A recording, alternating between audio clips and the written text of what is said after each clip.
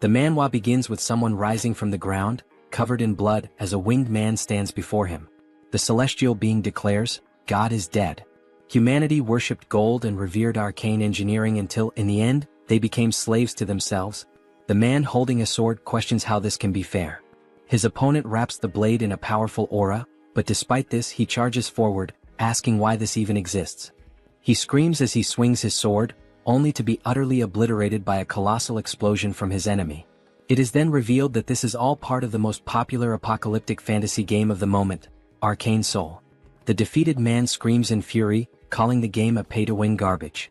His name is Kim Jun-soo, a 22-year-old university student. His opponent mocks him, saying that he did pretty well for a free-to-play player, but in the end, it was his bad luck. After all, he had been playing on auto mode the whole time. The enemy's ID is rich heavenly demon Chan Jun-soo insults him, but the opponent simply prepares to end the fight, admitting that it was fun and that he had never seen a player get this far without spending money. Jun-soo is in a public place and clearly furious. He yells, outraged that he had invested 10,000 hours into the game, only to be surpassed by someone who spent thousands of dollars. He sighs, realizing that the real idiot was him, wasting time on this terrible game. He decides that at least he'll do his daily missions before focusing on his homework. After all, even though he hates the game, he still sticks to his routines. With little hope, he does a free gacha pull, already expecting a terrible result, just like every other time, probably getting another generic warrior named Kim. However, when the draw finishes, he is shocked. A platinum chest appears on the screen and his heart races.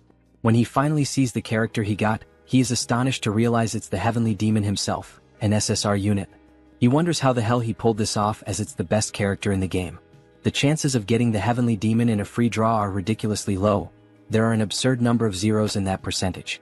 Excited, he begins to dance in public, declaring that this game now deserves the Game of the Year award and that he needs to start leveling up his new character.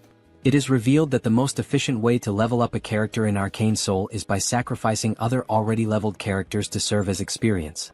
Now Jun-soo no longer feels envious of the whale players, the ones who spend fortunes on the game. He decides to use all the countless warrior Kims he's accumulated over his thousands of hours of play to strengthen his heavenly demon. On the screen we see the characters being consumed one by one, their experience pouring into his new champion. With a smile on his face, he says that he'll finally be able to play the game just like the whales. But in the middle of his excitement, he completely forgets that he's in a public place and starts walking absent-mindedly, right into the middle of the street. When he looks to the right, he realizes, of course, the phone slips from his hands and he mutters that this situation feels strangely familiar. When he opens his eyes again, he's staring at an unfamiliar ceiling, completely confused. He wonders why he's in a hospital. His head throbs and then the memory comes rushing back. He walked right into traffic like a complete idiot and nearly got run over. He mentally curses himself for being so careless. Suddenly, a woman enters the room, calling him Warrior Kim, surprised that he's awake. He furrows his brow and asks what she's talking about. The woman says she'll call the doctor and leaves in a hurry. Jun-soo is puzzled by the name she used, and when he looks at the clipboard with his information next to the bed, he's shocked. It clearly says Warrior Kim. Additionally, the report indicates that he suffered a dislocation and a concussion due to the accident. He wonders what kind of absurd mistake this is and lets out a long sigh. Perhaps, deep down, he really does feel guilty for sacrificing all his Warrior Kims to gain experience, but that still doesn't explain why his name on the clipboard says Warrior Kim. Trying to make sense of the situation, he attempts to get up, but the instant he puts weight on his leg, a searing pain shoots through his body, and he lets out a deafening scream. A nurse rushes into the room, telling him that he can't move yet. Still writhing in pain, he asks why it hurts so much. At that moment, the doctor enters the room and explains that he was hit by a truck and, considering the circumstances, got off with few injuries. Still completely confused, Jun-soo furrows his brow and asks what they're talking about. The doctor responds that they still need to do more tests and that he'll need an MRI and a magical vision test. He freezes when he hears the word magical and wonders what the hell they're saying. Is he having a stroke? Is he still dreaming? Meanwhile, at the reception, they're calculating the costs of his hospitalization, including the tests such as the CT scan and MRI. When they finally give him the total, his heart almost stops. 22.3 million won, around $16,000. Totally outraged, he retorts that he was there for just 4 days, so how can the bill be this absurd? The receptionist, with complete calm, answers that he doesn't have insurance and has to pay everything out of pocket. Confused, he asks what she's talking about. After all, every Korean has national health insurance. The woman looks at him as though he's delirious and responds with a question. What are you talking about? You don't have insurance from the Legion or the Magic Tower. A chill runs down Junsu's spine when he hears those names. He doesn't fully understand what's going on, but those words sound strangely familiar. Legion, Megacorp, Magic Tower, Sacred Order. Then it hits him. These are the four factions that dominate Arcane Soul. The world where God abandoned humanity. Where arcane science advanced drastically. Where Earth was overrun by monsters. Where humans modified their own bodies to survive. His mind starts to fail him. He falls into denial. No. The summary? This world is a hell to live in. Hours later, he finds himself in a dark alley shouting at the top of his lungs. Why the hell did I end up in this game? He remembers how happy he was when he went to sleep that night, after finally getting the heavenly demon. But now he realizes the cruel irony of fate. He didn't reincarnate as a protagonist. He became a tutorial character. Maybe this is divine punishment for sacrificing all of his old characters. Finally, he arrives at Warrior Kim's house. Looking around, he lets out a heavy sigh. This crap is smaller than my bathroom. He can't believe this guy was so miserable. Exhausted, he throws himself onto the bed. His body is battered. He has no money. And now, what should he do? Then reality hits him like a punch to the stomach. If this is really the world of Arcane Soul, events like nuclear wars, dimensional rifts, and even the rebirth of ancient gods are going to happen soon. And when that happens, this place will turn into a true hell on earth. He has no idea how he ended up here, but one thing is certain. If he stays still, he will definitely die. Then, suddenly, something occurs to him. His gaze locks on his own hands and he finally understands what this means. Without hesitation, he grabs a pen and raises it above his palm. Looking down, he murmurs that he needs to test this before it's too late. For a moment, he hesitates. But then, gathering all his courage, he stabs the pen into the top of his hand with all the strength he can muster. The pain explodes in his skin, and he lets out a loud scream as he pulls the pen out. It has pierced his hand completely. Immediately, a green aura begins to swirl around the wound, healing it before his eyes. A smile spreads across his face. I knew this would work. He has just obtained a trait called Wound Recovery. Now everything makes sense. The reason he created and sacrificed so many Warrior Kims was because this character is the only one without a base trait. However, this means it's possible to unlock and swap traits freely, allowing players to shape Warrior Kim however they want. For someone like him, who always played strategically and never had luck with rare characters, Warrior Kim was the best choice. And now, he is Warrior Kim. This means he can acquire any trait as long as he works to earn it. As he watches, his wounds start to fully heal, regenerating thanks to the newly acquired ability. He takes a deep breath and reflects. In Arcane Soul, you die if you're poor, weak, or if your luck runs out. But he won't let that happen to him. He spent 10,000 hours playing this game. He knows all the shortcuts. He knows how to break the system. The scene cuts to his global ranking, which plummets from 115,000th place to the top 7,000. Then he climbs into the 3-digit ranks, finally reaching the top 9. Now he's above monsters, literally in the top 9. He doesn't know exactly what that means, but he'll figure it out. Plan change, make money. Now he walks confidently into a talent agency, muttering to himself. With Warrior Kim's body, this is a free pass to the top. Inside the player registration sector, a man reviews his file and raises an eyebrow. So, this is your first time at a player recruitment office? Junsu nods in confirmation. Yes. I want to enter the monopurification field. The recruiter stares at him, surprised. Monopurification? Junsu nods. He needs money to fund that pay-to-win gacha nonsense, and using his own body for work is the only option available. The man leans back in his chair, putting his feet on the table. He sighs, then looks at Junsu with an amused expression. They even call it monopurification, but do you have any idea what clearing a dungeon really means? The badge on the table reveals his name. Choi Seon-soo, Player Recruitment Director. Junsu crosses his arms and responds without hesitation. Of course I know. Seon-soo lets out a sarcastic laugh. Are you sure? Because honestly, your resume is completely empty. Junsu rolls his eyes and confidently responds. It's obvious that I understand how this damn game works. I know that the mana contained is what caused the monsters to overrun the world of Arcane Soul. He continues explaining, clearing a dungeon isn't just about killing monsters and collecting loot. In the long run, prolonged exposure to the contained mana can erode someone's humanity, turning them into something else. This process is called mutation. And that's what makes the job so deadly. Seon-soo sighs and says it's fine. Once they gather enough people, he'll assign him to a team. Junsu thanks him, but the man still looks skeptical. He stares at him and asks if he's absolutely sure about going through with it. I am, Junsu answers without hesitation. Seon-soo sighs again and comments.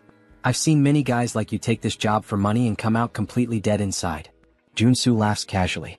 Relax. I'll leave here in better shape than you. Seonsu frowns, confused by the response, but Junsu just smiles and says, working hard without spending a dime has always been my specialty.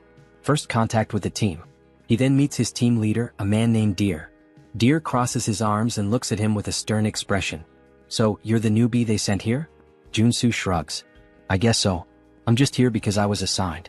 Without warning, Deer grabs the collar of his shirt, pulling him closer. You think this is a playground? He says, his eyes cold. Do you think you have what it takes to be here? Junsu doesn't answer, simply staring back at him. You'd better not beg me to save you if you start mutating, Deer continues. If I see the slightest sign of it, I'll kill you on the spot. Junsu smirks and calmly responds. I'll keep that in mind.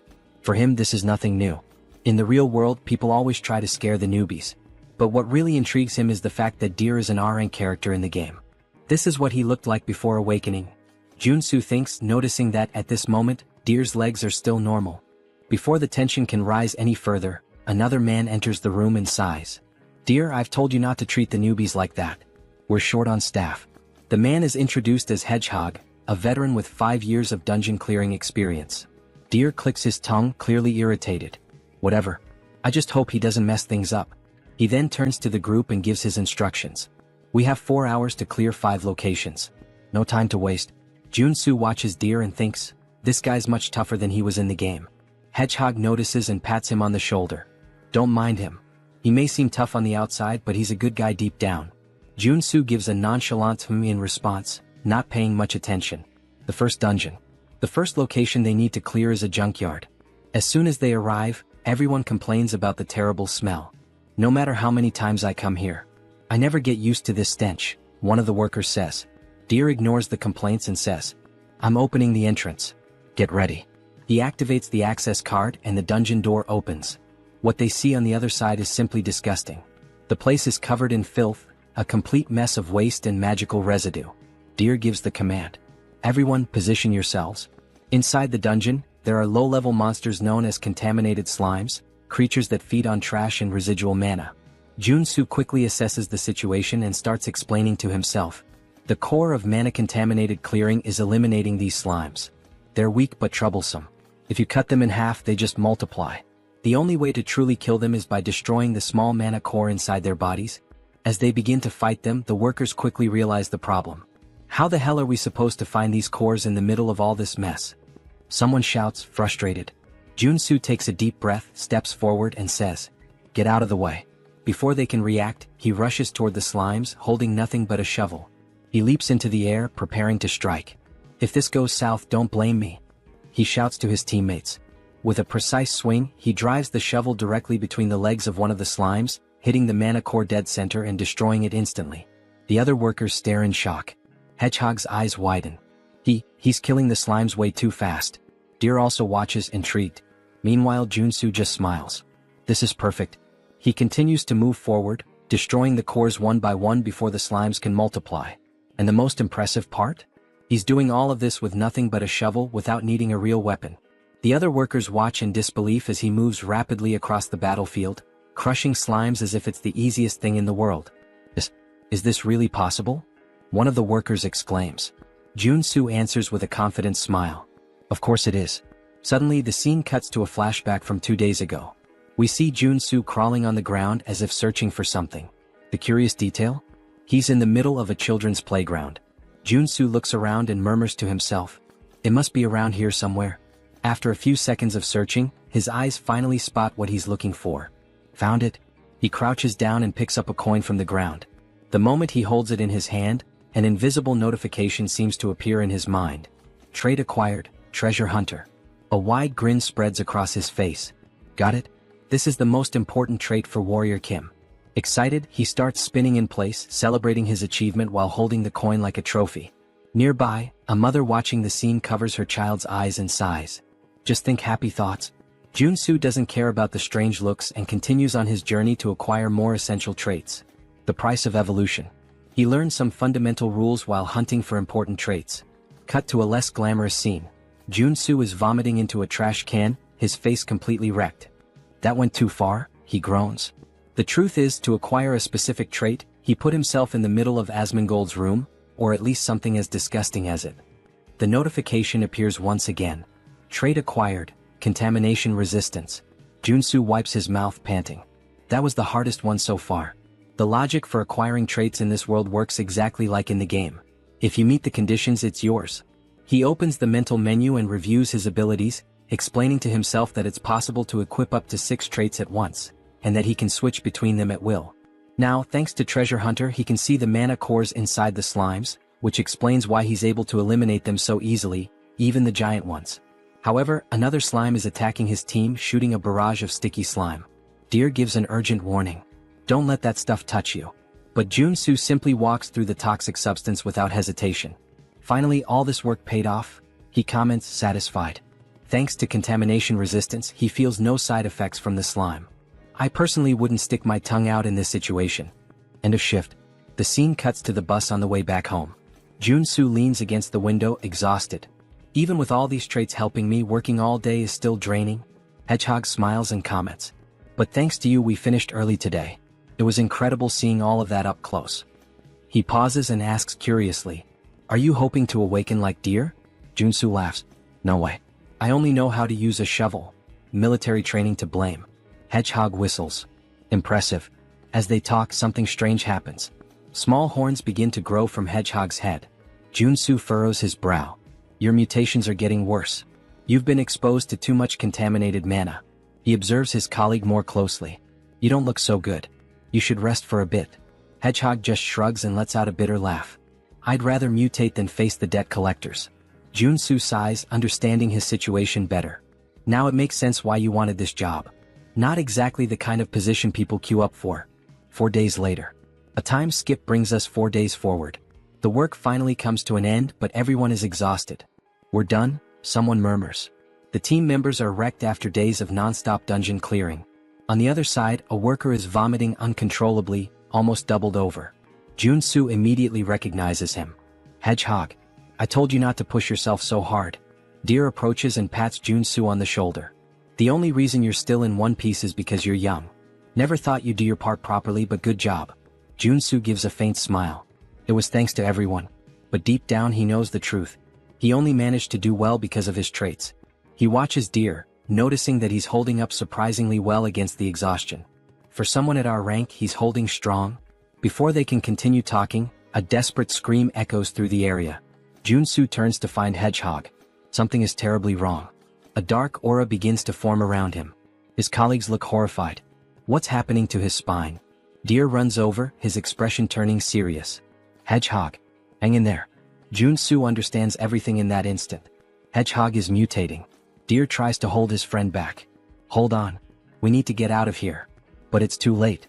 The mutation consumes Hedgehog completely, and his body explodes into pure energy, creating chaos around them. Junsu feels the impact and murmurs. Shit. Now this is serious. The battle begins. Hedgehog has lost all trace of his humanity. His silhouette now resembles that of a giant porcupine, and his foaming mouth makes him look like a rabid dog. Junsu watches the creature and immediately concludes. He's gone.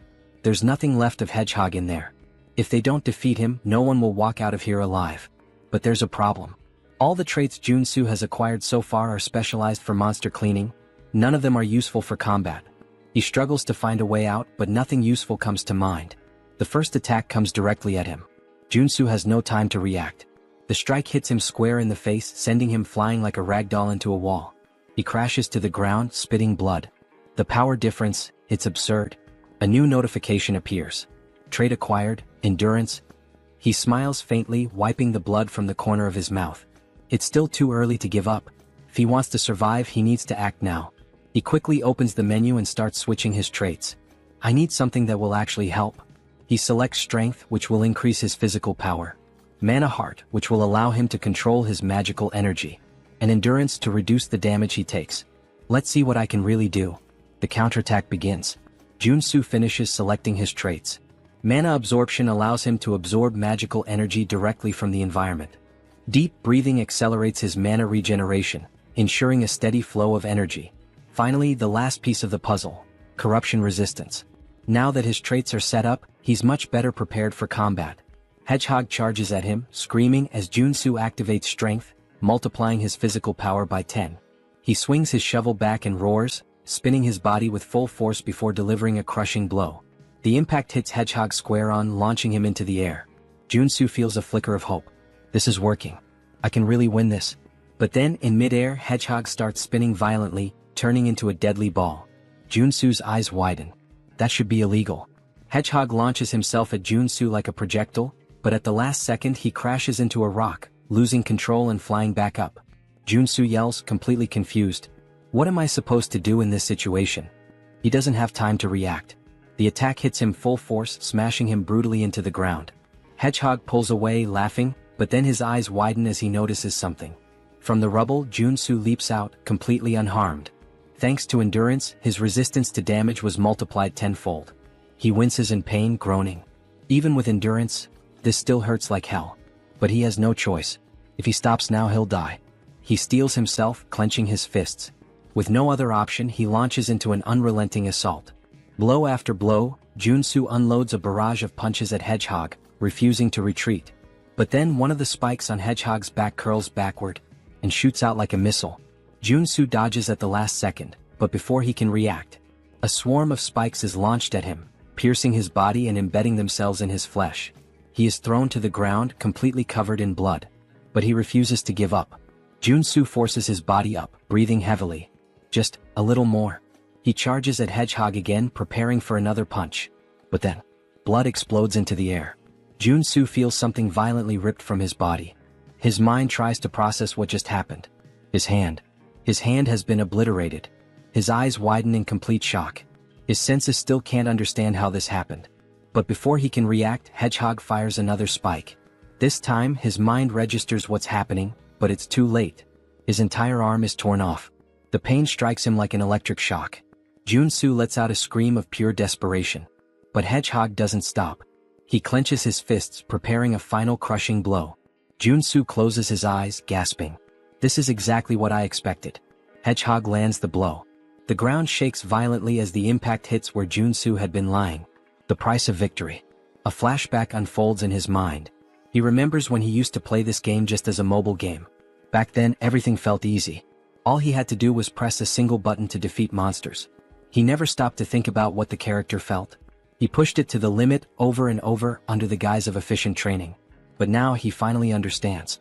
He understands the pain. He understands the suffering required to earn even a mediocre trait. And above all, he understands that there is no victory without sacrifice. When Hedgehog looks down, he realizes something is wrong. Junsu blocked the attack. His arm regenerated. Before Hedgehog can react, Junsu rushes at him with lightning speed. His fist connects with the creature's face, and the impact is devastating. Hedgehog is thrown away, sliding across the ground, incapacitated. Junsu exhales deeply, gritting his teeth. There is no victory without a price to pay. He looks at himself. His muscles are pulsating and growing uncontrollably. His body has been pushed to its absolute limit. A notification appears in his mind.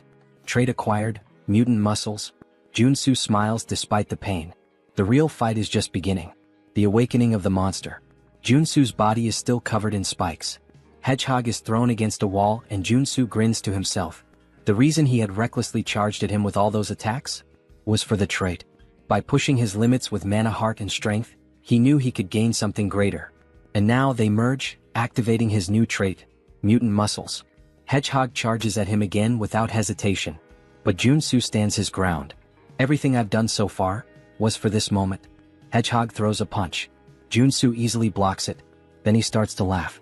This doesn't work anymore. Go ahead, hit me again.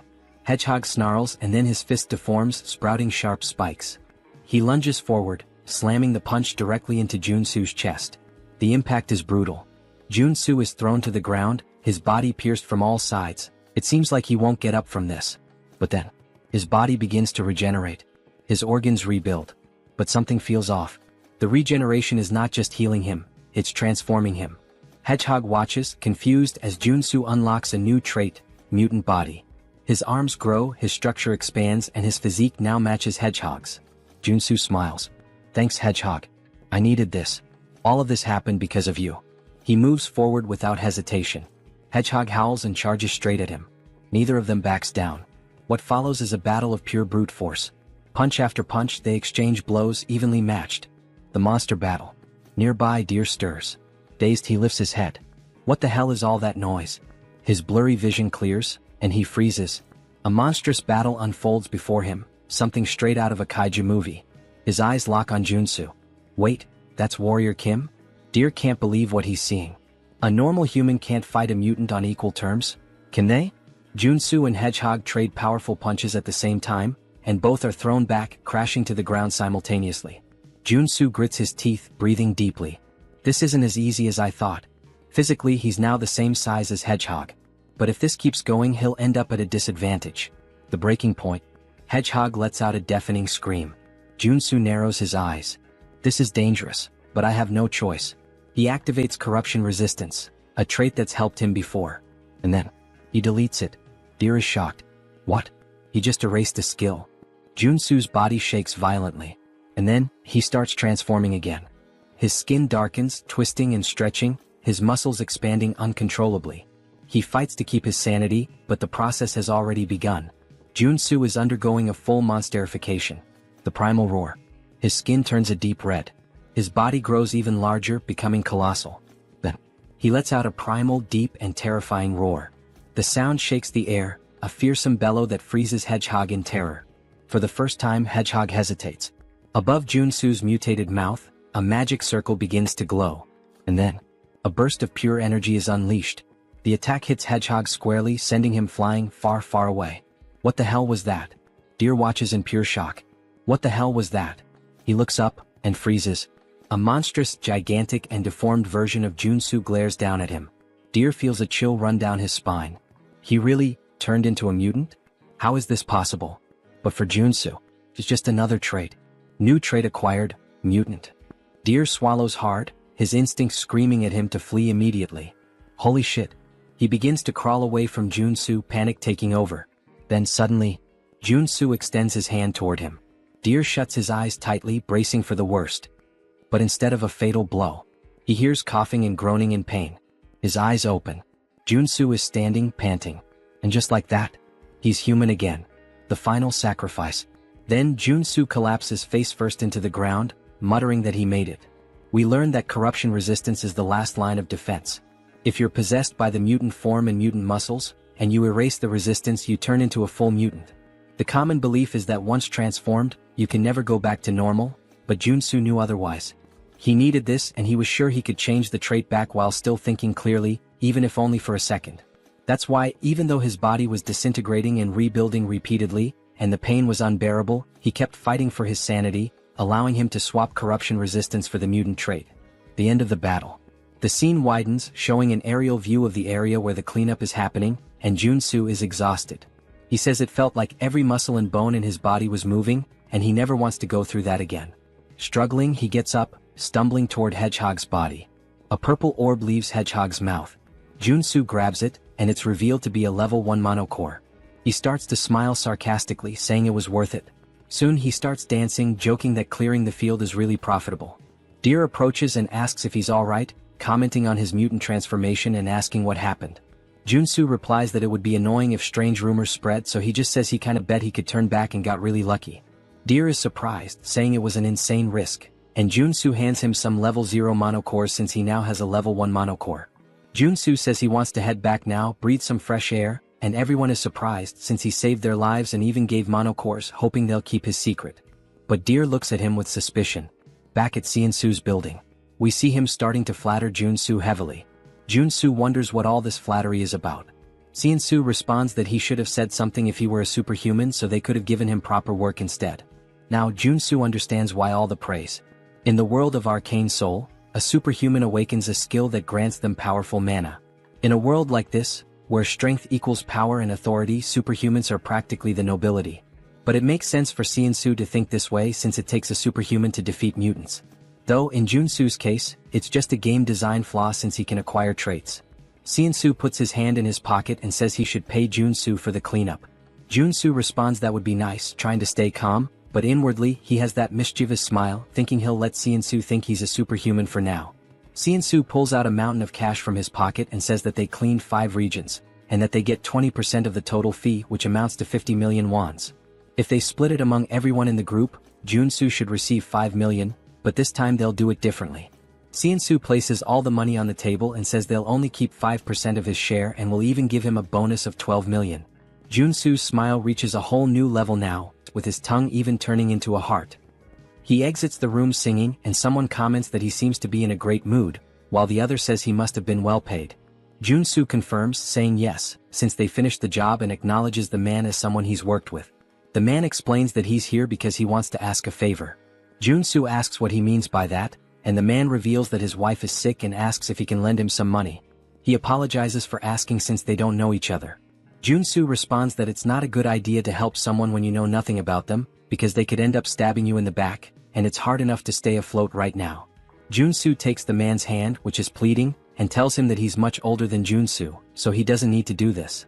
Although it's not much, he can use it, and hands over mini level 0 mono cores to the man. Junsu says he feels too bad to ignore him.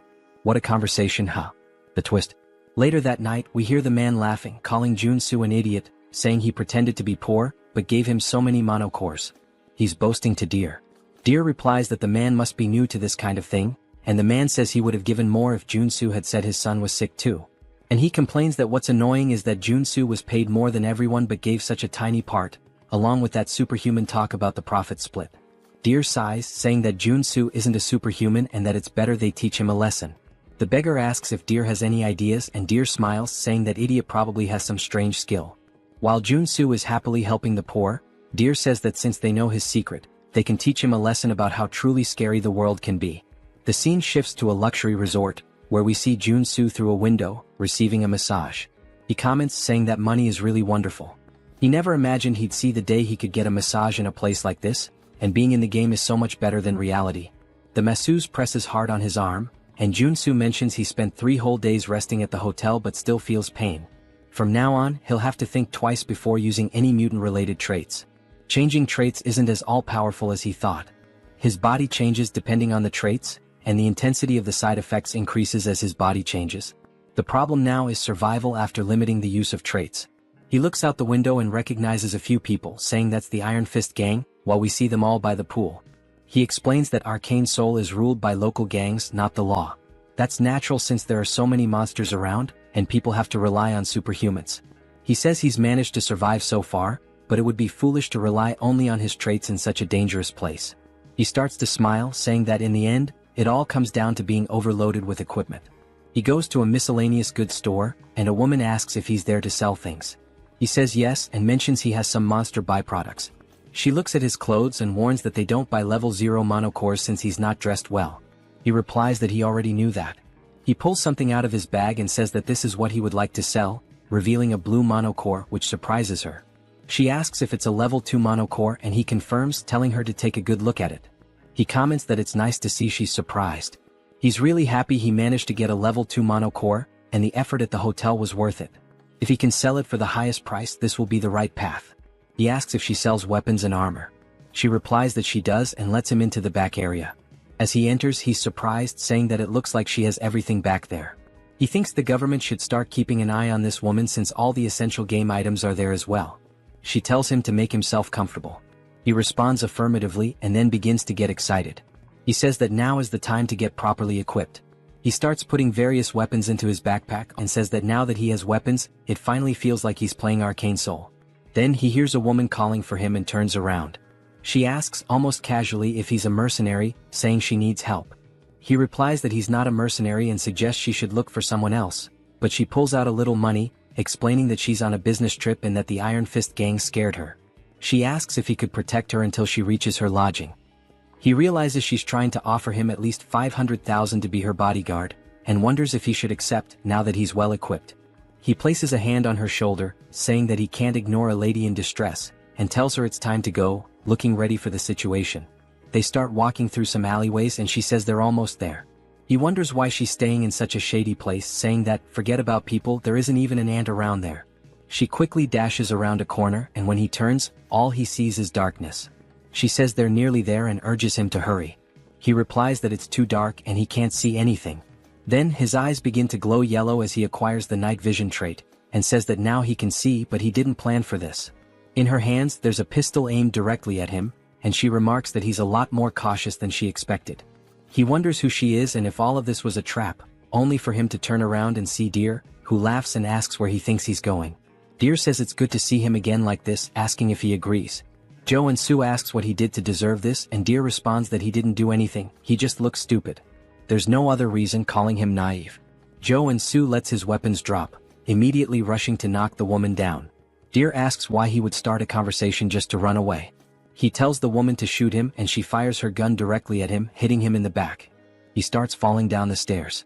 Then Deer asks, "What the hell?" saying she should have shot him in the leg, not the chest. She responds that it's better than him running away. Deer says, "Damn, I think he's dead. Honestly, I think the guy can just get up, he looks fine."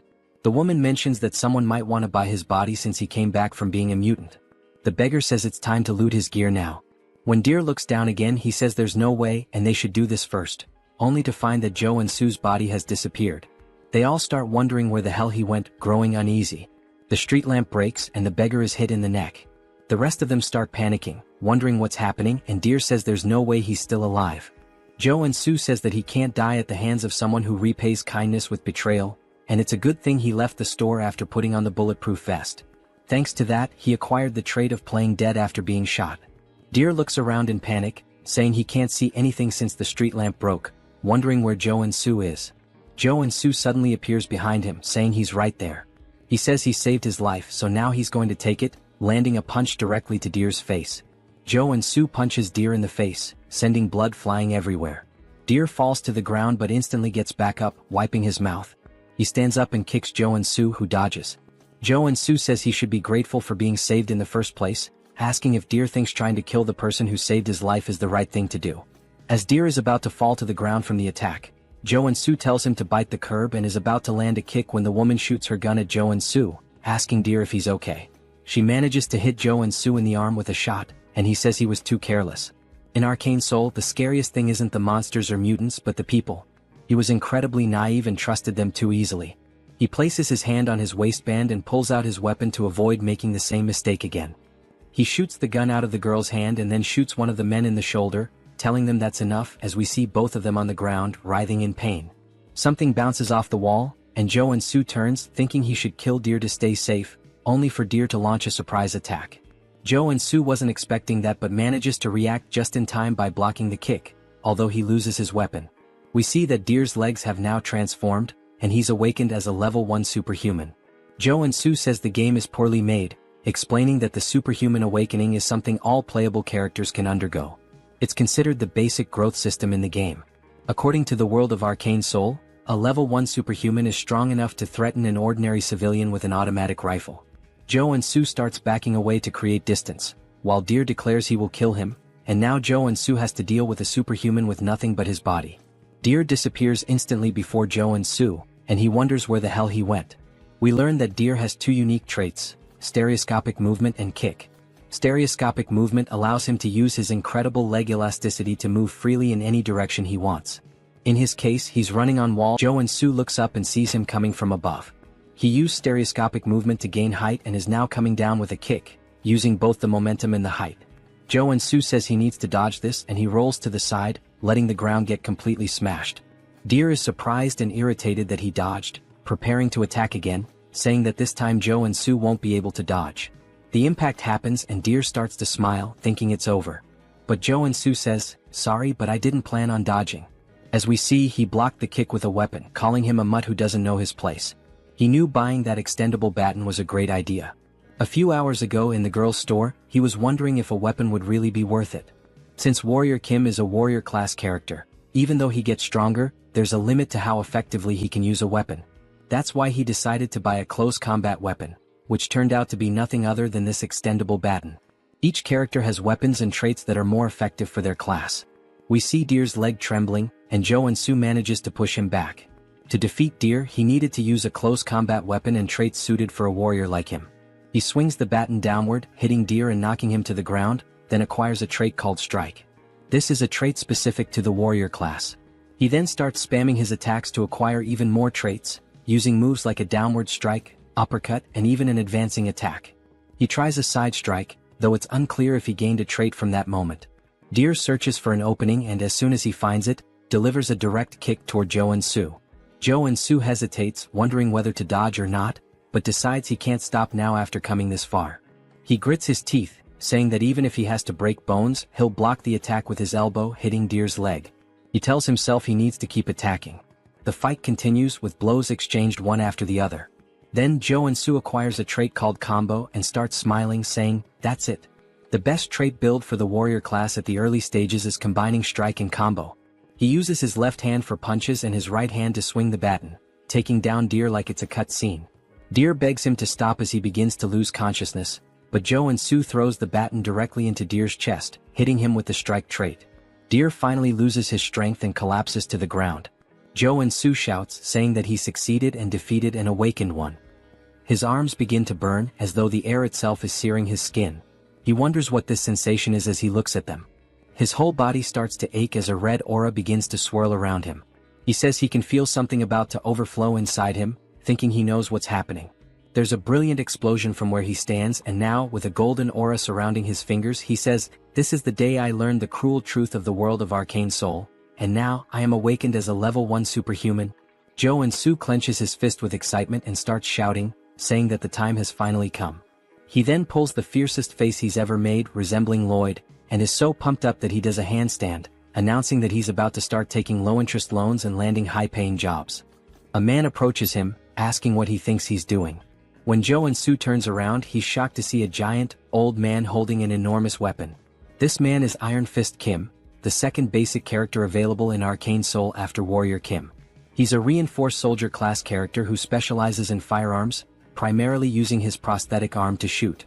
The issue is Iron Fist Kim is the feared leader of the Iron Fist gang, and since Joe and Sue fought within their territory, he's probably stirred up quite a mess. Iron Fist asks if Joe and Sue checked where he was before all of this. Joe and Sue responds that he was caught off guard and couldn't just stand there and not fight back. Iron Fist unlocks his weapon, saying this means they're more terrifying than his own gang. Joe and Sue is taken aback, saying that if he fights under these conditions, he'll die for nothing. Iron Fist presses the weapon directly to Joe and Sue's chest, stating that he made a terrible choice and will show him what happens when someone messes with his territory. Joe and Sue pauses for a moment, then asks if that's the best he's got, mentioning that Iron Fist forgot something. Joe and Sue grabs the weapon and puts his finger on the trigger. He shoots himself in the chest, saying that he's not the type to die so easily. Iron Fist is stunned, seeing the guy just kill himself with his own weapon, calling him a psychopath for pulling the trigger on himself. Joe and Sue starts laughing, asking if that's all, saying it was easy. We see that he acquired the regeneration trait. Iron Fist laughs, calling his ability interesting. Joe and Sue explains that the upgraded version of Wound Recovery is regeneration, and it can only be obtained when you become a level 1 superhuman. He warns Iron Fist that it will be the end for them if they start underestimating him. He realizes he'll need to bluff his way out of this. He points to the triple homicide case behind him, saying that, as they can see, he didn't survive by chance and that he doesn't care who they are. If they mess with Warrior Kim, they'd better be prepared. Iron Fist laughs, asking if that's his name, saying he likes his audacity, but he'll let him go this time. However, now Joe and Sue owes him a favor. He puts a hand on Joe and Sue's shoulder, saying that he surely knows what he means. Joe and Sue says he'll remember this, wondering if maybe Iron Fist recognized him. Iron Fist then extends his hand, suggesting that they might work together on a job next time. When Joe and Sue looks at her hand, he thinks that Iron Fist is not the type of person who would betray him. In that case, it wouldn't be bad to form a connection here. He says it's a deal as they shake hands, telling her he'll see her next time. The scene then shifts to the Superhuman Tower in Jamsil, where Joe and Sue says he had no idea when he first saw this place in the game, but now he realizes that it's really impressive, completely different from anything he's seen before. A woman then catches his attention, thanking him for visiting the tower and asking how she can assist him. The guy is stunned by her beauty and mentions that she looks familiar, wondering if she's an NPC. She tells him that if he's there for certification, he needs to head to the machine to measure his mana and trait circuits. He thanks her and starts walking towards it, thinking that he didn't even ask for help, but she guided him anyway. It just shows how much of a novice he must look. He thinks that once he gets his certification, he'll truly start his life in Arcane Soul. Suddenly, he hears a loud noise that startles him. When everyone tells him to look at the ceiling, saying the saint has arrived, he looks up and sees a bright light descending from an airborne ship. As the light appears right in front of him, we see some enchanting text spread across, while people are teleported. Joe and Sue is shocked, recognizing it as the old father's order and wondering why a boss monster is there. People begin praying, saying it's an honor to be in her presence. But Jo En-soo remembers that, since he's still in the tutorial timeline, she's a saint and not a boss monster. As the story progresses, it's revealed that the order is actually a cult disguised as a religion, and she is a complete psychopath. While people continue to praise the saint, they mention that she must be there for a level-up renewal. She then starts releasing a powerful aura, so strong that it knocks people down, with a golden light pulsing around her. Jo En-soo looks away, saying that it's a rather flashy way to do things, and that it's kind of too noisy. As the machine begins reading her mana, it starts collecting her energy until it completely disappears, leaving everyone in suspense, wondering what she'll get. We then see that she is 27 years old, a priestess class with mana level 8 and a 6-layer circuit. They can't believe she's only level 8. She smiles as they say she has up to 6 traits, which the layered circuits represent. But Jo En-soo has a different opinion. He's sweating nervously, saying that it's not the time to celebrate. A level 8 superhuman can be compared to an aircraft carrier, and she's a walking national powerhouse. Why are strong women always crazy? But even if he tried to warn them, they would just treat him like a madman and stone him to death as if it were the Middle Ages. For now, he decides to just measure his mana. It would draw too much attention if he had 6 traits, so he'll lower it to 3. The saint suddenly turns, sensing something. When her men ask what's going on, she says that she's found something that caught her attention. She appears right behind Jo En-soo, saying that he has an interesting ability. He says, "Damn," surprised, and then repeats what she just said, asking if she really noticed that he swapped his traits. He freezes for a second as the window remains open. Everyone wonders why the saint is talking to him, saying he looks like a normal guy. She then takes his hands, asking what his name is. He says his name is Warrior Kim and comments that the only reason a priest would ask someone's name in Arcane Soul is. Before he finishes his thought, he's interrupted as she declares that she represents the Old Father's order and baptizes him. Since the Old Father always desires powers like his, she tells him that he must submit and find peace in this hellish world, as the enchantment table begins moving across his arm.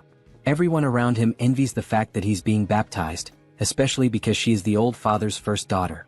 Jo En-soo, however, has a different perspective.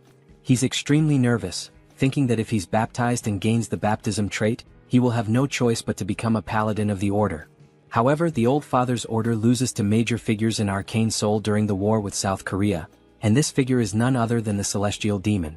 As she continues with the baptism, he rips her hand off of him, saying it feels like being forced to invest in a stock that's about to crash. He kneels, refusing the baptism. We see her eyes turn completely psychopathic as she says that he must not have heard her correctly. He responds, saying he's very serious despite being a little exhausted. She starts to control her anger, saying that it's anyone's right to serve or refuse. However, the Old Father has already set his eyes on him. She places her hand on his shoulder, warning him not to forget that a powerful divine energy is already rooted inside him, and that if he can't overcome such a small power, his fragile free will won't mean anything in the end. Then he begins to be enveloped by a yellow flame as he starts screaming in front of everyone. They question how someone like him can refuse the baptism, asking if he isn't religious or something. We see that he's being affected by divine fever, and that he will suffer a burning, endless pain as punishment for refusing the baptism. He was prepared for this, but it still hurts like hell, his whole body burning. This is one of the strongest debuffs in the entire game. The effect causes continuous, searing pain, preventing the person from continuing their normal life. The only way to get rid of it is to go to a temple and be baptized. He refused the baptism thinking about the future, but it seems he might die right here as we see his eyes rolling back. He loses consciousness until someone splashes water on his face, waking him up again. He wonders who it is, only to see the woman from before asking if he's okay. She seems genuinely concerned. He says that no one helps someone affected by divine fever because they fear the negativity will spread to them, and he's grateful that she took the risk to help him. He sits up again, saying that he'll endure a little longer. As he enters a lotus position, he gains a trait called Divine Resistance. We see that he's starting to build a resistance to the flames. He says he didn't refuse the baptism recklessly either, and that the debuff gets stronger depending on the total mana of the target. Since he's still level 1, the debuff is weaker in comparison, so there are some solutions. The first is to acquire the trait, which he just did, and now he'll focus more mana within himself. It's unclear whether he unlocked his traits or activated mana absorption. Still, he starts screaming in pain, while the woman continues to pour bottles of water over him, telling him that he'll make it. This immediately cools his body, and he says it feels like life-giving water. He needs to focus on this contrasting sensation between the fire and the water. As he begins to balance them inside him, it feels as though time stops. The burning pain and the sensation of cold begin to merge into one, while he uses the mana within him to extinguish the fire. When he opens his eyes, a powerful blue light starts emanating from him. It even blinds the poor girl. We then see that he has gained another trait called Mana Barrier, as the flames can no longer harm him. He smiles, saying that this is the common level 1 skill that a defender warrior should acquire. The woman asks if he's okay and he replies that he's fine now, thanks to her. But everyone is in disbelief that he managed to overcome the divine fever, asking if that's really possible. Of course, he hasn't fully overcome it, and this is just a temporary measure against the fever, using the barrier. But at least he's free from the burning pain, and the black flame even makes him look cool. Now it's his turn to measure his mana as he steps onto the magical device. He begins to charge up, rising higher and higher. He smiles, awaiting the measurement, and we see that the device reports he is level 1 but has a 6-layer circuit. They can't believe he has 6 traits, saying this is the birth of a super newbie. It must be why the holy figure had her eyes on him. Joe and Sue says that he has attracted a lot of attention, and that his goal is to be the overpowered protagonist, but hidden in the shadows. The woman then congratulates him, saying she's never seen anyone start with a 6-layer circuit and that they can now issue his license. They move to another part of the tower where she places it on the table, congratulating him for being officially certified as a superhuman. He starts crying tears of joy, saying that he worked so hard to achieve this, and she says she'll explain all the privileges. He replies that he doesn't need an explanation as he already knows everything. He begins to list the privileges and she's surprised at how well he knows them. He says that he's addicted to games, or rather, a doctor in superhumanology. He then warns her that he doesn't like to waste time. While we see a crowd watching them, he asks if there's a way to leave discreetly. She laughs, saying of course she's already prepared a way. We see him blush as she stands up, asking him to follow her, smiling. They both appear cloaked, and he thanks her for taking such good care of him. She even provided him with a secret passage, along with a cloak, saying that it was nothing as everyone should help each other in the end. Just by wearing the cloak he acquires the stealth trait. The guy is broken. The woman then points to the exit, saying that he just needs to walk there as she can only guide him to that point due to the rules. He bows, saying that this is more than enough and thanks her for everything she did. She wishes him a good journey back. As he watches her walk away, he says he didn't know such a kind person existed in Arcane Soul. She's also beautiful, and once he becomes stronger, he'll have to repay the favor. Then he wonders what her name is. When he looks at the business card, he's completely incredulous. We see that her name is Beck Soren. He says this is the name of one of the 3 strongest warriors in the SSR class in the game. She's a berserker and has always had a rather intimidating appearance. He finds it strange that her face looks familiar and never would have imagined she once had such a calm demeanor. He wonders what happened to her between then and now. The scene shifts to him working as he cuts a slime in half. He says that he takes back everything he said about being cool as a superhuman, mentioning that he's been cleaning these monsters for a whole week and is about to die from exhaustion. Me too, man, me too. He then sits down, sighing, saying he's only finished 1 cave, but he's so tired that he can't go on. His efficiency is terrible. All of this happened because he focused his traits on maintaining the mana barrier. If he could customize them to specialize more in monster cleaning, he'd have been done hours ago, but now he can't do any other work because of that damn debuff. He needs a rare potion called Nectar to get rid of the divine fever, but it's so expensive that this monster cleaning job isn't worth it, and he starts feeling incredibly depressed. His phone starts ringing and we see it's none other than Seonsu. He wonders how many times this guy is going to call him, saying that Seonsu is persistent. Before he can reject the call, thinking he's tired of this guy, an idea pops into his head, and he starts grinning wickedly. At Seonsu's agency, he's thrilled to see him and says he can't believe he managed to overcome the divine fever without being baptized, starting to turn into a big brown noser. Junsu says that things have ended like this and asks if Seonsu has found the job he requested. Seonsu tells him not to even mention it, saying it was so difficult because nectar is a medicine that can only be obtained through level 5 or higher requests. Junsu says that if he hasn't gotten the nectar, he'll leave, but Seonsu tells him to wait, explaining that it involves their exclusive contract, and he needs to secure it at all costs. And of course he did. Junsu starts smiling, saying that since Seonsu is so desperate for a superhuman contract, he knew he would do anything to ensure the request was fulfilled. He then sits back asking what the content of the request is. As Seonsu hands him the paper, he asks if Junsu has heard of Security Number 1. Junsu says this is the first time he's hearing about it, wondering if it's a security company. Seonsu explains that it's a private military company, one of the top 10 in the sector. The CEO and the vice CEO are a married couple, both come from traditional martial arts families, which makes their foundation very solid. Junsu asks what they might be lacking that would require them to make such a request. Seonsu replies that the issue is their son. He's already over 20, but still hasn't awakened as a superhuman. Junsu finds this surprising, given that both parents come from martial arts families. Seonsu says the rumor is that he's already accumulated level 8 mana, but simply can't awaken, which is a mystery. Their condition was for a warrior-type superhuman, level 1 or higher. So, it seems to fit perfectly. Junsu then starts smiling, saying that he'll go see them right away. As he heads to their property, we see Seonsu's legs shaking uncontrollably. He says that they're quite busy as they aren't the type to be late. Junsu just looks around the house, commenting that it's very expensive. We hear a woman apologizing, saying she's very sorry for making them wait so long. The guy's about to have a heart attack. Finally, we are introduced to them. She says they are the clients. The husband's name is Seo Youngju, and the wife's name is Lee Miria. Seonsu bows, saying it's nothing, thanking them for the time they've spent with them. Junsu does the same, saying they must be superhumans of at least level 6, as both have a considerable amount of aura. Youngju sighs and says he can tell this one is weak just by looking at him. Miria tells him not to be like that, and if he's going to act that way he should go back to his room. He sits on the couch, saying he can't do that, and she says he's so stubborn before asking both Junsu and Seonsu to take a seat. They thank her, and Miria says that since they've come all the way here, it means they intend to accept their request. Junsu says that first he'd like to see the condition of their son, as there might be a special reason preventing his awakening. Youngju bangs his fist on the table, asking if he really thinks he'd share that with a novice like him, and he's absolutely furious. Miria tells him to calm down and apologizes, saying he gets worked up easily about anything concerning their son. She says this isn't something they can tell a stranger, but if he accepts the request, they'll call the son in and explain the situation. They're sure he's also desperately in need of the nectar, as they can tell the divine fever is affecting him. Junsu says that if it's a confidential matter, but they know exactly what he needs, it only makes him more certain that he will accept the request.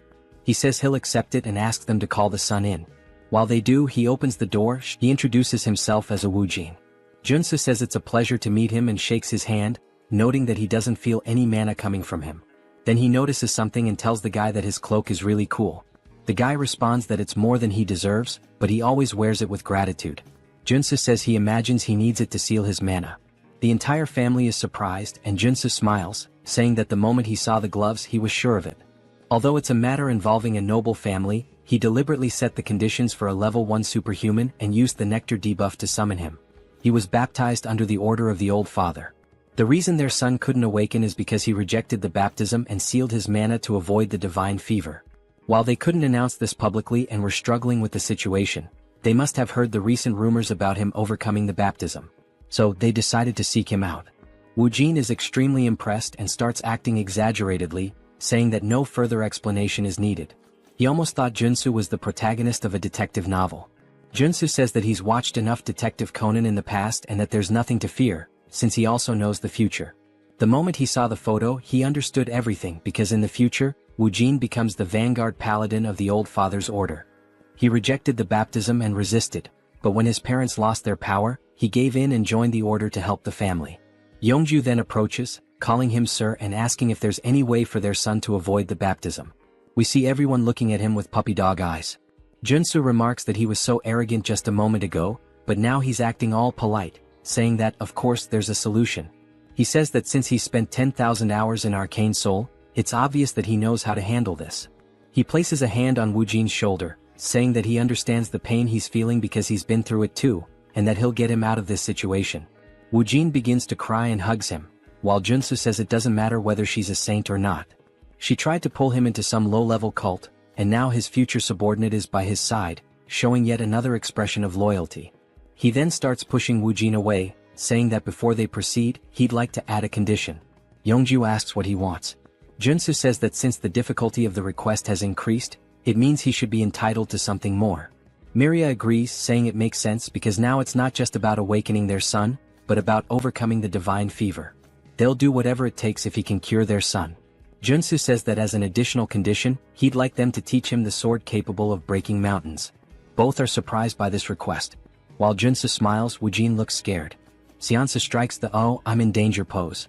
It's not Youngju but Miria who steps forward, releasing a strong aura of murderous intent, saying that he surely understands what he just asked for. He looks up, startled, wondering what's up with her murderous aura. It's far more terrifying than her husband's. He realizes she would be furious because the sword capable of breaking mountains. He explains that people might doubt his decision to learn swordsmanship in the 21st century, but in Arcane Soul, it's a different story, where strength equals authority. As we see a woman slicing through a tank with a sword, he explains that a superhuman swordsman can easily destroy modern weapons, and high-level martial arts are traded for fighter jet squads. If a level 1 superhuman learns and continuously trains in the sword capable of breaking mountains, they can easily reach level 4, which is essentially a cheat code for the early game. He recalls that it was said that only elites could learn this technique, and he wonders if he has crossed the line. He tells her that he would only ask for this as an exchange if he truly completes the request. Wu Jin then calls her, which snaps her back to reality, and she stops releasing the murderous intent. She says it's fine, and if he succeeds she will give him a memory chip containing the sword, along with the nectar. Junsu is surprised that it actually worked, and he thanks her while once again showing his sinister smile. He thought she was going to kill him, but now he might be able to get the sword, which is great. She tells him that if he fails, both she and her husband will be genuinely disappointed, even angry. He responds that that won't happen, and that they should start as soon as possible. As we see them heading towards a warehouse, Miria says that a room with a mana focus circle and 200 intermediate grade mana potions have all been prepared, just as he requested. He says that should be more than enough, and that he would prefer to be alone with the patient during the treatment. She apologizes for what happened earlier, explaining that Wu Jin was forcibly baptized before he even had a chance to start school. He never got the chance to make friends, let alone go out as a family. He had to suffer being forced to stay in his room. It seems that she was being overly sensitive due to the situation, so she will trust him completely now. Junsu comments that everyone had to suffer because of the saint's trap, and Wu Jin tells his mother that it's okay. Junsu notes that in the game, Wu Jin ends up opposing his family, even though they were the reason he joined the order. It makes sense that he became so cold in the future, but he feels sorry for them. He says that he will succeed at any cost, and now that it's just the two of them they can begin. We see Wu Jin trembling and Junsu tells him to take it easy, asking what he's afraid of. Wu Jin replies that he thought Junsu was going to torture him, forcing him to awaken using electric shocks or something like that. Junsu asks what the hell they've done to him so far, and explains that the general treatment for curing divine fever is to drink nectar after awakening. However, since he had too much mana in his body, the divine fever was so severe that he couldn't awaken, and he failed. Junsu then tells him not to worry but to remember one thing. Everything he sees today is a secret. Junsu says he's about to begin. First, he needs to expand the mana barrier to its absolute limit. Then the barrier will weaken. As we see the divine fever starting to consume Wu Jin once more, he removes the caps from the healing potions, pouring them into his throat, saying that now is the time. Wu Jin is confused as the cycle repeats relentlessly, and he continues drinking the potions. He comments that it tastes awful. After several bottles fall to the floor, he finally acquires the drug addiction trait. The damage taken and mana consumption increase, but the effects of the drugs are amplified. He says that now, if he focuses on the mana shield with the drugs, he can level it up, transforming it into an area shield. After configuring the shield around him, he wipes his mouth, saying that the divine fever has been completely expelled from the barrier. Wu Jin says that was amazing, and Junsu responds that it's still too early to be impressed, asking him to take off the glove. Wu Jin is confused, asking if he heard correctly, and Junsu explains that he needs to push his hand through the barrier, and then he just needs to grab his hand. Wu Jin says that the two divine fevers will create a resonant reaction. Junsu begins to step out of the barrier while the divine fever starts to burn him again. He says that the pain will be bearable as he stays inside the barrier, and asks him not to question why, just follow the orders. Wu Jin's heart starts to race because it's the first time he's taking off the glove since he was baptized. He places his hand through the barrier and it starts to burn intensely. It's even more painful than Junsu's divine fever, even though it's only his hand. Junsu wonders how much mana this guy has in his body, to the point of being terrifying, but he grabs his hand because there's no other choice. Then he experiences one of the most unbearable pains he's ever faced, as if his entire body is burning. He screams in agony, saying it hurts much more than when he was originally baptized. Junsu's eyes start to roll back and he says it feels like his bones are being shattered into pieces. He bites his lip, saying that he needs to stay focused and endure it.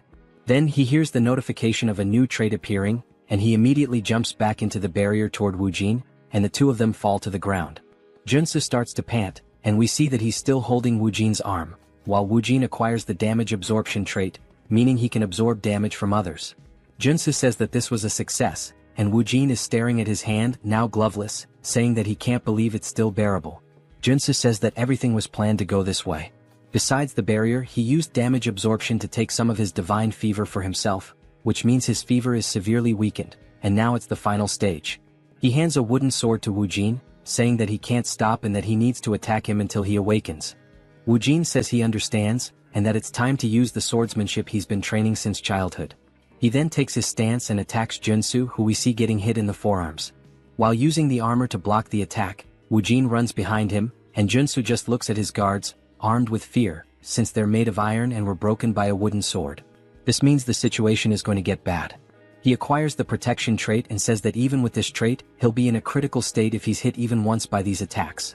And to think that this is coming from a guy who hasn't even awakened yet is pretty terrifying. When Wu Jin begins to attack again, Junsu extends his hand, dodging the strike. He places his hand on Wu Jin's shoulder, spinning in the air, wondering what on earth they've taught this boy. He's struggling even to dodge the attacks. When he lands, he turns around and notices a small aura starting to leak from Wu Jin, and he's also acquired the evasion trait. Junsu smiles, saying that this means Wu Jin is about to awaken. As Wu Jin releases more aura than before, Junsu remarks that this is bad because the sword also starts to glow, and Wu Jin is now ranked SSR. It seems like he's unlocked a powerful trait, one with the sword, a state where the sword becomes the person themselves. That's an insanely powerful trait for a warrior class. But it's not the time to get excited, as the guy is completely in a trance, firing a wave of aura directly at Junsu. He watches it approach and says that if he gets hit, he'll definitely be dead. Junsu says he needs to use all possible defensive traits and focus the barrier on his arms. With the help of the mana focus circle in the room, he might actually have a chance, and he begins using them together. The attack closes in and explodes, and the impact alone destroys the ground beneath him, sending out a powerful shockwave. We see a shield forming from the smoke as he acquires the mana shield trait. He says he's glad he managed to pull it off, and that when you combine mana barrier with protection, this is the result. He comments that he really almost died there. Wu Jin starts to stagger, which surprises Junsu as he watches the guy fall unconscious. Junsu asks how he can just lie there so peacefully after trying to kill him. He's relieved that Wu Jin is just sleeping, since he was a bit worried he might be having a seizure. He probably just lost control due to the awakening. In the game, Wu Jin was a strong character with an SSR rank just like he is now. But because he awakened as a warrior instead of a paladin, he acquired the sword trait as his initial one. Junsu then picks him up, saying he doesn't know how this is going to change the story, but Wu Jin is a guy with privileges and immense strength. It's good that he now owes him a favor as he smiles again. This guy might just be a villain. We see Junsu lying on his bed, and they're extremely happy that he's truly overcome the divine fever to the point of bowing in gratitude to Junsu for everything. Junsu says it was nothing, and Seonsu once again becomes a sycophant, holding out a cup for him to drink. Miria gently pats Wu Jin's head, saying it's been so long since she's seen him sleep so peacefully and that she doesn't know how to repay this debt. Yeonju nods and she does the same. He says that, along with the promised nectar and memory chip, they would like to offer an additional success fee. Joansu replies that he doesn't have to, and the other man responds that he would like to give 1 billion wons, although this may seem small compared to what Joansu has done for them. Joansu nearly dies on the spot and forces a smile, saying that it would be painful for his heart to refuse, but of course he's actually overjoyed to hear this. That night, while he and Seonsu are on their way back, Seonsu says it was truly a lottery win. Joansu looks at the reward, saying that it looks great. Seonsu asks if he's going to drink the nectar immediately, and Joansu says yes, since he has to do it anyway. He plans to take a break for a while. Seonsu says he understands, as Joansu doesn't want to attract attention from the Order or anyone else who might hear about the rewards and try to pursue him. But it's a shame because if he refined the nectar and consumed it, it would significantly increase his mana. Joansu agrees, saying that if he refined it, his superhuman level would increase a lot instead of spending it on treating the divine fever. They head to a hotel, and when Joansu steps out, Seonsu says he'll see if he can find the necessary equipment to refine the nectar, so Joansu should hold on to the drink. Joansu says he'll think about it, but he's not thinking anything of it and he tears off the label. He decides to drink it as quickly as possible. He learned how cruel Arcane Soul can be during the incident with the deer, and he can't guarantee Seonsu won't betray him. He also has traits that can maximize the effect now, as he's a drug addict with mana absorption and potion dependency. These are just traits. He begins drinking the nectar and drops the bottle due to the pain he feels, describing it as if every fiber of his muscles were being dismantled and reassembled.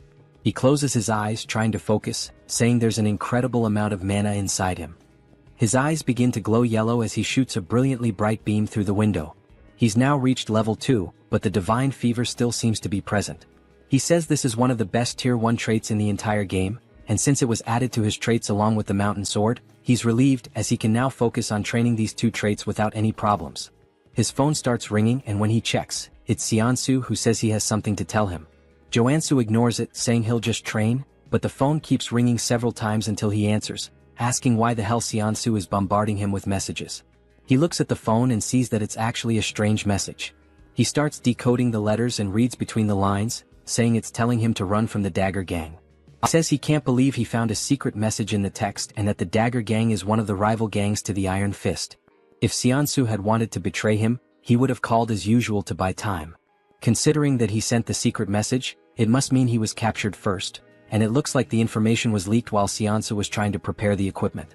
Joansa starts to feel a little guilty but decides to ignore it since he got the nectar he needed, and everyone is responsible for their own life in Arcane Soul. Then the scene shifts to Seonsu screaming as loud as possible, and we see him sitting in a chair surrounded by 3 men. They say he's a stubborn man, and despite an entire night of interrogation, he still hasn't said anything about the superhuman rookie. Seonsu says he signed a contract because he trusted him, and he won't reveal anything no matter what they do to him. The man says he didn't want to resort to this, but he had no choice. A man starts walking toward him menacingly, holding an axe, asking if he's going to use his right hand or left. Seonsu doesn't answer, and the man raises the axe, laughing, saying he doesn't care and that he's going to cut off Seonsu's right hand. But just before the axe comes down, an explosion happens behind them and they turn, wondering what it was. Then a man starts crawling forward, calling for his boss, saying that a madman is attacking them.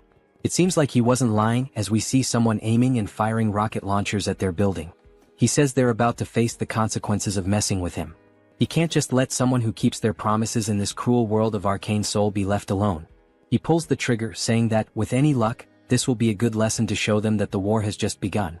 The rocket strikes the side of the building, exploding violently and sending armed men rushing out in a panic.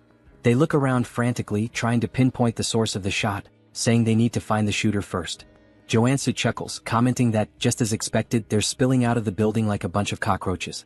Even though the structure looks like a regular residential complex, he knows for a fact that they were all inside. This is the hideout of the Dagger Gang, a place he's cleared so many times that he's honestly sick of it.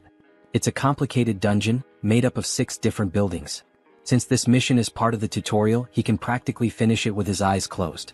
He crouches down, then leaps from the rooftop, grinning as he says he's about to speedrun this thing. Nearby, in a narrow alley, a few gang members are patrolling, muttering that this must be the work of Iron Fist, since they're the only lunatics crazy enough to pull something like this. They confidently declare that once they find them, they'll wipe them out.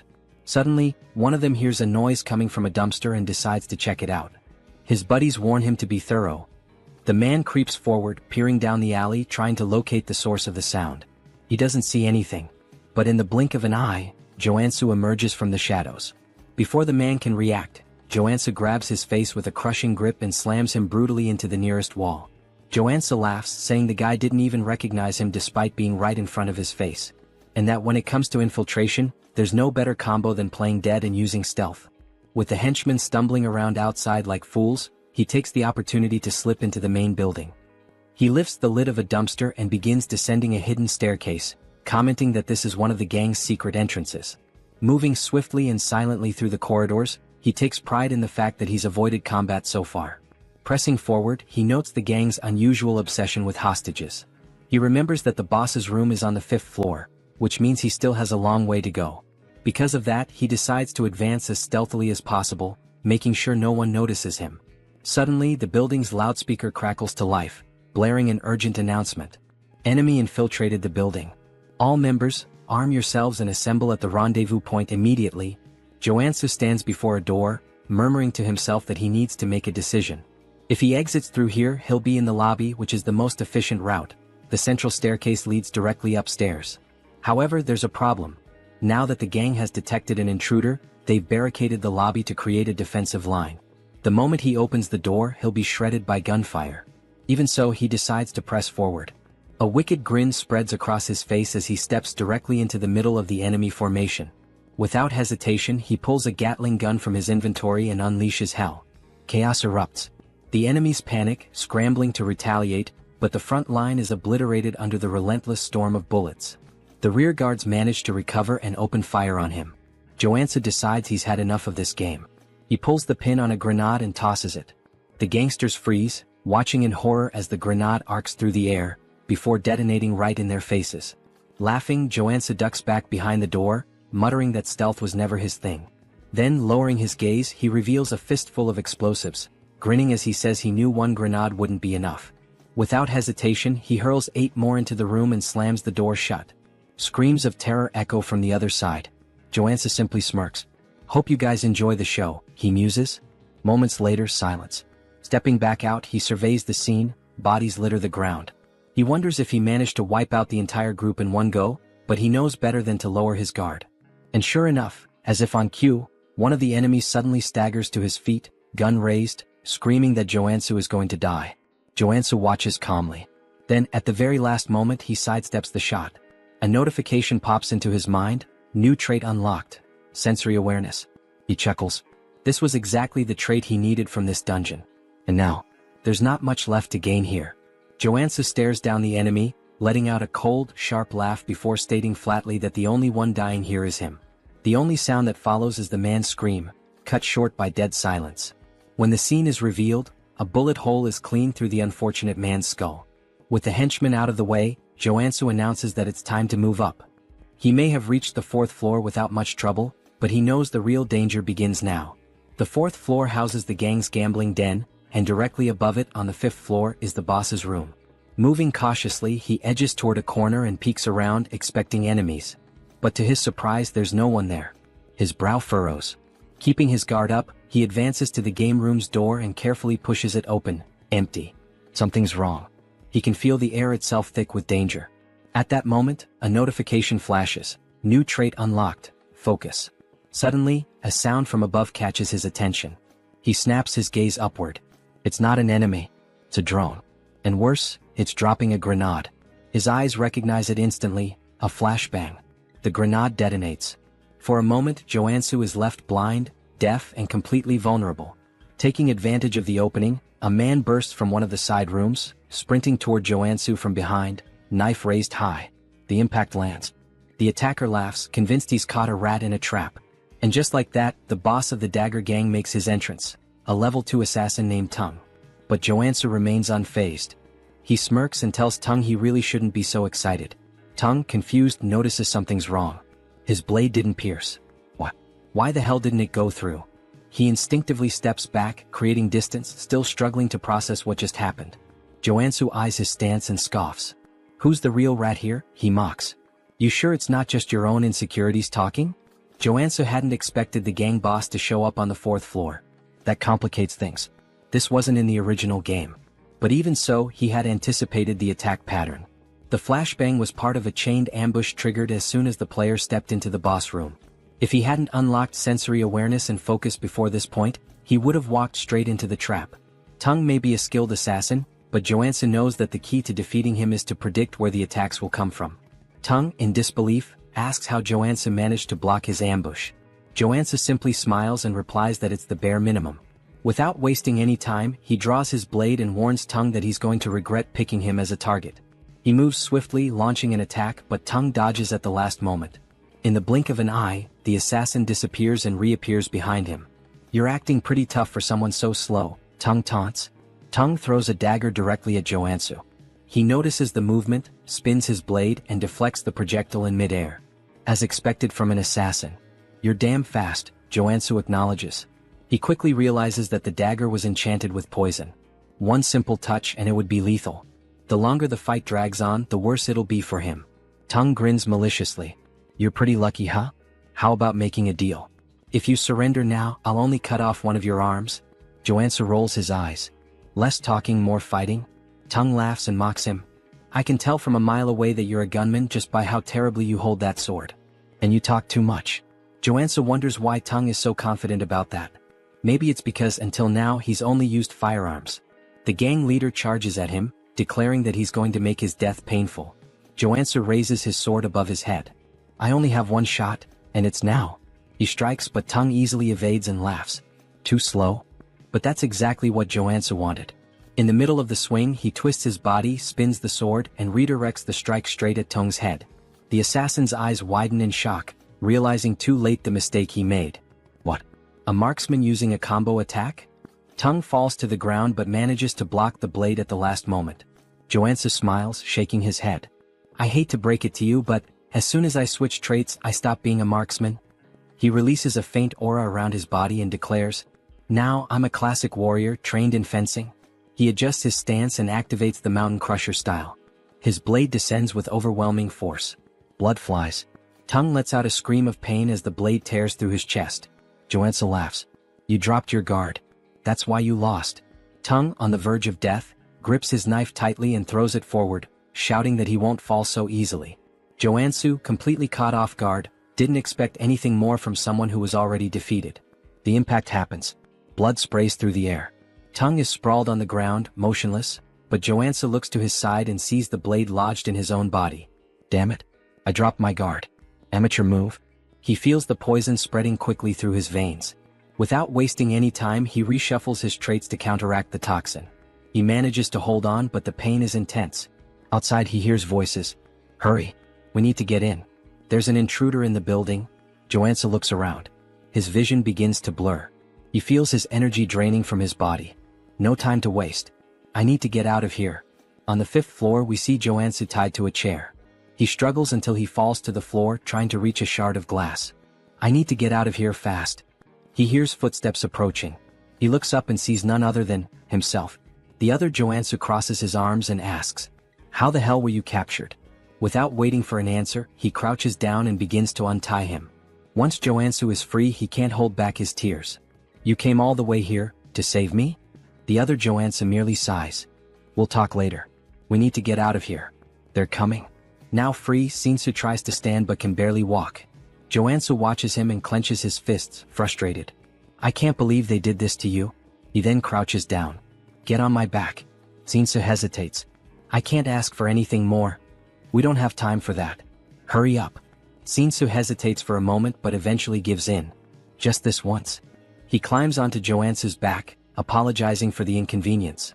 Joansu, however, is surprised by his loyalty. I thought this world was a hell where I couldn't trust anyone, but I guess I was wrong. Back in Shinsu's office, Joansu devours healing soda bottles one after the other, trying to purify his body. After a while he finally smiles. I did it, poison resistance. That took hours. Shinsu says, bringing even more bottles. Drink as much as you need. Joansu grabs one last bottle and refuses the rest. That's enough. I got the trait I wanted. Shinsu lowers his head. I can't apologize enough. It looks like information leaked while I was preparing the nectar. I shouldn't have trusted my employees. Joansu just smiles faintly. Relax. In the end, I drank the nectar anyway. Shinsu is shocked and asks why he did that. Joansu responds casually. If I hadn't drunk it, I never would have been able to save you. Shinsu starts to feel incredibly guilty. I can't believe you wasted the precious nectar just to save me. Of course, that wasn't the real reason, but Joansu prefers he thinks that way. Suddenly, someone starts banging loudly on the door. Shinsu panics. Is it the Dagger Gang? What do we do? Joansu smiles. Let's welcome them. He opens the door and to Shinsu's surprise, it's not the Dagger Gang standing there, but the Iron Fist Gang. The leader of the group looks at Joansu with a half smile. It was about time I got here. He crosses his arms. I knew you weren't an ordinary guy, but I never imagined you'd wipe out the entire Dagger Gang. What do you want from me? Joansu reflects for a moment. Well, it's my turn to receive the reward for cleaning up this tough mission. He begins to explain how the two gangs hated each other and were constantly fighting over territory. In the game, the tutorial required the player to annihilate the Dagger Gang by helping the Iron Fist Gang take the building. As a reward, the rival gang offered various advantages. But now, Joansu is struggling with an internal dilemma. Iron Fist asks, do you intend to create your own organization? Joansu shakes his head. That's not my style. I called you here to tell you that you can have the entire area that used to belong to the Dagger Gang. The gang leader is surprised. You don't want anything for yourself? I prefer to work alone and have no intention of getting into the crime world. This is the best deal I can offer. Iron Fist ponders. Such a deal has no drawbacks for me. Compared to the debt I had before, this feels like a bonus. Joansu laughs. Looks like we're on the same page.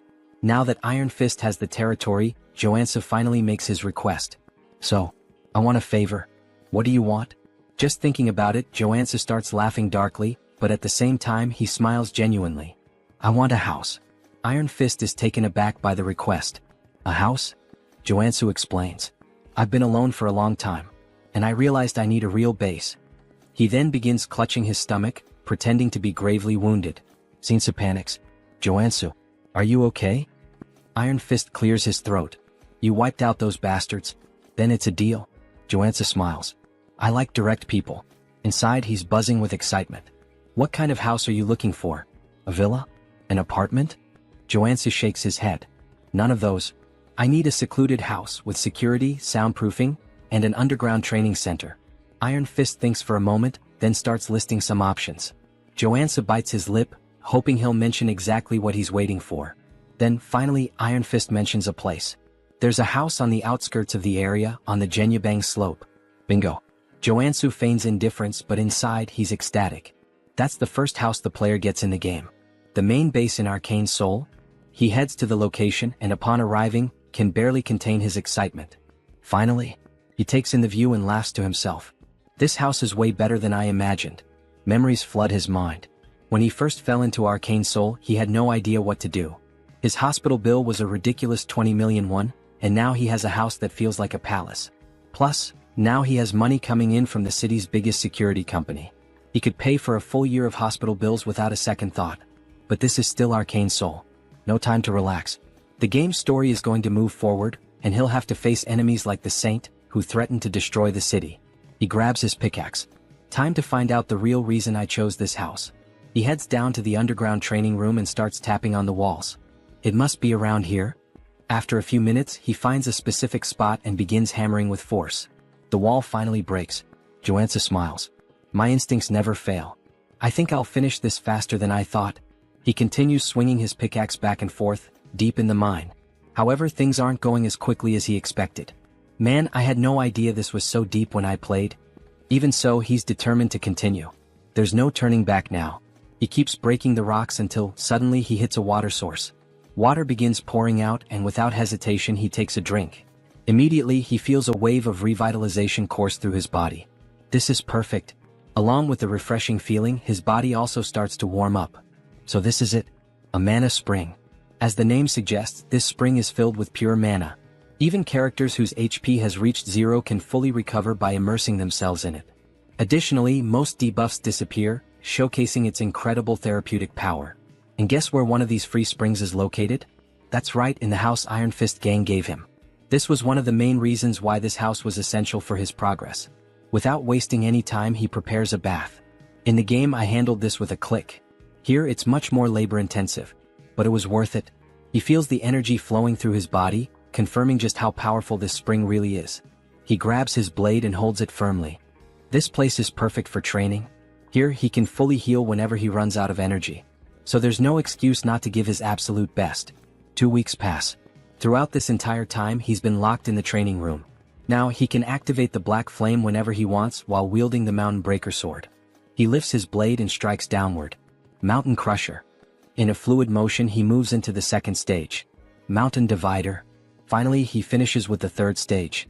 Mountain Piercer. With a precise strike, he drives his sword forward. Not only has he mastered this technique, but he's also become accustomed to combining it with the black flame. Additionally, he gained new abilities during his training. Crushing Strike. Single Point. Meditation. Mana Stabilization. Fire Resistance. He leans back, catching his breath. Now that I've completed my training goal, there's just one thing left. The Mana Cultivation Technique. Unlike other skills, this one can't be acquired simply by training. Had he refined the nectar properly, he would have already reached level 3.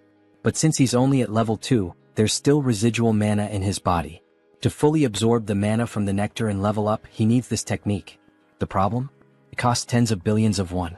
But he already knows where he can find a copy without spending that fortune. He heads to an antique shop. The shopkeeper eyes him, confused. Are you sure you want to buy this? It's been sitting in the back for over a decade. At that moment, a memory floods his mind. He recalls when he played Arcane Soul and discovered this secret. He's probably the only person in the world who knows that this technique is hidden in this shop. He makes his way to the market where the shop is located, walking casually. Time to level up. Upon arriving, he notices something strange. The shop's door is locked, and surrounded by a blue mana barrier. He touches the barrier, feeling the energy pulse. Not only is the door closed, but there's a mana seal blocking the entrance. Looking around, he takes in the vastness of the area. This is the market with the most shops in the city. You can buy anything here, but what he needs is locked behind that barrier, and he's going to find a way in. In the game, this shop would be open at any time during business hours. But now in real life it's closed. And not just that. All the other shops around it are closed, leaving only this one standing. This is the complete opposite of how it was in the game. He narrows his eyes, feeling a chill run down his spine.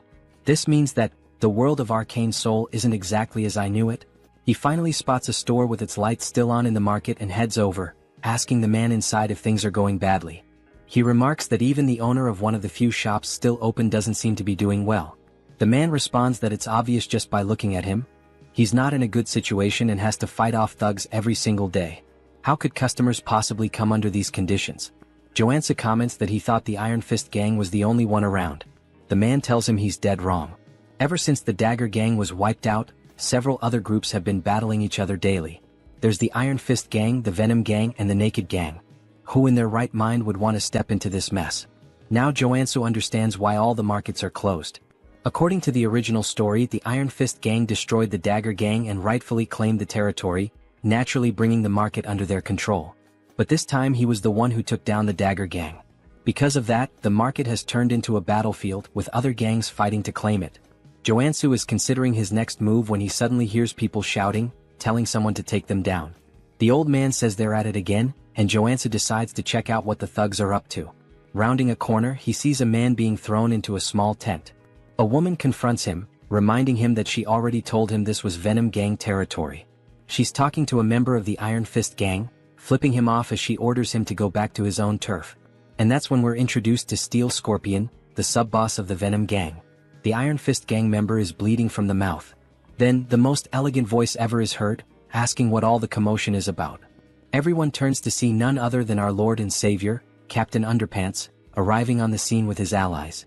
Scorpion immediately starts yelling that the perverts have arrived. The leader of the Naked gang, known as the Exhibitionist, though I'd rather just call him Captain Underpants, declares that this three-way intersection belongs to him and orders everyone to clear out. If you really want to keep fighting, he warns. The Iron Fist gang members start backing off, calling them lunatics and saying they should take this chance to get the hell out. But one of them accidentally bumps into Junsu, who sighs, saying this whole thing is a complete mess. The Iron Fist guy recognizes him and Junsu helps him up, telling him to focus on his job. Then he shouts, ordering both Captain Underpants and Scorpion to stop fooling around and come to him. The guy he just saved asks what the hell he's doing, and Junsu calmly replies that he's here to help. If he wants the market to return to normal, he needs to establish a clear hierarchy. Scorpion barks at him, demanding to know how he dares to tell her what to do. Captain Underpants chimes in, asking if he's trying to make an offering. Junsu explains that if he fought at full power he would probably win. But that would only cause unnecessary damage to the merchants. So he's come to a decision. There's only one way to settle this. He's going to unleash everything from the very start and show them his true strength. Both of them recognize the black flames in his swordplay, realizing that he's the same warrior who single-handedly annihilated the Dagger gang.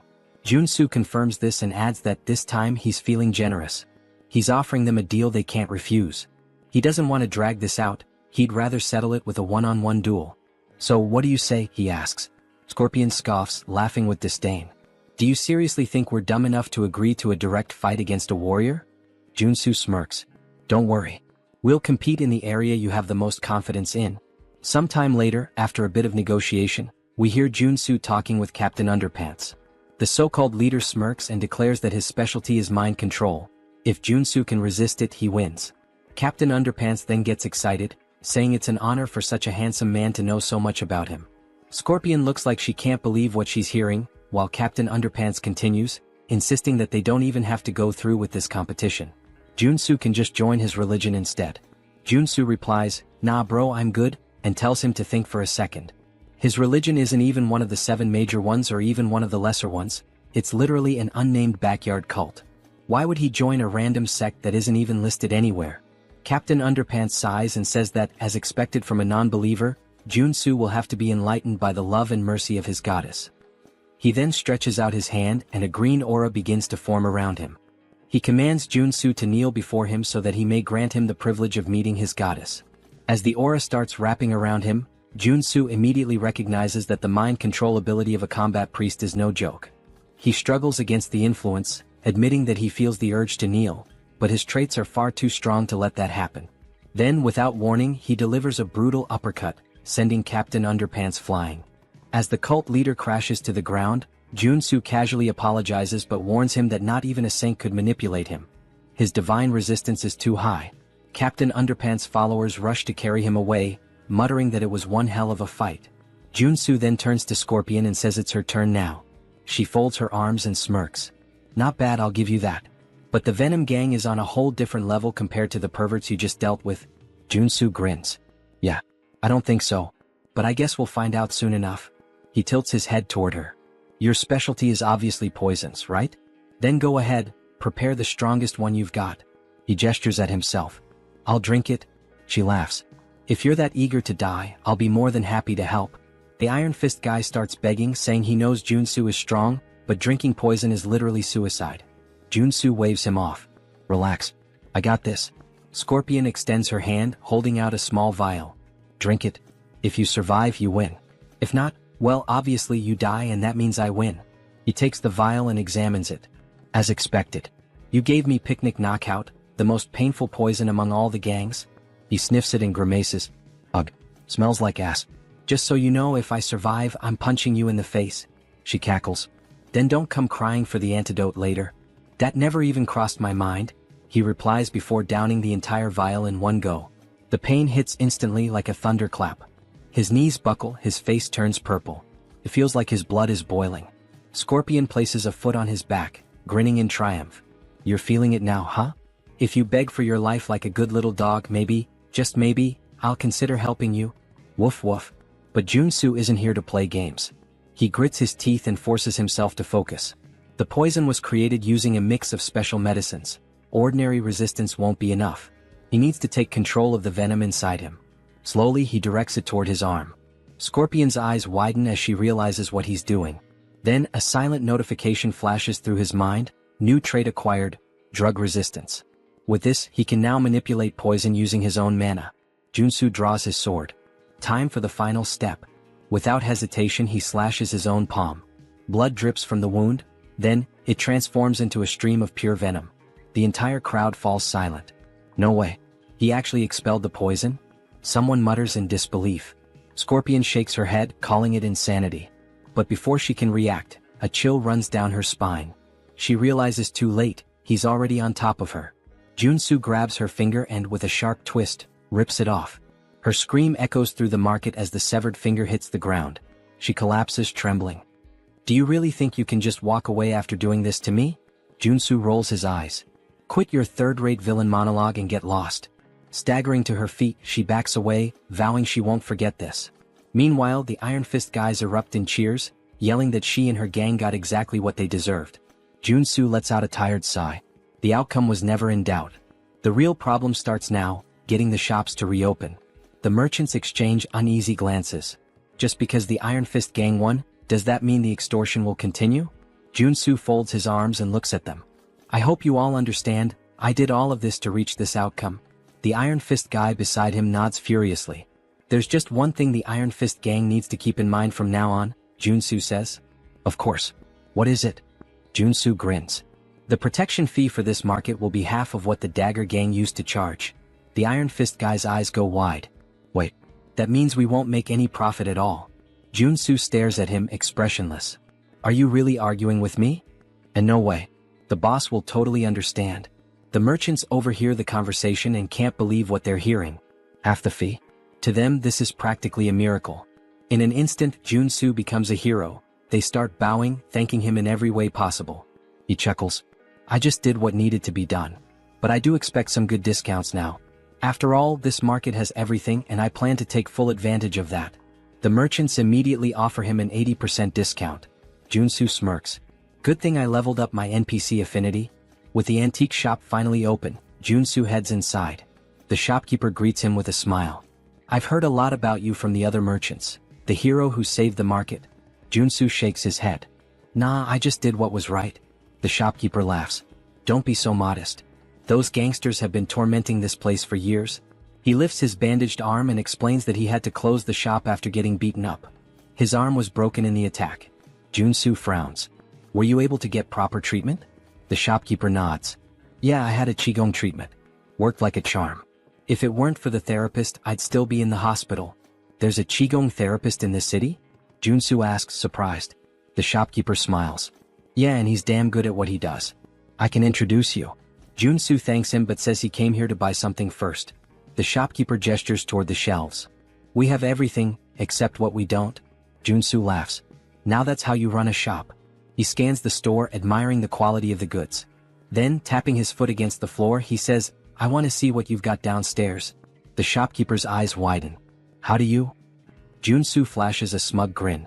I have my ways. Of course he does. He's a no-lifer. They head downstairs and the shopkeeper explains that he normally never shows this collection to new customers. But for Junsu, he'll make an exception. Appreciate it? Below, the secret collection gleams before him. A true treasure trove of magical artifacts. Junsu's gaze sweeps across the items, confirming that Chunbok has always had rare pieces, both in the game and now. But the real prize is right there. The hornpipe of the ancestral god, which contains a secret mana cultivation technique. This is the jackpot. Now that he's secured the most important item, he might as well grab a few extras. He gathers everything and sets it on the table upstairs. I'll take these. Chunbok eyes the selection sharply.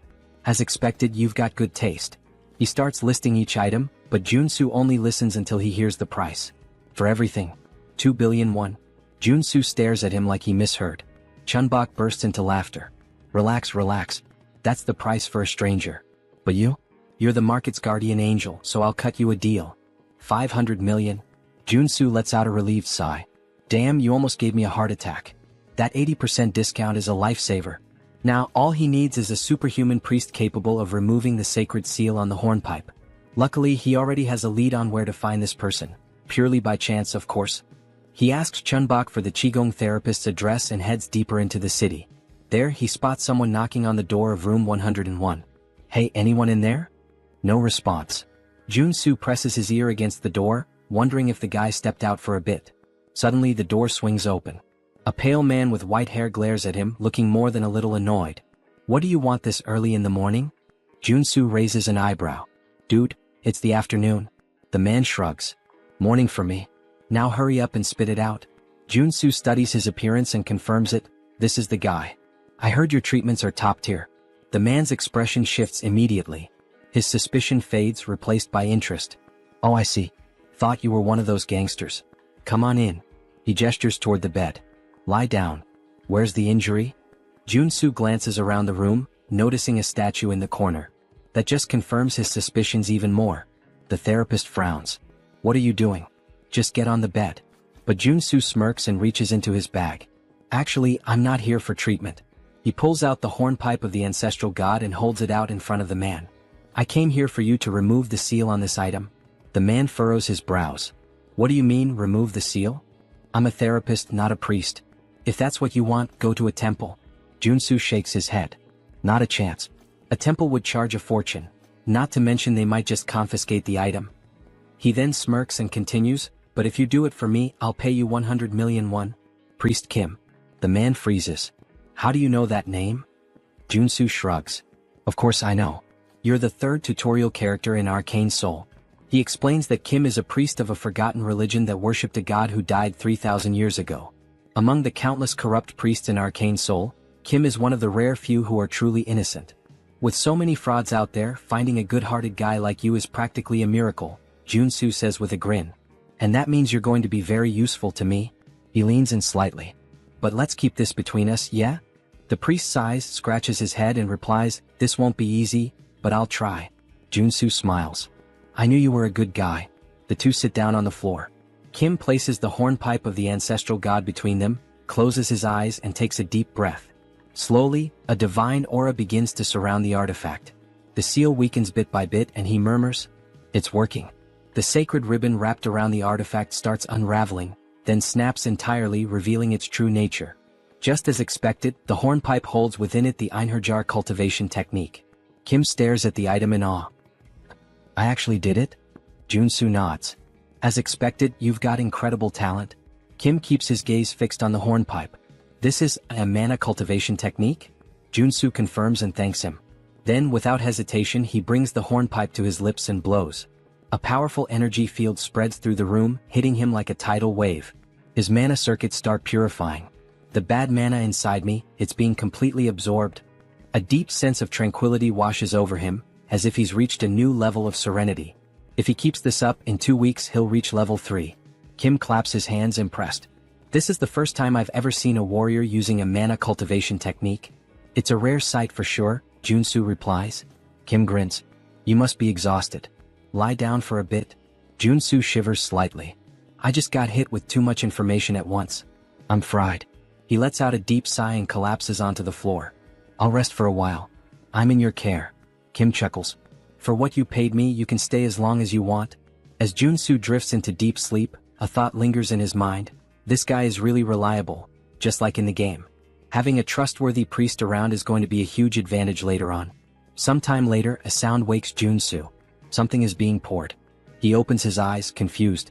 What the hell? The strong smell of gasoline floods his nostrils. He turns and sees Kim pouring gasoline over the bag full of money. Junsu's eyes widen. What the hell are you doing? Kim sets the gas can down and pulls out a lighter. Oh, forgotten god, accept my offering and rise once more. He drops the lighter. The fire devours the bills instantly. Junsu can only think, what the hell is happening? Without hesitation, he lunges forward and grabs Kim's wrists. Are you insane? He pushes the priest to the floor, pinning him by the shoulders. What the hell is wrong with you? Why are you burning the money I just gave you? Kim, his eyes glowing with devotion, responds, It's an offering to my god. Junsu clenches his jaw. And why the hell would a god need money? Kim answers as if it's obvious. Because my god only accepts cash offerings. It's the only way to obtain divine power. Junsu sighs. Ah, so this is that phase where you still believed in this nonsense. He crosses his arms and continues, The god you worship has been dead for 3,000 years. Even in the game, your religion was weak and had no influence, until you resurrected him.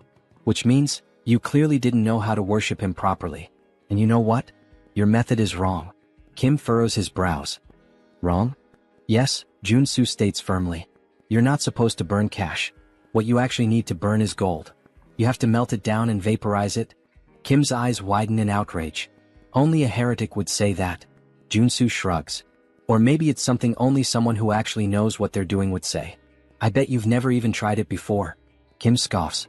Don't talk nonsense so confidently. The Order has practiced this method for thousands of years. Oh yeah. Junsu smirks. Then why is your god still dead? The argument hits so hard it practically leaves a bruise. Kim is speechless. Junsu stands up and dusts himself off. Melting gold is kind of complicated these days. But I have another solution. Kim eyes him suspiciously. What solution? Well, Junsu grins. You helped me obtain my cultivation technique, right? So now it's my turn to help you. Cut to a pot filled with a shimmering golden liquid. Kim stares at it, hesitant. I'm pretty sure we shouldn't be doing this here. Junsu pushes a bowl toward him. Just drink it. Kim hesitates. If you do, your divine power will increase drastically, Junsu insists. But you need to focus and sense whether your god is responding. Kim bites his lip. Diske, since you won't shut up about it? He closes his eyes and downs it all in one go. Junsu smiles, satisfied. Suddenly, Kim trembles. His chest burns, his hair stiffens, and divine energy begins to surge through his body. Junsu crosses his arms. So, how do you feel? Kim's eyes widen in shock. Holy shit. This is real. This is way better than burning millions in cash. Junsu nods. Your growth will skyrocket if you stick to this method from now on. Kim wags his tail excitedly. I have no idea how I can ever repay you for this. Then, as if suddenly remembering something, he pulls a necklace from inside his robes and hands it to Junsu. Take this, Kim says. Junsu takes the object and examines it. A sacred artifact with the heal ability. Not bad. Kim smiles. I believe my god will be pleased to see you with it. Junsu holds the necklace between his fingers. Well, since you're offering, it would be rude to refuse. Then he thinks to himself, this turned out to be even more profitable than I expected. In fact, Kim's order also provided incredible quests in the game. He suddenly grabs Kim's hands, looking him straight in the eyes. Let's pray together. Kim blinks, confused. What? Why? Junsu grins. Because I want to repay you. And just like that, in true Pokemon fashion, Junsu captured Priest Kim. 1 week later. The room is filled with bottles of shimmering golden liquid. Kim is pleading. Please, no more. If I keep drinking this, I'll turn into gold. Junsu crosses his arms. Until you become Midas himself, you have to keep drinking. Kim trembles. I am going to die of mana poisoning. Junsu's eyes shine like a shoujo anime protagonist. Do you really think so? He smiles. I guarantee that won't happen. Kim swallows hard. Junsu picks up another bottle, grabs Kim's face, and pours the entire contents into his mouth. Now just pray. Kim thrashes in protest, but Junsu keeps smiling. Oh, and one more thing, he adds. The 4 tutorial characters each have unique traits. He watches as Kim writhes on the ground. If Warrior Kim had an entirely white body, then Priest Kim? Junsu's grin widens. Is completely immune to mana poisoning. This allows his growth rate to skyrocket. The bottle empties and Kim feels like absolute garbage.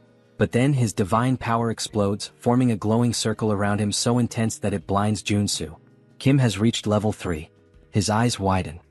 At this level, I can even start preparing to become an apostle. Junsu laughs. Perfect. At this pace, it won't be long before you're ready. I'd say you've accumulated more than enough divine experience. He then crosses his arms, thoughtful. Besides, now that you're level 3, you need to call a regional assembly and gain official recognition as a bishop. Kim nods. Yes. I have 2 bishops already, and thanks to your help, I've grown so fast that I'll never forget this debt. Junsu waves his hand. Oh, relax. I just like helping people. But of course, he's betting everything on the fact that this guy will want to repay the favor for the rest of his life. After all, he wants access to the artifacts in Kim's God's vault. Kim then takes a deep breath. Actually, I'd like to make a request. Junsu raises an eyebrow. What is it? Kim hesitates. I need to call a regional assembly, but I'm worried about going alone. Could you be my bodyguard until the meeting? The other bishop will be there too. Junsu smiles. Of course. That's easy. Now that Kim has completed his growth, it's time to start the mission line. The next day, the church is still under reconstruction. The faithful surround Kim, congratulating him for reaching level 3. Kim thanks them, but Junsu just watches disappointed. What's this? The scale is so small. I can't believe this is all that's considered an assembly. Then a man enters the room. He looks around and scoffs. What a sight, pathetic. The other bishop finally appears. He glares at Kim. Tell me, who gave you permission to organize an assembly? Kim breathes deeply. Every priest in the order has the right to call one. The bishop smiles coldly. That only applies to regular priests? He leans forward. When it comes to an apostate, it's a whole different story. Kim furrows his brow. What do you mean by that? I never renounced my faith. The bishop smirks. Your level increased to 3 in just 3 months. There's no way someone could grow that fast by normal methods. So there's only one explanation. His eyes gleam. You sold out your brothers to gain more powerful divine power? Kim's eyes widen. That's absurd. I just found an efficient method. The bishop sighs. Enough with the excuses. He raises his hand and soldiers enter the room. Capture him. But before they can move, Junsu steps forward. Hey, we can't let you scare the kid like that. The soldiers turn to him. And who the hell are you? Junsu laughs. I'm his bodyguard. The bishop narrows his eyes. This is an affair of the order. We don't need outsiders interfering. Junsu smiles. But I just said I'm his bodyguard. So I'm not an outsider. He crosses his arms. By the way, what kind of boomer logic is that? Kim then speaks up. I just drank gold to level up. This can't be considered a crime. The bishop grows furious. Consuming gold is the act of a heretic. How dare you commit such blasphemy and still expect to escape unscathed? Kim opens his mouth to retort, but the bishop raises his hand. A fireball materializes in his palm. I'll purify you personally and offer you to our God. He casts the spell. Kim screams. The explosion lights up the entire room. Everyone holds their breath. Did Kim? But when the dust settles, Junsu is standing in front of Kim, unscathed, with a mana shield still glowing around him. He sighs. Attacking someone without warning? He furrows his brow. Now that's blasphemy. The bishop is left speechless. Why you blocked my magic? Junsu smiles. So, you really want to attack a potential apostle like this? The bishop grits his teeth. There's no way a heretic can become an apostle. Kim looks at Junsu confused. What do you mean? Junsu smiles. Don't worry. He pulls something out of his pocket. Just eat this and pray. Kim blinks. What? Why? The bishop raises his hand again. If you don't want to burn along with Kim, get out of the way. Junsu smiles even more. If I prove that he is an apostle? He narrows his eyes. What will you do? Suddenly, a golden aura fills the room completely. Kim falls to his knees, his eyes shining. He begins to pray. The bishop's eyes widen. It can't be. The arrival of an apostle? Junsu crosses his arms. There's a reason I didn't make Kim an apostle yesterday. He glares at the old man. It's because you have a serious mental delay. He then gives a half smile. And also, you're a detestable villain who envies Kim. So I need to eliminate you here. He grips the hilt of his blade tightly. The requirement for Kim to awaken, he points, is to consume a golden relic from another order. The bishop's eyes widen. Junsu smiles. And with you being accused of blasphemy, it won't be hard to ensure Kim becomes the true apostle. Suddenly, a golden halo appears above Kim's head. His eyes shine. The bishop takes a step back, terrified. Junsu raises his blade. Now that the apostle has arrived, his eyes turn cold and sharp. It's time to teach this blasphemer a lesson. He then looks at Kim. By the way, I want to ask something to your god. He smiles. How should we punish a bastard who murdered a bishop out of envy and tried to blame his own son as a heretic to kill him? The bishop pales. How do you know this? Then, Kim hears the voice of his god. He lifts his head, and with an unwavering tone he responds. The only answer is to kill him. Junsu swings his blade, aiming directly at the bishop's neck. The blade stops a hair's breadth from his skin. He smiles. If this is the divine order, I can't refuse. The bishop trembles, his eyes filled with despair. Please, have mercy. Junsu runs the blade across his throat. Blood sprays and the body collapses to the ground. The air in the church grows heavy. Everyone is in shock. Someone has just died in the house of their god. Junsu then smiles indifferently. The problem was solved before this worm could cause any more damage. Even Priest Kim seems stunned. Still, he was one of our bishops. Junsu shrugs. No reason to feel sorry for him. He deserved this. He then looks at Kim. And now, what is your god commanding you to do? Kim closes his eyes for a moment as if listening to something. Then he breathes deeply. He ordered me to go to the Levant region where our order began and offer gold there. Junsu smiles. I told you gold was the best choice. He crosses his arms. Now go there and expand your influence. Kim bows deeply. I don't know how I can repay you for all of this. Junsu pats him on the shoulder. You don't have to. I already planned to take advantage of it. Sometime later, Junsu arrives home. He stops in front of the statue of Kim. He smiles, satisfied. The reward for helping the priest was worth it. He looks at the valuable items he acquired. Among them, his first holy sword of rank or worth billions. But the most interesting thing is the divine statue, which creates a sanctuary around it. The sanctuary effect turns an area into a safe zone, protected by the will of its owner. If an enemy tries to invade, they suffer an expulsion or suppression effect. In other words, he can train like a madman without worrying about any interruptions. He begins his training. His sword strikes cut through the air. Time to have some fun. He raises his blade, an excited smile on his face. Sometime later, Junsu is submerged in the bathtub, holding his breath. He wants to test how long he can last without air. He emerges, looking like a wrinkled old man, gasping desperately. Okay, maybe I trained too much? Even the mana source isn't healing him properly. But still, he had plenty of time to practice his Enherjar cultivation technique and his mountain-crushing swordsmanship. And now, finally, he can assess the results. He picks up his phone. Siensu appears on the screen. Been doing well? Junsu laughs. Of course. But I need a warm-up. He stretches, excited. Is there anything I can help with? Siensu makes a face. Actually, we have a rather troublesome request. He pauses for a moment. Do you remember the first landfill? Junsu frowns. How could I forget? It was the first job I did, where I fought the porcupine. Siensu nods. Well, a whole cleaning team went in there, and they were massacred. This means that there are at least 6 active mutants there now. Junsu narrows his eyes. And why the hell haven't you called in the Janitors Association? Siensu sighs. The authorities asked us to handle it secretly. They don't want this to become a scandal. Junsu snorts. If this leaks, some of them are going to lose their jobs big time. He crosses his arms. And what's the reward? Siensu scratches his head. The payment is kind of pathetic. 100 million for a level 1 mutant. 300 million for a level 3. Junsu rolls his eyes. Is that all? Actually, Siensu smiles.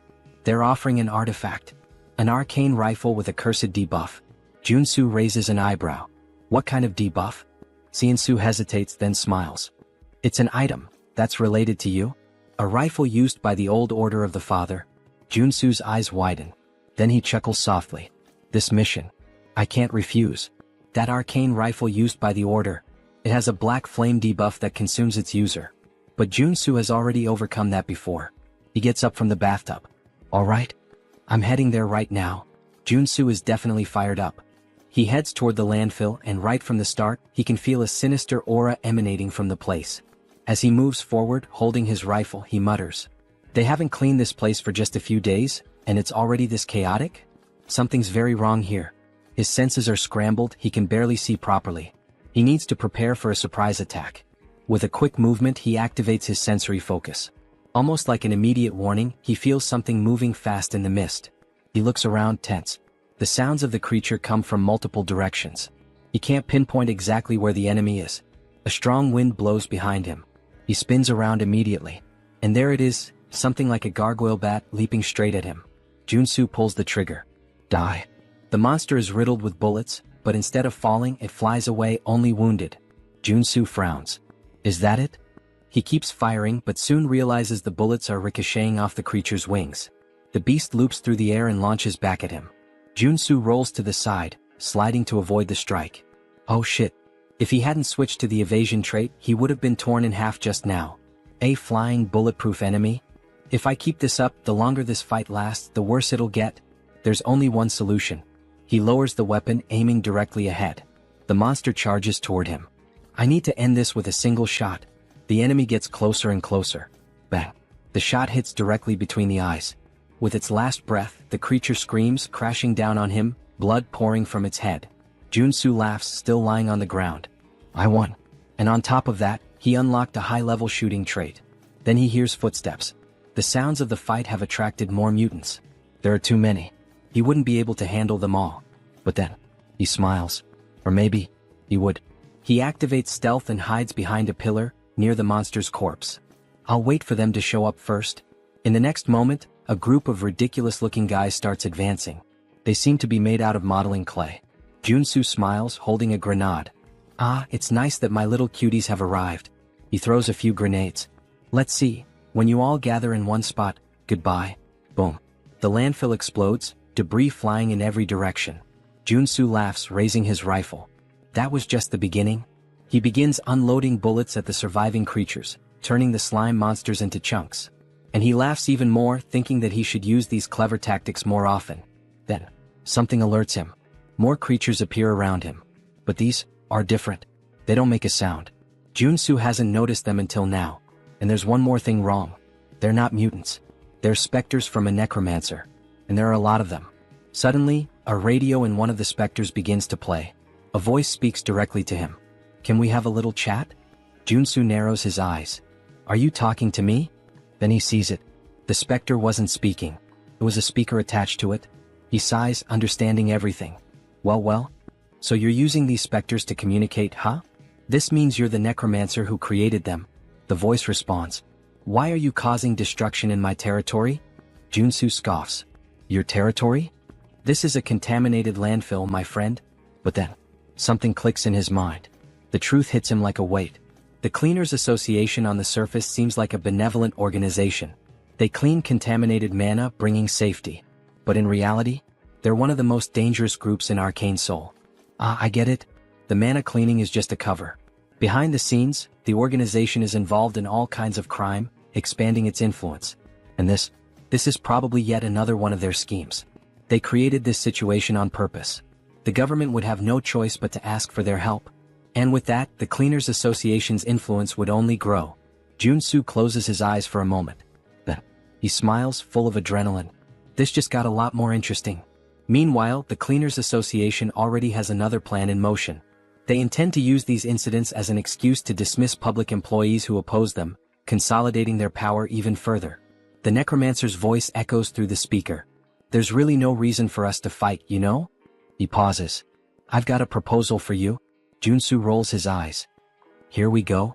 You're quite talented, the necromancer continues. Why don't you join us in the Cleaners Association? Junsu scoffs. And why would I join an organization that spreads terror with monsters and landfills? The voice stays calm. I'm serious. With your skills, you'd be at the top of our hierarchy. Without a second thought, Junsu flips him off. No fucking way. Besides, he adds, that name is garbage. Totally lacking style. The necromancer bursts out laughing. Looks like you don't know your place. If you don't want to join us, the voice turns cold and sharp. Then you can just die. The specters charge toward Junsu. He shoots, causing a massive explosion that sends the specters flying in all directions. Sit down, buddy, he taunts. But the specters aren't mutants, they're magical summons. As long as there's mana, they simply regenerate. Junsu lets out a frustrated sigh. Oh shit. I forgot that firearms are useless against these things. He holsters his weapon and pulls out his sacred sword. Well, if that's the case, sacred attributes will take care of them. The necromancer's voice falters for a moment. A sacred sword? I thought you were just a shooter. Junsu charges, slicing through the specters with precise strikes, cutting them in half. Shut up, he growls. I'm going to find you, and when I do, you'll regret it. He advances, slicing through the fast-moving specters, severing limbs and limiting their mobility. Thanks to his attribute advantage, the fight isn't difficult. But the specters keep coming. Okay, enough, he mutters. Time to change tactics.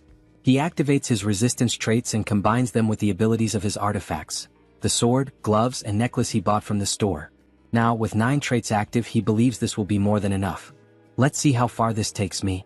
He launches forward, releasing an attack in the form of 4 aura blades, sending the specters flying backward. It works, but it's draining my energy pretty fast. He fires another attack, destroying even more of them. But some simply ignore the damage. The world around him begins to spin. Shit. I'm getting dizzy. But, just one more attack. His body starts to glow blue. He takes a step forward, and in the blink of an eye, he surges straight ahead like lightning. The ability he just unlocked is called Charge. A trait that allows him to move at high speed, dealing damage to everything in his path. He grins excited. I didn't expect to get this, but I'm glad I did. As he cuts through the specters like a rocket, he's already thinking ahead. If I can unlock another skill now, that'd be perfect. He bends his knees and leaps into the air, unlocking another trait called Jump. Yeah, it's exactly what it sounds like, he laughs. With Charge and Jump combined, escaping or attacking becomes a breeze. As he descends at high speed, he mocks. Now these idiots won't even know what hit them.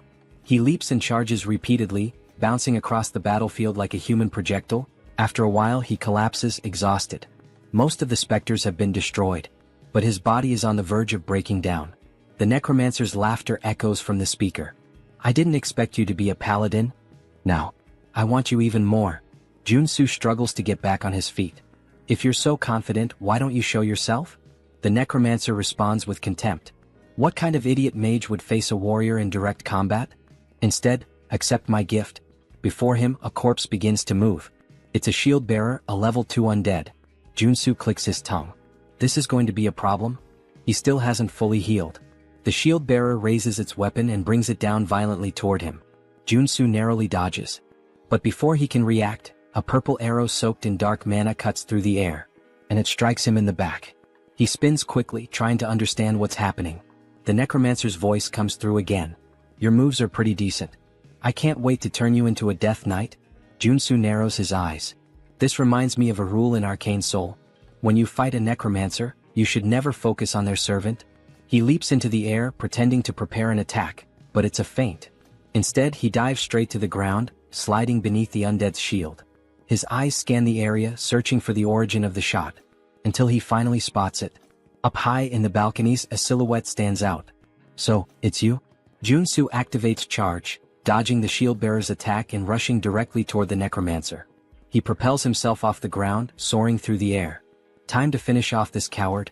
He draws his sacred sword, pointing it at the enemy. You made a fatal mistake by revealing yourself. Karen, the necromancer, smiles with disdain. So, you have a brain after all? Junsu narrows his eyes. Now that I see your face, I recognize you. You're Karen, a Rankar necromancer. One of the directors of the Association of Cleaners, and the final boss of this damn landfill. Superhuman level 3.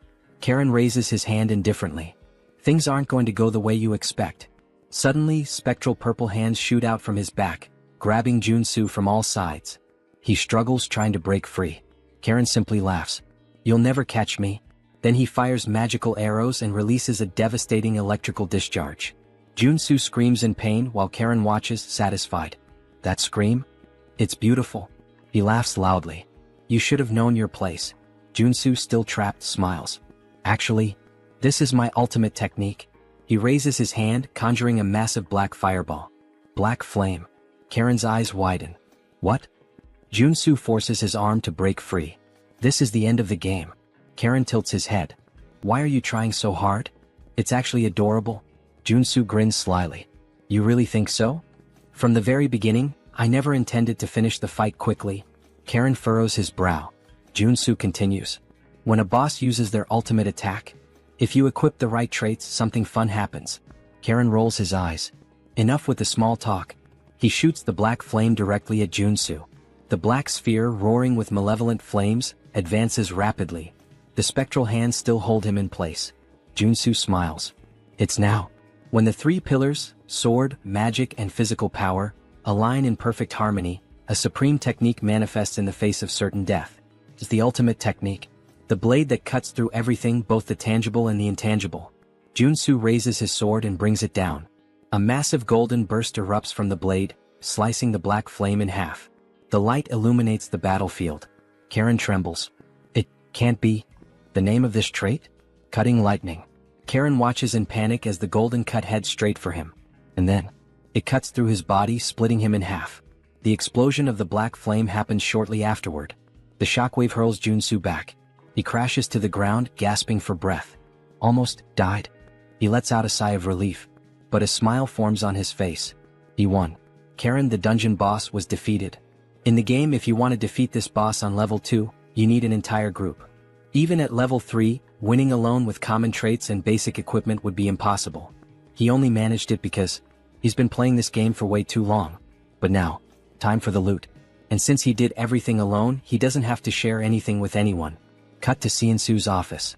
Seonsu is waving at Junsu, looking at him with admiration. You're amazing. Junsu boasts. Oh, it was nothing. Seonsu lightly touches his shoulder. Junsu winces in pain. Hey, be careful. That's where I got hurt.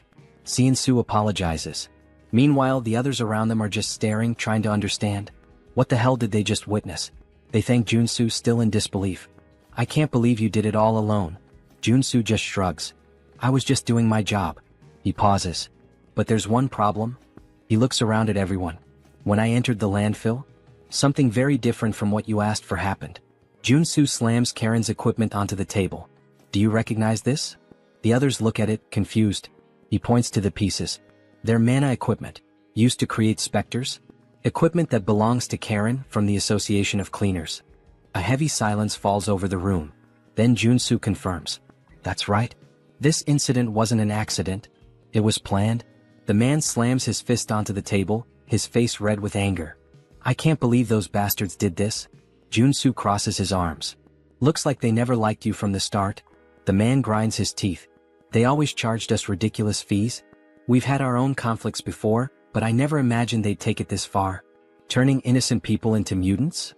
Junsu observes his reaction. Did he really not know? But thinking about it, it makes sense. In the game, the reality of the association is only revealed after the player completes this mission. The man lowers his head, ashamed. I'm sorry we put you in unnecessary danger because of this. Junsu shrugs. I just did what I had to do to blow up the bad guys. He smirks. But, of course.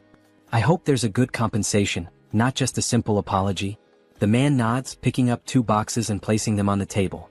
This is the reward we promised. Junsu furrows his brow. Wait a minute. Why are there 2 boxes instead of 1? The man explains. One contains the arcane pistol we promised. The other is an extra reward for you taking on such a dangerous task. Junsu opens the second box, his eyes widening. Wait, is this sacred water? He nearly freaks out but quickly hides his excitement. This is an essential potion and I always have to buy it at the temple. Are they giving it to me for free? The man gives him a final warning. Stay safe. We'll use this evidence to officially accuse the Association of Cleaners. Junsu clicks his tongue. So that means they're going to retaliate against me, right? The man confirms with a nod.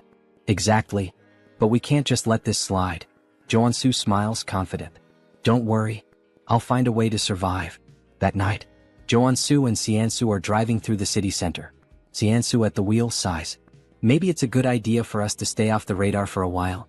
The Association of Cleaners won't let this go. Junsu shakes his head. I don't think hiding is the best plan. After completing the landfill mission, the player gets a chain of quests. Eventually we'll end up clashing with them again. It's natural. After all, I just killed one of their directors. He looks out the window thoughtful. But the most important thing? The association's quest line splits into 2 routes. The worst one is doing nothing and just wasting time. Siansu raises an eyebrow. And why is that? Joansu smiles bitterly. Because in that case, the president of the association attacks your house with dozens of superhumans. Siansu swallows hard. Joansu continues. On the other hand, the easier route is the one I'm considering. He turns to Siansu. Have you ever heard of Genubong? Siansu goes serious. Of course. It's that restricted area south of the region. There's a huge poppy plantation there. If you're caught inside, you're screwed. Joansu smiles sideways. Exactly. And guess what? That place belongs to the Association of Cleaners. Siansu's eyes widen. They have dealings with poppies? Joansu shakes his head.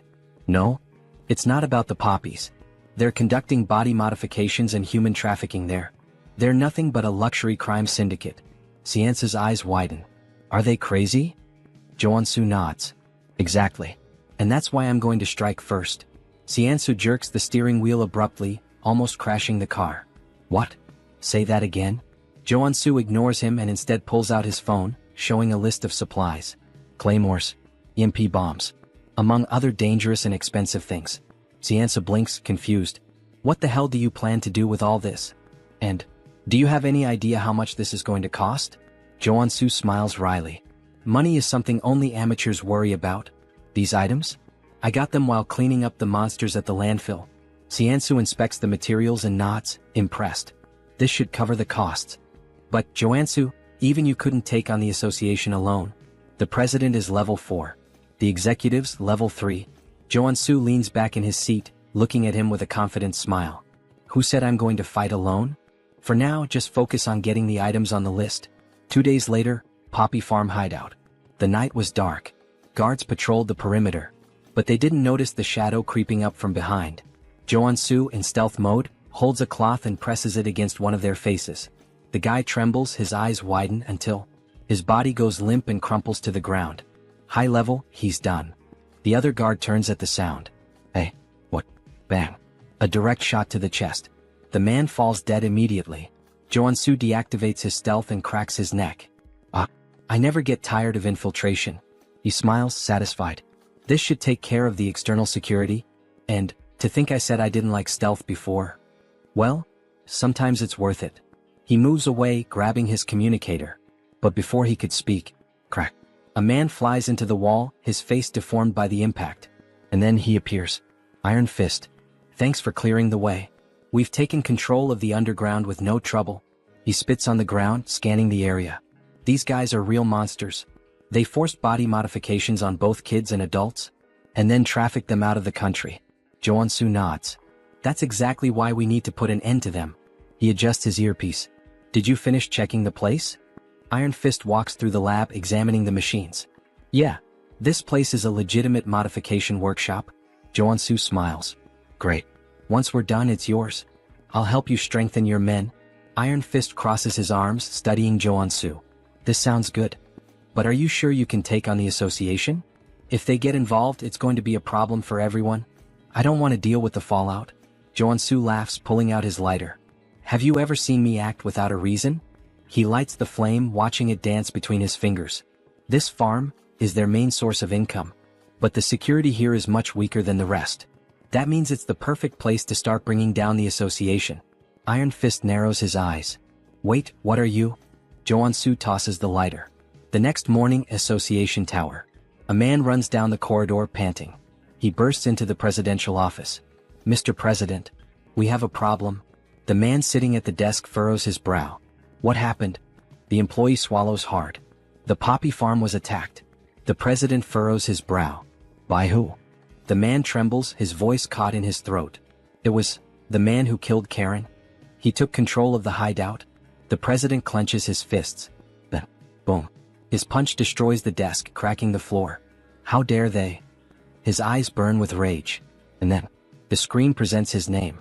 Park Dae-iop, president of the Association of Cleaners. The assistant, trembling, extends the phone to the president. Sir, look at this. On the screen, a ridiculously bold selfie of Jo-an-soo appears. Behind him, the poppy farm is ablaze. The president grits his teeth, his eyes twisting with fury. Then, with a single grip, he crushes the phone in his hand. I will make sure the warrior Kim is reduced to ashes. Sometime later, farm grounds. The poppy field? Completely destroyed. In its place, an entire battalion from the association. Soldiers scan the area dazed. I can't believe it's all gone. That warrior Kim is a damn psychopath. In the middle of them, a bald man steps forward. It doesn't matter. Our only job is to capture him. The Department of External Affairs will show the president what we're capable of. The troops begin advancing. Baldy, the bald man, eyes the surrounding buildings. He might be sniping from one of these. Stay alert. One of his men grips his weapon tightly. If he shows up, we blow him to hell on the spot. Suddenly, something glints from a window. There. Gunfire rips through the air, striking the barrel of a rifle. Falls and Baldy smirks. My prediction was right. The troops start celebrating, but then the ground trembles. Baldy frowns. What? Boom. A massive explosion sends soldiers flying. The survivors glance around, panic setting in. Are those claymores? Before they can react, a rocket streaks across the sky, heading straight for them. Baldy looks up. Oh shit. Our IP brother didn't even last 5 pages. Meanwhile, in the underground security room, Jo-an-soo laughs, watching everything through the cameras.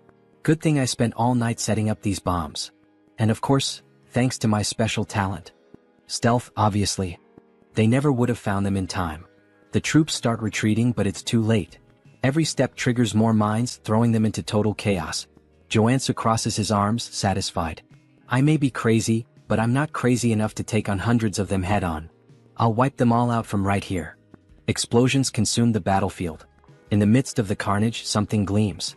A mana barrier. The association's president, Dae Iop, narrows his eyes. Looks like he came well prepared, despite the way he taunted us. Beside him, a man steps forward. Leave this to me. I've analyzed all his patterns. His voice is so cold, so precise it almost sounds... Wait. He talks exactly like me. He must be a robot. On the screen, a name appears. Cyborg. Superhuman class R level 3. Vice President of the Association. Dae Iop glares at Cyborg, his voice dripping with hatred. Bring him to me. I'll make sure he dies the most painful death possible. Suddenly, boom. A grenade detonates near them. Cyborg doesn't move. The blast radius doesn't reach here. Well, since they're throwing grenades to test the waters, we can just clear the traps and move forward. Another rocket fires straight at them. Sometime later, Cyborg raises his hand and simply swats the rocket aside, sending it exploding behind him. His men stare, slack-jawed. He turns to them. Did you track the shot? Yes, sir. It came from the right side of the rooftop. Good. Shoot him. The troops open fire, tearing the location apart. But as the dust settles, it was just automated turrets. Cyborg grins, satisfied. We're almost at his hideout. Time to show that bastard what hell looks like. Or maybe, he's already getting a taste of it. Inside the bunker, Jo-an-soo clenches his teeth. As expected of cyborgs. Not even remotely human. Suddenly, a red alarm flashes on the control panel. Jo-an-soo leans forward, surprised. They're here already? Faster than I thought. This newbie hunting event really lives up to its name. Then, crash. The doorknob explodes. The door creaks open. And in the entrance, 2 women appear, smiling. Why are you hiding down here, little rat? Come play with us. God, I wish I were him right now. The moment that thought crosses our minds, we're introduced to Ebony and Viper. Both are level 3 superhumans and executives of the association. They step into the room and... The chairs? Empty. The screens? Just images of Jo-an-soo flipping them off. Viper frowns. How did he know we were coming? The answer? Jo-an-soo, invisible, grinning in the corner. Of course I saw this coming. As Ebony and Viper scour the room, Jo-an-soo observes. The Custodian Association wants to put on a big show, pretending this is a straightforward conflict. Meanwhile, their assassin executives attack from behind. He chuckles softly. Too obvious. I know all your tricks. Click. He pulls the pin on a flash grenade and tosses it to the floor. Ebony narrows his eyes. What is? Flash. Both are blinded instantly. They realize too late. It was a trap. Jo-an-soo dashes past them, cackling. Damn, that was perfect. I've got no business with you too. Viper, still dizzy, screams in fury. I'll kill you, you little shit. but he's already sprinting up the stairs. The assassins will catch up soon. I need to move fast. Gunfire. Bullets zip past his head. He twists, gritting his teeth. Shit, they're already on me. I need to focus on defense. He activates his mana barrier, forming a shield in the hallway. Bullets slam into it, but don't break through. And yet, crack. The barrier begins to splinter. Joansa grins defiantly. Shoot all you want. I'll block everything. Ebony smirks. You sure about that? Bang. A bullet pierces the barrier. Joansa's eyes widen. Shit. The shield shatters. Shards fly across the corridor. He stumbles back, trying to recover. Ebony steps forward, gun still smoking. How'd that taste? These bullets are laced with explosive magic. Joansa mutters a curse under his breath, but then, his eyes land on a clock. Important enough to catch my attention now? Viper pulls out a crossbow, loading a shot. Oh, and don't forget. The sweets come from the sides. Twang. The bolt whistles through the air, and buries itself in his side. Tisk. Pain flares through his body. Viper smirks cruelly. That's nothing compared to the pain you're about to feel. Joansa grits his teeth. You guys are just dime store villains, in ridiculous latex suits. Viper's smile vanishes instantly. What? She lunges forward, and kicks him square in the face. Bam. Joansa is sent flying, straight into the clock he had just noticed. Viper laughs, enjoying herself. Bet that hurt like hell. By the way, that poison's pretty strong. It's already in your arteries. Good luck surviving. Ebony steps up, grabbing Joansa by the collar. It's over. Time to bring you to the president. But then, Joansa smiles. A confident smile. Now you're in my domain. He exhales slowly as if relaxing. Acting was harder than I thought. Ebony narrows his eyes. What do you mean? Joansa gestures with his chin. You hear that ticking? Tick, tock, tick, tock. Viper frowns. And? He chuckles. Surely it reminds you of something? Joansa grins wickedly. Almost like there's a giant time bomb right next to you, huh? He channels mana into his feet, preparing to rush. With a burst of speed, he rockets down the corridor. Stay put and rot. As he runs, his mind races. Ebony and Viper are stronger than Karen. If this were a direct fight, I'd have no guarantee of winning. So I had to play my role perfectly. I disabled all my abilities to appear weak. Lured them toward the clock while they let their guard down. Because, inside the clock, he had planted white phosphorus munitions worth over $1 billion. Pretty sure that's illegal under the Geneva Convention. Now he shifts into a dramatic tone, like a character from a novel. Sleep tight, ladies. And dream of me. With a smug grin, he presses the button. Boom. The explosion engulfs the corridor. Ebony and Viper's weapons fly from their hands, their eyes widening in horror. They realize they've walked right into his trap. But it's already too late. After the explosion, Junsu starts laughing. He has successfully eliminated the executives, but more of them are coming. He needs to recover quickly, so he equips all his healing abilities, especially because he has no idea when the guy with the machine will show up. And then, suddenly, multiple enemies start appearing. Speak of the devil. A group of men with robotic features approach the protagonist. You took down Ebony and Viper? Yeah, Junsu replies, grinning. And you'll be the next one buried in a grave in just a few moments. Don't even think about walking away from this unscathed. One of them snarls. I'll make sure to modify you until you're begging for death. Junsu smirks. Wow, what a terrible attempt at being scary. Try acting a little more human next time, he mocks, playing on the fact that his opponent is part machine. I can already tell talking to you is a waste of time. I'll end this right now. The enemy growls as a metallic claw extends from his wrist, just like Wolverine's. The others raise their weapons. Junsu chuckles. I love how you guys modified your bodies based on your own wild imaginations. Thanks, idiots. He grins, pressing a red button. Suddenly, sparks erupt from the area, and an electrical surge paralyzes all the enemies. Without missing a beat, Junsu opens fire. $1 billion in EMP bombs. EMPs and rifles, my best friends when fighting machines. With the robotic men stunned, Junsu mercilessly guns them down. However, one of them remains standing. I guess that's the real RoboCop, he mutters, staring at the unfazed enemy. Damn. How much money did you pour into that stupid body of yours? The EMPs didn't even faze you. This is unavoidable, the cybernetic warrior growls. I'll rip you apart and kill you right here. Dragging his blade across the floor, he charges at Junsu, swinging with lethal intent. Junsu narrowly dodges, but in the process he loses one of his guns. You're just gonna keep dodging forever? The enemy taunts. Fight like a man. Or better yet, like a machine. Damn, he's seriously strong. I have to be faster, Junsu thinks. He slashes at the enemy's midsection, but even his abdomen is made of iron. Only his eyes remain human. What a joke, the enemy laughs. What a pathetic excuse for a sword. Then, with a burst of fire from the thrusters in his feet, he lunges forward. That sword strike didn't even scratch me, bastard, he sneers, delivering a brutal kick to Junsu's chest. The force sends him crashing into a concrete wall, blood spraying from his mouth. His entire body is covered in mana, so swords don't work on him. Before Junsu can react, the enemy steps on his chest, pinning him down. What did you expect with such a weak body? The enemy scoffs. Humans are pathetic. You machine bastard. Wait. Junsu's eyes narrow. A mechanical body that only moves using mana? How the hell is that even possible in this world? I'm going to cut off your arms and replace them with umbrella handles, the enemy sneers. Just as he raises his blade to strike, something unexpected catches his eye. What the hell is that tiny pistol? He scoffs. Junsu smirks. Looking at your body, I had an idea. Are you seriously trying to shoot me? Haven't you realized yet? Ordinary bullets can't hurt me. Who said these are just ordinary bullets? Junsu says darkly. Black flame. He pulls the trigger. The bullet lodges itself into the enemy's body, and instantly, black flames erupt, consuming him entirely. You run on mana, Junsu explains. And black flame burns mana. In other words, once it touches your body, there's no way to extinguish it. The enemy's mechanical body is engulfed in unrelenting black fire, his movements growing sluggish.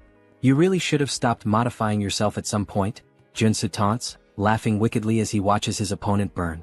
RoboCop continues to burn. As he falls to his knees, Johnson bids him farewell and drives his sword straight into his eyes, leaving his lifeless body sprawled on the ground. Now there's only one step left in his plan. It's time to wipe out the entire association, he declares, laughing as he guns down every enemy in sight. Explosions erupt throughout the garden. They're just headless chickens without their executives. Run, run, there's no hope for you. The screams of his enemies are music to his ears.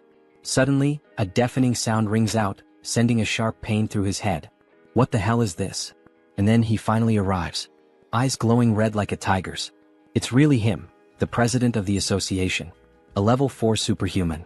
His gaze locks onto Junsu, and then, he leaps. A massive jump, like something out of a superhero movie, soaring straight up and landing right in front of Junsu. What the? Did he just jump from the ground to the rooftop of a 5-story building? I have never experienced such humiliation before, the president says coldly. I will take great pleasure in punishing you for interfering with the Custodians Association. He moves fast. Shit. Junsu tries to unsheath his sword, but before he can react, boom, he's sent flying.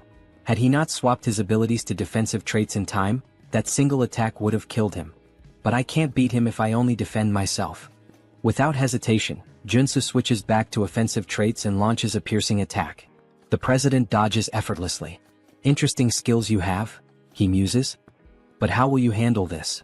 Junsu pulls out his pistol loaded with black flame rounds and fires. The president smirks. Oh, I like that. With a flick of his hand, a barrier materializes, blocking the attack with ease. He nullified my 2 best abilities like they were nothing. Before Junsu can react, the president charges in and lands a rapid barrage of punches, knocking him to the ground. He's unbelievably strong. Is that all? The president sneers. As expected. It was impossible from the start. Park Daop was born with an SR rank, his stats overwhelmingly powerful from the beginning. Meanwhile, Warrior Kim was just an NPC. A weak, low-level character. The gap between them was absurd. Is this your final battle? The president taunts. You know how I took down your subordinates? Junsu asks, wiping blood from his mouth. What? I took out Ebony and Viper with white phosphorus rounds. The cyborg? EMP bombs. Now tell me, what do you think I've got prepared for you? You? Prepared for me? Impossible, you idiot. No, it's not. Junsu's body begins to change. For a level 2 superhuman to defeat a level 4 superhuman, there's only one way. Trait activated, body mutation. Muscle mutation. His body shifts and twists into something monstrous. Warrior Kim has become a mutant once again. What? He chose to become a mutant. Junsu's breathing grows heavy. I won't be able to control myself for long. But he's prepared for this. Flashback. In the shop he bought a specific item, Berserk glasses. This item grants the frenzy trait for a limited time. And that's exactly what he needs right now. Junsu crushes the glasses. A new sensation floods his mind. All distractions disappear. His thoughts fade. Only bloodshed, death, and combat remain. Here we go. Junsu launches a furious barrage of punches. The president blocks them, eyes narrowing. He doesn't know what ability Junsu just activated, but one thing is clear. This is about to get fun. Let's begin again, the president says, activating his own ability, Rage. His base stats skyrocket. Now let's have some real fun. Both fighters charge at each other. Fist meets fist. Neither backs down. This won't be enough to take me down, Junsu grins. Same to you, the president replies. Their battle turns into a brutal exchange of punches, fists flying like a high-speed boxing match. A real Japan versus USA boxing showdown. Who got the reference? Leave a comment on the video. Junsu lands a solid jab straight to the president's face, sending blood spraying through the air as the impact forces him back. New traits acquired, super strength and iron armor. A primal roar erupts from Junsu's throat, his excitement for battle overwhelming all reason. I can do this all day. Alright, the president chuckles. I'll admit you're strong. It's been a while since I had a fight this good, but I'm done analyzing you. This is my victory. Quit bluffing and fight. Junsu growls, throwing another punch. But the president effortlessly dodges. All you do is throw mindless punches, he scoffs, sidestepping each blow with ease. Then, in one swift motion, he counters, driving a devastating punch into Junsu's gut. Blood spurts from his mouth. Bastard. The president smirks, dodging again. Go on, keep swinging those sloppy, untrained fists, he taunts. And then, boom, he delivers a brutal uppercut, sending Junsu flying. Damn it. In close combat, he has a massive advantage. The frenzy trait's effect is starting to wear off. There's no other way. I have to go all in on this next attack. Junsu knows he can't win a hand-to-hand fight. He begins channeling his energy, preparing to swap his traits. What kind of cheap trick are you planning now? The president sneers. You're done. He charges forward to end it, but Junsu grabs his wrist. Fine. I'll admit it, you're better than me in hand-to-hand combat, Junsu says, locking eyes with him. But as you can see, I'm not a brawler. A dangerous grin spreads across his face. I'm a swordsman, you bastard. Junsu channels power into his hand. And in an instant, a massive sword materializes. Before the president can react, a blinding light erupts point blank, piercing straight through his heart. You can use that ability barehanded? The president gasps. This was a good fight. His body trembles, and then collapses lifeless. Junsu exhales heavily. Shit. I really pushed my body too far this time. A system notification appears. Status effect, disease. Suddenly, a wave of unbearable pain surges through him, like his body is tearing itself apart. Arg? But then, a golden beam of light bursts from his body. His monstrous form begins to fade, his body slowly reverting back to normal. Warrior Kim has ascended to level 3. Oh god. Thank you, I leveled up just in time. A weak chuckle escapes his lips. I really am one lucky bastard. Then, his body gives out. He collapses unconscious. When Junsu finally regains consciousness, he finds himself submerged in the bathtub of his own home. Home? Mr. Superhuman, are you alright? Junsu blinks, looking up at the concerned face of Director Choi. What happened? Choi. I thought you were dead. Choi says, tears welling in his eyes. You were lying there, surrounded by all the members of the association. So, you brought me back home? Junsu asks, piecing it together. Yeah, Choi nods. I noticed you were still breathing, so I threw you into a mana spring. You've been unconscious for a week. A whole week. Now that Choi mentions it, he does feel a lot better. You're seriously amazing, Choi says, shaking his head. You single-handedly wiped out the president of the Plumbers Association. Yeah. I know, Junsu smirks. I guess I'm kind of a big deal now. Not just kind of, you're insanely incredible. Stop flattering me, Junsu laughs. Oh, and by the way, Choi adds, I took the liberty of collecting all the loot from the fight. Take a look later and let me know if you need anything. Got it? But first, I need to fully recover. Junsu's expression darkens slightly. Now that I'm level 3, there's somewhere I need to visit. A malicious smile crosses his lips. 1 week later, Junsu arrives at the Mana Measurement Center.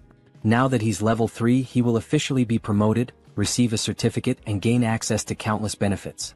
This is insane, Mr. Superhuman, Choi exclaims. I've never seen anyone level up as fast as you. You're gonna start your own country soon at this rate. Junsu scratches his head, looking embarrassed. Ah, I wouldn't go that far. Maybe I should get my certification now? He asks, flashing a JoJo fan grin. The examiner chuckles. Of course. Please come this way. After a while, the girl officially hands over the certification paper.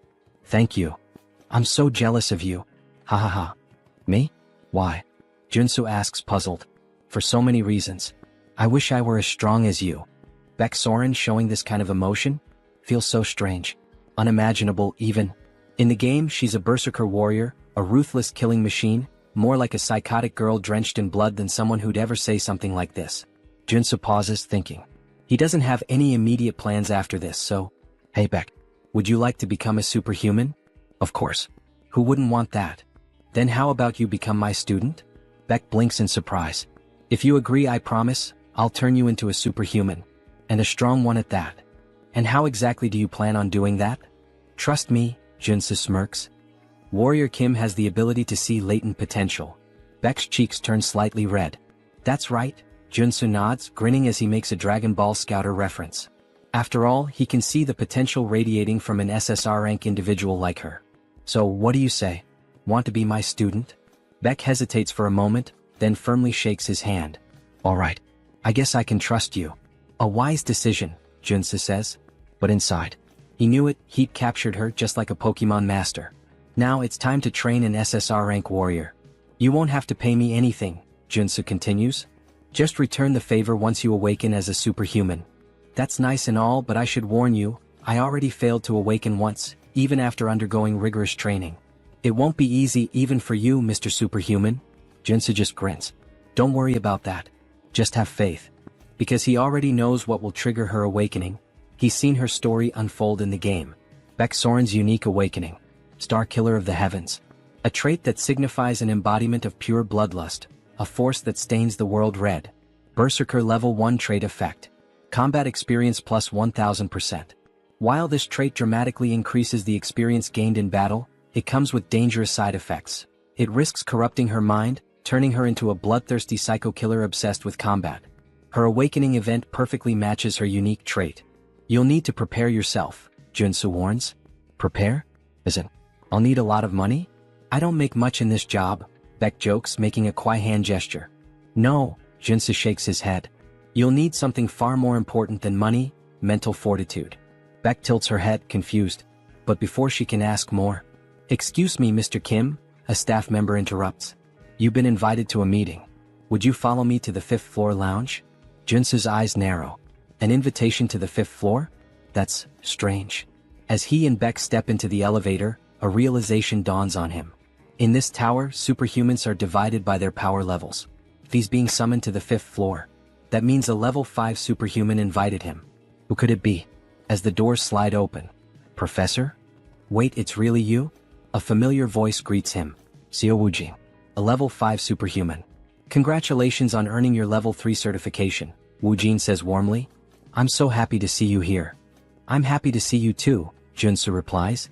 But inside he's assessing him. Despite his natural-born talent and wealthy family, Wujing reaching level 5 this quickly is still surprising. He's already surpassed me. Also, Wujing continues, I'd like you to have this. He hands Junsu a small ornate box. A gift? You didn't have to. Inside, Junsu sees the item description. Item acquired, Mana Focus Crystal. A rare artifact that enhances mana control and efficiency. Perfect for Warrior Kim. A warrior who relies on mana.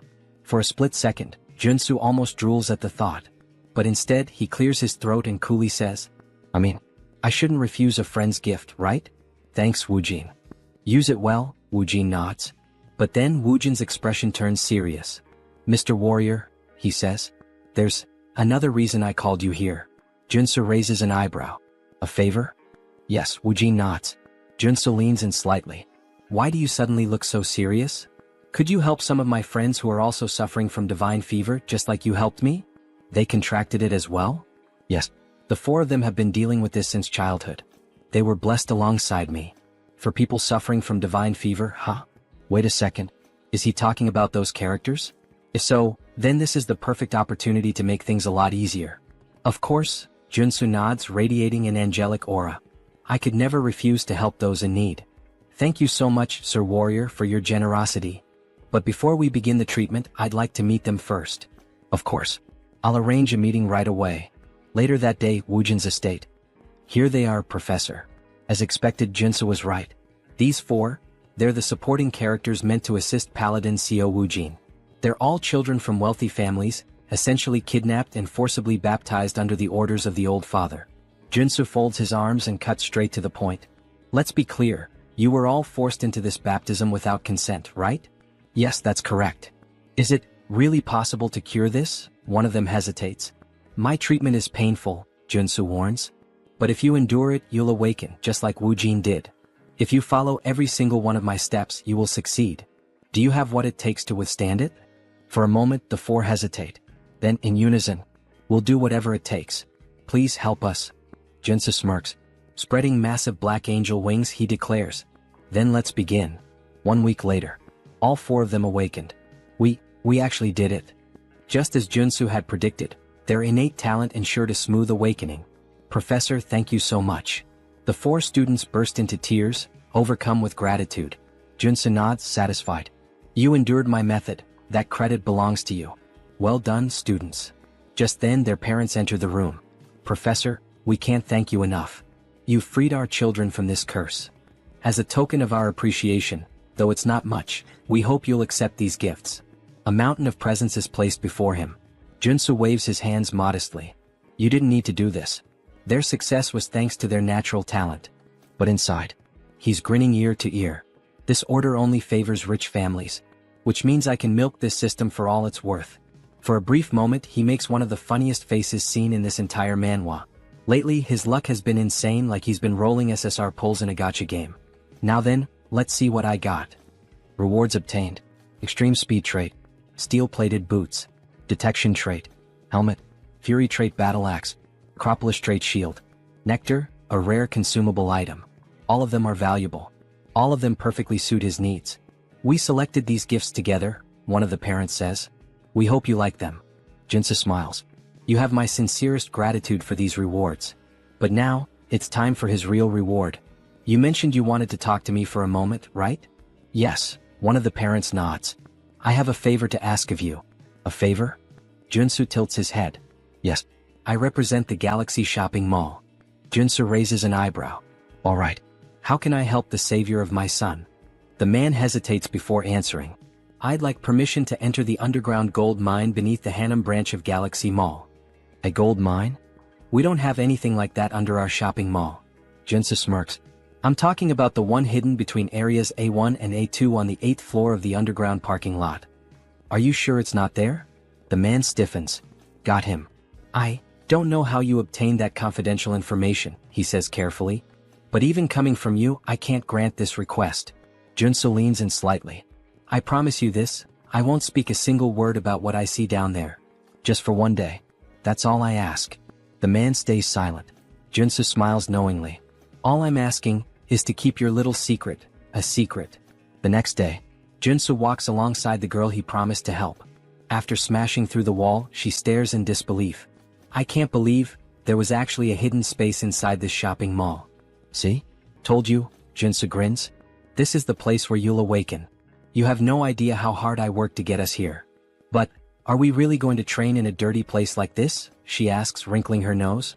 Of course, Jinsu assures her, stretching out a hand. I promise, it'll be fun.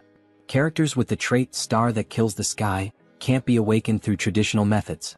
They have to be pushed to the absolute limit, forced into a life or death situation.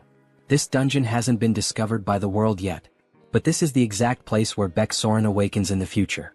Sir Warrior, this place is so dark, and it smells weird. Her voice trembles and she grips her arms tightly. Jinsu can tell she's afraid. Then, a zombie suddenly lunges at her. She barely dodges in time, but the impact sends her glasses flying to the ground. Warrior. Please help, she cries out. Jinsu tosses a sword to the ground. The training has begun. Excuse me, what? Kill that zombie yourself. What? Fight for your life. That's what I'm telling you. This is the only way for Miss Soren to awaken. What kind of nonsense is that?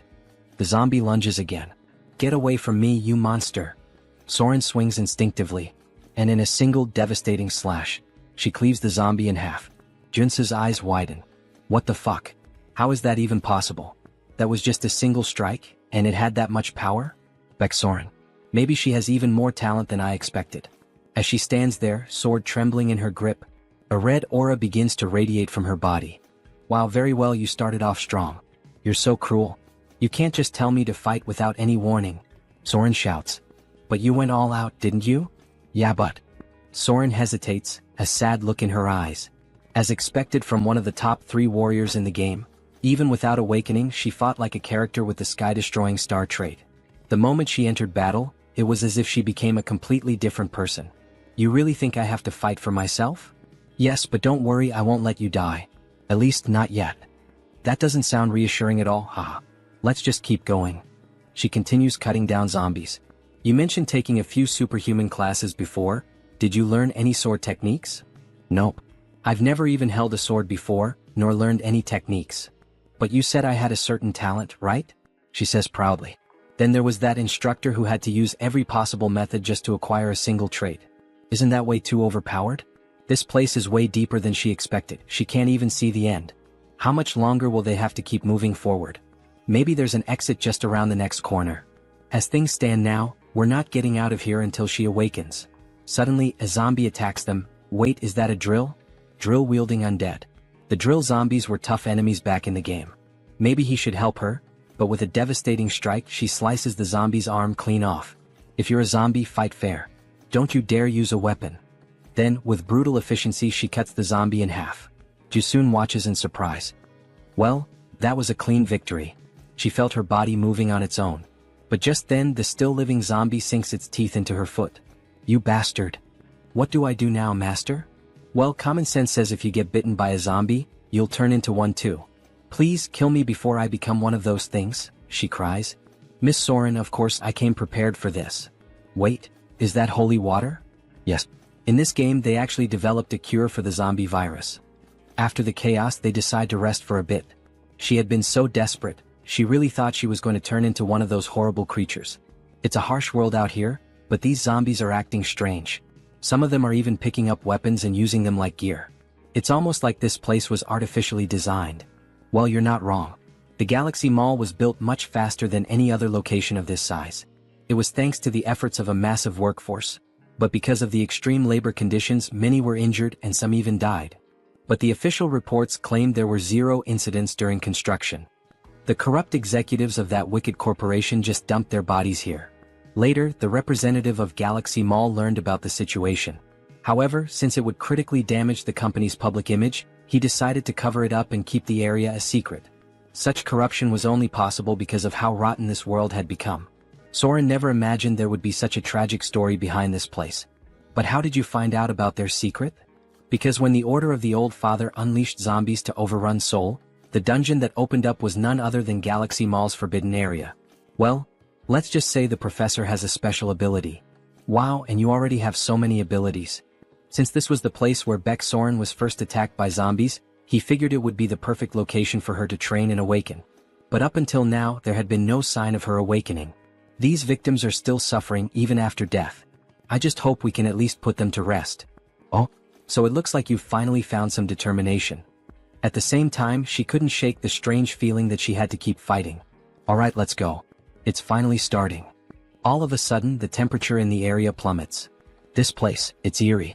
Let's be careful. Then they spot an open warehouse, almost like a giant freezer. What is this place? Upon entering, they see a radio. There are 3 bears in the house. Papa bear, mama bear, baby bear. A children's song. This is creepy. 3 bears in a house. The song starts to glitch, distorting into an ear-piercing screech. What the hell is this? Then, an ice spear shoots straight at Soren. Watch out. Junsu throws himself in front of her, blocking the attack with his own body. Sir Warrior, are you alright? He hadn't expected an ambush like this. Then a grotesque monster emerges. Conjoined Phantoms. Boss of Galaxy Mall's forbidden area. Level 3 mutant. A level 3 mutant? Soren, you need to get out of here, now. This thing is way beyond your abilities. But the creature launches another barrage of ice spears. I don't want to hear any complaints, get out. And I don't want a popsicle either. He deflects the attack, but suddenly the enemy starts channeling another ability. A massive ice lance forms in midair. He can't block this one. Professor. Soren, run. I'll buy you some time. How can I just leave you here? She cries. One of us has to make it out alive. She can't do it. Miss Soren, the reason I was so sure about your talent is because you possess the ability, Sky-Slaying Star. The Sky-Slaying Star? This can't be true. Believe in yourself. If you do, you'll awaken. And with that, my final lesson is complete, my apprentice. The monster fires a storm of ice arrows, obliterating everything in the area. Believe in herself? Oh. As the icy onslaught subsides, Soren stands frozen in place. Then, all right, I will. I will trust in my own abilities, Professor. A golden light surges around her. Her eyes burn red. What was this power she was wielding? Ha ha ha. Then please, don't give up. Junsu watches in awe. In an instant, she shatters the thick layer of ice encasing her. She has finally awakened. Beck Soren, SSR rank superhuman, level 1 warrior. What is this power? Shrill. I've truly awakened. Before a spear can pierce her, Junsu moves, cutting it to pieces. Now that you've awakened, it's time to drop the act. The Sky-Slaying Star has a condition for awakening. You must face a life-threatening situation and possess the mental strength to overcome it. You put yourself in danger just to make me awaken? You did an excellent job. But now, it's time to fight. Beck Soren, the Sky-Slaying Star. The mutant lets out a furious roar, then begins channeling a new attack. He looks pretty pissed off, Professor. Don't worry. You'll be fine as long as you deflect his attacks before they touch your body. To prove his point, he demonstrates, effortlessly knocking aside an incoming strike. See? It's not that hard. But when he glances back, he sees Soren trapped in ice. Are you alright? Right. Even though she's awakened, she's still just level 1. It's unrealistic to expect her to master everything perfectly right away. She had been caught by multiple ice barrages, yet she wasn't seriously injured. Looks like you're fine. Upon awakening, every warrior receives their initial trait. Hers was Indomitable, a trait that grants strong resistance against all abnormal status effects. Before awakening, she constantly felt like she was about to die. Now she barely feels a thing. Fascinating. As expected from an overpowered character, she got Indomitable, the best defensive trait.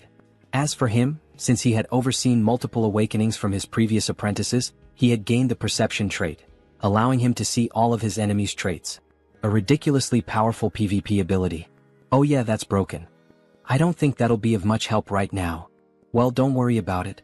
For now, let's train with your new awakening. Both of them start running. She acquires the Haste trait. Good, you've already picked it up. Her combat growth is incredible. Her body feels like it could take off at any moment. She wants to keep fighting. Watching the professor leap to dodge 2 ice blocks, she instantly learns the same technique. Wait, I'll cut it for you. But before he can react, she's already next to him. What the? How did you get here? Well done. You can already use that ability. It felt like I was flying. Will she surpass Junsu in just a few days? Just like Seo Woojin did? Alright, Professor. What's the next move? Use the traits you just learned to pull the mutant's attention. While you keep him occupied, I'll finish him off. I've already taught you everything I could, so it's best to end this quickly. Understood. Soren starts dodging every attack with ease, gliding across the ice as if she were skating. Come on, hit me, you dumb mutant. She suddenly gains 2 more traits. She keeps accumulating traits. Her talent is truly something beyond normal. Alright. Now that I've helped Beck Soren awaken, it's time to wrap this up. Junsu channels a golden aura into his sword. With the skill flash, he unleashes a devastating light-infused slash, instantly obliterating the mutant. Well, congratulations, Professor. That was amazing. Nah, that was nothing. Then a phone appears on the ground. So this was the monster's mana core? How does a phone work as a monster's mana core? Well, this happens a lot with ghost-type monsters. A worker who ended up here valued his daughter more than his own life. Before he died, his resentment possessed this phone, turning it into a monster's core. I hope he can rest in peace now, Soren says, tears welling up in her eyes. I'm sure he will. Suddenly, the phone transforms into 2 mana cores. These are called crystals. If you hand them over to someone who knows how to use them, you can get some pretty good equipment. This is an incredible reward, something only obtainable by defeating this area's boss. Suddenly the ground starts shaking. What's happening now? We already defeated the boss. This area is collapsing. Then what should we do? have you managed to fully adapt to the traits you just acquired? What? There's no time, start running if you don't want to die. Now. Both of them take off at full speed. Run as fast as you can, Soren. If you keep going this slow, it'll be the end for you. This is as fast as I can go, Professor. There's still a long way to go before they reach the teleportation portal. If she doesn't push past her limits, she won't make it. Suddenly, large chunks of debris start falling in her path, blocking her way. No, not like this. She just awakened. There's no way she's going to die so easily. There. The teleportation portal. Hurry. Junsu can't help her. There's still one last trait she needs to obtain. The reason she became one of the game's best characters was because of 3 defining abilities. The Skyhunting Star trait allowed her to grow rapidly in battle. Indomitable nullified the deadly side effects of Heaven-Slaying Star. And the last trait, Soren keeps running, desperate to survive. A massive rock crashes down, slamming into her arm, injuring her. Damn it, I won't give up that easily. I will survive, no matter what it takes. She pushes forward. Here I go again. Trait unlocked, Runaway Train. Ignoring the pain, she dashes forward, barreling past the obstacles in her path. Junsu loses sight of her. Did she fail? Then out of nowhere she bursts through the rubble, grabbing onto him. Let's get the hell out of here, now? Whoa, damn, something big is pressing up against me, haha. Just as they leap through, the portal shuts behind them. Trait unlocked, Narrow Escape. Grants a second chance at life when facing certain death. The next moment, they reappear in the middle of the city, still clinging to each other. A crowd immediately starts murmuring. Where did they come from? They look like a total mess. Junsu exhales in relief. I knew you could do it. Now that she's obtained the last trait she needed, his mission is complete. Sir Warrior. Soren, are you okay? Can you stand? I'm fine. The hell do you mean fine? Your face is completely red. That's just because. Sir Warrior, just let me stay like this for a little longer. Could you hold me a bit more? Meanwhile, some jealous bystanders grumble in the distance. That lucky bastard. Why couldn't that happen to us? So, returning to the scene where the bastard makes the viewers jealous. Sir Warrior, please let me stay like this a little longer. Could you hold me just a bit more? She says with an angelic and timid face. He has to fix her clothes for a moment, and in the process, we witness something truly beautiful. Alright, done. Thank you, Sir Warrior. You're welcome, Junsu replies, his face flushed. That surprised me. It was close, but we made it out. Yes, we did. That smile on her face after awakening. It's definitely a sign that she will be different from the game. Perhaps it's because she awakened in a way that diverged from the original story, where she had survived after an endless massacre. Junsu managed to steer her away from the path of evil. Alright, let's get the hell out of this damned mall. After leaving the shopping mall, Junsu offers one of the crystals to Surin. Are you sure you want to give me this crystal? It's worth at least 2 billion. Yes. So try to evolve quickly using this material I gave you. This is far too much for a simple gift. Honestly, I don't even know how to repay you for this, or if I should even accept it. Don't worry about it. Just pay me back in the future when you can. Of course, our protagonist had a plan behind this. There was another reason he was willing to spend so many resources to awaken Soren. The Martian sword technique, one of the 3 top-tier sword techniques in the Arcane of Soul. Once learned, a character experiences rapid growth. However, it's a unique trait that only Soren can use. The only way to acquire it is to obtain the trait in the form of a memory chip. Thank you very much, Sir Warrior. Don't worry about it. Just don't forget what I did for you because I'd really like to learn that sword technique that only you know. Hehehe. After returning home and finally getting a chance to rest, a car honks in front of his house. All he wanted was a little break. Sir Warrior, please come here. The damned world of Arcane Soul wouldn't simply let him rest. Alright, Woojin. Thanks for coming to my residence at this hour and making the trip all the way here. I'm so happy to finally be able to repay you for healing all of Woojin's friends. I would have preferred if he hadn't come now. We miraculously managed to schedule a meeting with the Armor Meister. I'm beyond excited. There's no devil in existence that could stop me from attending this event if he is the one we're meeting. In this world, good items belong to those with good skills. The master craftsman we contacted this time is incredibly busy, but he can forge level 7 armor. Level 7? Alright, let's go now. Moments later, they arrive at the entrance of a grand house, with several guards stationed outside. Are you serious? What a fine house for such a fine craftsman. Woojin, do you have any idea what religion this artisan follows? Religion?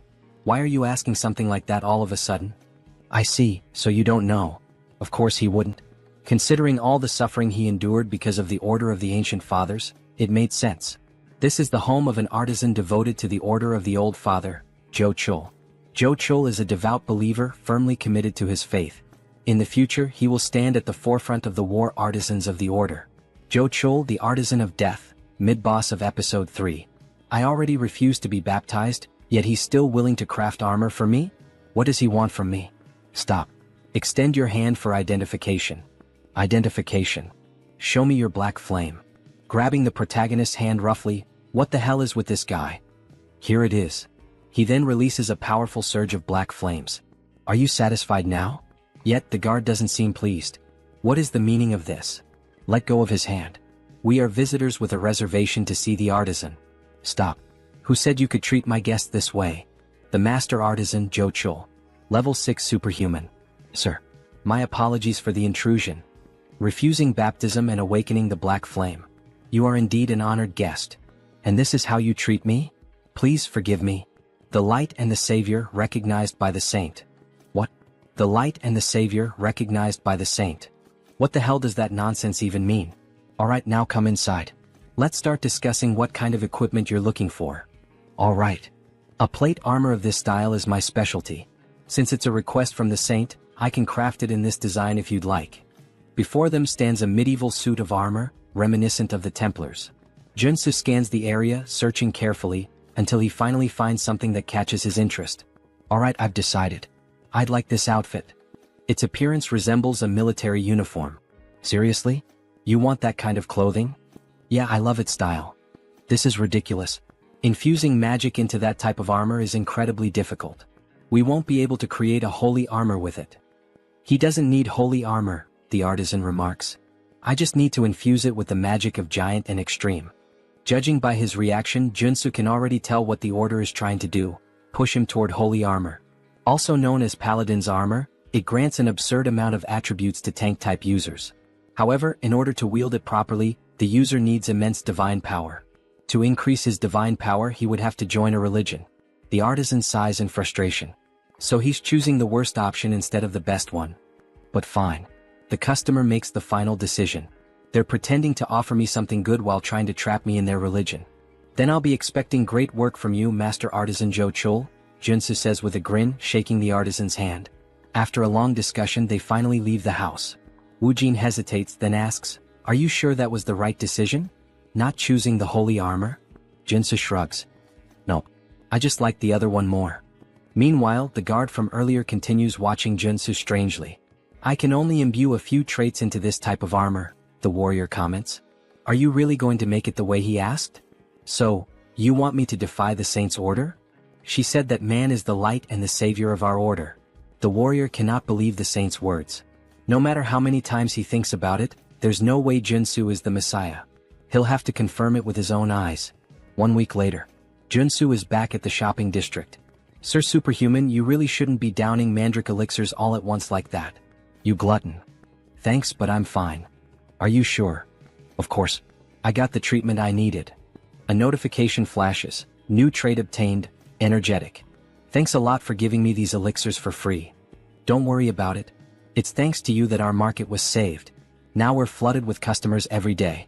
Consider this my way of saying thanks." "So that's why there are so many people here today?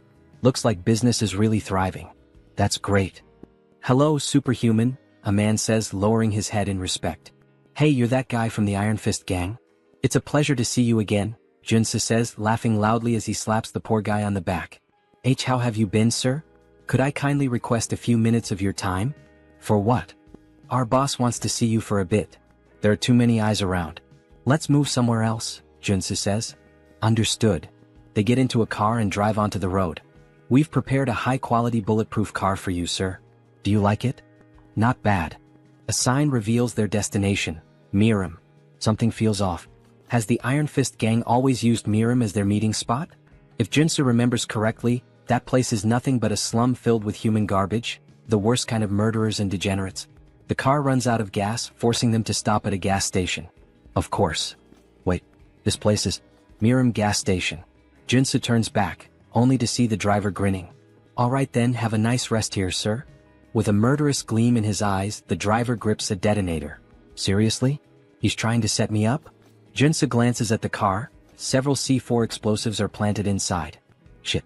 I walked right into a trap. Hey buddy, do I look like an idiot to you? Who do you think you're messing with? Excuse me? What the hell are you even saying? Junsu suddenly kicks the car door open and swiftly jumps out. Stay in the car, you idiot, with all those bombs you set up.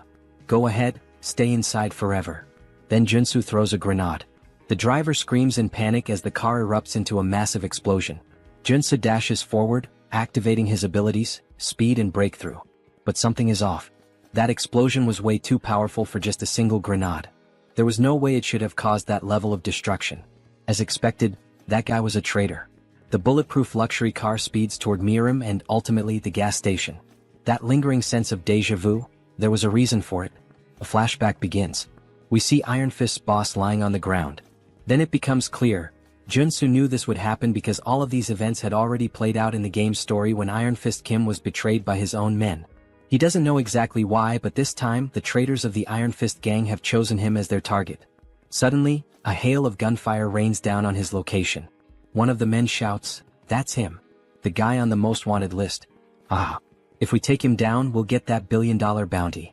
Excitement spreads through the group as they ready their weapons. Guns, knives, and eerie grins.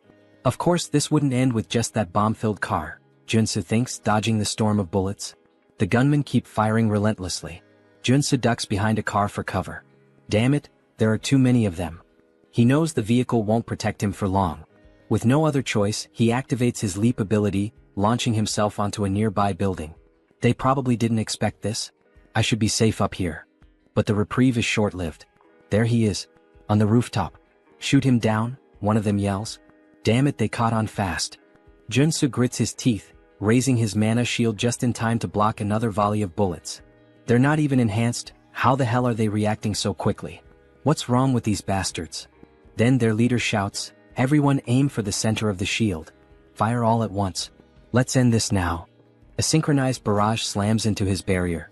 The sheer force causes it to crack, leaving Junsu momentarily stunned. What the hell? How do they have this kind of precision? He instinctively takes a step back, just as a bullet grazes his arm. He clenches his teeth. He had underestimated them. He really didn't want to use these, especially since he had just bought them, but at this rate he had no choice. Reaching into his jacket, he pulls out a handful of odd-shaped grenades. "Here, have some gifts, you bastards." The grenades slowly fall near the enemies, releasing smoke. They begin coughing. What the hell is this smoke? Wait, these are tear gas grenades. Damn it, I can't see him. We can't let him escape. We need to kill him to get the antidote. Who do you think you're chasing if you're not even superhuman? Junsu mocks them. Well, anyway, it's time to say goodbye to the failures. Time to get the hell out of here. As he runs between the buildings, he finally manages to lose them. Finally, a group of thugs showing focus almost like superhumans, huh? Junsu thinks. There's only one way that could happen. The damn combat drugs. They have serious, harmful side effects, but they can temporarily enhance combat abilities. That's probably how they almost trapped me for a while. Considering they mentioned something about an antidote, Junsu is sure that's what they're after. The only problem is, the only person who could lead that gang in Miram is the human hunter. He's the first person that comes to the protagonist's mind. He's a superhuman with excellent abilities, a sharpshooter with deadly aim, focus, and precision. He's the master of cowardice in combat, active in Miram. His methods are simple. First, use the betrayal of an infiltrator to plant a bomb. Second, send in a gang of criminals under the influence of combat drugs. And third, his specialty being a sniper. Knowing this, Junsu activates his abilities to see beyond normal vision on the battlefield. With great effort, he spots a distant light coming from a building. Just in time, he narrowly avoids a shot from the building, but despite his speed, the bullet grazes his face. If he had reacted even a fraction slower, he would have definitely been dead. But the risk paid off. He now knows the enemy's location, where they're hiding. Looking out over the city, part of it is on fire, and an idea forms in his mind. Got you, you bastard. He leaps down, sprinting toward the flames to confront the cowardly human hunter, the sniper. He has no choice but to go straight for him. However, the fire is intense, so he'll need to use his defensive abilities. Fire resistance, perseverance, black flame, leap, dash, and the Einhijar cultivation technique. He pushes through the fire, running as fast as he can, even though the flames are burning him. He ensures that the sniper can't see him through the smoke, making it harder for the shots to land. To fight such a skilled sharpshooter, he has to get close. Finally, as he looks up at the building, he sees a red light. So that's where you're hiding, you bastard. I found you. Locating the sniper's position is the top priority when facing these kinds of players. Damn, I can't see him, the sniper grumbles. Maybe I'll need to change positions. As the sniper scans the city, looking for Junsu and aiming at every possible spot, he catches sight of a blue trail in his scope. He realizes he has to get closer and create an unexpected variable. Wait, did he jump from that height? The sniper is taken aback by Junsu's move. And how dare he challenge a sharpshooter to a shooting duel? With that, the sniper activates all his abilities: sniper, focus, deep breathing, insight, gun shooting, ein. He fires his pistol, the black flame, at the same time that Junsu shoots. What will happen next? Who will win this cowboy-style shoot? Then both fire at the same time. They take a deep breath in this moment of tension. It's all or nothing. The sniper's shot hits Junsu's arm. Shit. He really is a damn sniper. And to think that even in this surprise situation he was still able to shoot. But we know our protagonist never does anything for no reason. With a smile on his face, he declares that it's over. He also managed to land a shot on the sniper's shoulder. The sniper is shocked. After all, it was just a shot from a regular pistol. But then, flames start spreading rapidly over his body. Black fire engulfs him as he screams in agony. Junsu barely manages to land on the ground, struggling due to his injured arm. Their bullets are deadly even if they only graze the enemy because they consume their target's mana. As he writhes in pain, Junsu declares his victory, only to realize he has fallen into a trap. A pool of sand appears beneath his feet. It's a magical snare. Meanwhile, Human Hunter starts taunting the protagonist, calling him a brat and a fool. Don't think this is over, you bastard. He pours holy water over himself to extinguish the black flames. Shit, this is bad. If Junsu doesn't get out of this trap now, he's dead. The moment I put out this damn fire, I'll fill your body with bullets. You'll look like a damn sieve. Damn it, I need to think fast or I'm a dead man. He hadn't expected this to turn into a race against time. For now, he needs to slow down the infiltration of magic and minimize the damage. He equips the traits: mana barrier, perseverance, and resolute. Then he adds the traits of brute strength, strength, and super strength. Pressing both hands against the ground, he yells that survival comes first, pouring all his strength into escaping the trap. He activates his last available trait, purification. With purification, he will destroy as much mana in the trap's magic as possible.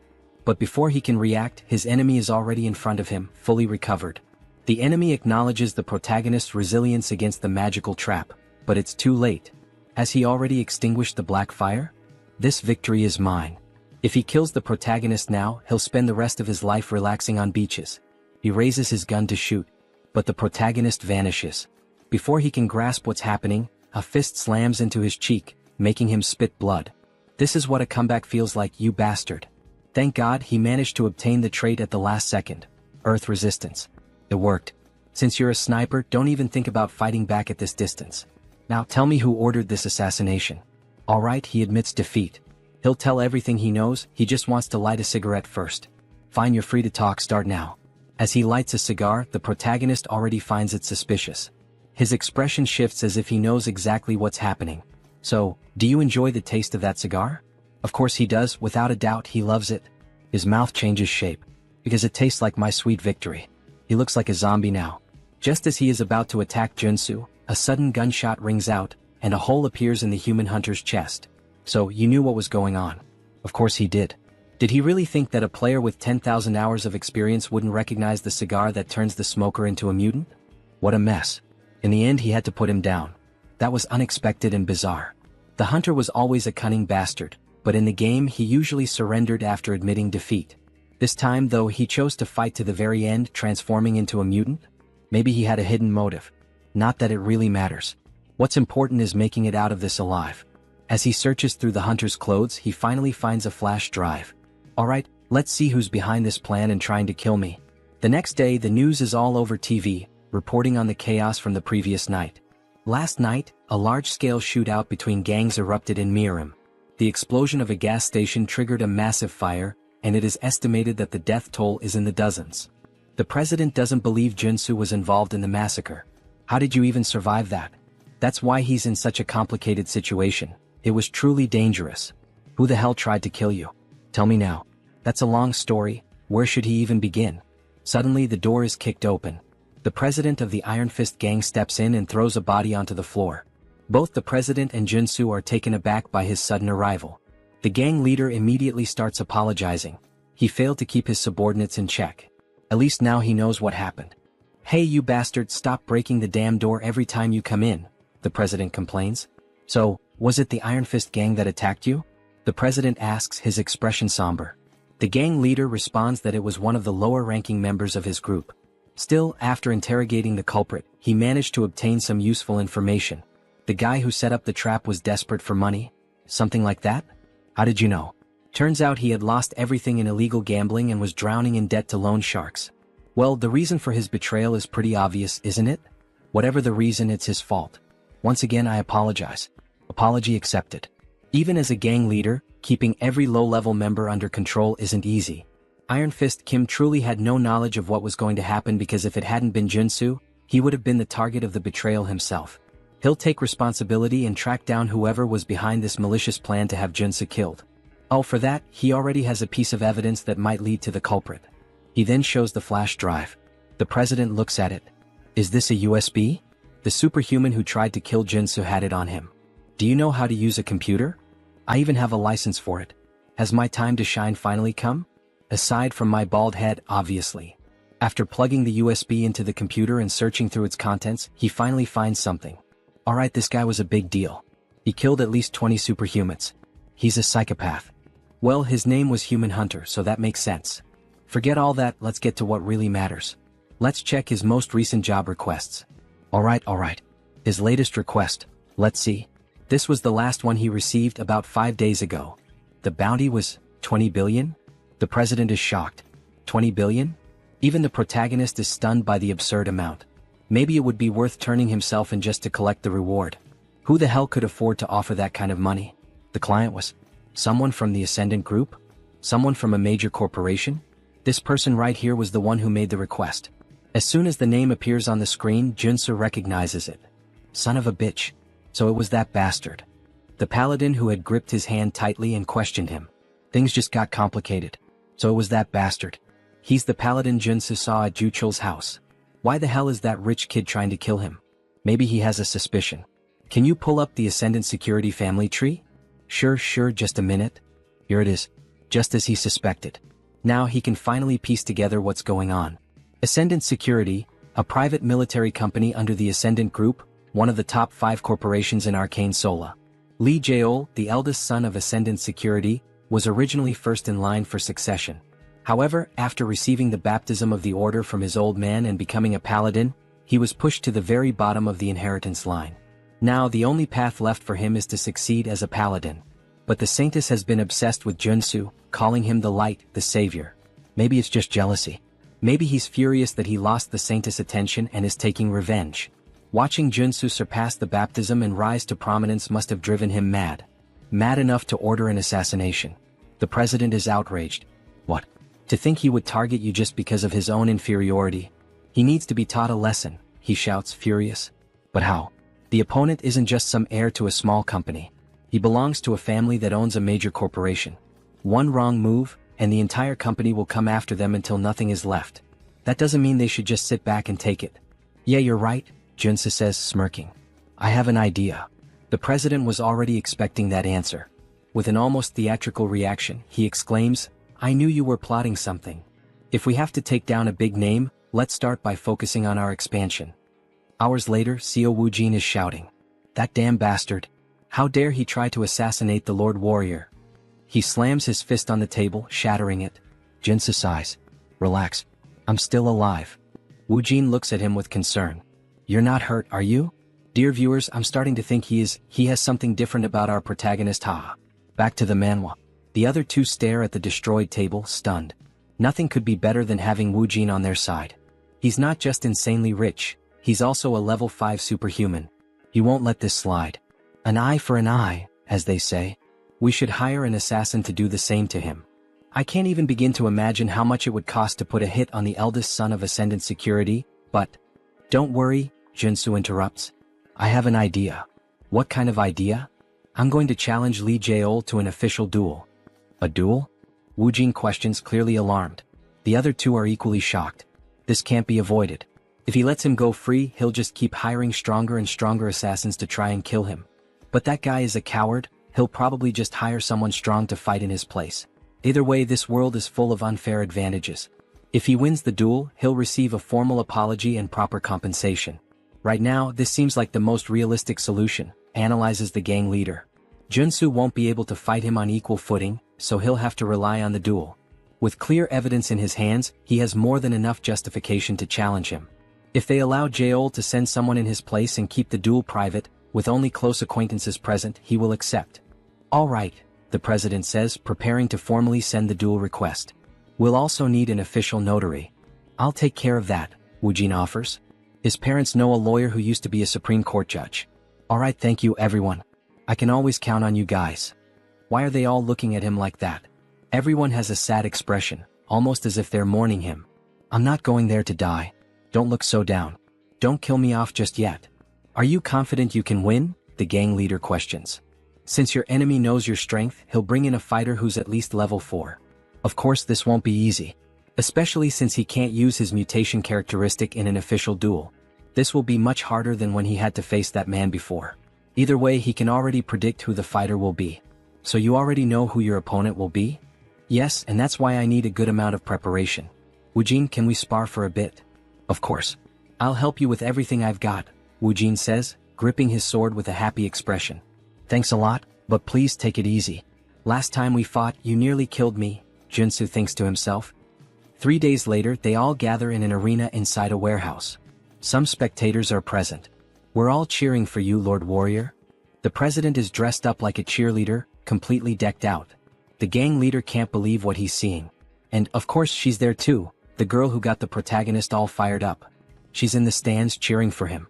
We believe in you. Don't give up. Alright, thank you everyone. He trained so relentlessly over the past 3 days that he feels like he's about to drop dead. But thanks to that brutal effort, he has managed to complete his preparations to face the enemy. And there he is, Dusik, the paladin captain of the Order of the Old Father. It's been a while since I've had to participate in a duel, he says, laughing. Oh, Dusik, the paladin captain of the Order of the Old Father. A level 4 superhuman. Captain, you didn't have to come all the way here to settle this. Silence. What makes you think you have the right to speak to me that way? No paladin of the Order will ever lose an official duel while he is captain. Jaeol stays silent. Lee Jaeol, acting all high and mighty in front of me, yet he's nothing more than a sheep before his captain. What a coward. It's a pleasure to meet you, Warrior Kim. Hello. First of all, I would like to apologize for this unpleasant situation. What? He's apologizing in such a civilized manner? Junsu is taken aback. This incident is entirely the fault of one individual. The esteemed saint has nothing to do with it. Alright. Then what is the official stance of the order? The saint has proclaimed that Warrior Kim shall be our light and savior. Light and savior? Jo Chul said the same thing last time we met. What the hell does that even mean? Therefore, the condition the saint proposes is this. If you lose the duel, Warrior Kim, you will join the order alongside us. What? Join the order? Why are they so obsessed with this? Why do they want me to join so badly? In the background, Jaeol is trembling with rage, while Junsu grows uneasy. It is the will of our saint and our lord. Just then an official interrupts them. It is now time for the duel to begin. Now that all parties are present, please confirm the terms of the duel oath. If the paladin wins, Warrior Kim will join the Order of the Old Father. If Warrior Kim wins, Lee Jaeol will be prohibited from harming him directly or indirectly, and will also be required to provide financial compensation. Do both parties agree? Both nod in confirmation. Junsu feels something tightening around his heart. In Arcane Soul, a duel oath is a magical contract. If you break it, your heart will literally explode. Even in this chaotic world, no one is reckless enough to defy such an oath. The official proceeds with confirming the rules of the duel. This duel will follow the standard international regulations set by the Superhuman Federation. All personal superpowers and weapons are allowed. However, all consumable items must be crafted on-site. Dusik is already prepared, but before proceeding, Junsu requests time to craft his items. Understood. The time limit is 10 minutes per item. He grips 3 potions in his hand. He's practically an alchemist with how he formulates, crafts, and modifies substances. These elixirs are specifically designed to counter paladins. Elixir of Steel Body, Elixir of Flash, and Elixir of Arcane Dragon. Are these correct? Yes. I will now consume all 3 elixirs. Doping is essential in PvP. He drinks all three at once.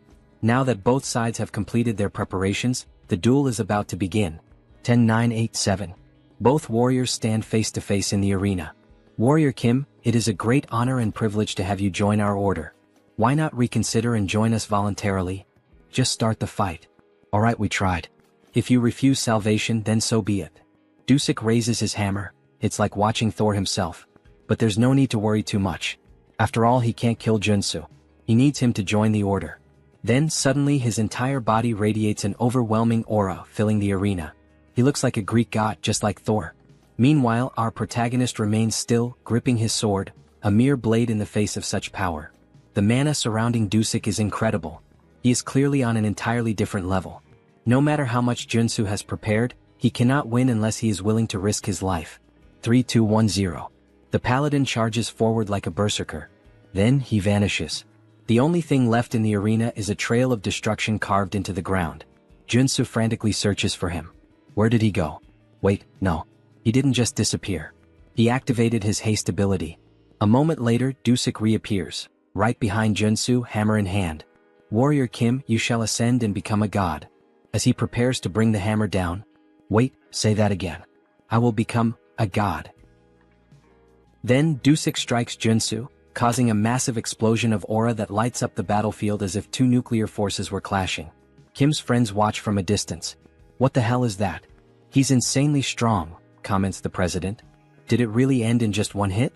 Wu Jin questions with a worried look, while the gang leader stands there, speechless at such a display of power. However, our girl manages to see what really happened. Look right there. As the smoke clears, the two warriors stand face to face, Kim with his mana barrier raised and Dusik holding a hammer and shield. Becoming a god. Is that what he said? What kind of nonsense is that? Dusik is intrigued. So this kid actually managed to avoid his attack. As expected, he used his sprinting ability right from the start. It's a high-level trait for surprise attacks, but if the opponent is already aware of it, there's no reason not to block it. Then he quickly equipped all his defensive traits: area shield, mana defense, protect, interior cultivation technique, and mana heart. Yet, even using all of them together, that ability of his was still enough to shatter his triple-layered shield. Congratulations, Warrior Kim. For a level 3 warrior to block his surprise attack. Now he understands why the saint values him so much. Stop talking nonsense and explain. First he calls me light and savior and now a god? Explain it better. It's exactly as it sounds. You, Sir Warrior Kim, are the hope of our order and the one who will save us from the coming judgment day. Junsu can't understand what he's saying. The hope of the old father's order? Now that he thinks about it, the god they serve is dead. In the game's story, a few years later as the plot progresses, the saint performs a revival ritual for her god, triggering a boss battle in the middle of Seoul. A massive octopus appears, wreaking havoc on the city, and it must be stopped. So wait, if they keep mentioning this over and over, does that mean that by savior, they're actually referring to the vessel of God? Yes, exactly, Dusik confirms with a malicious look. A noble sacrifice and sacred devotion. These insane bastards. So in the end, they've just been planning to sacrifice Warrior Kim this entire time? He had actually thought there might be some genuine purpose behind all of this. Your body and soul will become part of the old father and his avatar. Because you will lose this duel, and join our order. Dusik shouts, radiating pure hostility and arrogance. Yeah, go to hell, you bastard. He then charges forward, quickly activating his sprinting trait and striking at Dusik with his sword. However, he isn't fast enough. Dusik easily blocks the attack with his shield. But even so, he is sent flying backward from the sheer force of the blow, eyes wide with shock. What kind of power is this? Then we see the new traits of our protagonist: strike, rush, endurance, strength, super strength, perseverance. Confusing, isn't it? Of course it is. He has swapped out all his traits for those suited to an offensive warrior. Right now he is fully optimized for battle. He lunges at Dusik again, this time fully engaging in the fight. He unleashes a series of swordsman strikes, attacking relentlessly with every warrior trait at his disposal to keep Dusik on the defensive. Then, in an instant, he switches traits again: mountain-breaking swordsmanship, smashing strike. With this, he delivers a relentless barrage of consecutive attacks, putting Dusik under immense pressure. Haha, your swordsmanship is quite the challenge, isn't it? Alright, this is the chance. Now that Dusik is completely focused on defense, Kim grabs the axe he had equipped and quickly switches his traits once again: strength, super strength, endurance, strike. Dusik is distracted. Taking advantage of the opening, Kim swings the axe and lands a solid hit on Dusuk's left rib, cutting through his skin and drawing blood, forcing him to step back. Finally, things are starting to get interesting, aren't they? He says with a laugh. It's working. The 3 days of preparation weren't in vain, Kim thinks to himself. A flashback begins. The reason he trained with Siu Wujin wasn't just to acquire the right traits for this duel, but also to learn how to switch them instinctively in a fraction of a second. We see him training, shifting his traits while attacking Wujin, and when Wujin counterattacks, Kim immediately switches to defensive traits to absorb the hit. Back to the fight. When facing superhumans far stronger than him, he must use defensive traits at the right moment. Just like now, as he swiftly switches to defense to block Dusuk's hammer strike. However, the strike is too powerful, shattering the shield and forcing Kim to step back slightly. But within a second he switches his traits once again. Use offensive warrior traits when executing a surprise attack. He dashes forward, aiming another strike at Dusuk, who manages to block it. Use other warrior traits when unleashing multiple attacks to keep up the pressure. Dusuk struggles to keep up, forced entirely onto the defensive. This is the perfect opportunity. Wielding both his axe and sword, Kim activates his berserker traits, taking full advantage of the opening to push forward. For a level 3 superhuman to fight a level 4, the only thing he can do is continuously switch traits mid-battle. And so, he keeps the pressure on Dusuk, driving him further and further back. It feels as if he's fighting 4 different warriors at once. How the hell is this possible? Then, in a brief moment of distraction, Junsu seizes the opportunity. With a swift move, he disarms Dusuk, knocking the hammer from his hand and sending it flying across the battlefield. All the paladins watching are stunned. Impossible. How could this happen? Even Dusuk himself is shocked. He quickly turns to Junsu. This kid is actually going to win this duel. But there's no way he will let that happen. He has no intention of becoming a sacrifice for their rotten order. Alright, he admits it. He can't hold back against Kim anymore. He'll fight seriously now. Gripping his shield tightly, his aura begins to surge. He has given up on being Thor. Now he's Captain America. Dusuk channels power into his shield and warns Kim. This next attack could kill him, so he'd better be ready. Then with a sudden motion he hurls the shield like a spinning blade. Kim quickly raises his own shield to defend. A direct attack like this won't work, or so he thinks. But in an instant, his shield shatters, and the sheer force sends him flying to the far end of the arena. Shit. The power output just skyrocketed. Was Dusuk really holding back this whole time? Before he can recover, Dusuk appears right in front of him and lands a devastating punch straight into his stomach, striking in a stance straight out of JoJo. How dare you mock our order? Kim is sent crashing into the wall, spitting blood as his body collides with the thick stone.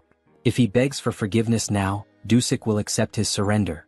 But as Warrior Kim stumbles back to his feet, rolling onto his side, he simply smirks. No. The only way I lose is if you kill me. So be it. Now both warriors engage in an all-out frontal clash, neither backing down. Kim charges at Dusuk, who manages to block his attack. Then, in a calculated move, Dusuk allows himself to take a few hits just to land a clean strike on Kim. With all his strength, he slams his shield into Kim's shoulder, cutting deep. The pain is so intense that Kim nearly loses consciousness, but he refuses to give in. In an instant, he counterattacks, driving his axe once again into Dusuk's ribcage. Dusuk grits his teeth and retaliates with a powerful kick to Kim's chest, sending him flying across the arena once more. Both fighters lock eyes, exhaustion weighing on them. Their bodies are battered, barely holding together. They are at their absolute limit. Dusuk declares that it's time to end this meaningless battle. Oh, great Father! Lord, hear my prayer and fulfill my wish. From heaven bring down the hammer of your wrath. Raising his shield to the sky, he calls upon a massive storm. Dark clouds swirl, and the arena trembles as if about to be swallowed by a raging sea. Kim instantly recognizes the ability, Dusuk's ultimate move. Darkness Tsunami. Now that he's seeing it with his own eyes, there's no doubt. This is a catastrophe. If that attack lands, he will lose. 100%. But there is no way to dodge it. If he wants to win this fight, he has to go through it. He stares directly at the approaching tsunami as his sword begins to glow. Suddenly, everything shifts. The colors around him fade to gray, as if time itself is slowing to a stop. He is afraid. But he has to trust in the traits he has built as Warrior Kim. He takes a deep breath, shutting out everything around him as if he exists in another world entirely. Mountain-breaking swordsmanship, the technique he has never stopped training. The swordsmanship, sharpened through battles and sparring against Siu Wujin. The Einherjar cultivation technique, honed through years of dedicated practice. Mana heart, which has grown alongside him. Rush, earned through sheer desperate willpower. And finally, the ultimate trait, one that can cut through any material in the universe, Flash. Then, as if a divine force is descending upon him, a surge of power crashes down over his body. He will trust in his abilities. He will trust in the time and dedication he has poured into them. A brilliant four-pointed star flashes for an instant. Kim launches himself forward, dashing headfirst toward the oncoming tsunami. And above all else, he will trust in himself. He charges straight into the massive wave that gave birth to the tsunami. The entire arena is consumed in blinding light. No one understands what is happening. What the hell is that light? What's going on? Kim's friends question in shock. Then finally the light fades. Kim is on his knees, gasping for air, while in the background, Dusik remains standing. Suddenly, Kim starts coughing up blood violently. His body is battered, barely holding on. Dusik speaks, his voice steady. That was a magnificent duel, Warrior Kim. But then the truth becomes clear. A massive hole gapes in Dusik's chest. Kim's power had been so overwhelming that it pierced straight through Dusik's ultimate ability, shattering his shield and tearing through his body. All that remains is an empty husk, standing lifeless. Then the announcement is made. The judge raises Kim Warrior's arm, declaring him the winner of this duel. His friends start running toward him, and in that moment we get a glimpse of the arena, now scarred by the destruction. Junsu is happy he did it. He managed to defeat a superior-level superhuman without using the mutation trait. Professor, he really is the best. That was unreal, almost inhuman, our girl remarks, her face lit with joy. He knew he was capable of defeating that paladin, the president says, tears streaming down his face. He couldn't help it, he was simply amazed by what he had just done against that superhuman, adds the gang leader. But suddenly someone shouts, "Son of a bitch." It's Jaeol, gripping his axe, ready to strike Junsu. Die now, cheater. However, Siu Woojin was prepared. He reacts instantly, protecting his master as we see a punch followed by a blue explosion, sending Jaeol flying. He crashes to the ground, landing near other paladins after being thrown several meters. How dare you refuse to accept the outcome? That chief paladin Dusik lost in a fair and honest battle, and yet you still try to attack his teacher? Do you truly wish to meet death now? At last we see Woojin in a fighting stance, his expression filled with rage. Sir Lee Jaeol, do not forget the magical pact both fighters agreed to. If he acts recklessly, his heart will explode. Kim Warrior, because of him, the captain of the paladins is dead. We see his heart being crushed by magic, making it impossible for him to even breathe properly. They will have their revenge. The Order of the Old Father will not forget this, the other paladins shout. So they're saying that Kim was the one who killed Dusik in this duel? Is that really what that worm is trying to claim? Yes, everyone saw it, he was killed by Kim Warrior's hands. Stop talking nonsense, Junsu says in a serious voice. The one truly responsible for Dusik's death was none other than Jaeol himself. Though he was an enemy, Dusik was an outstanding example of a warrior. He fought bravely for what he believed in and battled to the very end. Without a doubt, he was not someone whose life should have been lost in an open duel, all because of Jaeol's petty assassination plot, driven by his inferiority complex. In the end, he was just a captain trying to protect his battalion, the very battalion Jaeol tore apart and led to his death.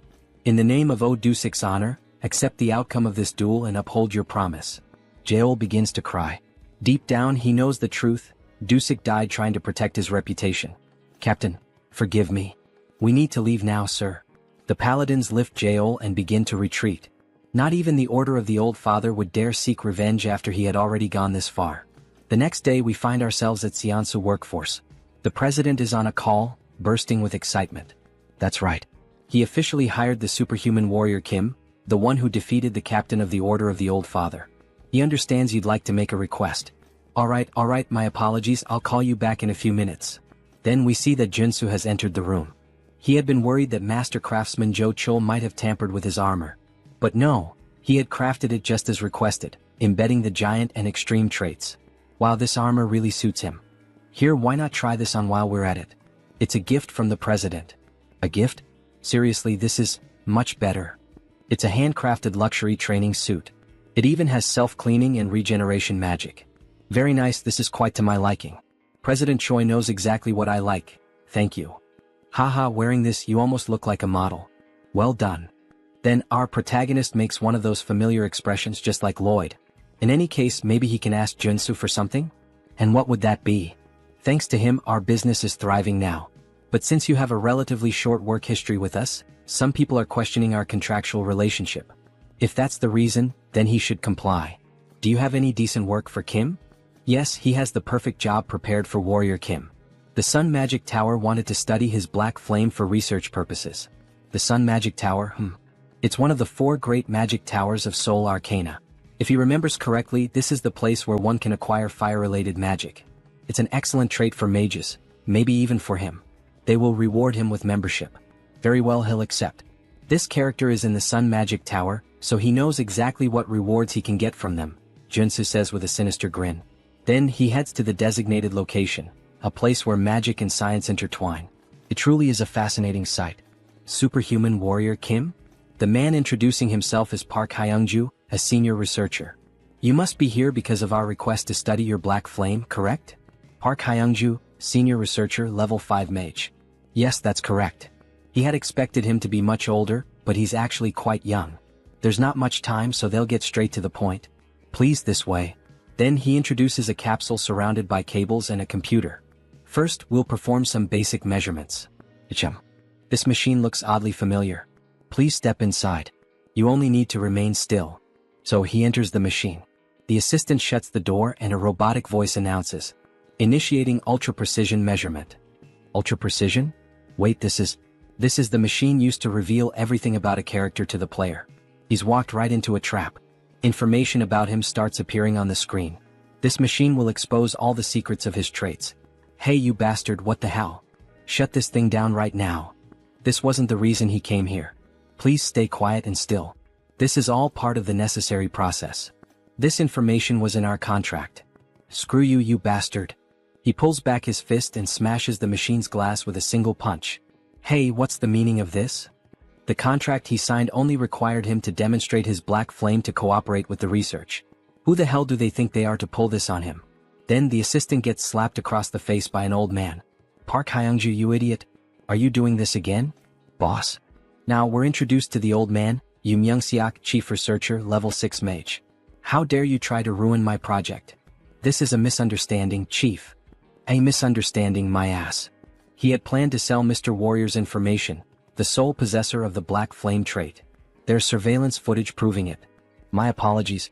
I let my greed get the better of me for a moment. Get the hell out. You're exiled from this team. What the hell is going on? Kim has no idea what to make of any of this. 1,000 apologies, Warrior Kim. I am Yoon Myung-seok, the head of this research division. This was an unfortunate incident. What he means to say is, well, it wasn't his fault, you know. He thinks this kind of thing must happen often. So, that idiot sold our confidential information because of his gambling addiction. If it weren't for his mentor Elder Joe, he would have been kicked out of this place a long time ago. I see. In any case, I came here to fulfill your request and nearly had my personal information stolen. As an apology, we'll upgrade your membership status. Alright, I'm listening. What exactly are the benefits of this so-called upgrade? You'll have access to our commercial facilities as well as our training grounds. I assure you he'll make excellent use of them. The training facilities of the Magic Tower can only be used by its mages. What an unexpected stroke of luck.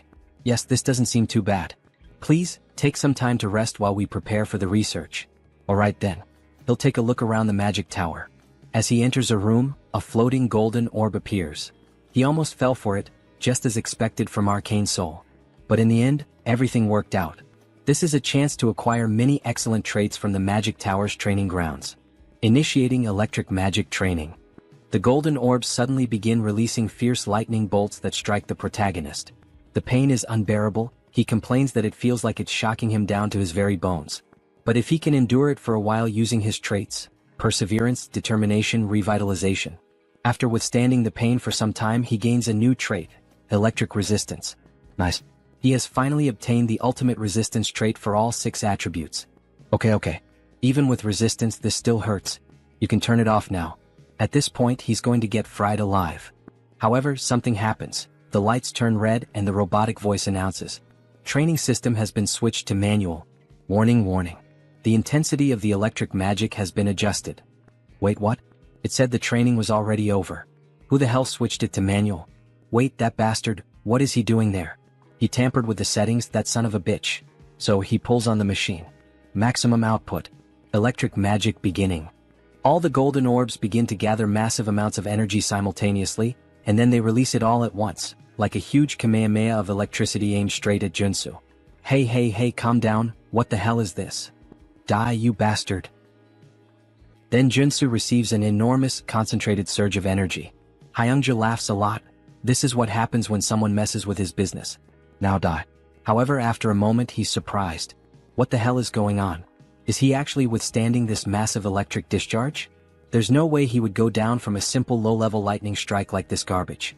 There's a reason he's been training during his free time.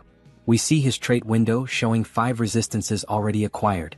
Divine resistance, which he gained by enduring the holy baptism. Fire resistance, obtained by boiling himself in the mana spring. Darkness resistance, earned during the battle against the necromancer Sharon. Cold resistance, obtained in the fierce blizzard of the conjoined ghosts. Earth resistance, which he acquired while trying to escape the magic trap set by the human hunter. And lastly, not least important, electric resistance, which he obtained through the training he just did. With all 6 traits now combined, we see a bright green aura surrounding the protagonist's body, as if he's undergoing some kind of mutation. His body begins to change from the inside. His heart starts beating harder as it draws more blood, more veins connect to his heart to increase its power. Then he finally gains a new trait, magic resistance. A green shield forms around him. How thrilling.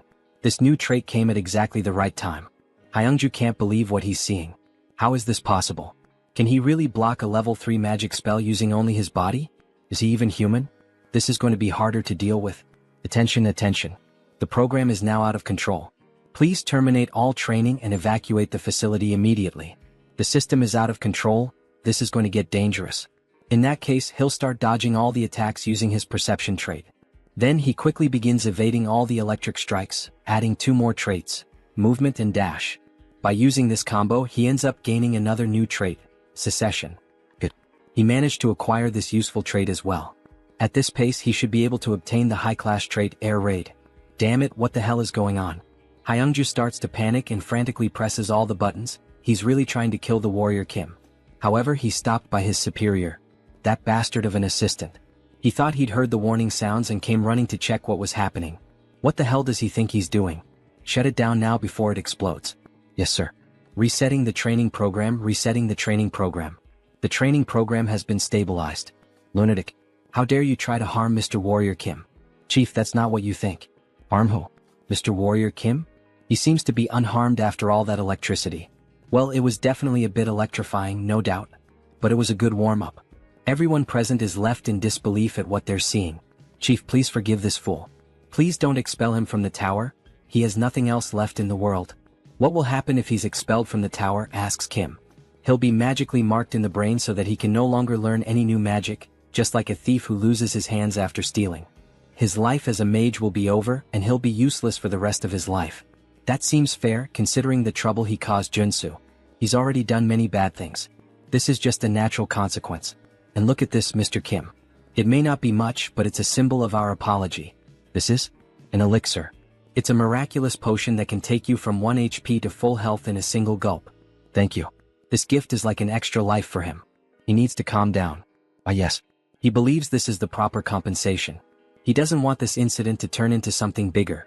But there's something else he needs to gain from this magic tower. But he must say that although this gift is great, still, it's not enough to make up for the fact that he was attacked twice after visiting this tower. So, could he be informed of what he might need in order to receive proper compensation? He's held on to this request for a long time, ever since he arrived at the tower. It's to experience the 4 magical spells from the 4 great magic towers. Pardon? Is he perhaps saying that he would like to experience the solar explosion? Yes, that's exactly it. Please, fire the solar explosion at him. The doctor is afraid that this request might not be possible. A level 3 superhuman can't withstand the solar explosion for even a single second. Maybe after he becomes stronger and grows a bit more. No. He's certain he can endure it for about 15 seconds. But that's a feat not even a level 5 superhuman can achieve. Alright, but he is different. Then he starts emitting black flame from the palm of his hand. Ah, the black flame, it can burn away an enemy's mana. Maybe with that, he'll be able to withstand the solar explosion a bit longer. But even so, it will still be dangerous. Let's see it, says Kim, excited. And of course, our protagonist clearly has some kind of plan. Then we see a massive cannon being aimed directly at Kim. It's quite terrifying now that he's about to be hit by the solar explosion. But it can't be avoided. There are only 3 ways to obtain the solar explosion trait. First, enter the magic tower as a disciple of a tower master. Second, defeat the Tower Master in a one-on-one duel. But both of those are only possible for mage-type superhumans, so he can't do either. Alright, pay attention, Warrior Kim. We're about to begin the explosion. Get ready. In any case, there's one reliable way to obtain it. He can use a hidden quest, which is unlocked when he builds enough favorability with the Tower Master. A man who looks slightly old, dressed like a corporate executive. Then we see the solar explosion starting to activate like a rocket being powered on. In other words, he's putting on a show to prove his worth to him. The solar flare will be activated for 15 seconds. Then, the solar attack is launched. Kim stands with his chest exposed, ready to endure this insane assault. He begins to burn, but he can handle it. Because there's a trait he can obtain, magic armor. Through the trait embedded in his gear, magic armor. Wait, is he actually withstanding it? So they're telling us that this superhuman isn't level 6? He's only a level 3 warrior and yet he's enduring all 15 seconds of our strongest magic? That bastard is level 3? How is that even possible? It hurts. He prepared so much, acquiring all the necessary traits, but even so, it still hurts a lot. Alright, the 15 seconds are over. Shut it down now. Abort the solar eruption. Finally, the machine stopped. We see smoke rising from it after being used. Damn, it's finally over. He really thought he was going to die. Those were by far the longest 15 seconds of his life. Even longer than when the woman's on top, haha. What was his name again? Warrior Kim? Truly very impressive. Then we see the two of them having a cup of tea together. That was truly impressive, Mr. Kim. Using the black flame to endure the solar explosion for so long. He will be a great help to our long-awaited project. It would be a great honor if he could help in any way. Favorability increases at this moment. Haha, he enjoyed the words spoken by Warrior Kim. So, he would like to request a favor from Kim. A request, you say? Yes. It worked. I triggered the secret quest. Grandfather, I came because I got a call. Was it you? Yes, and say hello to Mr. Warrior Kim. He's a level 3 superhuman. Nice to meet you. Nice to meet you too. His name is Mage Kim. Magic Kim is the mage-type tutorial character who appears after Iron Fist Kim and Priest Kim. Apologies, he's late. Was he always this gloomy? He's my grandson. He has the potential to become a high-level superhuman, but his growth was halted at level 1. That's strange. He apologizes for being strange. Forgive me for being the shame of this magic tower. That's not what he meant. What the hell is wrong with this kid? So, how does this work, Mr. Kim? He heard that Kim also healed Director Seo's son. He believes, and hopes, that maybe Kim might have some idea on how to awaken this boy. Awaken him, right? Of course I can help. Would be an honor. Is that true? Please help us. If he somehow succeeds, he will be given anything he desires. Anything you say? And we see the protagonist's famous look, as if he had something in mind from the very beginning. This marks the start of the hidden quest of the solar explosion. And a beautiful shot of the prettiest girl in this manhwa. What? Say that again.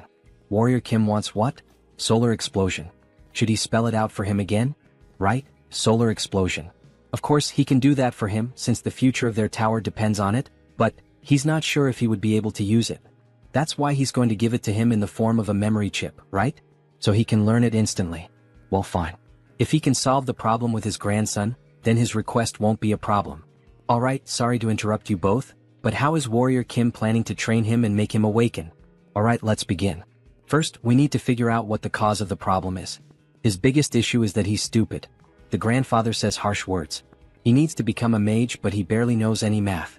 Meanwhile, the depressed grandson starts tormenting himself. Sorry for being so terrible at math. Alright, of course Junsu already understood Mage Kim's problem very well. He's smart enough to have graduated in business administration from Seoul University. However, he gave up on mathematics, which makes him unsuitable for magical research. No matter how hard he tries, he just can't grasp magic. He's just making excuses at this point. Sorry?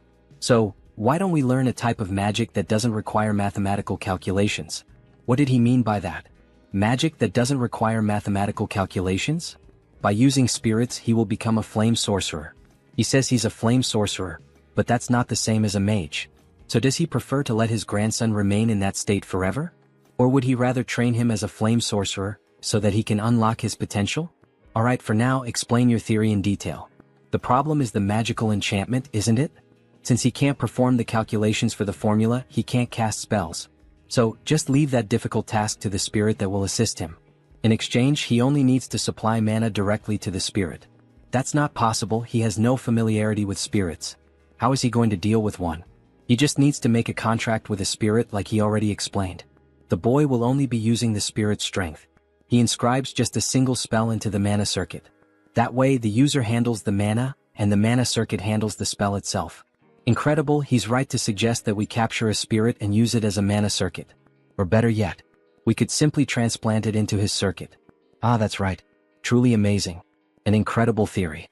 He thought he was a warrior. How does he come up with something like this? Of course, he knows, after all, the guys thought of this in the future of the game. He didn't just come up with this now. And honestly, he doesn't even know what the hell he just said. He just repeated what he saw in the game. But there's a problem. The gate to the spiritual realm is closed at the moment. We can't summon any spirits. So instead, we can use spiritual animals. Spiritual animals? Like a phoenix? That sounds difficult. How are we going to find a legendary creature? Don't worry about that. Warrior Kim has a way. Then we see several phoenixes gathered, flying. Wow. There really is a phoenix valley in a place like this. Even high-level superhumans have difficulty finding places like this, so how? Contrary to the rumors, it was hidden in the alleys. He also found it by accident. Aha, my god, he really is one of the luckiest. So, about the promised solar explosion. Yes, he'll make sure to give him one. This mission can only be completed with the knowledge of a sweet spot. By the way, how do you plan to use the solar flame as a warrior? You would like to enhance it. So, he begins producing the black flames. His goal is to create his own polarization. Polarization, he says? That's not an easy task, not by any means. We've spent a whole decade working on it. This won't be easy, but approaching it as a mage and approaching it as a warrior might produce different results, you know? Who knows? Maybe his polarization is better than yours. Really? Then how about we make a 2-year bet? Let's compare the magical tower's polarization with yours and see which one is better. That sounds fun. How much are we betting? If Warrior Kim wins, the director will grant him one wish. But if the director wins, Warrior Kim will join the magical tower's security team. Alright, that sounds like a fair bet. Don't forget this promise. Another chance to benefit from the magical tower of the sun, hee. Alright, now it's time for the verification. Then we see Kim waiting near the operating room. That was incredible, superhuman Kim. And to think that he paved the way for flame sorcery in our magical tower. Hello, boss. Yes, that's what happened. But first, we need to hope that the operation is successful. Indeed. But about that mage who was expelled earlier. That failure? He did a thorough investigation on him after he was expelled from the tower. And it became clear that he received money from the Humo Group.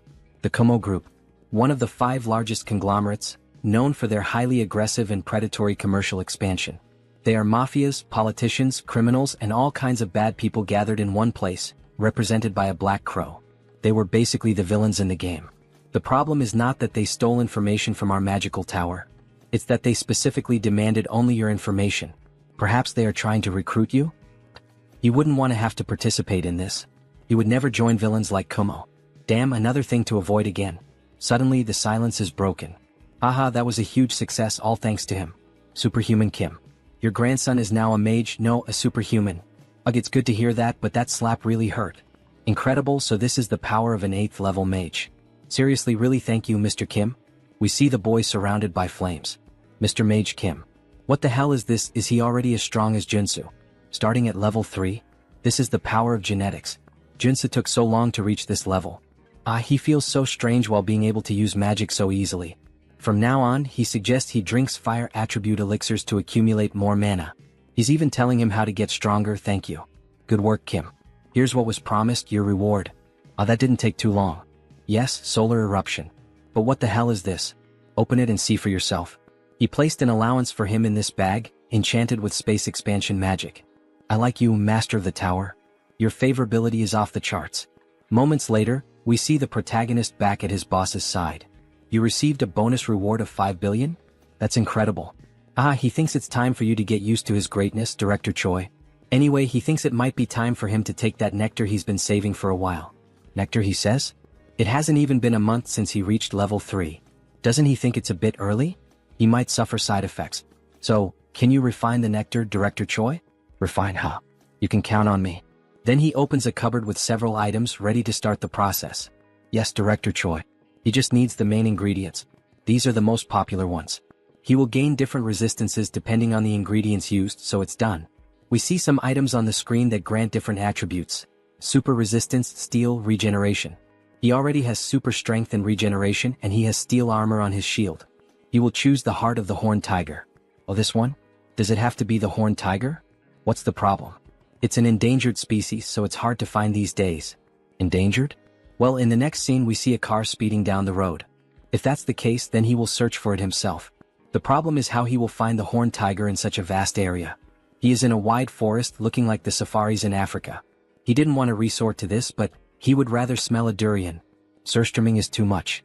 It's a smell that many YouTubers make videos reacting to and vomiting. Fermented herring from the Baltic Sea. So after vomiting he gains a new trait. Dog nose. God, it still smells like rotten shit in his lungs. But thanks to this trait he can now smell all kinds of things. Like this. He smells a lot of blood here. Was there a predator nearby? That means yes. Here it is. He spots a car with hunters in it. They're chasing some animal. Shoot, guys, over there. Get that damn thing. Shit, other competitors? Wow, that's Scar. It's not an ordinary horned tiger. King of the mountain. It's the most famous mystical creature of the Chulwan Plains. And it also has 6 full traits. The monster charges toward our protagonist. He will die if he lowers his guard and doesn't take this fight seriously. Then the king of the mountain charges swiftly toward the protagonist, who narrowly dodges the sudden attack. However, even while using the evasion trait, he still gets slightly injured on the face, showing that the monster is a real challenge. He won't have many chances if he plays around. He needs to take this seriously. He has to finish it with a shot. A lethal shot, fast, and preferably one that doesn't damage the heart. He needs to trust his own senses and instincts. The tiger charges quickly to strike him, but he dodges by leaping over the tiger, equipping all the perfect traits to execute the shot perfectly. Gun shooting. Focus. Resolve. Shooting technique. Rapid reloading. Then, with steady composure, he pulls the trigger. However, he misses the target, hitting only part of the face. Alright, so even after using all those traits, that monster still managed to easily dodge the perfect shot. But he's not done yet. He has one last trick up his sleeve. Face to face with the king of the mountain, he unequips the rifle and draws his pistol, while wielding a sword and a shield. He's feeling confident in his shooting techniques even while fighting as a warrior. So he switches his trait, resolute, for black flame. Then he manages to land the shot. The black flames, which primarily target the enemy's mana, begin to consume the body of the Tiger King. However, even with Kim thinking it was over, the king keeps advancing toward him, as if the flames weren't affecting him as severely as Kim had expected. He narrowly dodges the brutal attack from the king. This thing can still move like that even after being hit by the black flames? What an insane monster. If the black flames aren't enough, then he'll have to engage in close combat. After all, he is a warrior. The tiger notices the shift in Kim the warrior's stance and prepares as well. With all its strength in its legs, it charges swiftly at the protagonist using the trait Rush. There it is, the strongest ability of the King of the Mountains, Rush. He accelerates his massive body, weighing over 1.5 tons, and pierces straight through his target.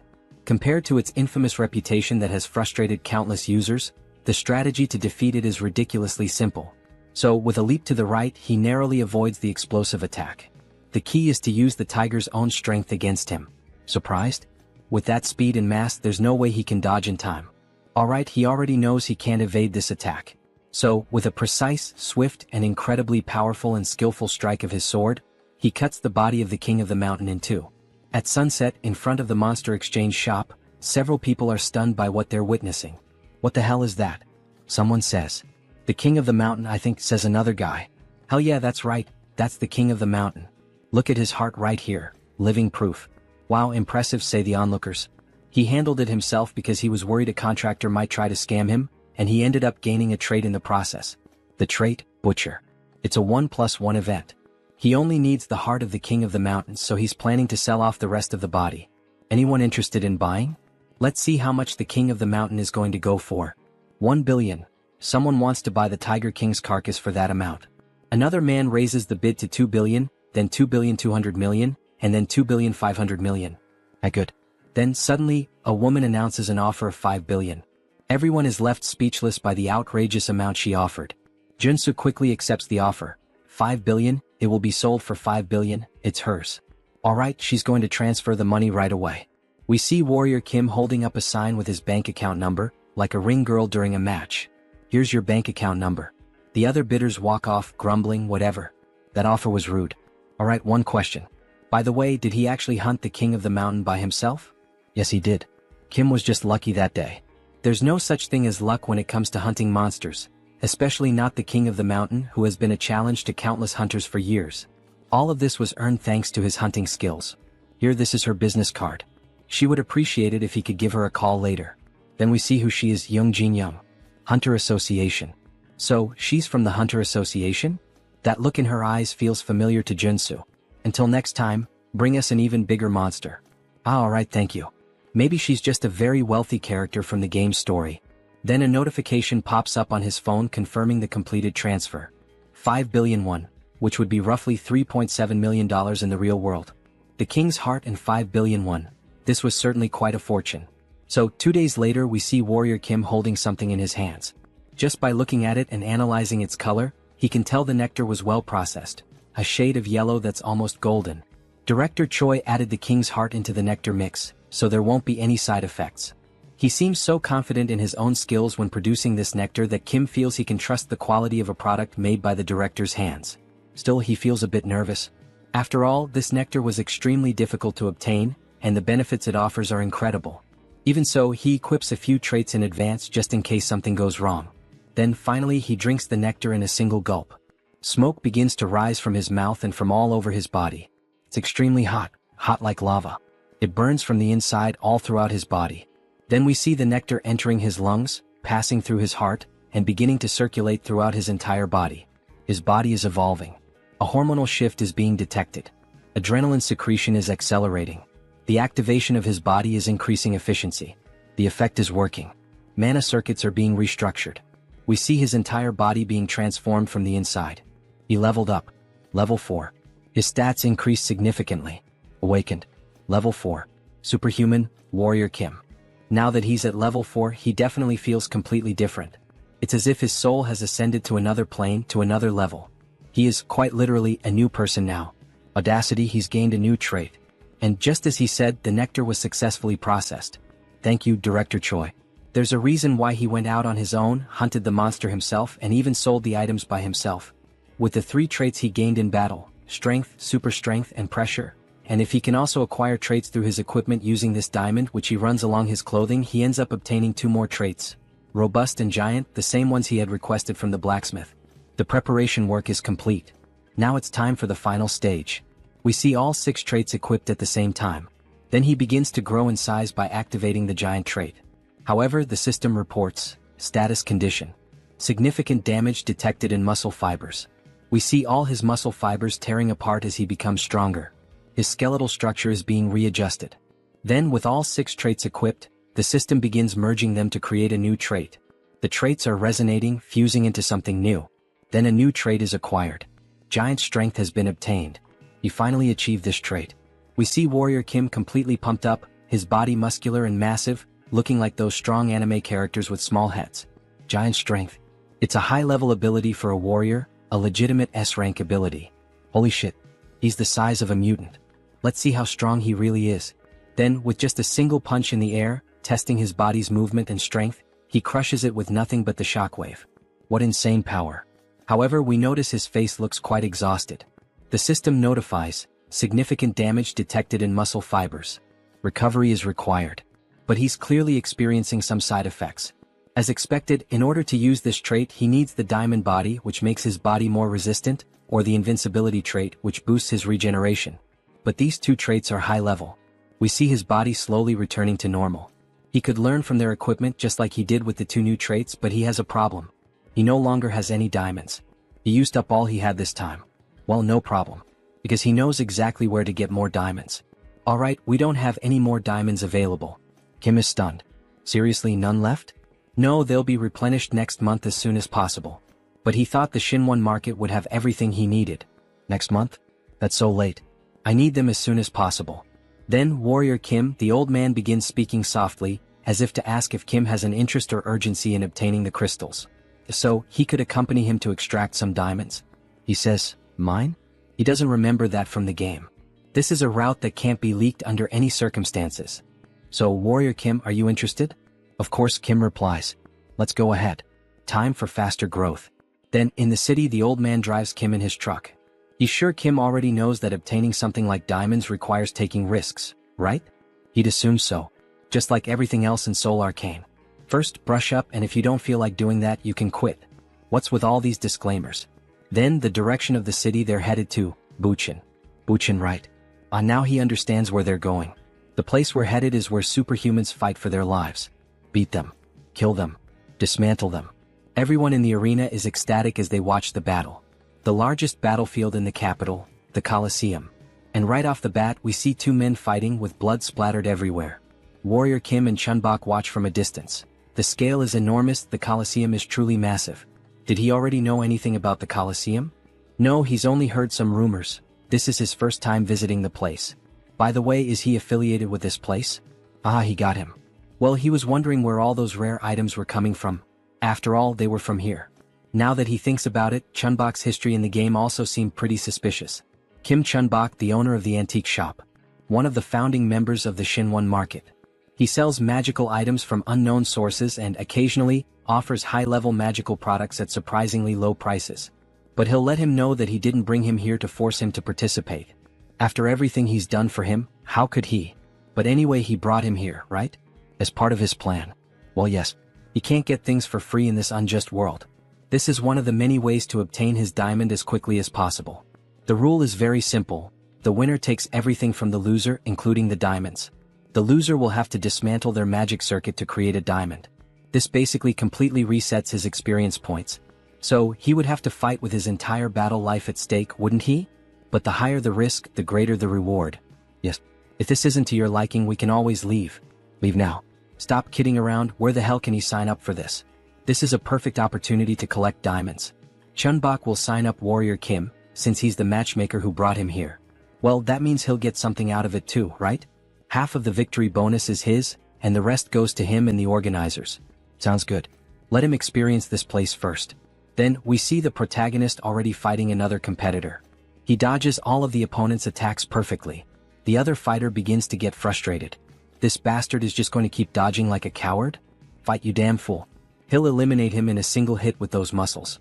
Then, with both hands, he lands a direct blow to Junsu's head. However, Junsu ends up growing, becoming massive, his body packed with muscles.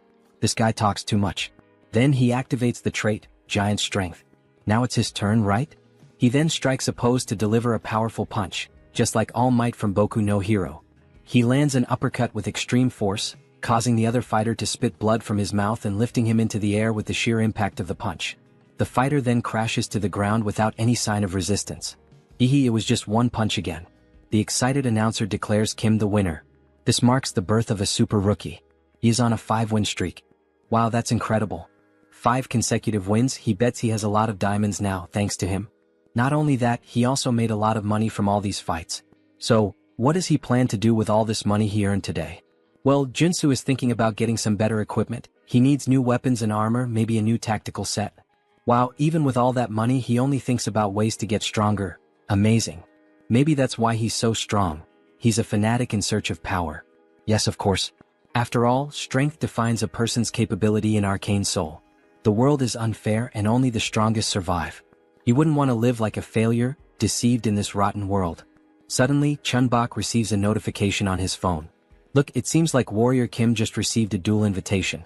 Oh, from whom this time? From a level 4 superhuman named Destroyer King, ranked first. Destroyer King? Who the hell is that? Maybe this fight will be tough. After all, he's ranked first and Warrior Kim is in 10th. If you want, you don't have to accept this duel challenge. Don't push yourself too hard. Destroyer King, alright.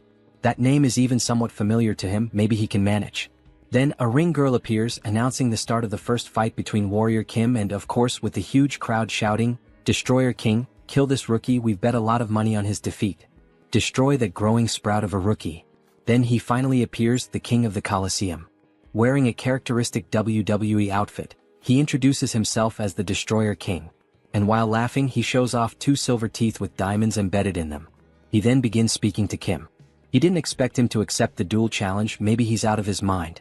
After all, no one would accept a duel against the top-ranked fighter of the Colosseum. Alright, this Destroyer King.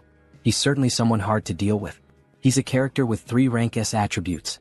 Practical combat, giant strength, fighting technique. He is the strongest when it comes to unloved fighting, possessing these 3 top-level traits.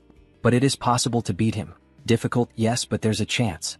Back in the game he was level 5. However, at this moment he's still level 4. So, there is a chance to take advantage of the level difference. Besides, he was starting to think that diamonds weren't a good enough reward after all. Let me wipe that smile off his face. Then the king rushes forward, attempting to strike Kim, who quickly dodges. He will beat Kim into a bloody pulp and watch him cry on the ground. Kim would like to say the same to the king. Don't make a mistake, he will defeat him. Then the king finally manages to grab Kim. Look at those arms. Our protagonist really must have taken those forbidden poisons that bodybuilders use. However, it was all part of his plan. As expected, he knew the king would target the joints first. After all, the Destroyer King is a wrestler. The moment he lifts his opponent, he will slam him to the ground. But you know, that's exactly what Warrior Kim wants him to do.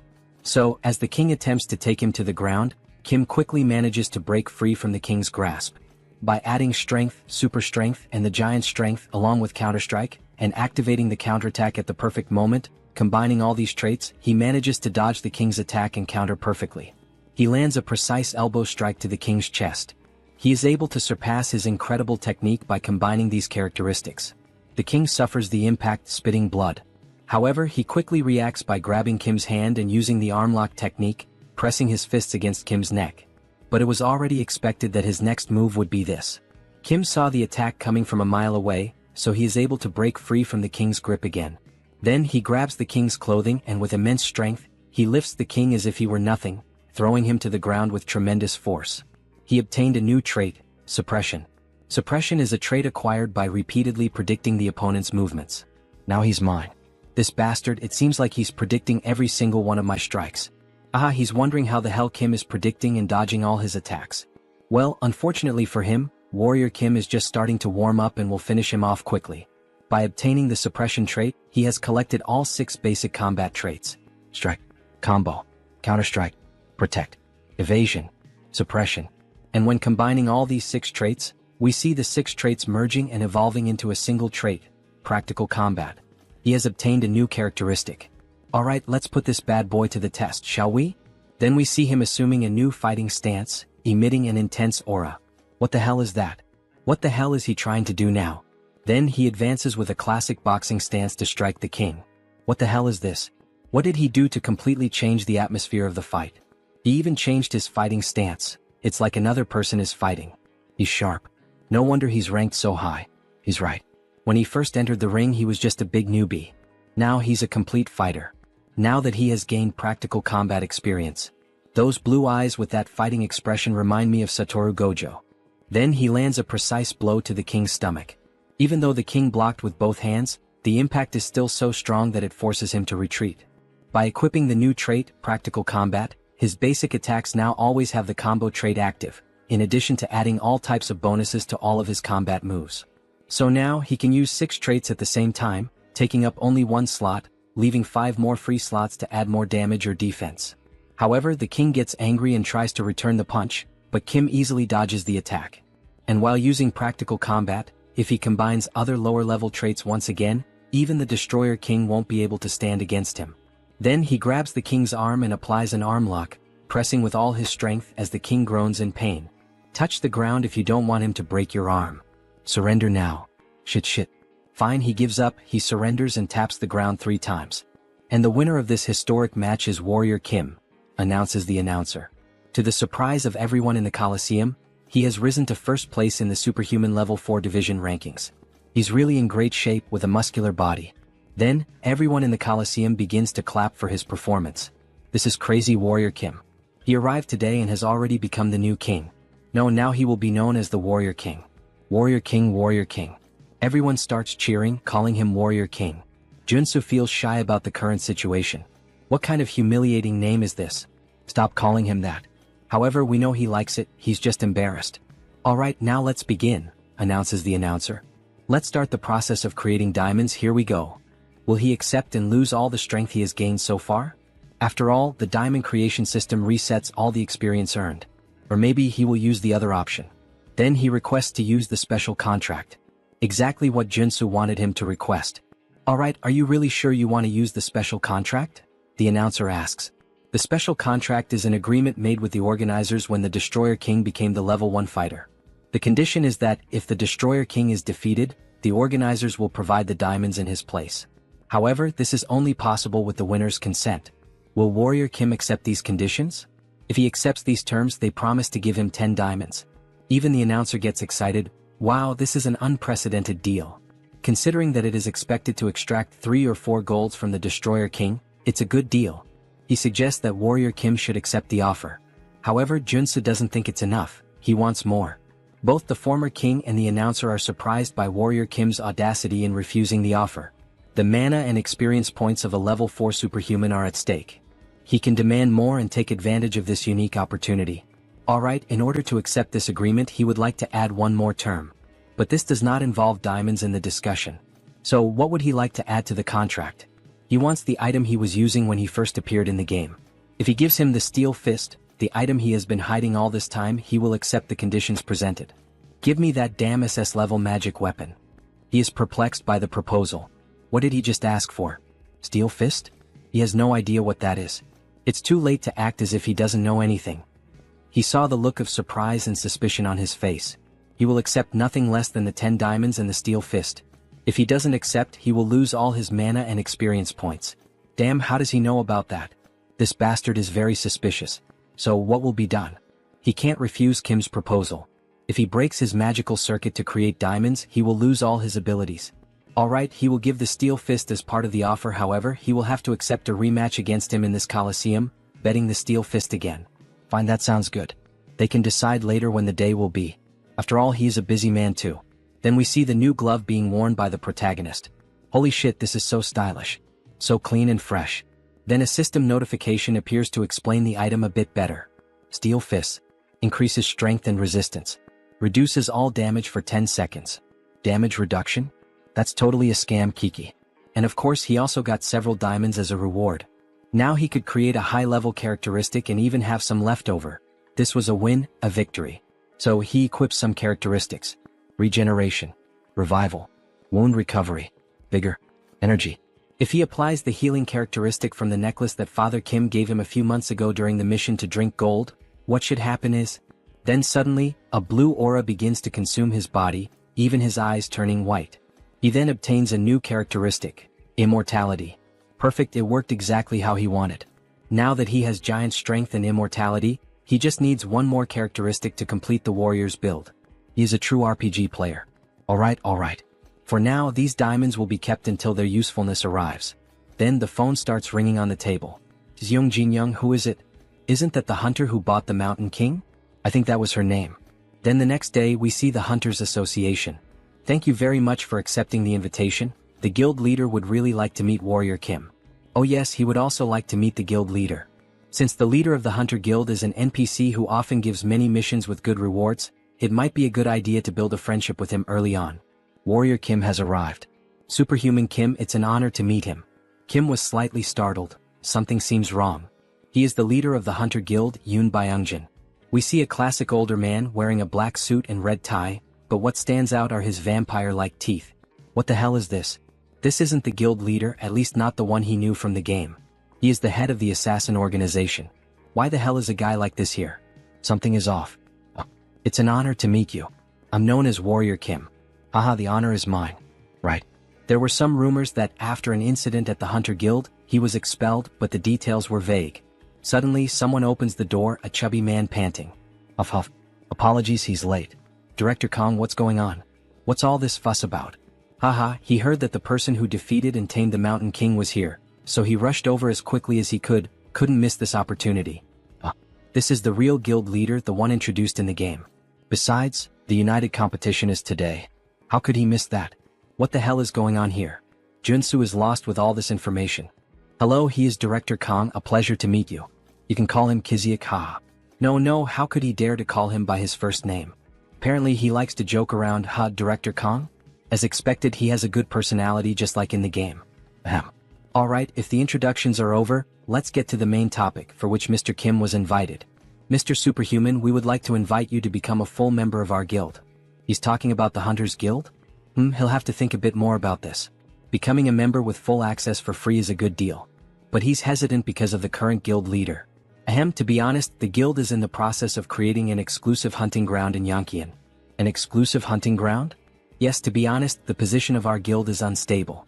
At the moment, we can only hunt with the permission of the two armies, the Western Army and the Eastern Army. But if that permission is revoked, we risk being dissolved. Therefore, our goal is to create a territory where only we can hunt without the need for things like this. a territory between the two armies that allows us freedom. We need someone skilled like Superhuman Kim to establish this. Alright, that sounds very reasonable, but there's one detail. Well, guild leader, this isn't actually our real goal anyway. Our guild leader isn't just trying to stabilize a hunting territory for us. He wants the guild to be recognized as a force, an army, and thus, be acknowledged as a military power in order to create a military kingdom in Yanqian.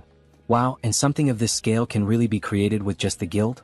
Aren't the generals of the two armed forces people with great influence due to their history of independence and militarism? That's true, so it's impossible, says Director Kong. However, the guild leader interrupts. It's possible. Superhuman Kim, if you lend us your strength, you might even be given the position of guild leader in the future. The position of guild leader? It seems so. His eyes are overflowing with ambition. Well, he should forget about complicated things like that for now and join them. Director Kong will take good care of him. Ah, Director. Thank you. Don't you think she can handle something like that? She says with a malicious look. Oh well. Yun Byungjin. A cruel man whose actions are unpredictable. The man behind the assassin organization, not trustworthy. It would be unfortunate if something happened to Director Kong, who will give out rewarding missions in the future. Then Director Kong interrupts her charm. Superhuman Kim, of course if you decide to join us, there will also be tax benefits. You can also enjoy hunting in today's united competition. Alright, he's made his decision, he has to protect the director at all costs. Fine, sounds good. So he will join. Moments later, we see a truck in the middle of the forest. Aha, he owes a favor to Warrior Kim now. He'll take care of driving, just relax. He was worried that the guild leader inviting him first made him have to rush over there. To be honest, he was concerned about the fact that the guild leader approached him, Warrior Kim. Anyway, it's a lucky thing that both of us can ride in the same car like this, haha. We see Junsu's ears bleeding, and he complains that the game never mentioned how chatty he was. Director Kong, why are you against the exclusive hunting area? It's because of the Yanqian faction. The Yanqian faction? It's a group of guild members who follow the guild leader. They don't care about hunting, they're just cleaning up the politician's mess. So, the guild leader was trying to recruit him to his side? Exactly. He's doing everything wrong. Shouldn't merit be the most important thing in a guild? Instead of getting involved in nonsense like this. But lately, all the guild members who agree with me have been sent on expeditions, so his position has become unstable. He thought the director was just a happy-go-lucky guy, but he has some pretty deep thoughts. Meritocracy is good. After a good while of talking, they finally arrive. So, they finally made it. This is the secret hunting ground of our guild. Wow, it's really well set up. Damn, there are so many hunters gathered here. Look at those weapons. Hunter Kim, he's finally arrived. We see our beautiful hunter, look at that gorgeous stomach. Wasn't he supposed to come with Director Kong? Yes. But suddenly he had to go to the bathroom, ate something bad. Right, good timing. She would like to talk to him herself. It would be better not to get too close to Director Kong. Do you think he will join him? It seems like he already knew about the factions within the guild. Well, he has a general idea. That there's a difference in thinking. Yes, that's correct. He's someone who can't see the bigger picture and is too focused on the small details. Yellow eyes with a scar? He really thought she looked familiar. She was a member of Yun Byungjin's assassin organization. Young Jin Young, Wolf Claws. He's understanding now. The Yanqian faction is the predecessor of the assassin organization. Even about the hunting grounds. He had been going crazy with some small illegal activities. He likes him, you know? So Junsu, in an intimidating position, says, he doesn't speak behind others' backs and seems to be a genuine person. This leaves the little girl feeling all awkward. Well, do it your way. Just don't regret it when it's too late, I won't be able to help you. Now that he has a sense of the situation, he should start preparing. Then we see several sunscreen bottles placed on top of a sink. His face is covered in sunscreen. Then he acquires a new trait, sensitive skin. He only acquired it after buying cheap skincare products and applying them until it hurt. But he finally got all of them. Sensitivity. Bright eyes. Enhanced hearing. Dog nose. God's tongue. Sensitive skin. Now he can combine all of these into an absolute trait for hunting. Sixth sense. The sixth sense is a great trait for hunting, but it's also useful in other situations. We see the protagonist with his face all distorted from the excess of products. Should he check if someone is having evil thoughts? Then, as he leaves the bathroom, he is shocked by the situation. Everyone in that area has a purple aura. What the hell is this? Don't tell me most people here are evil? Warrior Kim, finally he found Kim. Let's have some drinks and eat something before the competition begins. These two people are hunters who are like his right-hand men. Director Kong had many good things to say about him. He can drink. But in reality he wouldn't want to drink because of that person whom the director thinks is his right-hand man. He smells like something rotten. the poisonous stench of betrayal. So, by late afternoon, everyone was already pretty drunk. Director Kong already needed help just to stay on his feet. Meanwhile, Junsu was handling the barbecue, watching the whole situation unfold and thinking about what to do. They don't even know there's a spy among them. What should he do? He needs to tell the director. But will the director believe him, someone he just met today, if he tells him that his right-hand man has betrayed him? Mr. Warrior, please take care of the director for a moment. All right. Meanwhile, the director is shouting from the back that he's going to buy more drinks. After all, today is a good day. Kim will have to just observe the situation for now. Then the director comes up to Junsu, reeking of alcohol and rambling a bunch of nonsense. Mr. Warrior, how are you enjoying the party? Having fun? Haha. With a discouraged look, Junsu replies that yes, he's having fun. Without mentioning that there's a traitor here. What is this, a mafia game? Then the traitor announces to everyone that there's still more beer for everyone. Yes. Please serve drinks to all of us, says the director. He will have another shot of alcohol. Soju and beer for Director Kong, right? Let him mix one with the other. Ah yes. He always loves his usual ratio. Here it's ready. He should drink it all at once to fully taste the flavor of the drinks. Alright, hand that drink over now. But then Warrior Kim shouts, asking them to wait. He takes the glass from Kang's hands and offers the first shot to the man who prepared the drink. The man is surprised by the situation. What's going on? Why does he have to try the drink first? Kim applies more pressure. What is it? Is there some reason why he can't take the first sip? The best time to expose a traitor is right when he's about to set his plan in motion. He couldn't hide the malice in his expression. And he seemed nervous. While he was mixing the drinks in the glass, this was the perfect moment to use poison to assassinate Director Kong. Did he actually put poison in that drink? What the hell is this nonsense he's saying now? This is a false accusation. Mr. Warrior, why are you saying this so suddenly? If he's wrong, then just take a sip of the drink in the glass. Come on, it's just one sip. No need to be shy, prove it to everyone here. Then, feeling cornered and irritated, he slaps Kim's hand, making the drink spill onto the ground, where it's clear that something green had been mixed in and dissolves into the air. Choi realizes the mess he's made by trying to poison the director. Manager Choi, this bastard. Did he really try to poison his own director? He betrayed him first. He heard everything from the chairman, that he was against the idea of his promotion. What are you talking about? He didn't do any of that. Yes, he did. Then Kim quickly kicks Choi's leg to make him lose balance, taking control of the situation. With the sword now at his neck. Alright, then we've confirmed that he really was a traitor, director. What should he do now? Stop, please. Spare him. He doesn't want to die, please. Or are you going to do it yourself, Director Kong? The chairman manipulated him into doing this. Please don't do it. Then we see the director picking up an axe that was lying nearby, and with a swift motion, he cuts off the traitor's head without a second thought. I have to admit, as a reader, I didn't expect that reaction from the director. He seems so soft. Leave a comment on the video if you agree with me that the director didn't seem like the kind of person who would kill someone so easily. We see the director covered in blood, with an angry expression on his face, still holding the axe. He always knew his right-hand man was greedy from the start, but he never thought it would reach the point where he would try to kill him just to take the position of director. In the next scene we see them driving at high speed. They need to get out of there as quickly as possible. If anyone finds out they killed the spy, they will come seeking revenge. Yoon Byung-jin, that bastard. He thinks he can get away with this? That's why he got rid of all his men. That cunning bastard. Then the sound of a car horn breaks through. The hunter Young Jin-young is on their tail. Director Kong, did he get anything? She heard a rumor that he found the grand prize. No, they didn't find anything special at the camp. No, she insists she heard news about it. That they killed and decapitated Manager Choi. She pulls out a sniper rifle and fires at them. Kim activates all defensive features. Sensitive. Night vision. Enhanced hearing. Insight. Intuition. Focus. To avoid the rain of bullets chasing them, they swerve through the road. After all, an entire fleet of cars is pursuing them. All the vehicles begin firing at the pickup truck of our protagonist. Director Kong leans out of the vehicle and points a magical item toward them. Damn Yankeean group. Those filthy bastards. How dare they shoot at Director Kang's car. Then we see some of the pursuing cars being destroyed in a powerful explosion. However, there are still many more cars and trucks continuing the chase. Director Kong tells Kim to slow down a little because at this speed he can't hit them properly. Wait, let me show you something, says Junsu. Show what? Then he lets go of the steering wheel and begins aiming by himself. He equips the perfect traits for perfect shots. Gun shooting. Focus. Resolute. Shooting technique. Rapid reloading.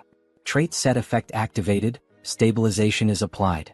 With this set effect active, he's able to read every movement.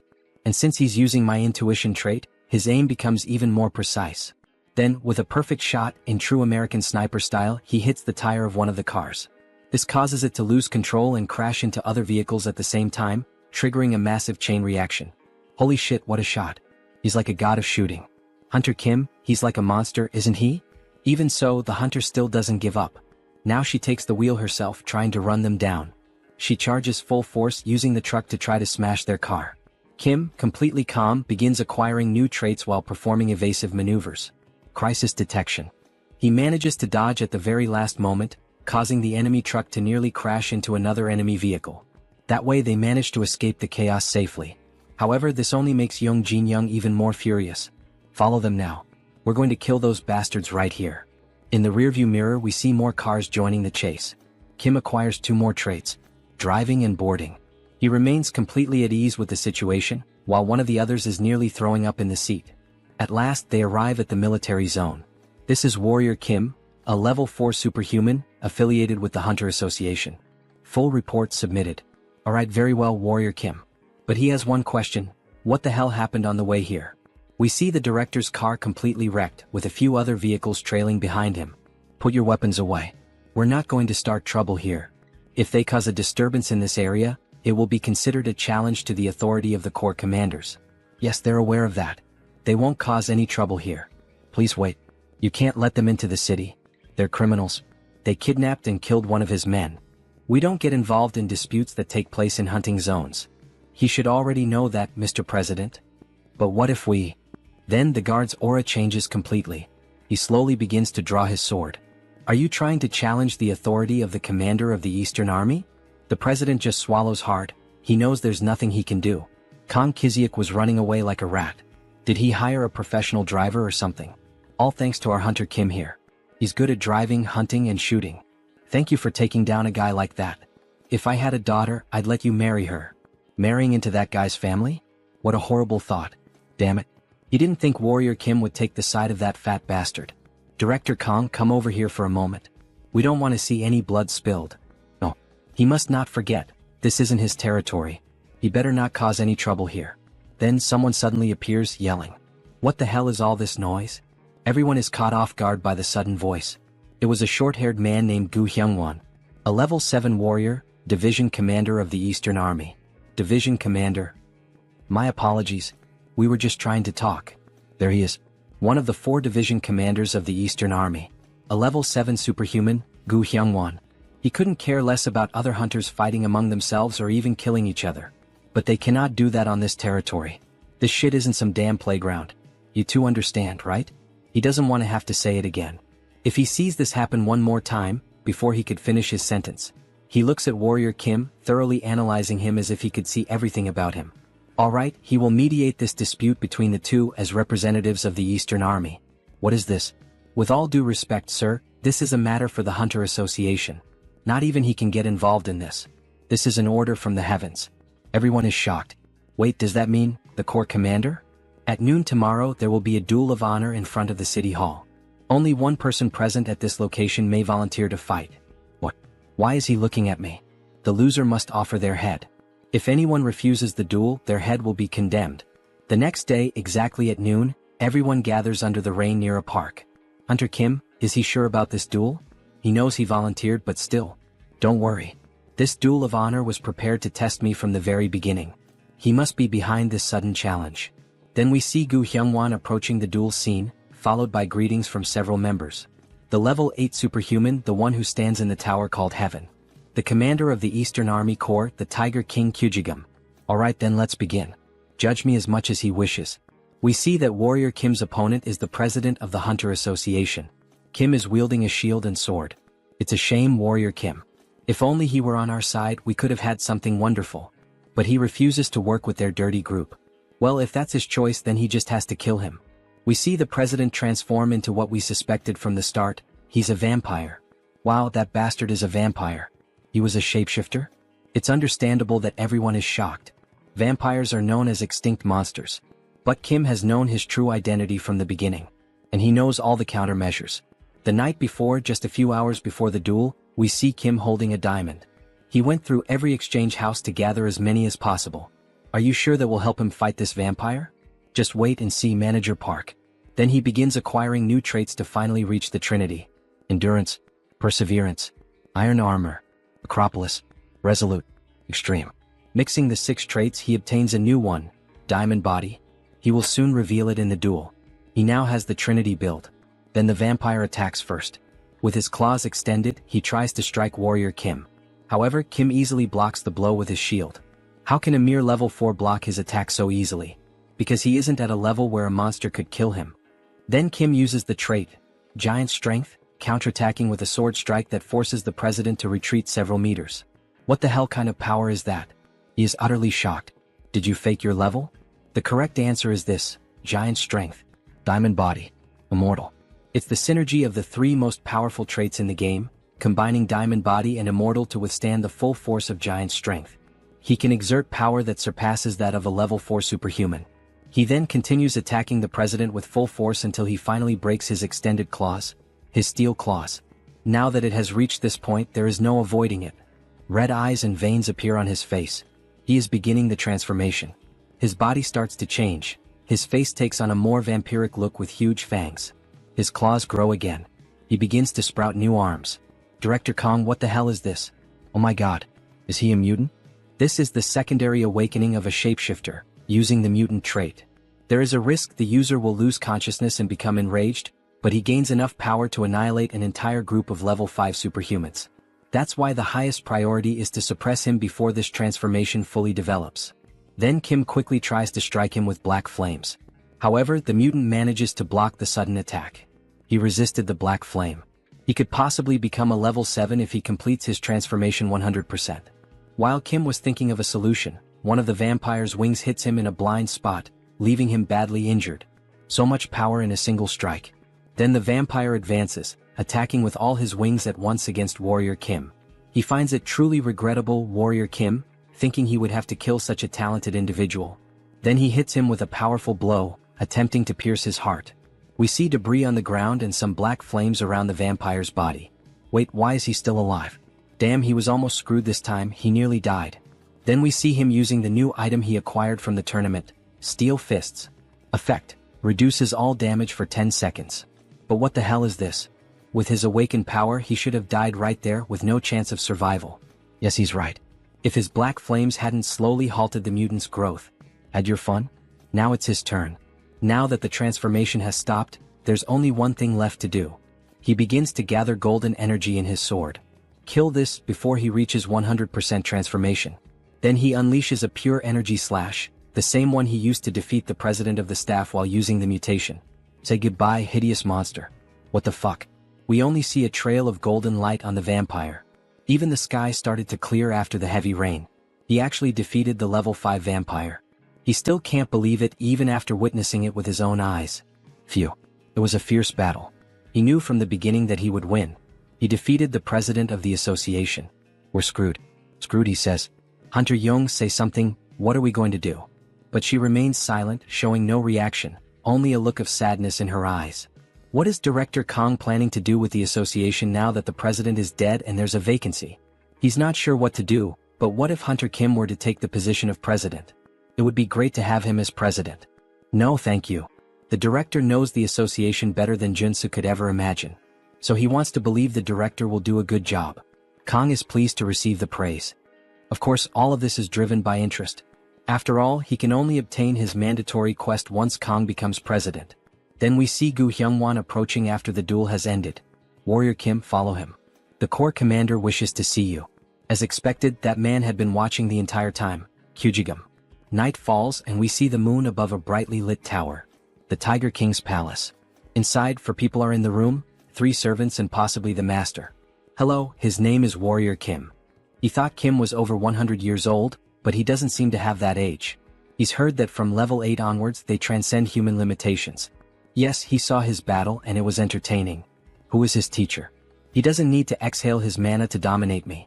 He can sense every muscle fiber and mana pathway trembling. He has no master. Seriously? So that means Warrior Kim is self-taught? As expected. Their movements are still unrefined. his sword skills were basic and his combinations weren't very smooth. They are being overly critical of him. Interesting, my child. Tell me, would he like to become your student? Junsu had anticipated this situation because he makes the same offer in the game as well. When he becomes your student, his rapid growth is guaranteed. And as a reward, he will receive the core commander's technique, the Tiger King's sword. But unfortunately, it is a great honor to receive such an offer, yet he would prefer to follow his own path. He dares to refuse the father's offer. Has he gone mad? If he accepts the offer, he will face many restrictions. Taking the easier path is not always the answer. He should be bowing his head at this moment. He is going to discipline this young man. Quiet. He explodes with rage, emitting an aura that leaves everyone in the room frozen. That killing intent. Just feeling it is like being stabbed by millions of blades all over the body. But somehow he will endure it. Then he activates defensive and morale-boosting traits. Oh, so this kid managed to hold out? He is genuinely a little surprised. After all, not even his own subjects could. Even with so much talent, why does he still refuse to become his student? It's as if he has to face a tiger bigger than a mountain. He almost fainted. Because he has a dream he wants to fulfill. That is to reach level 9. It's to reach the constellation that only 4 have attained so far. But to reach level 9 as a warrior, he would need a high-level swordsman, mana cultivation techniques, and most importantly, enlightenment. However, he worries that his bad habits might hold him back when he reaches level 7. Even so, he wants to follow his own path, whether it's right or wrong. Because that is his resolution. Understood. He values his courage highly. Then he begins to pick up a sword. Here, boy, take this with you. The servants are stunned by what they just witnessed. Wait, is that the Black Tiger sword of rank SSR? He unsheathes the sword, which emits a golden aura. Is it really the SSR rank Black Tiger's sword? Even his hand trembles with nervousness. Yes, boy. Now come over here and take this. I have another gift to give you. The elders present are stunned by the situation. Then Junsu approaches Kyujigam, who places something in his hand. We see a flash drive. It contains the Tiger King's secret technique. The Tiger King with the sword. From what he's heard, the sword you use, the one that shatters mountains, is known for symbolizing dominion. The Tiger King's swordsmanship is similar. As dominance and speed blend together in perfect harmony, it will suit you well. Thank you, Commander of the Army Corps. But why would Kyujigam give such great gifts to someone like Junsu, a complete stranger? He's not going to refuse them, of course, he's not insane. But still, it's a heavy burden. Answering the child's question, he saw both passion and talent in him. His eyes lit up as he spoke about the ambition to follow his own path. If he reaches level 9 within 10 years, no, even if he reaches at least level 8 within that time, the Eastern Army will be his. And he will be free to lead it however he wants. Everyone is shocked by his controversial statement. One of the elders stands up, showing clear outrage at the announcement. Commander of the Army Corps, this is utter nonsense. That was nothing but an empty bluff. Then he turns his attention to the other elders. You all listen closely as well. The moment anyone here reaches level 8, that person will take his position. That damn Tiger King, he can't be allowed to act like this. 10 years.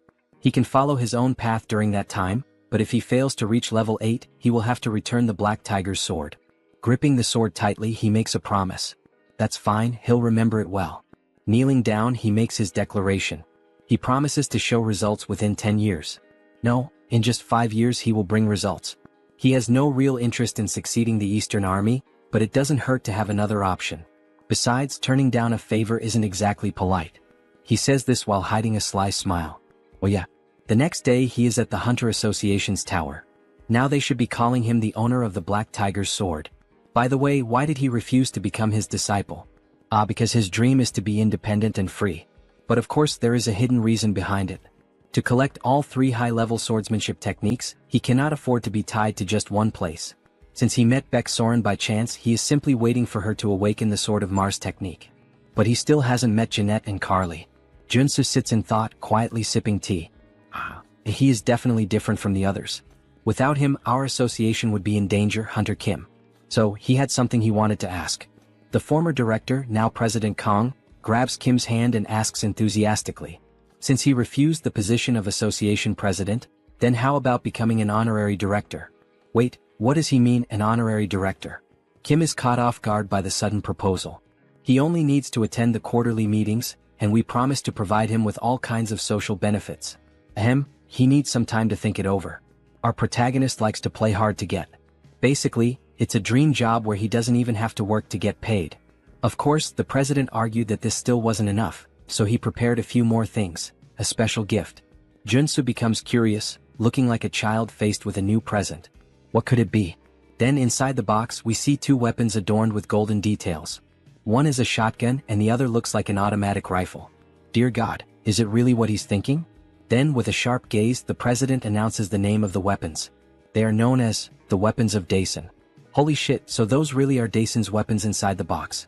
And the weapon crafted by Chong Yagyeong, the Mountain of Tea, who worked as an arcane engineer in the game. These are known as the best weapons ever made in the game. Aha, he's going to give him both pieces that our association owns, its treasures. How about that? Maybe it's a good time to start collecting the rest of the set. They say that if you collect all 5, you'll be able to find Daesun's magical tome. But of course he already knew that story, after all he was a game addict.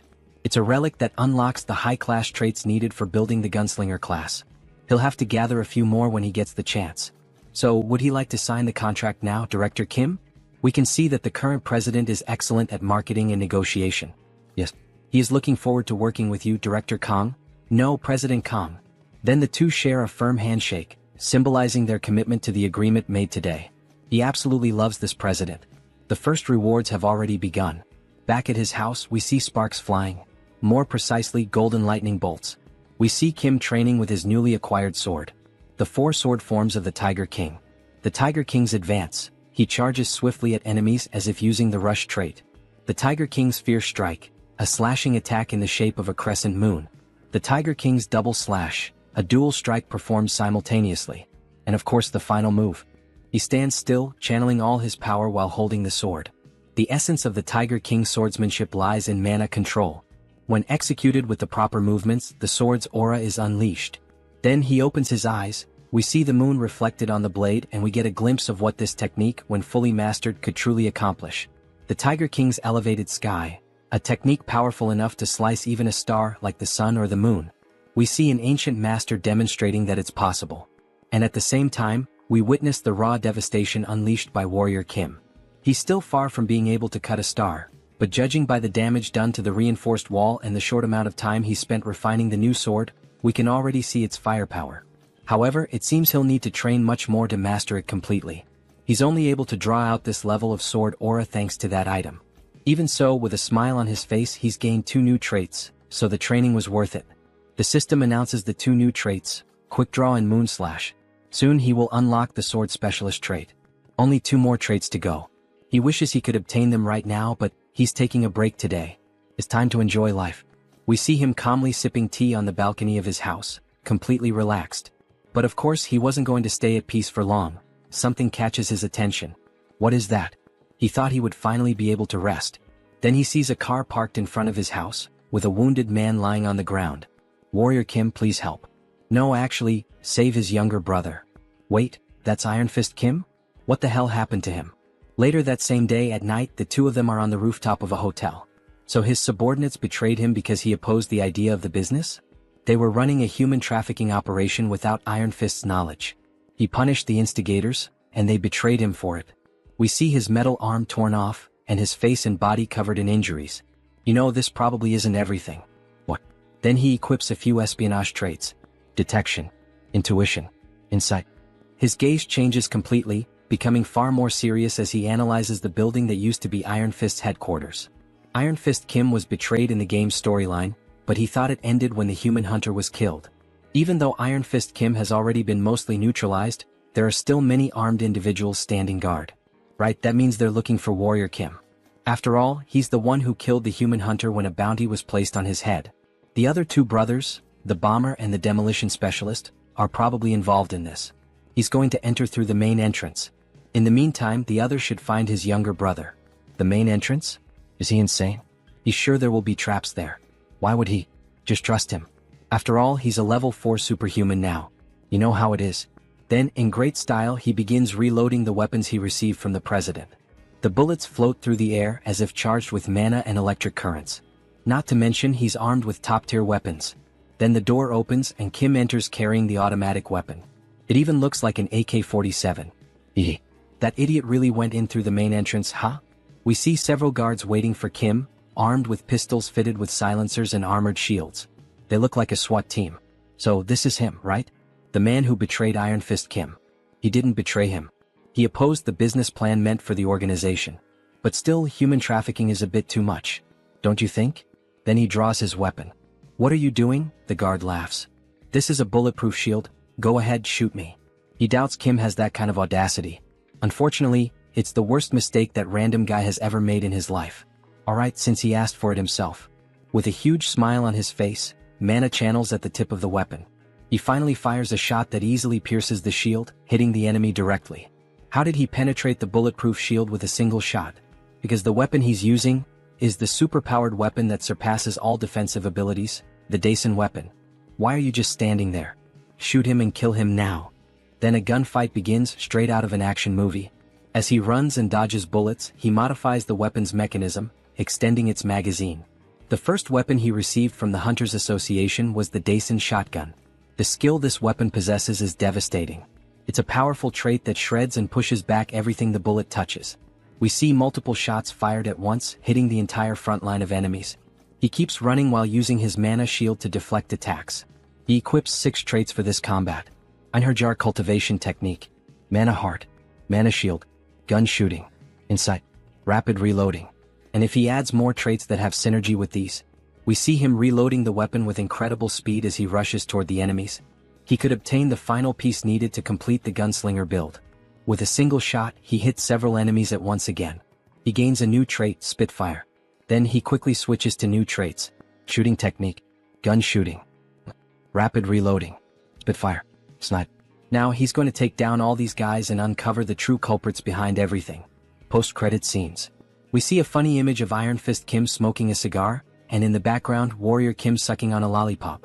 Until the next chapter.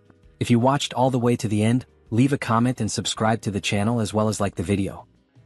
Then he starts gunning down all the guards who try to shield themselves behind ballistic shields. However, they don't work.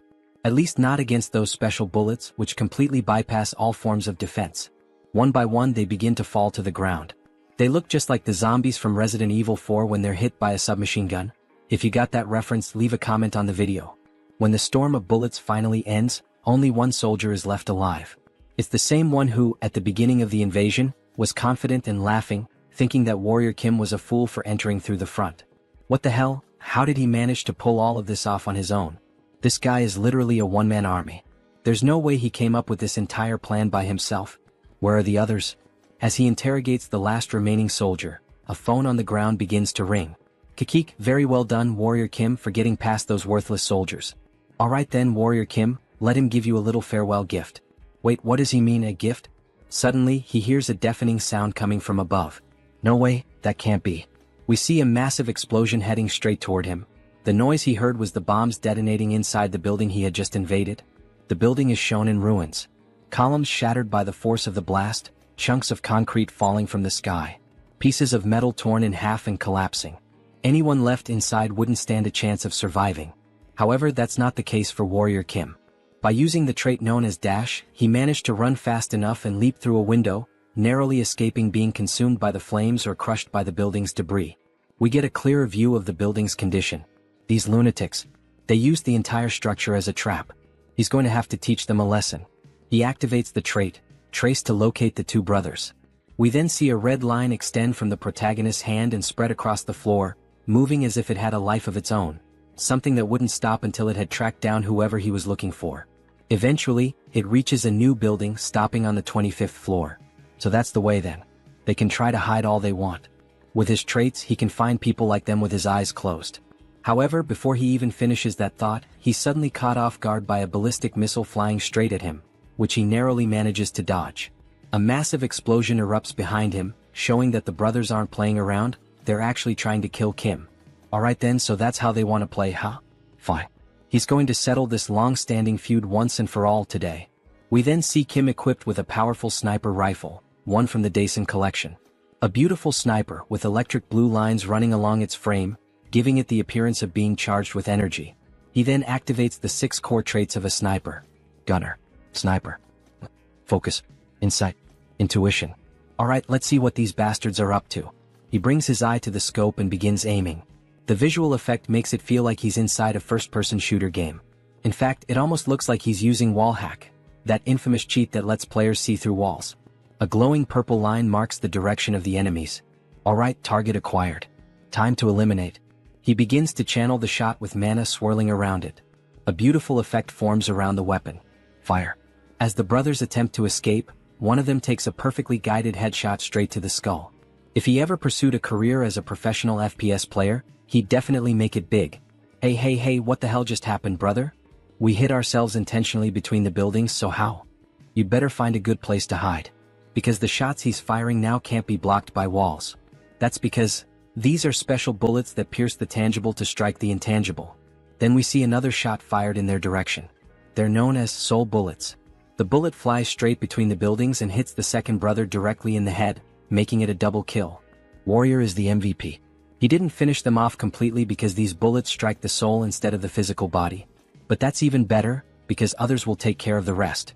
He then grabs the brothers and throws them to the ground like gifts, dropping them in front of Iron Fist Kim. As he assesses the situation, he hears someone calling out, "Brother. Everyone's alive and well. We've been protecting your younger brother, boss." You have no idea how worried he was. Worried both for his brother and for the rest of the team who had been taken hostage. Wait, where are the other members? All the captured members escaped safely. They're currently hunting down the traitors. What are you going to do now? We'll have to start erasing all traces of the human trafficking operation. But of course, before that, he's going to punish those who dared to mess with our organization. Iron Fist Kim is taking longer than he expected. Finally, the wait is over. Warrior Kim, please listen to what he has to say. He then bows deeply before the protagonist. What happened? Tell me everything that happened. Please, he begs. Teach him how he can become as strong as Junsu. He's learned from this incident that he needs to become stronger to protect his people. And that right now he doesn't have the strength to do that. If you teach him how to become stronger, he will serve as your slave. So please. How annoying. If he's that grateful, then give him a reward that's actually useful. He doesn't want him as a slave. But still, he starts analyzing Iron Fist's body. Maybe with that method, Kim can definitely turn him into a stronger enhanced soldier. They can even perform a magical oath right away. He'll swear his loyalty. Wait, he's seriously willing to take a magical oath? Yes, of course he is. Alright then. He's going to train him like he's going to die starting tomorrow. Thank you. He swears he'll serve him well, sir. Maybe it's finally time for him to have a loyal subordinate. The next day, we see an abandoned area with several destroyed buildings surrounding it. Warrior Kim and Iron Fist are walking through the deserted place. Wait a minute, wasn't this place? Yes, this is where the body modification facility is located, the one we took from the Caretakers Association. That's right. And it's probably the place where those traitors continued their human trafficking operation. Wait, this place? He told those guys to use this facility only for enhancement purposes. Wait then. He finally realizes the reason they're here. You brought him here to modify his body? Yes. This place is the best for enhancing a reinforced superhuman soldier. Today he will undergo a biological mutation and have prosthetics implanted at the same time. At the same time? But isn't that dangerous? Many people suffered mana overload attempting that. Don't worry. You just need to make sure the combination of the mutation factors and the prosthetic components is correct. We see a massive metal door like the entrance to a secret hideout once controlled by the former organization that ruled this territory. Inside we see Warrior Kim working at a computer, programming the correct combination of mutation factors and prosthetic components. Meanwhile, Iron Fist is inside a green capsule. There are fewer ingredients than he expected. But it should be enough for a level 3 superhuman. Maybe those bastard soldiers of his stole some of the ingredients. The process of creating reinforced soldiers requires a method that is both standardized and unorthodox. Mutation factor plus prosthetic component. Just so he knows, this is going to hurt like hell. It's fine. He's ready. Let's do it. Alright then. Time to get this party started. He clicks the mouse.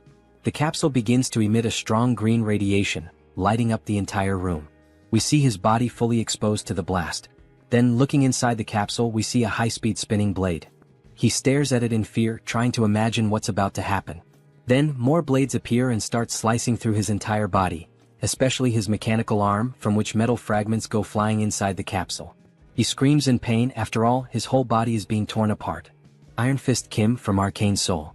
His combat style relies on a prosthetic arm used as a melee weapon and a submachine gun for mid-range attacks, making him a versatile attacker. So, instead of choosing materials specialized for either short or long-range combat, he chose the trait of versatility, keeping open the possibility of transformation. And finally, if he manages to incorporate this mana core, Then he inserts it into the machine, causing the green liquid to flow into a syringe, which is injected directly into his neck. Iron Fist begins to undergo a mutation. His entire body starts to bulge with glowing green veins, his eyes shine intensely, and he screams in agony with a deafening roar. It almost looks like he's turning into the Hulk.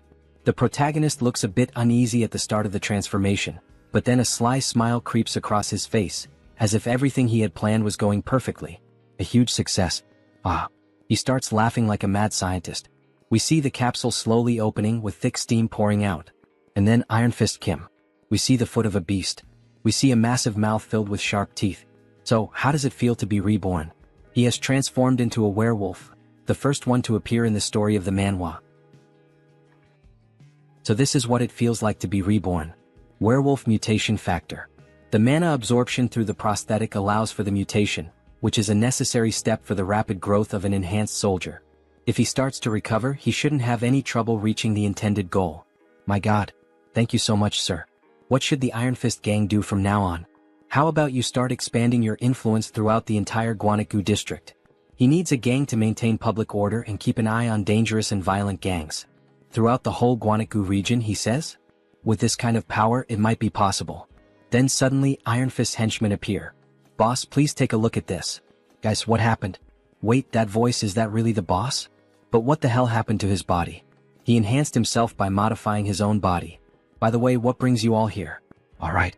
We found human trafficking sites that the traitor Ko Jumbum used. We also discovered traces of biological experiments. What? He said to destroy them as soon as they were found. But, it's really hard to get close because there's a young witch shooting lasers. A young witch? A young witch who underwent a biological experiment? Wait, could it be her? Then they rush over to an abandoned building. The walls are being blasted apart by lasers, or at least by bursts of something powerful. Look over there. Inside that cage. From a distance, they can see a female figure locked up, with the ground around her completely destroyed. Is all this the work of that witch? The entire building might collapse if they don't hurry.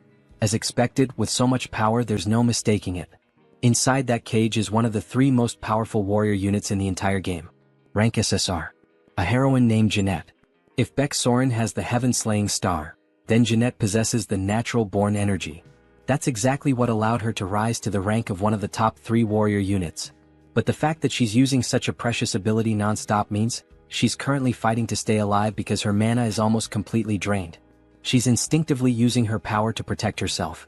She keeps launching a relentless barrage of arrows made of pure energy toward the protagonist and Iron Fist. The wolf barely dodges her attack. Damn it. At this rate, they won't even be able to get close to her. Then Kim starts sprinting toward her, weaving through the beams of light. The beams suddenly focus all on him, and a massive explosion erupts, with thick smoke hitting the protagonist dead on. Iron Fist shouts out in worry, asking if he's alright, even though after an attack like that, it clearly doesn't look good. Then we briefly see the girl inside the cage and suddenly the traits start activating. Giant S strength. Diamond body. Immortal. Strength. Super strength. Sturdy. He transformed and modified his body to withstand the impact and, with sheer brute force, broke open the cell where the girl was trapped. Damn it, this hurts more than he expected. Then all of a sudden she starts conjuring an energy beam at point-blank range, which hits Kim directly, causing a massive explosion that leaves even Iron Fist panicking about what just happened. Holy shit, is he okay? All they can see is thick smoke rising, unable to make out what's underneath it. But then a mana potion is quickly used, leaving the werewolf stunned. Like he almost died burned alive. They see him carrying the girl in his arms, completely wounded, while she rests quietly against him. Sir, are you alright? Sure. He calmed her down with a potion for now. They need to get out of there before the effect wears off. Should he order his men to take her to a hospital? No, he will take her to his own house. He will take responsibility for healing this child himself. Then later that same day at sunset, Beck Soren appears in front of her master's house. Ah, so she's already at level 3? Congratulations. Haha, she knew he would notice, thank you so much. By the way, what kind of training did you want to do to call me over to your house? The situation is a bit uncertain, but his second disciple candidate is a bit unwell at the moment. They see her sleeping on the armchair hooked up to N4 drip. My God, what did this child go through? She still can't even control her power properly, but he plans to make her his disciple and awaken her true talent.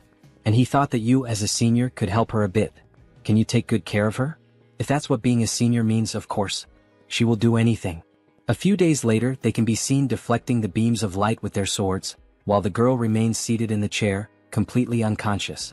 Master, how much longer do we have to keep dodging these things? Soren is showing clear signs of exhaustion.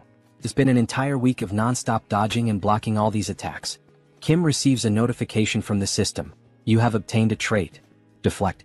Her mana should be fully replenished by now. She will regain consciousness soon, so hang in there. Suddenly the attacks stop. Energy begins to float and swirl around her body. Then she finally wakes up. With a weak look in her eyes, her face very thin, still confused about what's happening. What's going on? Where is she? Hello, so she's finally awake. Soren grabs her hand. She was so worried that you would never wake up. Is she hurt anywhere? No, she thinks so, but where is this place? And why is she here? It's because that man over there rescued you. He also helped you recover. She says thank you very much, bowing deeply to them. They saved her. Her name is Jeanette. You're welcome. It's good to see you're alright. By the way, how did you end up trapped in that place? Now that she's regained consciousness, she looks like an angel, haha. He was getting tired of the laser beams. Her parents died while fleeing from the Iliang magic tower. She was captured and then... My god. Just as expected. It's exactly like the game's story. Jeanette, you are more than welcome to stay here if you have nowhere else to go. Actually, he would like to accept you as his disciple. Wait, her. Why her? Yes, so that she can avenge her parents' deaths. He will teach her to become a superhuman. But she has nothing to offer in return. It's alright. She can repay him when she's strong enough in the future. She gets emotional at Warrior Kim's words, fire burning in her eyes, and Soren finds her so adorable. Okay then, make her into a superhuman, please. And she promises she will repay him in the future. Alright, then he looks forward to working with her. Alright, it's a deal. Welcome, Jeanette. She is an extremely precious talent who will teach him one of the 3 most powerful swordsmanship skills in the game. Then all of a sudden she releases a massive burst of pure energy right at Kim, which barely misses hitting him square in the face, leaving his pants soaked in crap. Sorry. She didn't mean to do that, it was involuntary. Soren tries to calm her down. It's okay, no one got hurt or injured, just relax. Kim is left stunned and shaken by what just happened, since he could have been seriously hurt. Jeanette. Let's start by practicing your mana control first, alright? Okay, he thought she had already entered her rebellious phase. My god. Jeanette, the name of your trait is natural energy. Do you know what energy means? Do you understand what energy means here? No. Oh, she does know. It's like the aura of a sword, right? Yes. This trait is similar to Soren's heaven-slaying star trait. However, you need to train your body to handle the power of the aura you wield. Because with a small vessel, the water will inevitably overflow. Although this trait gives you terrifying attack power, Jeanette is a tank. So it's important to focus on this first. You really think she can build up physical strength? Of course. He's going to teach you one of his own traits, Diamond Body.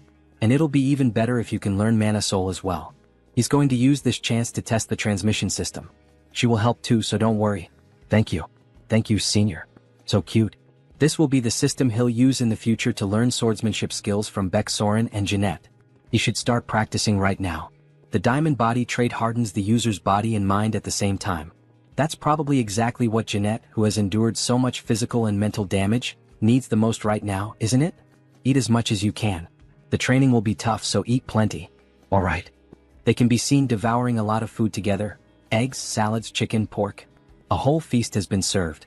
It's hard to believe that at the beginning of the manhwa, Kim was so poor he couldn't even afford medical expenses. She will need all this for her training. 2 weeks later, on a foggy night, we see Jeanette and Soren dueling, the classic 1 versus 1. Leona versus Fiora. Anyone who plays League of Legends will get the reference. Jeanette is playing defensively but tries to counterattack. Soren dodges gracefully, showing off her well-trained physique as she evades and tries to counter Jeanette's moves. To think they would reach this level in just 2 weeks. Both are truly natural talents. Beck, Soren has already mastered the sword skill. You can stop now. You will take over from here. Pardon? You master? Now that her body is strong enough, she needs to train to control her mana with more precision. Yes. This is crucial, so try to block his attack. Both get ready. He's wielding the tiger sword he received. Using a legendary sword against a poor little girl. Then he charges straight at her. She raises her shield to defend herself. Even though she blocked it, she feels the strong impact and gets pushed back a bit. Kim starts delivering a series of quick strikes, forcing her to retreat even more and focus entirely on defense. She starts blocking his strikes more precisely, even using her natural-born energy to her advantage. You can sense it now. Her refined movements give off a solid presence. her natural-born energy. Natural-born energy. Diamond body. Shield technique. Mana soul. And Jeanette's mana circuit. He then puts more power into a heavy sword strike and can feel her form clearly. Now he's the one who has to step back from the impact of her shield. Finally he lets out a laugh. She's controlling her trait with precision now. Cesar, Jeanette has finally awakened. Soren congratulates her. She finally managed to awaken, such happiness, while hugging her almost like she were her own daughter. A daughter of Kim and Soren in a way. Then he congratulates her too. Good job. Congratulations on awakening. Thank you so much. It's all thanks to the two of you. An SSR rank really is on another level. To think she would reach level 3 as soon as she woke up. Good girl. Well, considering the others, maybe she shouldn't be so surprised. After all, I'm the only one still low-ranked. She can't let her junior surpass her. She's going back to training. Wait for me. Great. Make sure to grow fast and master the art of the sword. That way I can learn from both of you. He's literally planting the seeds now so he can reap the fruits later, and maybe in more ways than one. Alright, he can't afford to fall behind either. Before his two disciples' personal missions begin, he'd better take care of a few things. We see on his phone screen a plane ticket that he bought. There's a beautiful view of the airplane flying over a large remote island surrounded by the sea. There are various buildings on it and one of them stands out, releasing green winds almost like forming a cyclone. Finally he feels that he's truly abroad. This is the city where the Divine Annihilation War took place, a hen. Beneath that hollow structure of the building, which emits a strong green light, lies the extra-dimensional space known as the Great Labyrinth. It's a troublesome place where ghosts of forgotten gods constantly launch attacks. But there's no need to worry because the most powerful organization of humanity, the Guardians League, protects a hen. The true reason he came to a hen is right here. Diana Bar. Because here he can inherit the Einherjar cultivation technique from this place. Then he walks into the bar and sees the receptionist with two horns looking startled. First time here? Looking for a specific drink? We get a better look at her, an older woman with two horns and a cigarette in her hand. He's not here to drink. He's here to get some information. Information, he says? What is he looking for? He's looking for a man named Sigmund Sigurdsson. He will make sure to pay her very well for the right information. I see. She's afraid that won't be enough. Her husband is currently in very bad shape because of his illness. Now that he thinks about it, he remembers reading something about Sigurd having lost his wife. Madam, if that's the case, he can take a look at your wife? This might end up being much easier than he expected. Then the next day we see a house by the beach with a beautiful view and sand all over the ground. She's going to tell him in advance, but Sigurd will be very sensitive, so please forgive him. He understands. Sorry, Sigmund. A guest asked about your wife's illness. Oh my god, she sees that some guests arrived before them. There's a woman lying in bed while, at the same time, a priest and a nun are using healing abilities. The archbishops are going to heal her, it seems. Maybe they should leave them alone for now. However, Kim grabs his hand. What are you doing? Let go of her. We're in the middle of treatment. The Order of Tho and Gaia. The clergy's method of treatment is too obvious. What you're doing doesn't make any sense. The holy light will only make her wound worse. Sorry, but what the hell is he talking about? And how would you know that? Stop this nonsense and get out of here. He doesn't believe that a mere superhuman would know anything about this. Then he's introduced, Sigmund Sigurdsson. He looks just like a Viking. Sigmund, this guest here says he knows how to treat Jordy's condition. Maybe you should hear him out. Jordy's is in a situation where every second counts. She should be receiving holy light, not this nonsense. Then her body starts levitating as if she's being possessed by a demon. Jordy's. No, let's resume the treatment. This can't go on like this, it will only lead to disaster. Then the nun starts using holy magic again. However, the woman just levitates even higher, leaving everyone terrified. Jordy's? Her eyes open, and a dark aura begins to emanate from her body as she screams in pain. What's happening to her? Resume the treatment immediately. It's too late. We can't stop this anymore with just light. What? Are you saying she has no treatment left? He starts to panic. But Kim answers him. No, she still does. Your wife's illness comes from the fact that she received the stigma of the demon god of the pitch-black Simmeries, right? How do you know that? Do you really know how to cure her? Yes, he's been telling the truth since the moment he stepped into this room. Then he kneels down and begs, he pleads, please save her. If he saves his wife, he swears in his own name that he will do anything Kim wants. And with that familiar sly smile, Kim accepts. Alright, he will save his wife. But he will have to keep his promise to do anything. Kim then begins the treatment, equipping 6 traits. Einherjar cultivation technique, mana soul, mana amplification, focus, and mana stabilization. Then he starts the treatment. Stigma. It's a disease contracted from the demons of the labyrinth. It's one of the worst debuffs where a decaying deity marks the soul. The demon's soul gradually drains the victim's life force. Her convulsions stop. He just put her to sleep with his mana. Do not wake her up. Sir, we brought the materials you requested. Great. Let's start immediately. Then we see the entire room in darkness with candles lit and a mark drawn in blood. It looks like a satanic ritual. He begins creating potions using his best traits for this purpose. Formulation, crafting, modification, intuition, insight, and focus. We lit all the candles, sir. Are you sure we can cure her with this treatment? It's more of a hope that she can overcome the disease than an actual cure. This debuff can't be easily removed even in the game, because the more healing you apply, the more vitality this thing gains. You'd basically be trolling if you did that. Therefore, to overcome the stigma, he forces her to drink the potion he made, and after that, she starts vomiting blood and something begins to come out of her mouth. You have to draw out the hidden sprout that's causing this debuff. Black flames start pouring out of her body, and the symbol drawn under the bed begins to glow too. She starts levitating again, and little by little she begins to transform. 2 horns start growing on her head. Bat wings begin to appear on her body. Why is Jordy's turning into a demon? Are you sure this is the right treatment? Yes, he is.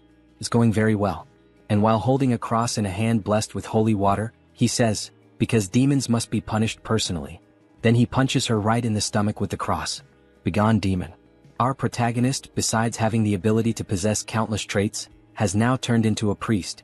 A strong light begins to fill the room. All the black light drains out of her body, leaving only a golden glow. She finally falls back onto the bed. Darling, are you alright? Can you hear me? Can you see me? Sigmund? What happened? Why is he crying? Darling, you had been asleep for almost a year. Of course he was sad. You really would have died if it hadn't been for him. Now it's your turn, archbishops. He leaves the rest of the treatment in their hands. After all the commotion, Sigmund thanks Mr. Kim. By the way, what brought you here all the way from Korea? To meet you, of course. Me?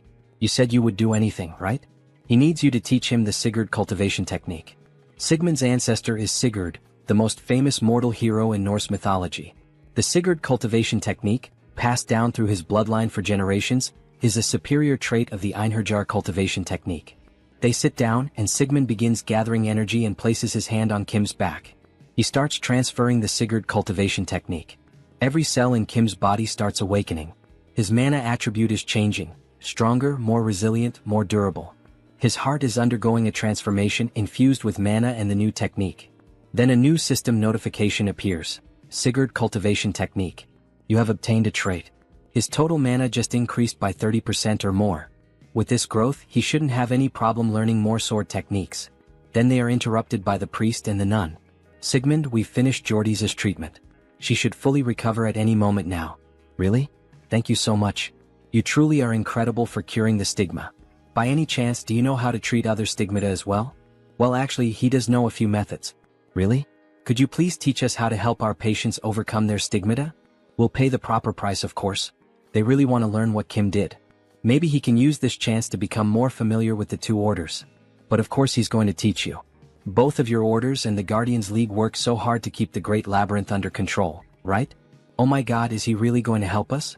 Even though the game only gives 2 options, he knows a different path, He absolutely cannot accept any payment from you too. He's going to teach you the methods for free. He says it with an angelic face. You truly are the esteemed saint of this era. Where is he? All I can see is light. He's too radiant. Are the 2 orders really going to get this information for free? Of course not. You really are an angel. How generous of you. Because this is the beginning of a hidden quest.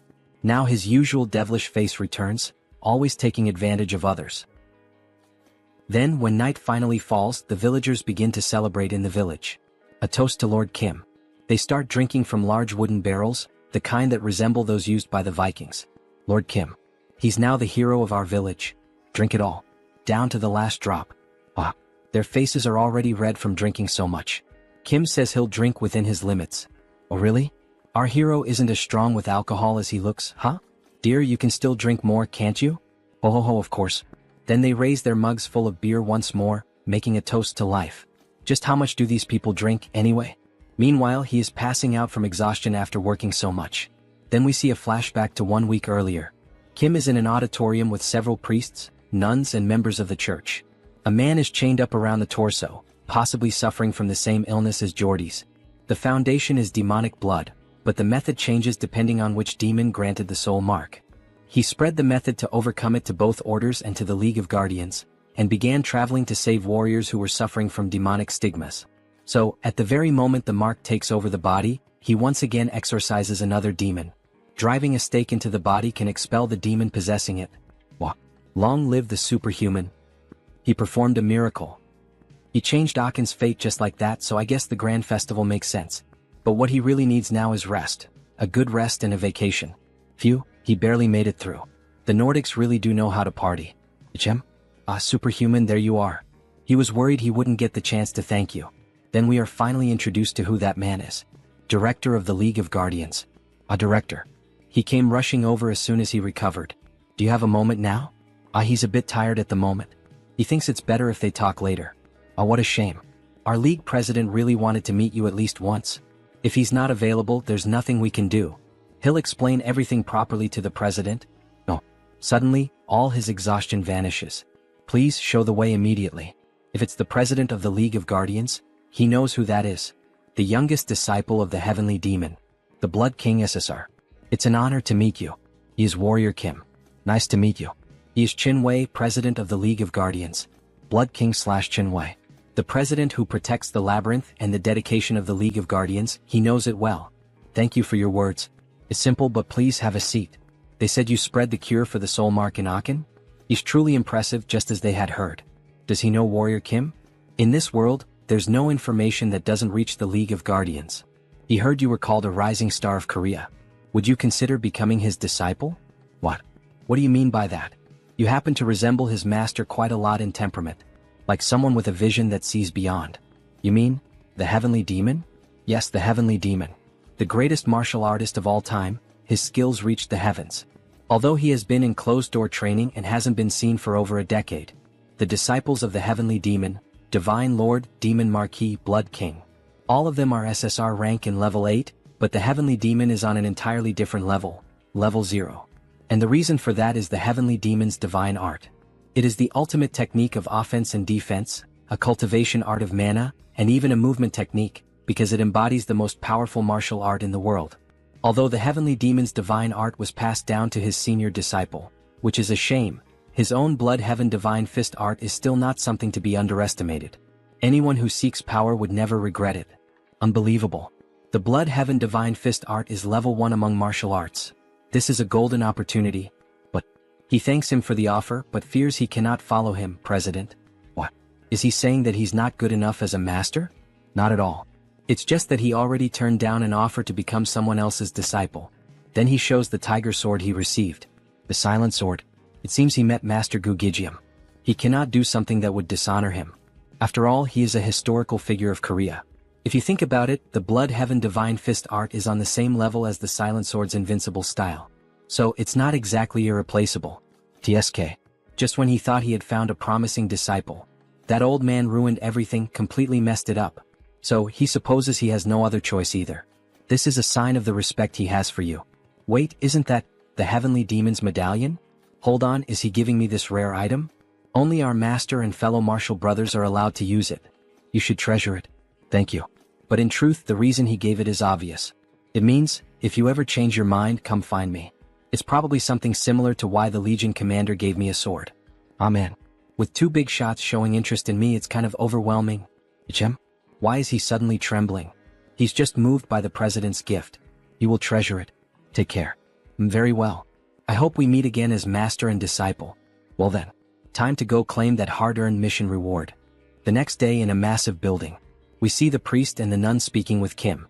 Transcendent One, we've prepared a modest gift for you. Here, please open it. You really didn't have to go through the trouble? You didn't do any of this expecting thanks. Good heavens. To think that someone this humble still exists. No wonder they call you the saint of our era. But eternal grace deserves an expression of gratitude worthy of it, and what is worldly also deserves its own form of appreciation, don't you agree? Please accept it. Grazie. That's exactly what he was saying. He opens the chest, which shines brightly. Inside we see nothing less than a massive axe, the same one from Thor in the Avengers movie. This is a gift from the Order of Thor, Mjolnir. If he doesn't recognize Thor's hammer, he must be a spy. Just like a sacred sword, It is especially powerful against dark-type monsters. It's an SSR-grade weapon that unleashes even greater power. Please take a look as well at the gift from our Order of Gaia. It's a shield, of course, Athena's Aegis. An invincible shield that can freely shape magical force fields. Did you like it, Transcendent? You're really giving me all these over-the-top gifts? It would be a bit disappointing to stop here. Of course there's more. Come on, hand it over already. He's already getting dizzy. 10 bottles of IAS nectar, 7 diamonds, even the tears of an angel. What's this? Isn't that a demon heart? Exactly.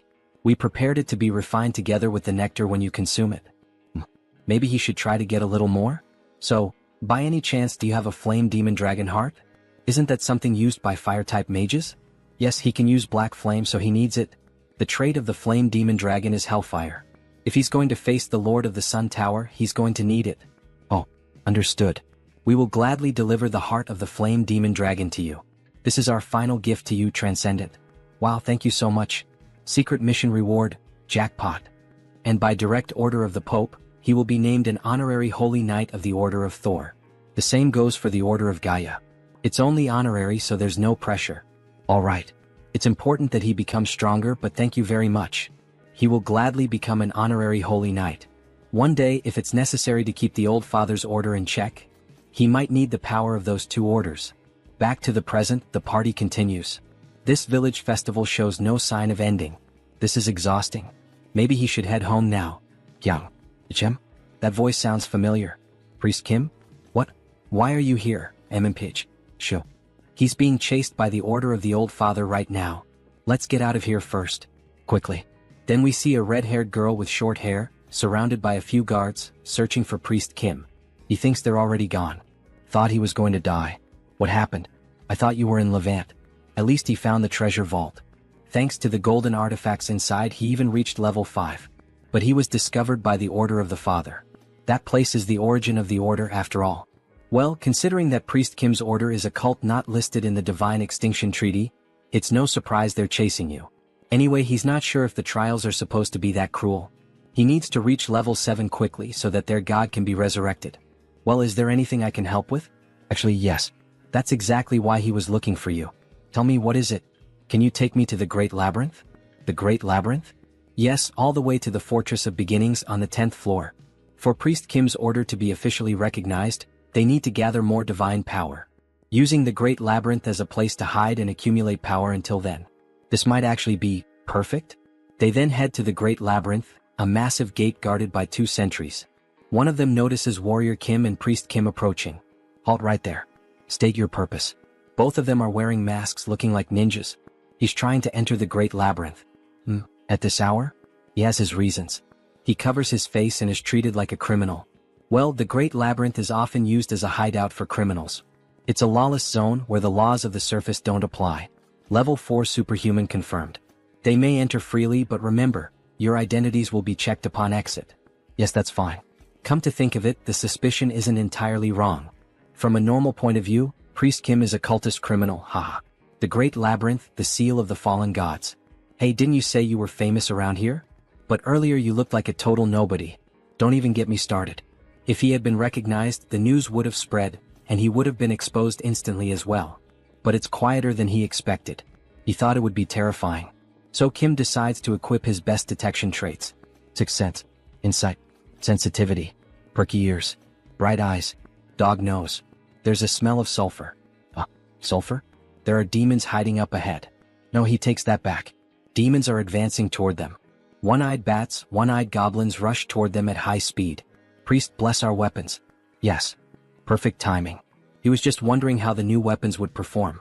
We see Thor's hammer glowing intensely with the priest's buff. SSR-grade weapons with golden blessings. Man, you could just throw them and it would already be a total massacre. He then equips the Thurring trait and wipes out all the demons with a golden lightning strike. As expected, Mjolnir is Mjolnir.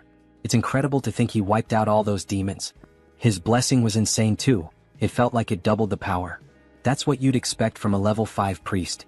Honestly, he was afraid the old cult of the father would follow him all the way here. But once they pass through that gate, they'll be free from the 9th floor so he can finally relax.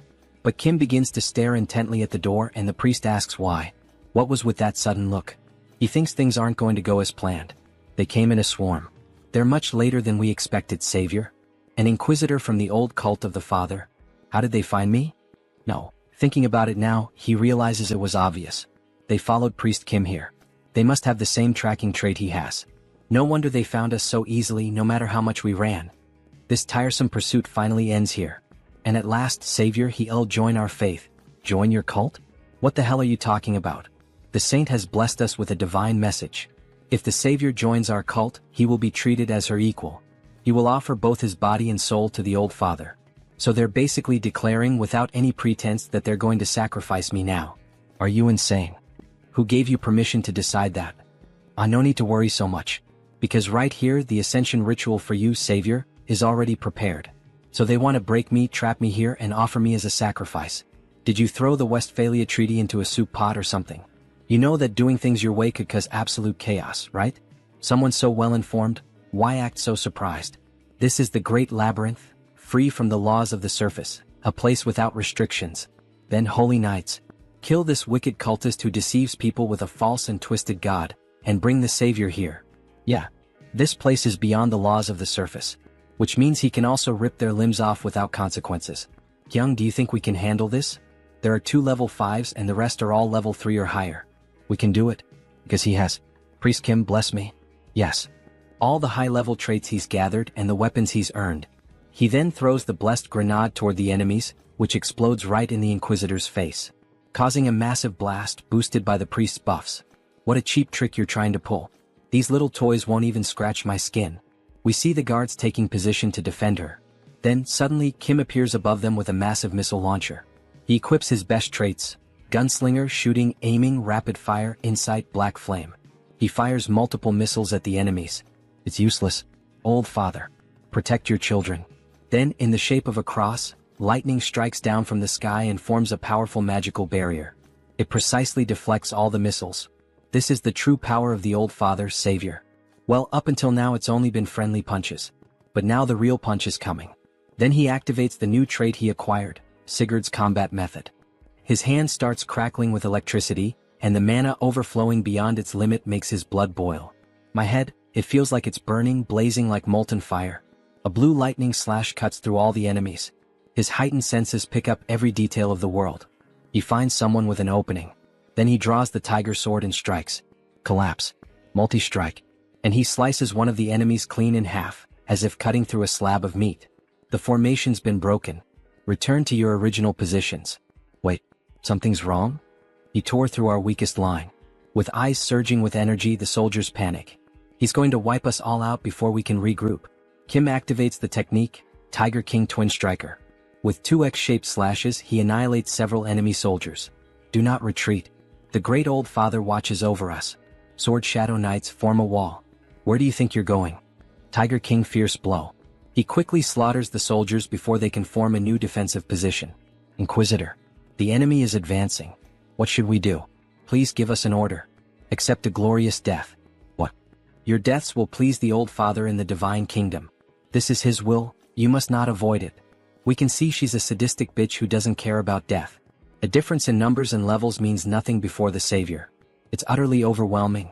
Tiger King Rising Slash. Meanwhile, he keeps slaughtering the weaker enemies. And she, watching such a display of strength, with that golden aura surrounding him. This is. You're so magnificent, Savior. It's an honor to witness the true face of light. So, are you finally thinking of sending out the stronger ones? Yes. She'll send some truly loyal ones your way. There's just one thing you must be extremely careful about. You absolutely must not die, alright? Then the first guard charges straight at Kim, who blocks the attack using the newly acquired shield, Aegis of Athena. However, the warrior suffers internal damage reflected back by the shield. Internal damage caused by a single collision against his shield? Then Kim hurls the enemy into the air, sending him crashing into the wall. The second enemy seizes the opportunity and tries to attack from behind. Kim jumps, dodging the surprise attack, and with all his strength, he strikes with Mjolnir, causing lightning to electrify the enemy. With a sadistic grin, the protagonist asks, "Is that all you've got?" You can't even get warmed up with this. How the hell is that our Savior? This is impossible. He has to be some kind of demonic apostle. Get lost, demon. Jim? So that one is still alive. Unfortunately for him, stalling isn't part of Kim's style. With a single swift and clean strike, he cuts off the enemy's head. So she's the only one left out of all of them? Do you still have more new power to show? Just as expected from the prophesied savior of our order, we see Kim massive and muscular. He's equipped several traits for this battle: giant strength, mana soul, smashing strike, tiger king swordsmanship, Sigurd cultivation technique, moonlash. On top of that, he's receiving multiple buffs from Priest Kim. As he prepares for the final blow, he asks, "Are those your last words?" What else does she need to say? All that's left now is to wait for his soul to reach the divine land. Then a massive explosion erupts, and we see the body of that lunatic lying on the ground, along with her guards. Wow, he really took them all down by himself. It was all thanks to his blessings. Nice work. Did you see how she kept talking until the very end? That's why you don't mess with fanatics. Disgusting. It was almost frightening. Anyway, maybe he overdid it a bit. There's nothing left to loot because he destroyed everything. There's still that shield. It's broken too. That's a shame, but thanks to that battle just now, he gained 3 new traits: destruction, massacre, fierce assault. He managed to gather the necessary materials to create a high-level trait, one capable of facing 1,000 foes. In the end, the loot's not bad at all, huh? Finally, we've reached the 10th floor. Congratulations, mission accomplished. He wouldn't have made it this far if it weren't for you, brother. He'd still be stuck in that Qigong therapy. Hey, at least he admits it, It was all you. You didn't really do much, so that's why, here it is, the Heart of Abundance. Heart of Abundance, SSR. Increases all stats. Possess trait, luck. An SSR level artifact. What a great reward. Kim's eyes practically light up. He found it in Levant's treasure vault, the one he told him about. Apparently, it's an extremely valuable artifact and he thought it would suit him well. Thanks, man. You really know how to pick a gift. By the way, where are you headed now? He's gathered a lot of good stuff, so it's time to return to South Korea. To find the final item he needs to reach level 5. So he finally returns to South Korea. He had missed the fresh air of his beloved hometown so much. South Korea, Gangwon-do. He thinks the place was somewhere around here. Maybe he should go deeper. Then, suddenly, a masked man appears behind Kim with a knife to his throat. What brings a stranger all the way out here? We see a skeletal hand. This guy is hiding his body, but he's the skeletal serpent, a character of SR rank. Looks like Kim has found the mutant's hideout. The man said, "What brings you here?" Kim replies that he has business to attend to. This area is restricted. Turn back. Wait, but Kim thought this was the path to Hope Village, wasn't it? How do you know that name? The place he arrived at is the Village of Monsters. However, the mutants call this place Hope Village. Someone who knows the real name of the village? It's like a password he can use to get in, He'll guide you there. Follow me. Thanks. Good thing the one on patrol today is the skeletal serpent, because for a mutant he's actually a pretty flexible guy. So they walk deeper into the forest, where various plants, roses, and beautiful trees are shown. There are even drawings made in archaic styles. As he approaches the village, the other mutants begin to wonder why the hell a human is there. This place is Monster Village. It's where the item he needs to find is located. Then we see massive feet approaching the area. Skeletal serpent, why did you bring a human to our village? We see that those huge feet belong to a bear wearing clothing and moose antlers. He knew the real name of our village, the skeletal serpent replies. He said he's here to do business with you. But I've never seen him before. What business? Kim becomes slightly nervous in the bear's presence. The challenge is that most mutants, having been ostracized by society, are closed off and hostile. He's here to make a request. A request? Yes, he needs a mutant mana core. Is it really okay to try and get one from them even like this? Before he could finish speaking, the bear attacks him violently. However, he manages to activate his shield just in time. That's what makes them hostile toward humans. If it weren't for those defensive traits, he would have already passed out. Diamond Body. Immortal. Sigurd Cultivation Technique. Mana Shield. Practical Combat. Protect. Not bad, huh? Great.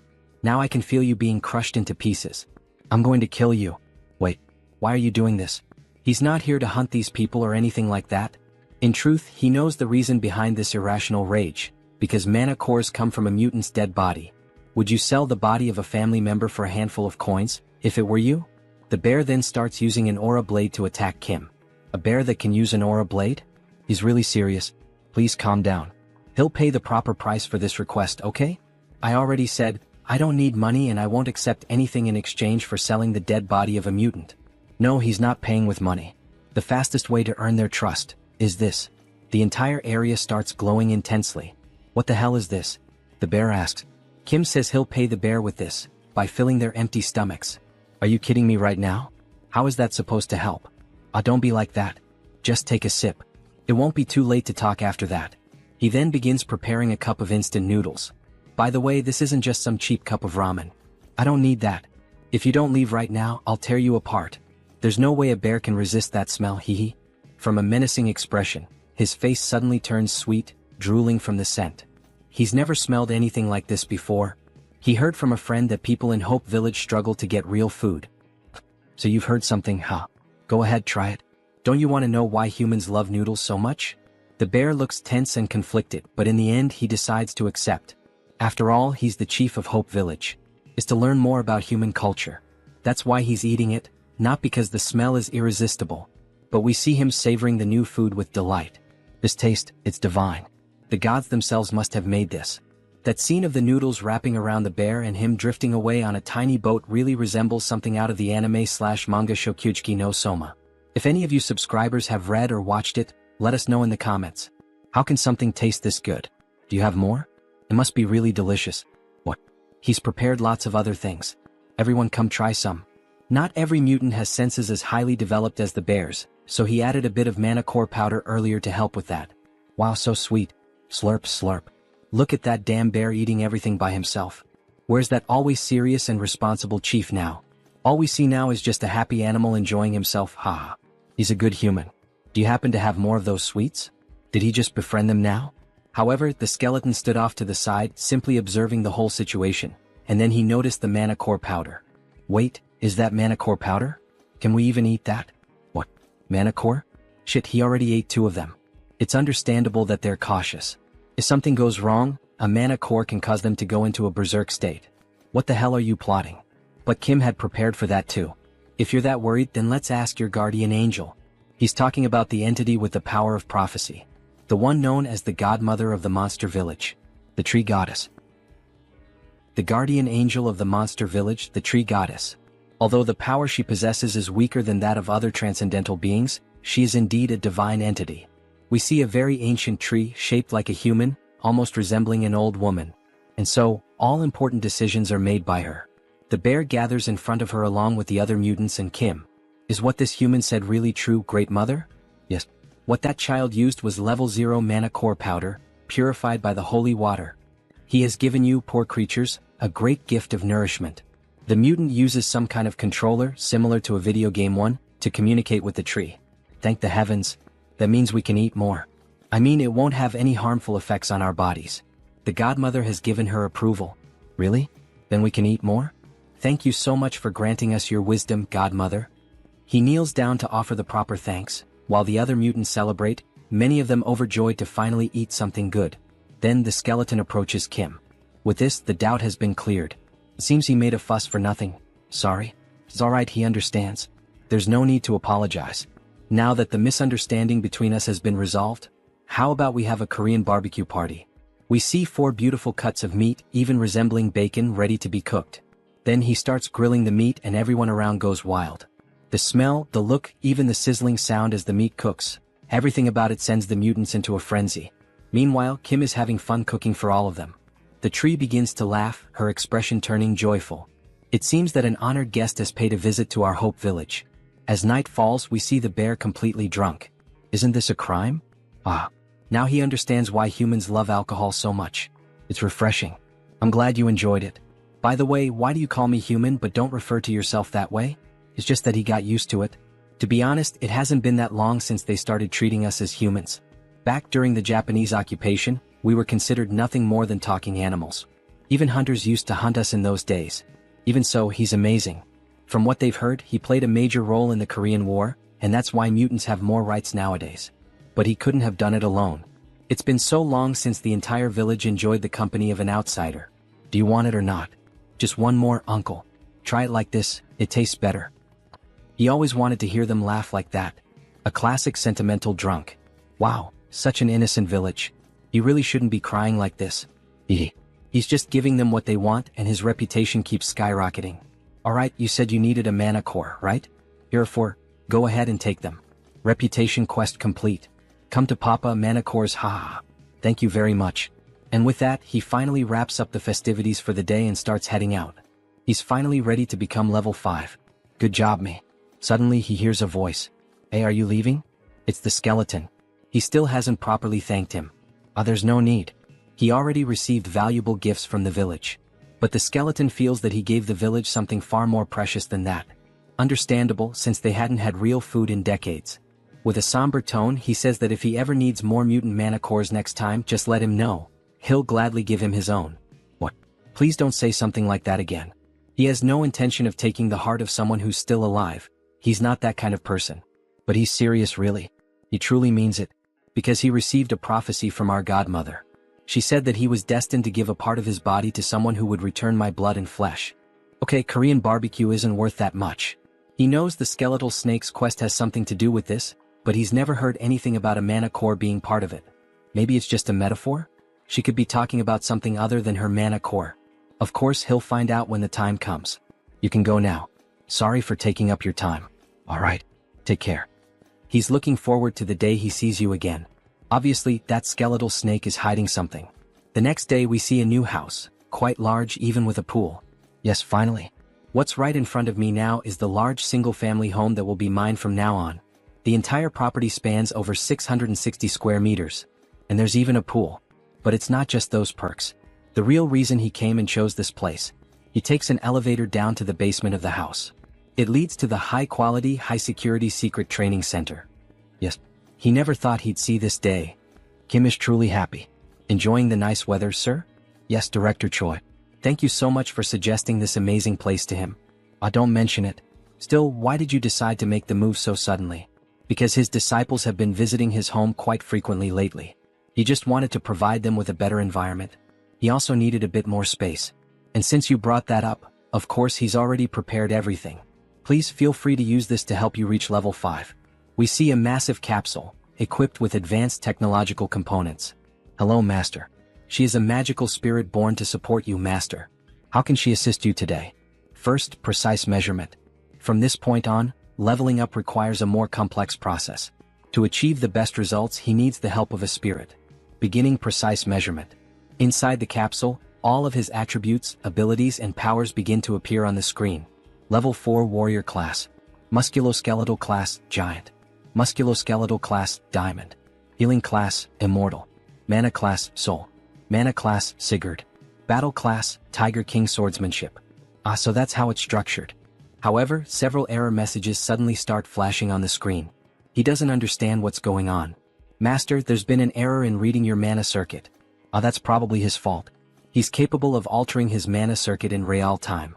That's actually top secret information, by the way. Is that even possible? That's not recorded in any of his data.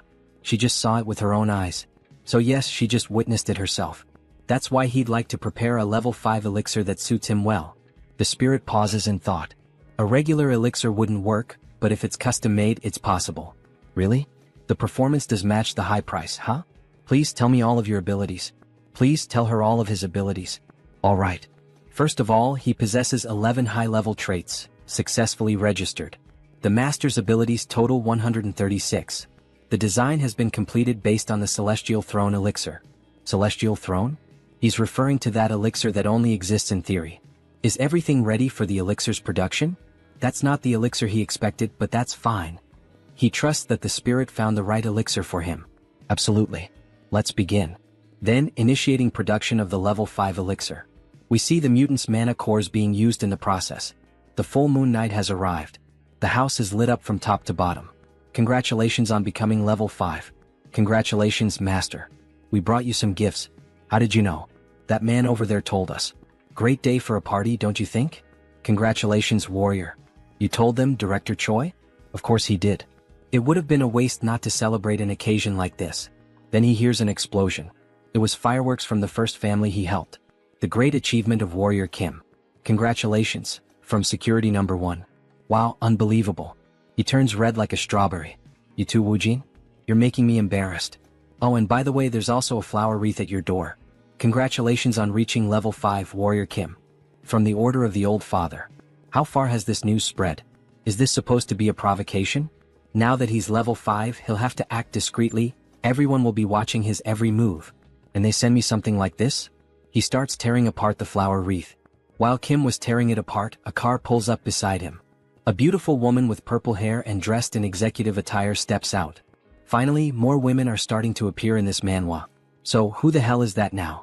Everyone, even everyone's mother, is coming to his house today. Superhuman warrior Kim, right? Congratulations on reaching level 5. Aw, thanks. But who are you again?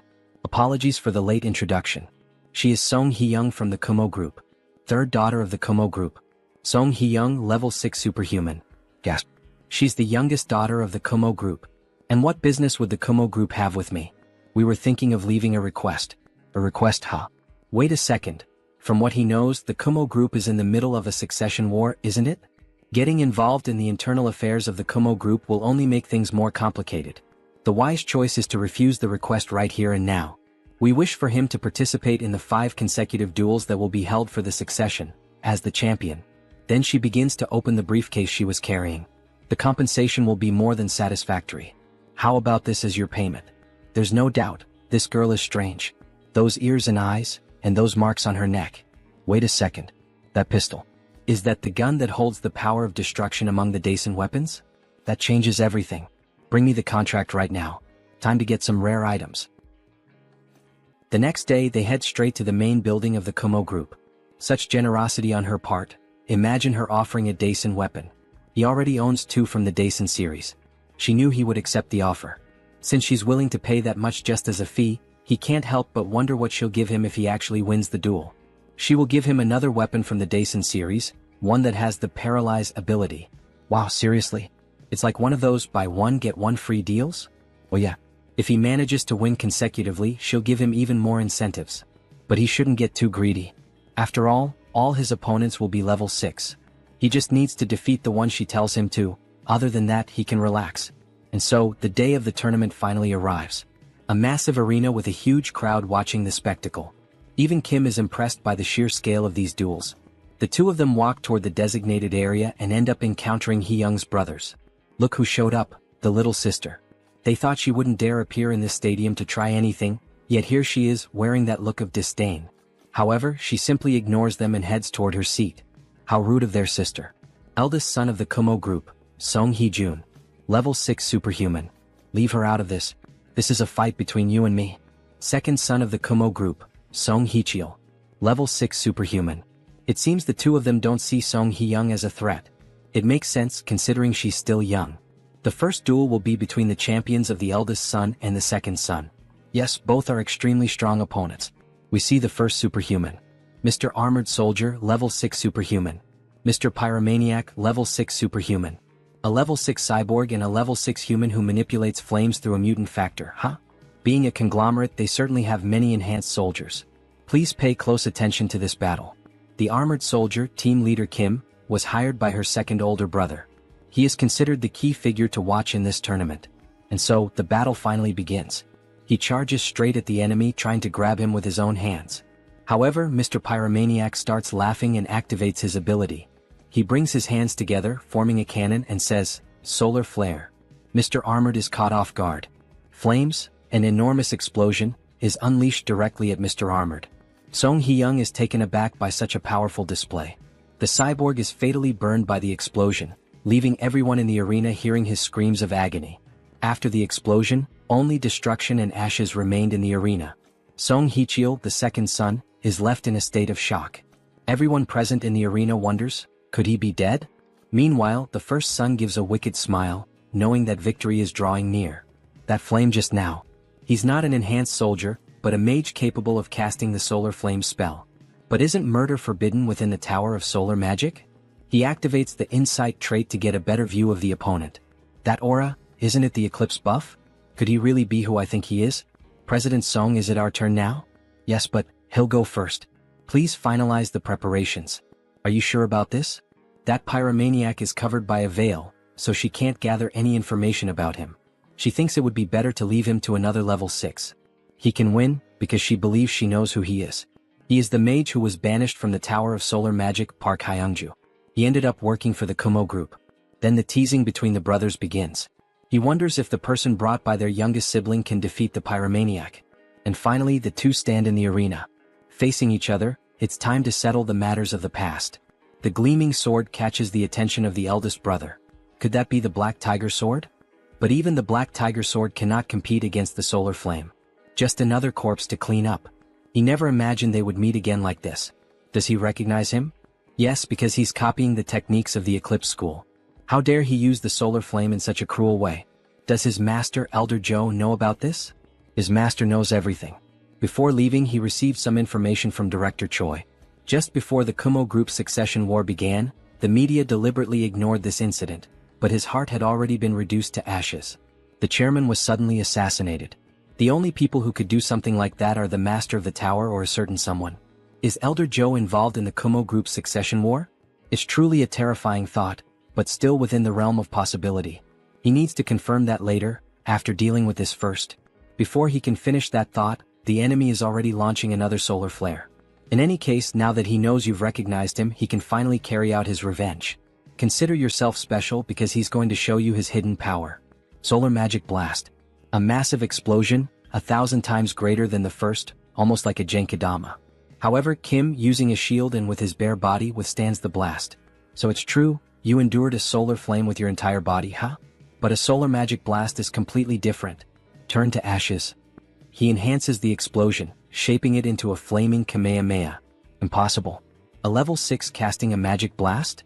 How can a level 5 superhuman resist something like that? Before she can finish her sentence, Kim interrupts, asking if he's done with the fireworks. Now it's his turn.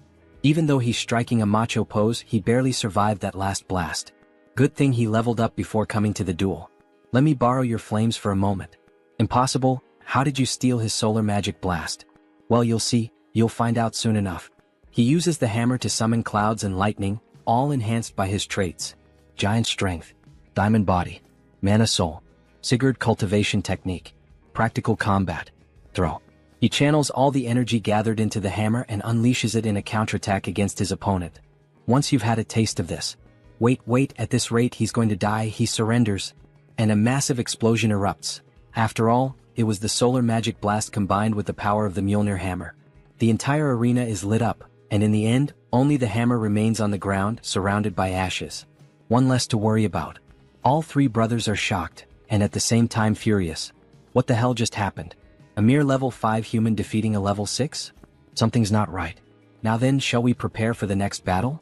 Night falls and they return to the Kumo Group building. Thank you for completing the request along with the bonus. This is your reward for the victory. We see several briefcases filled with gold bars, and, of course, the promised weapon.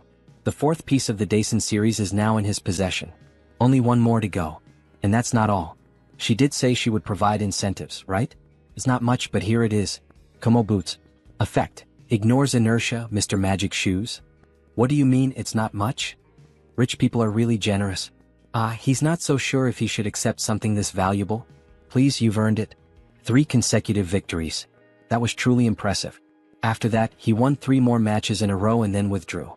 The remaining champions finished the tournament, and he left with Song Hee-young as the victor. He could have faced more opponents, but he didn't want to reveal everything he had in this tournament. Because the entire world was watching the Kumo Group's succession war, across every possible channel. Newspapers, news broadcasts, the internet. So, does that mean she's now the main candidate for succession? Of course not. The duel was merely a pretext to persuade the council. Her brothers were certain they would win, but their plan failed. Still, they won't give up so easily. I see.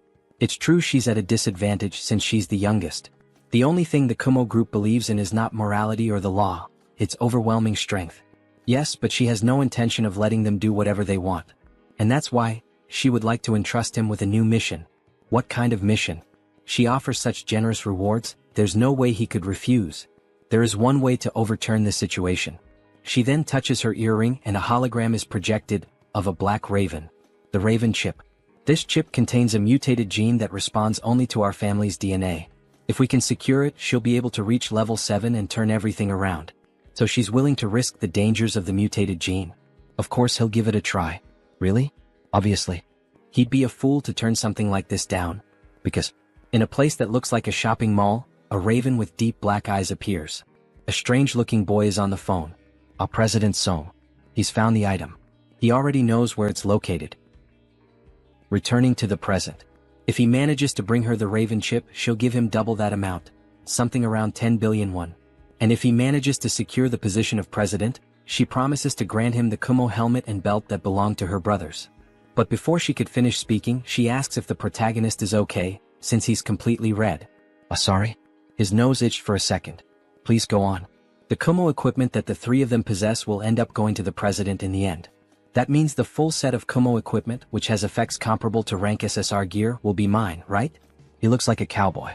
What insane rewards. Anyway, her brothers can't find out about this, so please keep it confidential.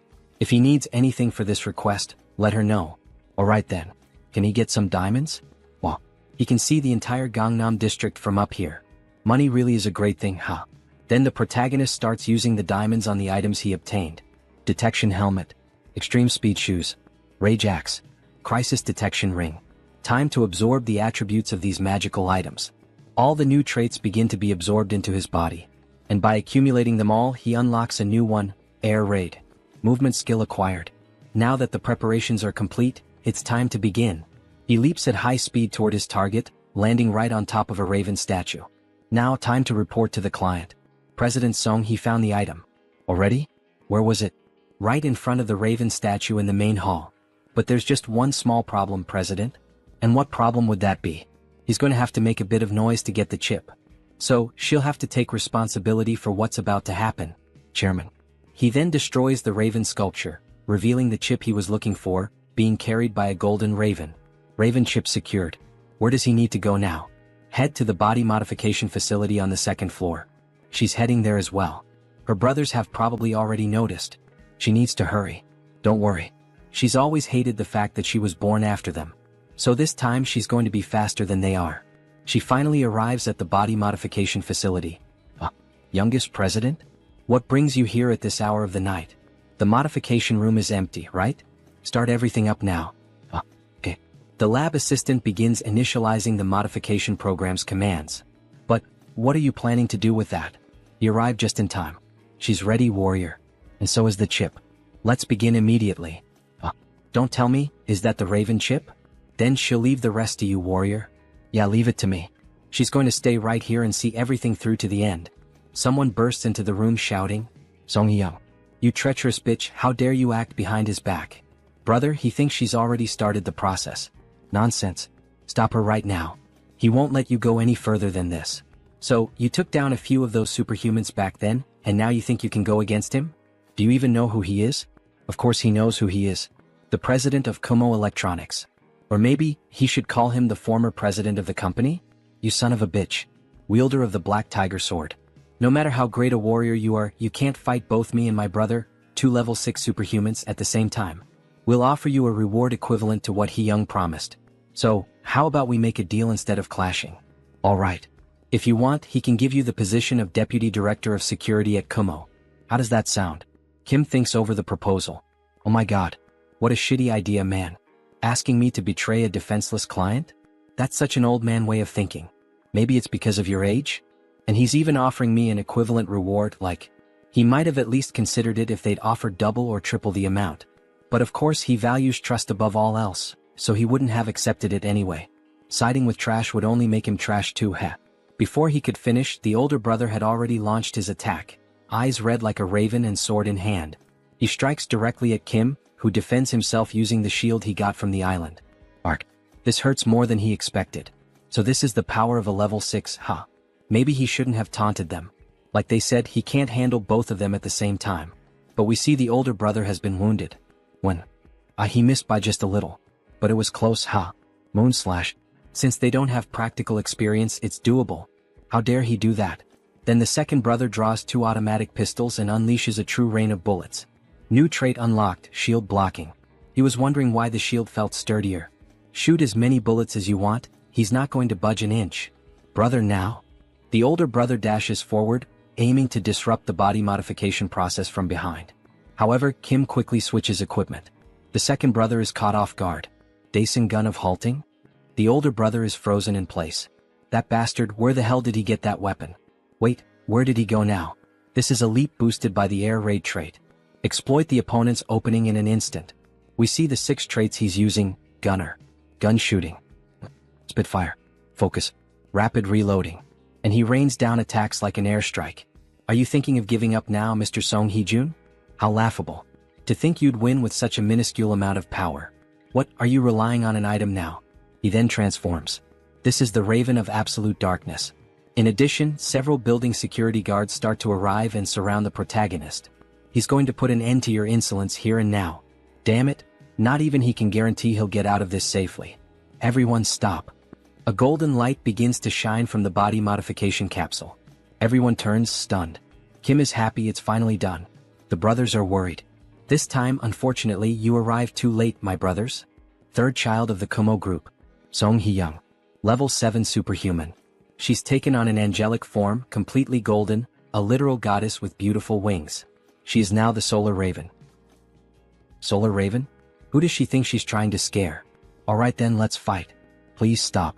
If the youngest president were to fight seriously, this building wouldn't last a minute.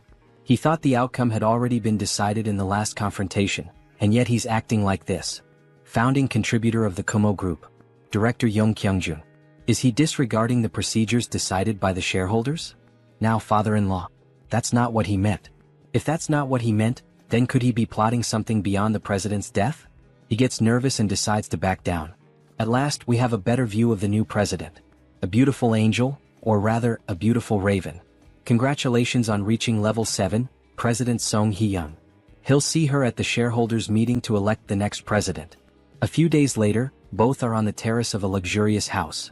As tradition dictates, her brothers have withdrawn from all their businesses and departed for the United States. Congratulations. She's about to become the next president of the Kumo Group. Fufu. It's all thanks to you. Did he receive the items from her two brothers as promised? Kumo helm. Kumo belt. Kumo boots. Ah yes, of course. Thanks to you he's completed the Kumo set. Ah, if you have more requests in the future just call me. While sipping her fine wine she remembered. Now that you mention it she actually has one more proposal for you. What kind of request with a high reward is it this time? Then she offers a different prize. SSS rank ring. A ring? Sir Warrior, would you marry me? Sorry, but he's going to have to refuse. I can't understand this protagonist. He gets so few chances with women and refuses this beautiful level 7 woman? I'm suspicious of this protagonist. Back to the manhwa. What? But why? There's no way you'd be lacking as a partner. And you're right about that. You have both wealth and beauty. Either way she's just not his type. Making that romance anime face. What? That's absurd. Why would such an insignificant factor matter to people like us? In fact, is it significant? She herself is surprised, just like me, the narrator, to have been refused in this way. Yes, the narrator loves women in business attire. Whoever agrees with me, type it in the comments and I'll send you a heart. He would like to marry someone who shows genuine affection. Not someone like you who sees me as a means to consolidate power. Quite romantic, isn't it? Kim Junsu, 22 years old, who doesn't want his pure heart to be betrayed, not even in Arcana Soul. He truly is an unpredictable person. In that case, she would like a cooperative relationship, where we can help each other at any time. Would that be alright? Yes, that would be more than welcome. And so, that night, a new alliance was formed with the clinking of glass cups. Then, after finally leaving her house and heading back home, he starts to grow pensive in the car. Kinda feels like he just threw away the chance to live in luxury for no reason. That leaves a bitter taste. After all, he's still in his intense early 20s. Marriage might have been too much, but if it were just dating. Look at this beautiful woman he just lost. Today, the narrator is disappointed with Kim. He even slaps his own face to stop thinking about it, startling even the driver. Control yourself. The situation is unfolding differently from the game, as far as he knows. What he should focus on right now is Elder Joe of the Solar Magic Tower. Back at the tournament, that bastard said his master knew everything about what was going on. She's acting suspicious. And just as he was thinking about this matter, he got a call from the Solar Magic Tower. The director's son. What convenient timing. The next scene is in Phoenix Valley. However, it looks deserted. Kim wonders why he doesn't see any phoenixes flying in this area. Well, it's been quite a while, hasn't it, Superhuman Kim? Oh, or should he call you the owner of the Black Tiger Sword? Tower Master. It's been a long time. And of course his grandson is with him as well. He's noticed that you've become a greater person, huh? He'd like his grandson to learn from you. Grandpa, why don't we get straight to the point? Now that Mage Kim has awakened, he's starting to show his true nature, huh? Superhuman Kim. He's sure you already expected this, but we called you here to make a request. Is it because of all the Phoenix disappearances? Correct. He has no idea where they might have gone. He supposes that some mythical beast might have taken them all. That's very possible, But have you considered the possibility of unauthorized poaching? That's highly unlikely. Our security was flawless. But what if someone on the level of an elder of the magic tower had acted? Someone on the level of an elder, That would be possible, yes. But who would dare do something like that? The misuse of a phoenix is a clear violation of the rules. He then starts to get angry and ignites his entire body, showing why he is the tower's director. Of course, he will find every last missing phoenix, and find whoever is responsible for this. But you have to promise me an extra fee. Then we see a car speeding over the water at high speed. What do you think of this red stove? It's an amazing sports car, and it's really fast. If he entrusts the driving system to a spirit, automatic driving is possible. But no speeding. Meh, asks the spirit with an innocent face. By the way, how did you come up with the idea of getting this car as our advance payment? He could never even dream of driving it because his grandfather really treasures him. Because he needed it for the request.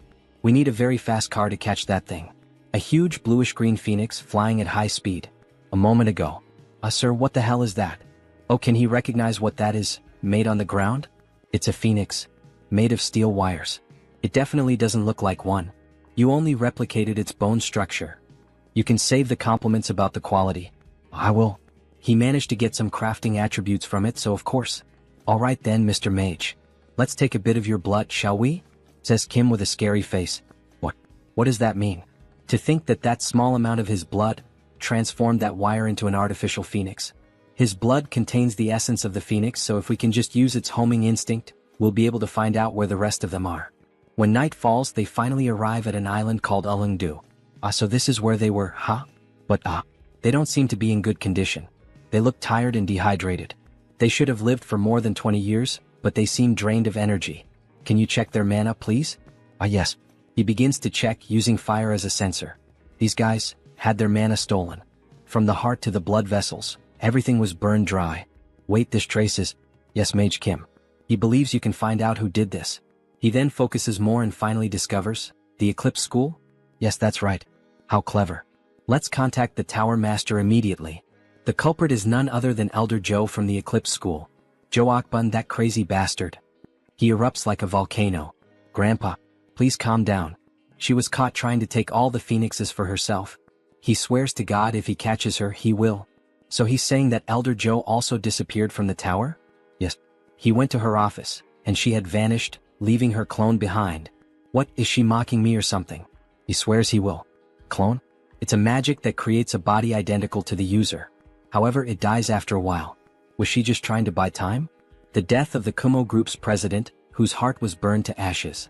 The exiled mage reappearing as a reinforced soldier. The overexploited phoenixes taken to gain power. And Elder Joe hiding? You've already received so many clues. Come on. Tower Master, doesn't anything come to mind? Don't tell me. Joe Akbun got her hands on that? The forbidden ritual of the Eclipse School. The moon in complete darkness. The forbidden ritual. This ritual is carried out by emitting mana to block the sunlight, an event that appears in the polarization mission of the Solar Magic Tower. But this is even before the polarization research begins. It's the butterfly effect. A different course of events unfolded because he got involved with Elder Joe's disciple. What is this after all? She is using the power obtained from the phoenix to corrode solar magic. And not just that, through the sky, land, and sea, she is absorbing the mana from every form of life. Is she performing such an evil ritual in an era like this? And what if your magic tower is ruined because of it? We must find Elder Joe quickly. If she reaches level 8 with that power, we don't know what she will do. But how are we going to find her? He can feel a connection to a massive reservoir of mana in the distance. Follow him. He thinks he knows where that woman is. The mana trail leads them to a house near the forest. Upon approaching the place, they see an open portal. This is a subdimensional labyrinth? So he's saying she's hiding inside while the ritual continues? Yes, but the labyrinth is very resilient, so we cannot destroy it immediately. It was designed to withstand the power of a solar eruption. You stay here and he will take care of things. You can't, grandfather. There's no way Elder Joe wouldn't have prepared countermeasures against the Tower Master. He's right. This is far too dangerous. Leave it to me. He's going in there? Yes. Wouldn't it be better to have an outsider intervene to catch her by surprise?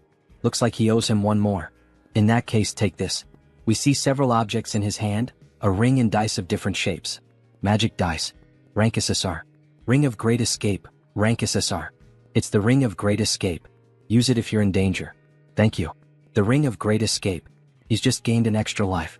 In that case he can risk his life without worry. Because Elder Joe has one of the 8 treasures of the magic tower. Then he finally steps into the portal. What are all these things? We see a large ruined city completely abandoned. However, there's an unexpected visitor in this labyrinth. Why did you follow him into the labyrinth? You know you could actually die, right? But this is the responsibility of the magic tower. And he thinks that 2 would do better than 1. It would be a big problem if you ran into an enemy while installing those dice to neutralize the subdimension. Well, you have a point. By the way, does the School of Eclipse like this kind of atmosphere? Ah yes, the School of Eclipse is rooted in dark magic. The moon in the labyrinth is already black. While he was explaining, a larva-type monster tried to attack him from behind. However, Kim quickly uses the tiger sword to kill the monster instantly. What a damn scare. Where the hell did that ugly creature come from? He would have been all bitten up and screwed if he'd been even a second late. He thinks they smelled us. Stay close to my back. He will protect both of us. Then he activates the best traits. Intuition. Sensitive. Treasure hunt. Insight. Detection. Sword expert. Dozens of them will come at us all at once from now on. They start emerging from underground, several of them, but Kim quickly slashes through all of them in seconds, looking like a Japanese chef making sushi. And he ends up unlocking a new trait. Identify weakness. Attacking the enemy's weak point will deal extra damage. All those monsters were simply blown apart and sliced within seconds. Kim is truly very strong. However, from the top of the mountain, an old woman with a huge staff appears. Stop. How dare you set foot in this place? The crime of obstructing a great cause will not be taken lightly. She uses her power to create a crack in the walls, causing several rocks to start falling on the protagonist. Elder Joe is indeed a difficult opponent. But he's not going to die in a minigame like this. Hold on tight. What? Because he has already experienced this pattern many times in the game. He can see through everything. Then he activates the traits. Giant strength. Air raid. Intuition. Insight. Detection. Sensitive. He can see the battlefield with an overhead view, where each stone will fall and which route he should take. Running quickly, he saves the 2 of them from a terrible death. Only the rubble of the walls remains, and Kim emerges from the ruins in giant form, carrying Mage Kim. Are you alright? Yes, I'm fine. By the way, where is this?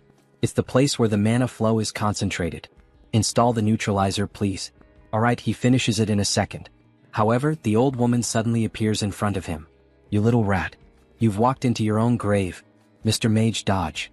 Then, by some miracle, he manages to dodge that powerful attack. As expected from a level 7 mage. He would have died instantly if he had been hit. It will be difficult to face her with normal methods. Mr. Mage, he will distract her. So go. Yes, then he will also have to reveal his trump card. Where do you think you're going, you little rat? Hey Joe Akbun, you old witch. He has to provoke her. Seeing you doing something like this all of a sudden, you're using the Kumo Group Chairman's magic circuit to keep yourself young, huh? Or have you gone insane because you're already too old? She wanted to obtain the Solar Raven through his disciple, but you ruined everything. Well, none of that matters anymore. Because the Raven of the Deep Darkness will do. Does he really think he can keep avoiding the power of the School of Eclipse? Yeah, right. Your school is nothing but a loser third-rate school. Have your eyes gone bad too? You can't seem to land a single hit. Lol. You little bastard. The old woman truly gets pissed off by the protagonist's provocations. Magic dice installation complete. Activating. He's already installed the neutralizer? Grandfather, now's the chance. Good. The power of the subdimensional space is weakening. Time to show some of his own power too. He begins creating a whirlwind of fire, and the labyrinth slowly starts to give way under such power. Mr. Warrior, the labyrinth is shattering. Yes. It seems the Tower Master has done his part well. No, this can't be happening. Her magic, her power, and her world. Her body begins to melt along with the world, and we see that part of her body is robotic. It would have been complete in just a few seconds. It's all because of you, it's all your fault. Filled with rage, she tries to attack the protagonist with a massive burst of dark magic. He quickly manages to withstand the damage with the steel fists. Holy crap. He blocked it with the steel fists, but damn, what power. Even so, he won't fall behind when it comes to speed. Damn it. Why won't her attacks land? He vanished from her sight. Then he activates the new trait he gained, Identify Weakness. He found her weakness. And with a quick strike, he slashes her directly in the back. She falls to the ground like a sack of shit. No. It can't end like this. At the very least, she has to take his life with her own hands. Useless bitch. Time to die. Then the director himself burns her. So after defeating Elder Joe, they returned to the tower. Warrior Kim is unbelievable. He thought you were an anti-magic warrior, but today you fought like a practical swordsman. Thank you for the compliment. It makes sense, however. That must be why that old tiger man gave you the black tiger sword. He thinks people call it the Celestial Star. That sounds like something the spirit said. What is the Celestial Star? It refers to those with infinite talent and 1,000 kinds of supernatural abilities. Doesn't that not seem exactly right for him? Anyway, he should reward you for this incident. Ring of Eclipse, SSR. It is a treasure he found from Elder Joe. Understood. One of the 8 treasures of the Magic Tower, and the strongest item of the School of Eclipse. The attribute imbued in the ring is Eclipse. The ring begins to display an animation of water and fire, as if there were a fusion of both powers. This is truly incredible. It combines the attributes of mana devouring, absorption, and storage. Says Kim while driving his new Ferrari that literally flies from being so fast. Time passed and autumn arrived. Beck Soren is training her attribute Heavenly Assassin Star, and Jeanette is training her attribute Innate Energy. Beck Soren will reach level 5 very soon. It will not take long until she learns the Mars Sword technique.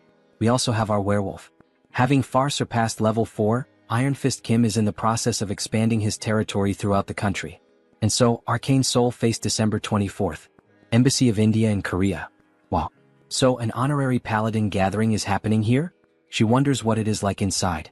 This is the first time she spends the day of divine annihilation with other people. Make sure to enjoy today. Because tomorrow she will return to training, says Kim with an evil face, while Soren lightly laughs, seeming almost like a couple taking care of their daughter. She is going to enter first. Ah, Jeanette. Wait for me. December 24th, the day of divine annihilation. It is the day when the old father was officially killed, and the day to celebrate the Treaty of Westphalia. That is why it is commemorated as Christmas all over the world. Because this world does not have Christmas. Inside the Indian embassy it is beautiful. The girls become emotional upon seeing it. So much food and gold. Jeanette, look. It is Paladin Cha De-jun. Wow, he is so handsome. And on every day of divine annihilation, gatherings of paladins are held in several countries. He was invited as an honorary paladin of the orders of Thor and Gaia. But that is not the real reason why he came here. Oh, if it is not the owner of the Black Tiger Sword. He is Asim Kurat, the ambassador of India. He is Warrior Kim, level 5 superhuman. Thank you for the invitation. He came here because this man is the one organizing this gathering. This is his wife and daughter. His only daughter. Nice to meet you, Superhuman Kim. It is Kali, the last of the 3 most powerful warrior units of the game. SSR rank Kali Kurat. She will be the future owner of the Kalaratri. Let's use these girls as an excuse to talk to her. These are his disciples. And what a coincidence that his second disciple is. Before he could use the excuse to start a conversation with the ambassador's daughter, he is interrupted by strangers. Aren't you the owner of the Black Tiger Sword? What? The owner of the Black Tiger Sword? Really? Oh, he is a big fan. He never thought he would see you in real life. Can we talk for a moment? What? Several begin to come forward wanting to meet the wielder of the sword. No, this was the perfect opportunity to become friends with Kali. You look great. He also wants to see you. Just a handshake. He leaves the rest to you girls. Our master was taken away by the crowd. Ah, he came out of there alive. He could not talk to Kali even for a second because of those people, but at least the girls made friends with her, so he thinks it is all right. Sometimes he makes this kind of face and, really, they are actually making fun of Kim behind his back, but at least they are making Kali laugh. Returning to Kim, he begins to pay more attention to the weather, since he is finally alone. Seeing the snow really conveys that end-of-year feeling. He wishes life were always this peaceful. However, the silence is interrupted by a girl. Hello. Would you mind having a small conversation, Mr. Kim? A beautiful woman in a black dress. But what we did not expect is that, in fact, that woman, this is the priestess of the Order of the Old Father. The very same one from the beginning of the story who forced him to serve her god. What brings you here? You must be busy since it is the day of divine annihilation. It is not the day of divine annihilation, it is the day of resurrection. Ah yes, of course, right? She is sure he already knows that she is showing great consideration. Consideration, she says? What kind? Have you never thought it strange? That he is still alive after you killed one of our inquisitors. That happened in the labyrinth, but even so she knows about it? If she had not intervened, his pathetic life would have already ended. It is all thanks to me working behind the scenes. Do you understand? Why did you do this? It is not as if he asked for it. He must do it, so that his great soul may become the light and the savior of our order. Soul. By soul she means the real-world self? In the real world he was just one among countless losers. A fool who achieved nothing, failing both in love and in life. Is she mocking me or something? Why the hell are you doing this to someone like me? Could it be that she is referring to my ability to switch attributes? He means if you consider this ability as being imbued in his soul. He thinks you could call it the great soul, but he would like you to become stronger than ever, so that a great vessel worthy of the magnificence of the soul may be completed. Take that crap yourself. He is not going to let that happen. Today is the day. Today? Everything starts from today. It is mostly thanks to you, Savior. While you were running everywhere causing trouble and chaos, we managed to accomplish many things. What nonsense are you talking about? You will see soon. A magic circle begins to form beneath her feet. Until we meet again soon. Then she activates the magic with her hands and disappears in front of the protagonist. As if she had never been there. Crazy bitch. She simply disappears after saying everything she had to say. What kind of crap is she plotting this time? Everything starts from today, she said. The main story of the game has not even started yet. Arcane Soul. It makes no sense that episode 1 with content equivalent to a full expansion pack would begin now. But today is the day of divine annihilation. On the very same day episode 1 begins. December 24th, 11 hours 59 minutes and 27 seconds. Back in the game, the mysterious words of the priestess marked its beginning. Could it really be? The seconds keep passing until reaching 59, and when it finally turns to December 25th, a huge explosion happens right behind Kim. What was that? What is happening? Damn, it has begun. Episode 1, Terrorist Attack in Seoul. Bombing attacks all over the city begin to be reported. Mysterious monsters also begin to appear at the event of the Indian embassy. Before they could attack, they are struck by sniper shots. Our protagonist has already rushed to save everyone. The owner of the Black Tiger Sword? Protect this side with the other paladins. Understood. And what about you, sir? There are people he needs to protect. It looks like the war in Arcane Soul is really about to begin now. The manhwa is getting even more exciting. See you in the next recap. The attack began with monstrous serpents attacking everyone at the embassy. However, the two disciples of Warrior Kim tried to defend everyone. Ambassador, are you alright? The terror in Seoul struck the entire city of Seoul. In the game, Callie's parents end up dying precisely in this terrorist attack. Ah yes, thanks to you. Hey, look behind you. With this as a turning point, Callie, devastated by grief, decides to become a superhuman. Then, the serpent is quickly sliced into pieces without having a chance to attack the family. The girls already knew whose technique that was, Professor Kim's. Won't he let this happen in this temporal life? Come to me, the rest of you. He is a busy businessman, as you can see. After finishing off the monsters, Kim leaves in the flying car and starts making calls. Hello, Commander? If it isn't the superhuman Kim. Sorry, but he is very busy right now with the terrorist attack in Seoul. He will have to return your call later. No, he has to tell him this right now. This terrorist attack is happening throughout the Seoul region, but there is only one real target. The president is in danger. What? Is that true? But he received a report saying that the Blue House was safe? That is true, but the president is not there. It is obvious where the single president would go on the night of the day of divine annihilation. He will send you the location. He will see you there. It is the building belonging to the president's secret lover. We have arrived at the destination. Should we land on the rooftop? There is no time for that. Anywhere the president stays, no matter how briefly, has strict security. To bypass the security procedures and enter immediately. He then jumps from the car and gains momentum in the air to break into the building. He will have to destroy the specially made glass. He manages to break into the president's lover's building. Wait, could he by any chance be the owner of the Black Tiger Sword? Are the two of them alright? Forget that, look behind. Then Kim is caught off guard by a sword attack from a mysterious woman. An explosion occurs from the clash of both swords. She is going to cut him into pieces and hang him at the Gwanghwamun Gate. That old tiger will love this. The Japanese sword, Demonic Blade Masamyun. It is a weapon that inflicts a guaranteed random curse with every strike that lands on the enemy. Wielding two weapons, Very well then, let's see how much he has learned from that old man. She then unleashes a slashing attack from a distance. Kim quickly switches the hammer for the shield to parry the attack, however, even so he is injured. All that damage from just one attack even after he blocked it? Mitchum, not bad, But can he withstand this as well? She launches another slashing attack. Kim tries to stop it by matching her strength, but he ends up losing and is hurled against the wall. He cannot keep going like this. The Empress of Massacre prioritizes offense over defense. To survive even one more second against her, he will have to close the distance. He will not stand a chance if he only blocks her attacks. He quickly rushes to her back with impressive speed, the same technique he used to defeat the old woman of the labyrinth. However, she manages to keep up with that speed. How cute now, die. She strikes the shield again, however this time Kim switched the traits to endure more. Giant strength, diamond body, mana soul, fierce assault, resonance, shield strike. This ends up reflecting the attack back at her, sending her flying. Then he quickly switches to the hammer charged with energy and tries to strike her. You damn bastard. The only weakness of the Empress of Massacre is extreme close quarters combat. One wrong move and he will die, but let's try. They begin the 1v1 PvP Samurai Sword vs Mjolnir Hammer. The sparks and massive destruction in the apartment leave the president and his lover terrified. Damn it.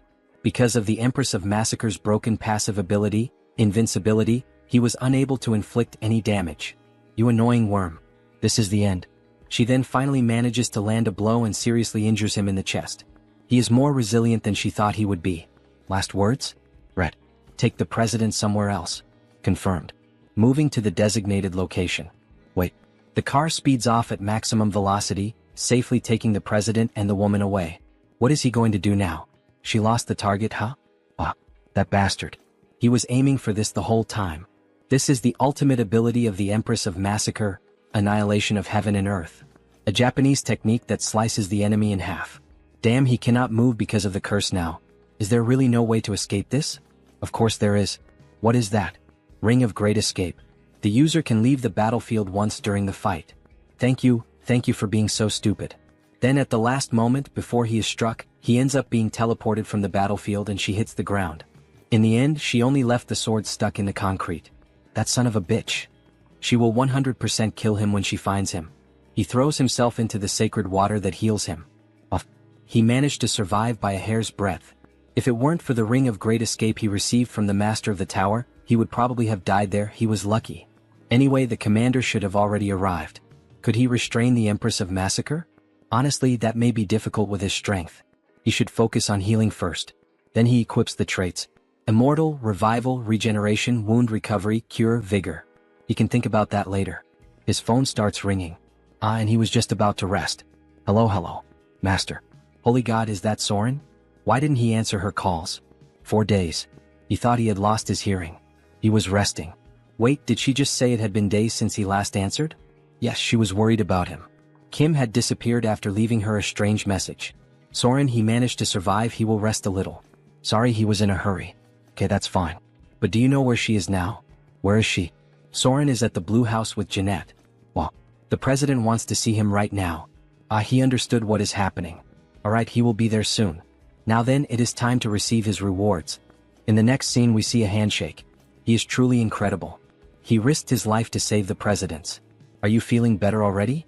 Yes, he is 100% recovered from the incident. The mana fountain and the elixir played a huge role. Gah. What did he just say? Someone slapped Kim on the back. He told you this guy would show up as if nothing had happened. It seems the elixir helped you. Do not forget that it is thanks to the Tower of Sun Magic. Why are these guys acting so friendly? Thank you, Superhuman Kim. This is to show his gratitude, so please. Is this the rank SR equipment, Star Descendant? Star Descendant. The trait embedded in the equipment shares the same name. Star Descendant. It is an overpowered ability that changes your attributes to fit the situation every time the traits are switched. Evolution. Superiority. Adaptation. Arrangement. Divine Blood.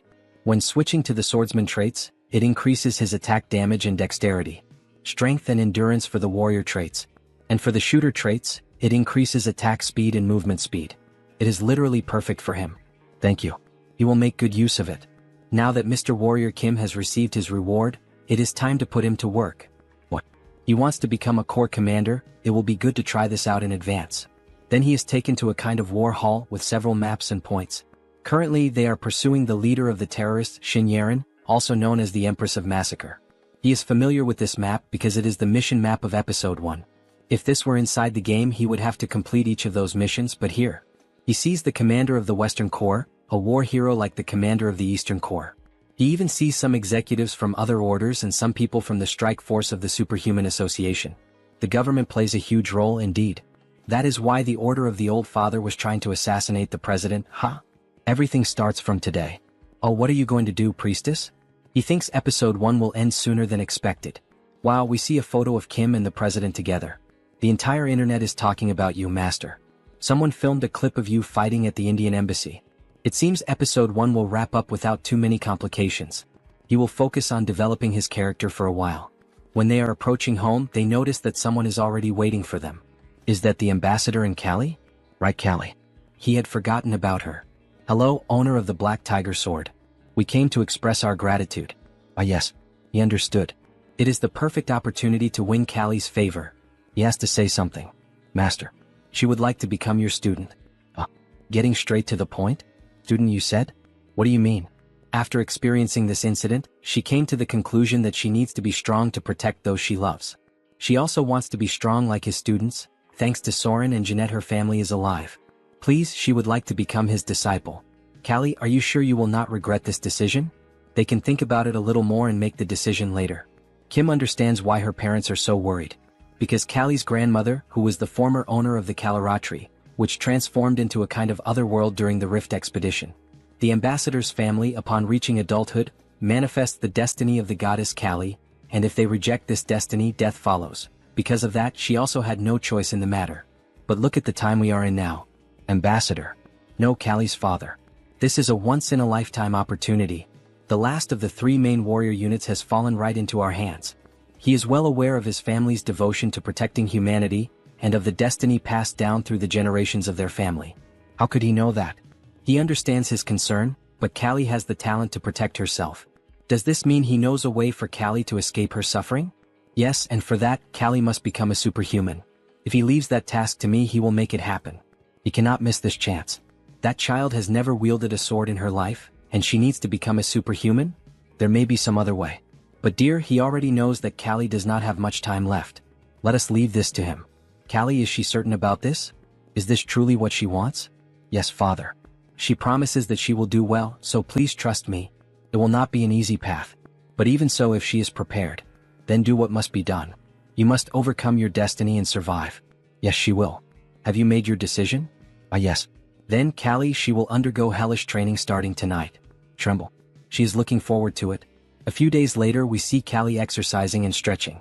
Kalaratri is an assassin and a dancer. She unlocked the stealth trait some time ago, so now she needs to unlock the dance trait.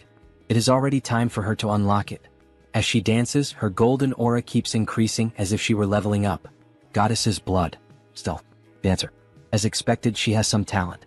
Now that they have built the foundation for her to challenge her destiny, all she needs to do is level up. Good work. She is already at level 3. Oh, thank you. Rest a little. Her stamina is still somewhat lacking, so he suggests that she should not push herself too much. No, she is fine. Let's just start the next lesson right away. She has to become strong like Soren and Jeanette. Beck Soren has already reached level 5 and Jeanette is at level 4. She is overtraining without even realizing it, due to her growing impatience. Callie, she also has a God-given talent like the other 2. All you need to do is train consistently at your own pace, so do not become too impatient. If you push yourself too much, it might slow down your progress. Okay, I will remember that. Oh, I am getting a call. Rest a little. Hello. Mr. Kim, owner of the Black Tiger Sword. It's me, Kim Chunbok. It has been a while. So what is the matter? He just wanted to inform you that you have another challenge in the Colosseum. Do you remember the Destroyer King? He wants to fight to reclaim his steel fists? Yes, he does. This time he offered to bet some diamonds, and the statue of Mars. The statue of Mars? That is the divine statue that has the Mars sword technique sealed within it. So this is the quest to obtain the Mars sword technique. The battle will be in 2 weeks in the form of a 4-on-4 group match. Will you accept? Of course. You will see him then. He has 2 weeks to form a group. The Destroyer King will be fully prepared for this. He needs a group that can guarantee victory. He does indeed know some strong people, but he is still a little anxious about fighting a real battle with them, since he has never used them in a group fight. Very well then. He thinks this group will do. After 2 long weeks of anticipation, the day of the team battle had finally arrived. The arena was filled with tension as the fighters began to make their entrance. Leading the opposing squad stood the imposing figure of the feared Destroyer King. Right behind him marched the other formidable names, the Wyvern King, the Dark Demon King, and the Angel King. Despite his aged appearance, the leader radiated strength, proving he still had enough vigor to face his enemies head-on. Each member carried with them the promise of unleashing their full might in the clash to come. Old or not, everyone stood equal before sheer violence. The expectation had been that a few high-level fighters would appear, Yet no one anticipated the arrival of the foremost veterans of level 6. Even so, there was no reason to falter. On the opposite side of the arena, the leader of the Warrior King's team emerged, Warrior Kim. Known as Iron Fist Kim, a lone wolf armed with a mechanical arm, he prepared to push his limits with the power that had been granted to him. Priest Kim stepped forward, proclaiming that even their god would answer the call of his brothers. Beside him stood Magic Kim, ready to give everything in honor of his grandfather and the Magic Tower. A few days earlier, the group had gathered at his summons. For them, his call was undeniable. It was their chance to repay Superhuman Kim, the one they owed so much to. He would have rushed to answer immediately, even in the middle of a meal. A traditional team had taken shape, composed of a warrior, a reinforced soldier, a mage, and a healer. The formation was one he knew all too well, though it carried a clear drawback. The greatest issue lay in their defense. Yet reassurance came from a brother who claimed to hold a support skill that could balance the flaw. Even so, the weight of responsibility seemed to press down on him, though there was no need for such harshness toward himself. In the end, they were up against the veterans of the Colosseum, making a direct victory nearly impossible. The question lingered, what plan could he be preparing to use? They needed to hold on to two guiding principles, explained through the example of chess. The first was to advance. The second was to fight. Back in the present, the clashes had already erupted across the arena. Iron Fist Kim clashed with the Destroyer King. Priest Kim confronted the Angel King. Magic Kim faced the Dark Demon King. Yet the fight unfolded in a messy, chaotic fashion. The struggle was brutal, filled with raw pain, resembling nothing more than dogs tearing into each other. Blows landed recklessly, even dragging at hair in desperation. Such tactics served one purpose only, to disrupt the opponent's specialty. Since every combatant was a mage, relying solely on fists left no room to unleash their special abilities. Meanwhile, Warrior Kim was engaged in battle against an airborne foe, the Wyvern King. The enemy dared to mock them with such a low tactic, showing not a shred of respect. Yet everything was unfolding according to plan. Their opponents had underestimated them, allowing their formation to break apart. The Angel King began preparing to unleash his light cannon. Fire erupted as the aerial battle revealed itself to be the Wyvern King's domain. Still, Warrior Kim carried a method of his own to counter it. He unleashed the trait Air Raid, granting him the ability to move freely through the skies, evading incoming fire and positioning himself strategically above his foe. To everyone's shock, he too could fly. Channeling Tiger King's soaring heaven, he delivered a massive slash downward at his opponent, leaving the enemy caught in a dangerous position. At Dawn's strike, the blade drove him into the arena floor, erupting in a brilliant golden explosion. The Wyvern King had fallen. Curses rang out as the realization hit: the Uncle Wyvern had been taken down. Distracted, his gaze turned elsewhere instead of the opponent before him, giving Iron Fist the chance to drive a crushing blow into the Destroyer King's stomach. The strike ended with his weapon aimed directly at the opponent. A pained grunt followed, a gasp questioning what kind of power this was. His strength was monstrous. For a complete attacker like Iron Fist Kim, an opponent such as the Destroyer King posed little challenge. He could hold his ground on his own without difficulty. The next clashes shifted to the others. One fighter, small in stature, moved with the flow of a mage despite not truly being one. Another stood unashamed before his god, even as doubts circled around him. A message had just reached him, declaring pride in his actions. Step by step, they were performing exactly as instructed, their coordination falling into place. He had forbidden the two of them from using any magic. The restriction seemed absurd. How were they supposed to fight? The command was simple: stay close to the opponent and keep brawling. In time, an opening would reveal itself, and that was when their magic would come into play. The white mage struck first, casting a burst of light that blinded even his own allies. The chaos escalated as the black mage began conjuring an immense sphere of dark energy, while the white mage lent his strength, feeding more power into the growing spell. The moment of death had arrived as the attack was unleashed straight at Mage Kim and Priest Kim. Yet Warrior Kim intervened, raising the shield he had earned to block the devastating strike. The priest was called upon to act, channeling every defensive enchantment and blessing at his disposal. The force of the assault grew heavier with each passing second, but the shield endured, holding firm against the overwhelming power. In that clash, the protagonist awakened a new trait: Wall of Shields. Laughter echoed, mocking the idea that these youngsters would do nothing more than block his attack. But then the white mage noticed something unusual. A warning rose: Dark Demon King had sensed a threatening presence. When the dust finally settled, only the protagonist remained standing with his shield, and behind him stood Mage Kim. The question lingered: should this be the end? The decision was made. Kim wielded the Mjolnir hammer, charged with the last spell he had carried, while Mage Kim stood ready with the flames of the phoenix. The time had come to finish it. Together they unleashed a combined strike, shaping a magnificent phoenix, as the protagonist's barbarian strength surged forward with everything he had. It was a victory for the Kim family team. A massive explosion erupted at the center of the arena, sending the crowd into a frenzy over what had just unfolded. The battle was over. The winner was declared to be the Warrior King's team. Cheers rose higher as the announcement followed. He had obtained the Peerless trait. The condition had been to defeat 3 high-level opponents consecutively, and he had accomplished it. With this achievement, he now possessed all the necessary components for the fusion against 1,000 traits. Laughter echoed as the opponents conceded, admitting their defeat. It had been a worthy fight. The promised reward was delivered to him without delay, with the assurance that the others would also receive what was owed. At last, he had obtained the Statue of Mars, the artifact destined to awaken Baek Soren along with her sword technique. A challenge for revenge was offered at any time, but the response was firm. Such a rematch would never come. Their time had passed. It was clear a new era had already begun. Days later, the scene shifted to the protagonist's residence, where a duel unfolded between Warrior Kim and Baek Soren. The clash, however, leaned in her favor as she pressed the attack and forced him onto the defensive. Kim began to tire, sweat marking the strain of the fight. Yet his opponent showed no sign of slowing. She advanced again with unrelenting force, driving forward with the power of her charge trait. In that moment, the overwhelming might of the heaven-slaying star revealed itself. A few hours earlier. Pardon? He is giving this to me? Yes. The Statue of Mars is somewhat useless to him. It is an item that only responds to her, the star that slays the heavens. No wonder that the moment she merely touched the statue, it began to shine intensely. But it gives off a strange feeling just to look at that thing. Her eyes slowly start filling with power little by little. It is all right, she does not need to resist it. She only needs to let her instincts handle the mana.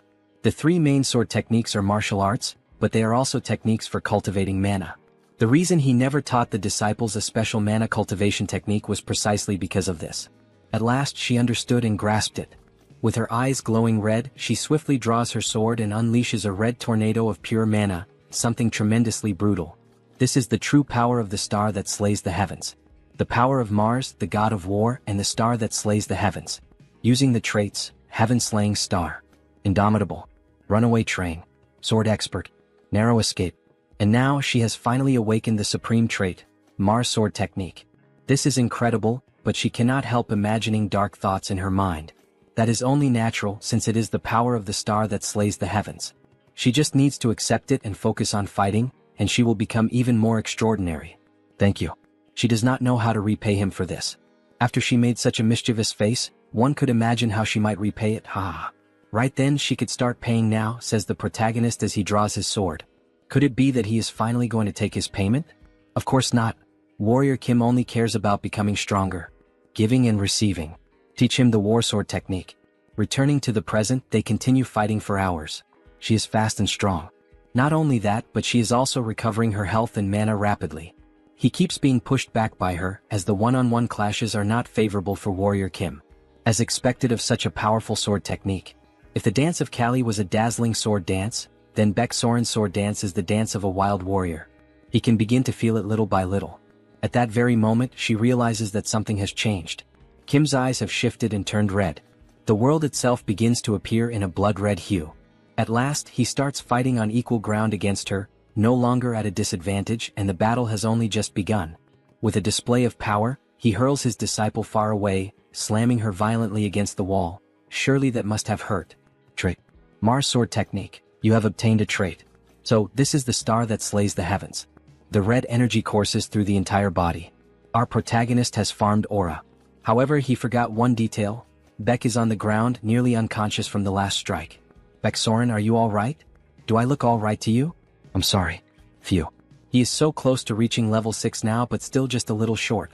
He feels that he can reach it if he only accumulates a little more experience. And he has someone perfect for a moment like this. The next day. Seonsu Workforce. Well, look who we have here. If it isn't the pride of our association in person. The best result of our association. The savior of Seoul, Hunter Kim, the owner of the Black Tiger Sword. Oh, he's here, the superhuman Kim. Aha, he's just the same as always, President. Anyway, he heard there is a major request pending? Warrior Kim called at the perfect time. Let him explain, since he was the one who arranged the commission. He heard that the Terra Federation has fallen, right? Episode 1, The Terra Federation. They acted under the instigation of the Order of the Old Father. Unlike in the game, they were annihilated by the incursion carried out by the government. From now on, it will be very difficult for them to rebuild the organization. At present, the Empress of Massacre, Xin Yaren, and her subordinates are scattered.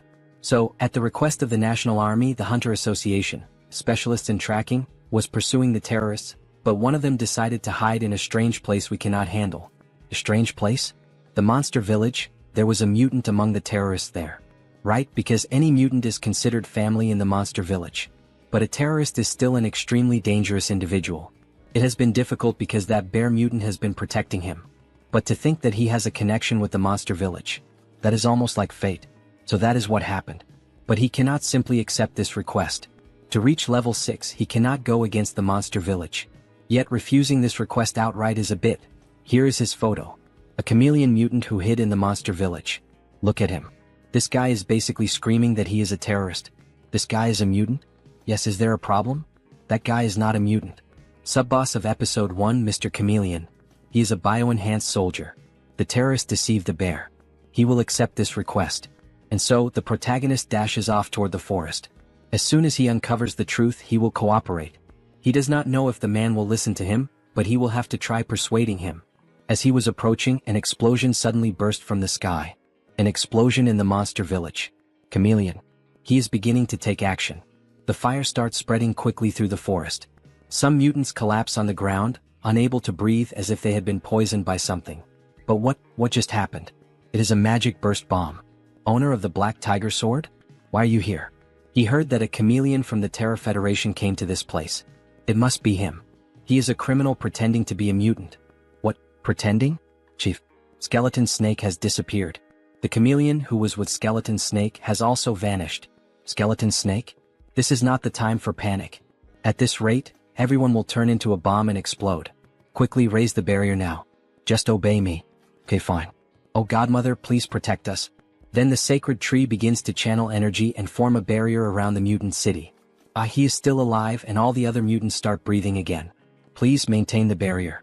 He will find the terrorist and Skeleton Snake. Are you sure he will be fine on his own? Then Warrior Kim equips the hunting traits: Phantom Eyes, Intuition, Insight, Detection, Clairvoyance, Trace. He will find them quickly and return. Kim arrives at a cave, and around it there is something strange in the air. He knows they must be somewhere around here. Master. Beksorin? Why are you here? You called me saying you needed her help. Did I do that? Alright. He sees that she has come to help. He ends up collapsing. Teacher, are you alright? Yes, everything should be fine. That is strange. Why does his body feel so exhausted? She thinks he needs to rest for a while. She will continue searching from here on. HM, are you sure you can handle that? Of course. Leave the rest to me and take a break. Give me a break forever? Don't make me laugh. Who would be fooled by a hallucination like that? Is this holy water? But it's already too late. Then an explosion ends up happening, and it is finally revealed who that cheap copy of Beksorin was. We see Skeleton Snake tied up, with several mana pouches inserted into his body. That damn chameleon, he's using mutant bodies to create bombs. Those batches of mutants were far too easy to take advantage of. Thanks to them, he managed to prepare the perfect terrorist attack. And now that he has lured that bothersome owner of the Black Tiger Sword, the Empress will be delighted. Some men appear behind him, forming an ambush for Kim. Does he by any chance think that this alone is enough to bring him down? This is a good moment to test it. He recently completed the set of Rage, Fighting Spirit, Fierce Assault, Destruction, Peerless, and Massacre. With this set, he now has the combination of the Mars Sword technique in matching against 1,000. With the union of the sword and hammer, he forms a red lightning bolt that leaves everyone in the room frightened, the same as Beksorin did when she finally unlocked the new power. But what the hell is this power of his? They didn't tell us anything about it. All of you ended up choosing the wrong person to anger. He charges forward with everything against the poor NPCs/secondary characters. After some time fighting, we only see blood dripping from his sword. So this is the Mars Sword technique. There's almost nothing left of this place, only useless NPCs lying on the ground. Such a fearsome power now in his hands. After finishing the fight, he runs with Skeleton Snake to the mutant city. The bear tries to communicate with him, asking what the hell happened, while the other mutants watch the situation. Skeleton Snake was exposed to mana for too long. This is going to get out of control, son. Please tell the Godmother tree to help now. Okay. Oh Godmother. Please save Skeleton Snake. It's too late. There's nothing she can do now. How could this be? Then the snake herself begins to speak. Dear Bear, tell my friend. Are you okay? Are you coming to your senses? Bear, please finish the job. What the hell is he saying? Is he by any chance asking to have the job finished? That might be the best option. If his mana core gets out of control, the explosion could sweep the entire monster village. He can't do that. Even if he has to die, he can't do that. He thinks he has an idea. Is that true? But the chance of failure is over 90%. And if things go wrong, he could be in danger. However, because he received a prophecy from our Godmother. She said that he was destined to give a part of my body to someone who would return her blood and flesh. That strangely made me think. Since Skeleton Snake helped me so much to get here, it's worth risking his life. He doesn't care as long as this can save Skeleton Snake. Even if it's a 1% chance. Please do something. He understands. Please prepare a bathtub. We'll bring one. And the Hunters Association should be waiting outside the forest right now. Please allow their entry. Under Kim. These are the things you asked for. Do you need anything else? President, no, every reinforced soldier here, he needs you to extract the mana cores and the lubricants from their prosthetic arms. How much do you need? Everything. He needs every last part of it. The only way to save the Skeleton Snake is to obtain a human body. Arg arg. In other words, he has to mutate the mutant. This method only appears after the episode of the nuclear war, but it's worth trying. Godmother. Let him ask for a portion of your blood to save the Skeleton Snake. It is only possible with the sacrifice of someone who has ascended to divinity. The Godmother's blood. Yes, take this. Good. Give a sip of this to Skeleton Snake. And a sip to me. Then he receives new traits. Divine power. Holy light. Radiance. Briefly combine divinity with these 3 traits and enter the space with the Godmother's permission. Kim begins to ascend. This is the Godmother's space. And the 2 beings she invited. 2 gods. His existence is far too insignificant to face the 2 of them, but their items are responding. Blessing of Thor. Blessing of Gaia. Blessing of the Godmother tree. With the help of these 3 deities, he can even pierce through this probability system and ascend to the heavens. In the middle of the forest, something strange is happening in the sky. 3 different forces in the form of lightning went directly to the bathtub with Skeleton Snake. A lightning bolt struck the Skeleton Snake. What is happening right now? Kim is radiating divine power. Until finally a huge explosion happened as if a miracle were occurring right there. Smoke is coming out of the bathtub. Kim speaks in a deeper voice as if it weren't him at the moment. Skeleton Snake. It's time to wake up. Then a human hand begins to emerge from the bathtub, and a little later we see a beautiful girl coming out of it, with very green eyes like a snake's. She finally looks up at the sky, seeing that beautiful view. No words leave her mouth. Kim approaches from behind with a piece of clothing. After all, he is a gentleman. Congratulations on acquiring a new body. Ah, thank you. This honestly feels like a dream, the sensation of the wind enveloping me, the smell of the grass, and even the humidity. It's been so long since she felt any of this that it feels unreal. She really has a body now. However, she begins to feel unwell and cough a lot. Hey Snake, are you okay? Owner of the Black Tiger Sword, did something go wrong? This is very strange. He is sure it was successful. In the end, she ends up vomiting a ring. Wait, that's the treasure you receive after finishing Skeleton Snake's personal quest, the SSR Ring of the Prophet. So that's where it came from. So that was what the Godmother's prophecy was about. The prophecy? What was it again? To someone who would return her blood and flesh, she was destined to give a part of her body. That was very cute. Could it be that the protagonist will finally have a girl? The Prophet's Ring. Just as the name suggests, it is a device that provides all the game's information in advance. For example, it can show the reward inside a treasure chest or reveal the map of a randomly generated dungeon. We see illustrations of what this stolen item would look like. He did not expect this reward at all. What a lucky prize. And take this as well. This is a mana core, isn't it? Even if she is no longer a mutant, she will still need it. No, it's alright. For you to become level 6, the tree seems to be smiling as one of its leaves falls. He needs her mana core. That's what she told me. Is that so? The Godmother granted us a level 6 plant. According to what is written here, you will also need mana cores from other mutants. Mana cores? He is the benefactor of our village, so this is nothing. He will give him all the mana cores he has been keeping. Yes, you can take mine as well. You can have the mana cores of our kind. Me too, me too. Take ours too. Everyone wants to help Warrior Kim, the one who from the very beginning tried to be their friend and protect them. All of these must be mementos of their masters, parents, or friends. But even so, they are giving them up so willingly. Everyone, thank you so much. After a few days, we see a huge building, and inside it, all four of them making funny poses with sunglasses. It is so bright, so huge. Is this building really yours, master? Yes. He bought it recently. Money is power. Now he obtains income without needing to work. With this, he can cover the necessary expenses for training. Welcome, Superhuman Kim. Oh, Director Choi. It is still early and you are already here? Of course. He is the manager of this building now. He is nothing without responsibility, sir. Of course, that is why he chose him. Now we are business partners, Director Choi. Yes. Once again, it is a pleasure. Now, he thinks he should take him for a tour of this building. Where to first? Jim, she would like to eat something delicious. Me too. Alright, we can start things after we eat. Then we can go to the food court. However, Kim interrupts him. Let's go to the training room. Damn protagonist who only thinks about training, no wonder he is so strong. Let's see how strong his disciples have become. Kali Kurat level 3. Jeanette level 4. Beksoren level 5. They begin training in the new training place. Kim is equipped with his training traits. Black Tiger Swordsmanship. Sword Expert. Sword Aura. Sigurd Cultivation Technique. Focus. Training. Warrior Kim level 6.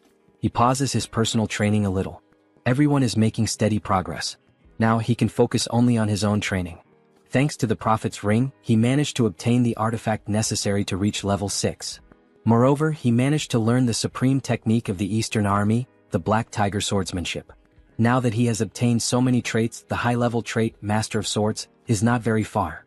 However, to use the Master of Swords trait, the mana cultivation technique he is currently using will not be sufficient. He is already having difficulty controlling the Mars sword technique with it. It seems the time has come for him to go to that place. To the place where the god resides. Sweden. Great Palace of Stockholm.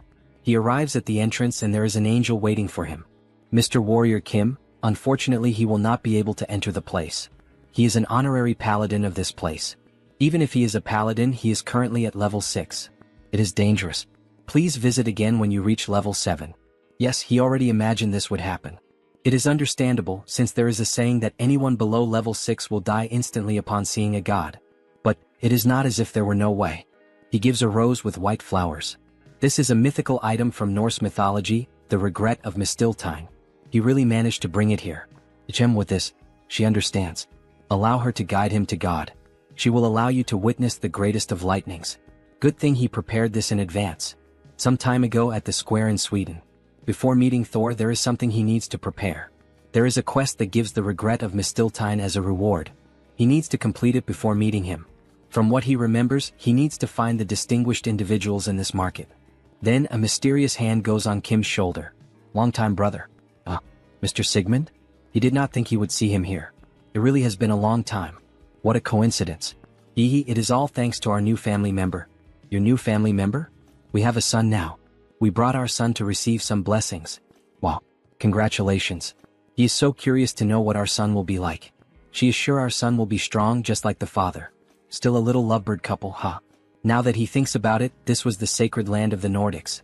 Wait, the god who blesses babies in Norse mythology is... Wait, you two are here to receive the blessing of Frigg? But he heard that she was already dead. That's right. But there was a prophecy. In the castle floating in the sky, and in the lowest place, seek the rune that guards the twilight. Take the rune to the open field, board the skyship, and bring the world to order. Only then will the goddess smile. Interpreting the prophecy, the castle floating in the sky must be the great palace, and the lowest place must be here. We have already found the rune as well. Would you like to see it? This is the rune?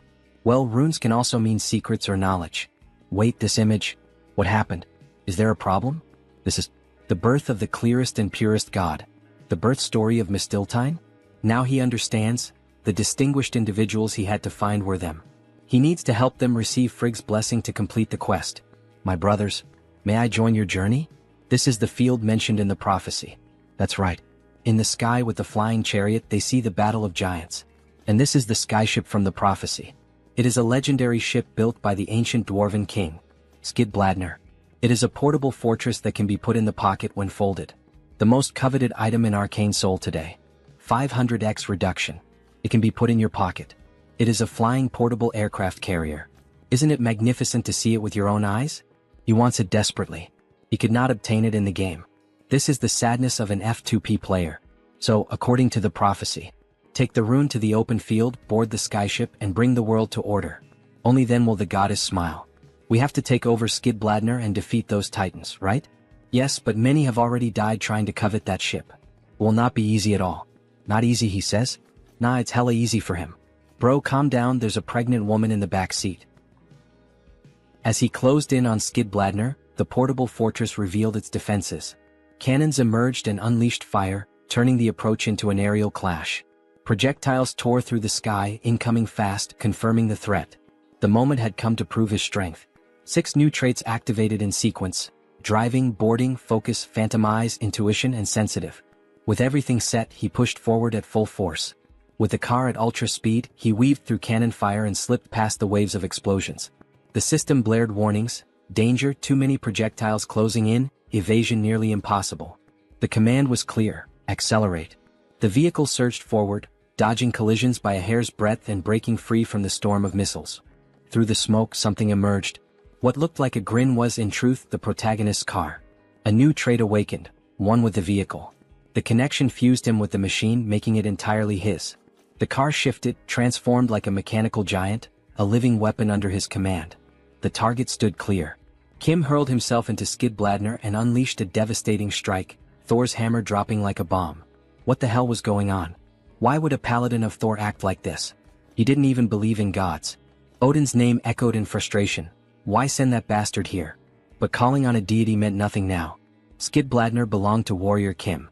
Moments later, only laughter could be heard. The clash had been brutal, a fight to remember.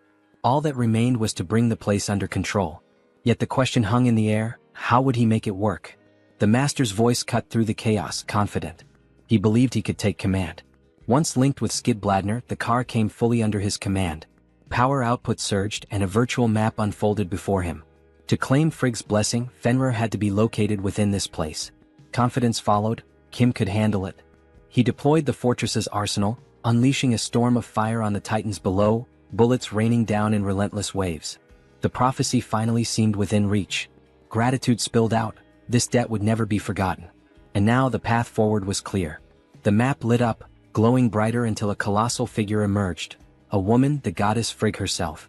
With delicate care, she placed her hand upon the pregnant belly, granting the long-awaited blessing. Gratitude echoed deeply. This divine gift would never be forgotten. The mission reached its end. As a reward, he received his prize: regret of Mistiltine, god-slaying Mistiltine. Consumables of near-mythical rarity, with only a 1% chance of appearing in the game, now rested in his possession.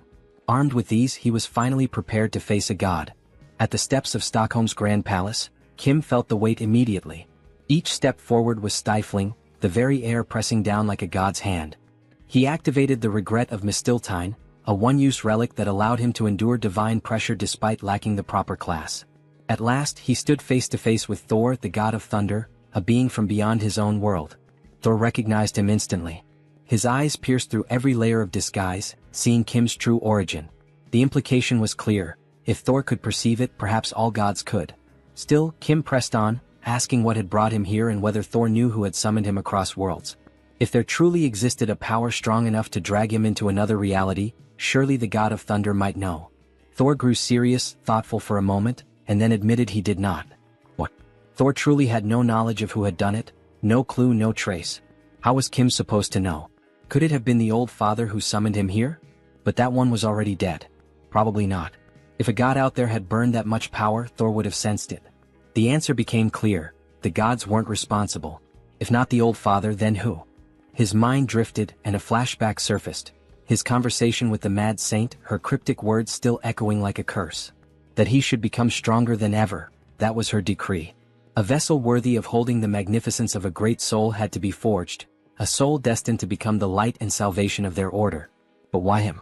Why try to mold him into a vessel of rebirth? Was his soul? Its rank was impossibly high. Was it because of his ability to swap traits? The power to learn anything and exchange it at will? Only an omnipotent could wield such a gift. In the East, he believed they called it the Celestial Star. This was called the Celestial Star. Celestial Star, he had heard that name before. Had there ever been an omnipotent like him? Yes, one known as the Celestial Demon.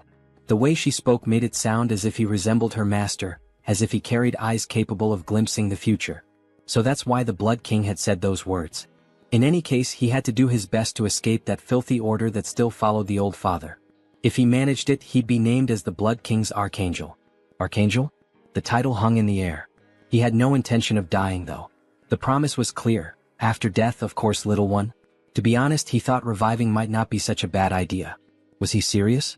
He had no desire to remain trapped in this ridiculous palace, sipping nectar for eternity. It made sense. Thor himself was also a god of war. He remembered the opening line of Arcane Soul, God is dead. In the Divine Annihilation War, when the old father fell, every defeated god perished, while the victors were all imprisoned. After being locked away for so long, Thor had to be itching for action. Yet even so, war still felt like too much. In the end, the Divine Annihilation Treaty had been made for humans. Still, Thor would cheer him on. What he sought was a power strong enough to break free from the old father, and that power Thor would grant. A colossal bolt struck Kim, not just any lightning but the thunder god's own. His entire body convulsed under the shock, pain tearing through him, screams ripping out despite every effort to hold them back. As always, the protagonist took the harshest, most brutal attacks this manhwa had to offer. See you in the next video. Use it well. Then our protagonist gained 2 new traits. Thor Cultivation Technique. Lightning. And we see Kim Warrior in a badass pose, after being burned by the lightning. We're done, baby Mjolnir. Thank you, God of Thunder, you may go now, omnipotent outsider. Kim is in the city sky, looking at the buildings as if he were truly someone important. The journey was long, but it was worth it. He didn't plan this, but he obtained the God-Slayer Mistiltine, which removes invincibility traits. He even managed to get the Skidbladner. Maybe he should take a trip with his disciples. Jeanette and Callie will love it, hee. Jim, what's that siren sound for? We see a huge building engulfed in flames. But what the protagonist didn't know was that the burning building was the new one he had just acquired. In the next scene we see the entrance of a hospital. Please don't run in the hospital corridor. Director Choi. Sir, you finally arrived. The director growled, which bastard did something like this? We're currently investigating, but it's very likely it was the Terror Federation. The Terror Federation. They've gone too far. Director Choi, he's not just a business partner. He's much more than that. In the cruel and selfish society of Arcane Soul, he was the first to show kindness. He's his right hand. Damn it. All of this happened because he asked him to manage the building. Superhuman Kim. Director Choi. He woke up. He's fine. But there's something more important here. This is his blood. Please take it. Why are you giving me this? Because he injected nanomachines into his own blood some time ago. And he spread his blood onto those terrorists. With this, he should be able to track them. Thank you for staying alive, Director Choi. We will use every medical technique available to heal you. And this time he will make sure everyone is eradicated. In the next scene we see a city that looks like a slum. Gyro Stronghold. Sir, they tracked Director Choi's nanomachines. This is the result. This is where they went to hide. Their traces end right here, you say? Yes. Should we just demolish this place? Demolish, you say? Yes, most of the people who live here are either homeless or criminals. His Iron Fist gang will take care of it. That's the right choice. This time he plans to defeat the leader of the Terror Federation, the Slaughter Empress. At any cost. But the Terror Federation began as the Federation of Rights. It was an organization founded to claim the rights of the marginalized. Until they made contact with the Order of the Old Father. If he decides to destroy this place casually without much thought, that could ultimately strengthen their justice. Violence is not always the answer to everything. It can harm the lives of innocent people. Of course that's true, but do you have another plan in mind? We have to demolish and rebuild. With that, what do you mean? From now on, we will re-urbanize the Gyro neighborhood. Huh. That's his plan. The re-urbanization of Gyro advanced without many problems. This was thanks to the president who promptly approved the revitalization of a district with public order collapsing, and to investments from several prominent figures. And he finally found the terrorists' main base on the outskirts of Dayrim. We see a door with a very strong seal on it. However, that seal is quickly broken. It's been unlocked, Professor. Hehe, as expected from the #1 in security. Great. He's not only good at security but also at bypassing it. But don't you think this might be a little dangerous? I mean, Warrior Kim is about to face the infamous Slaughter Empress. Of course it would be dangerous.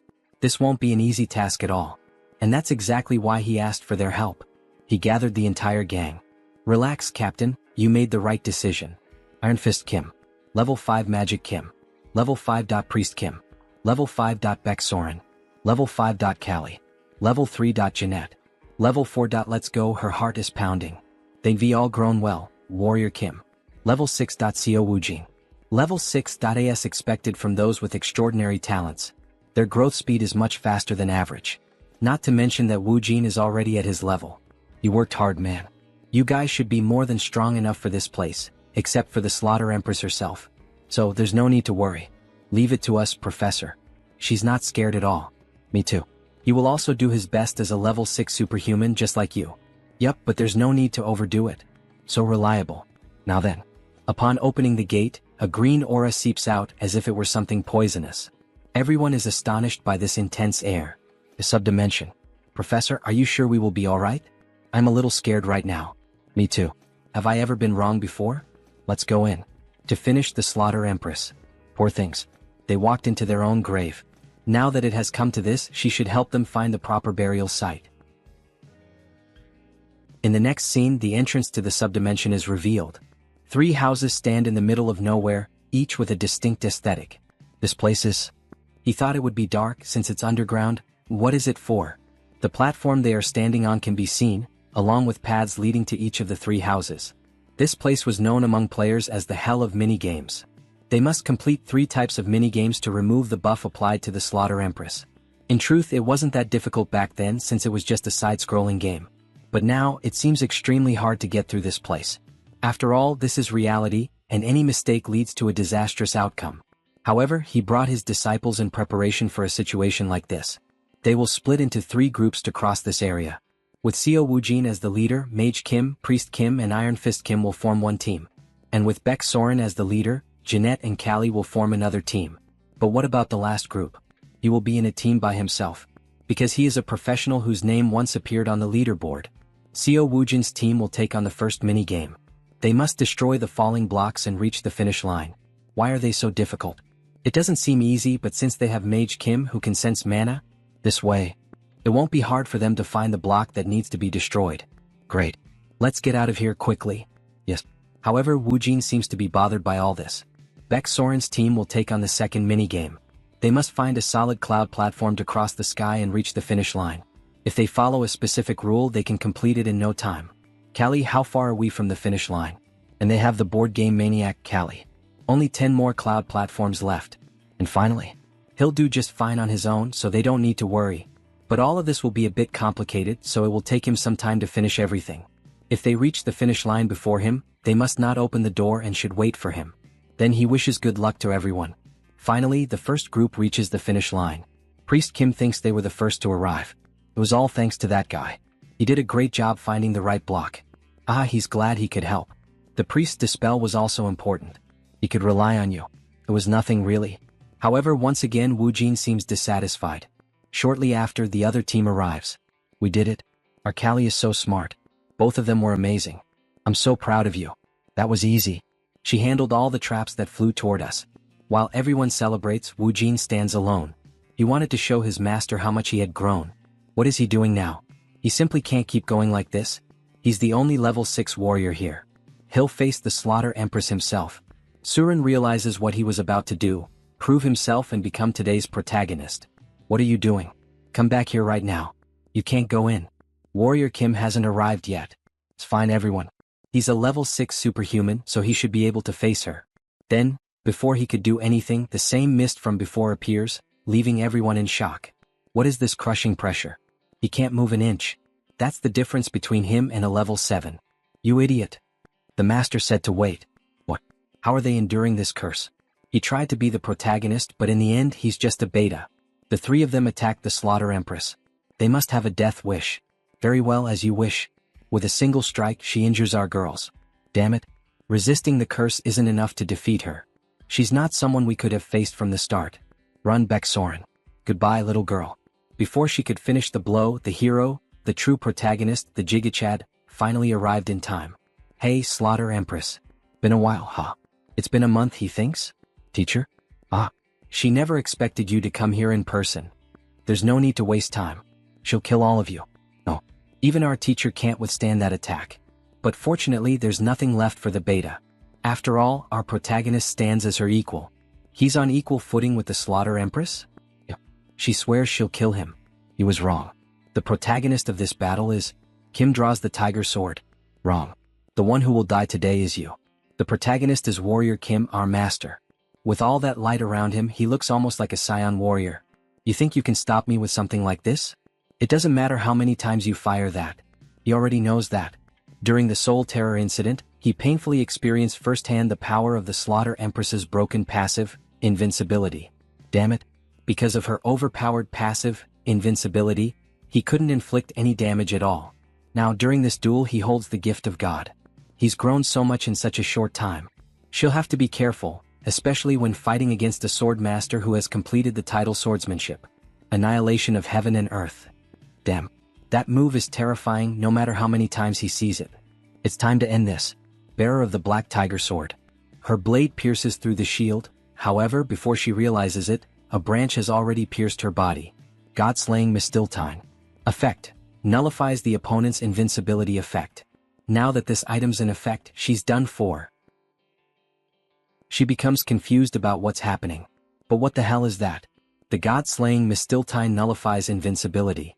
The reason he had been playing defensively was, and with a quick movement he makes a precise cut like a sushi master, leaving her bewildered by what just happened.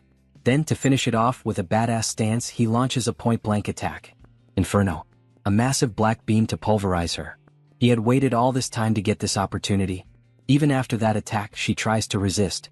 This is nothing. It's just an attack from a mere level 6. Even if she dies here she'll take him with her.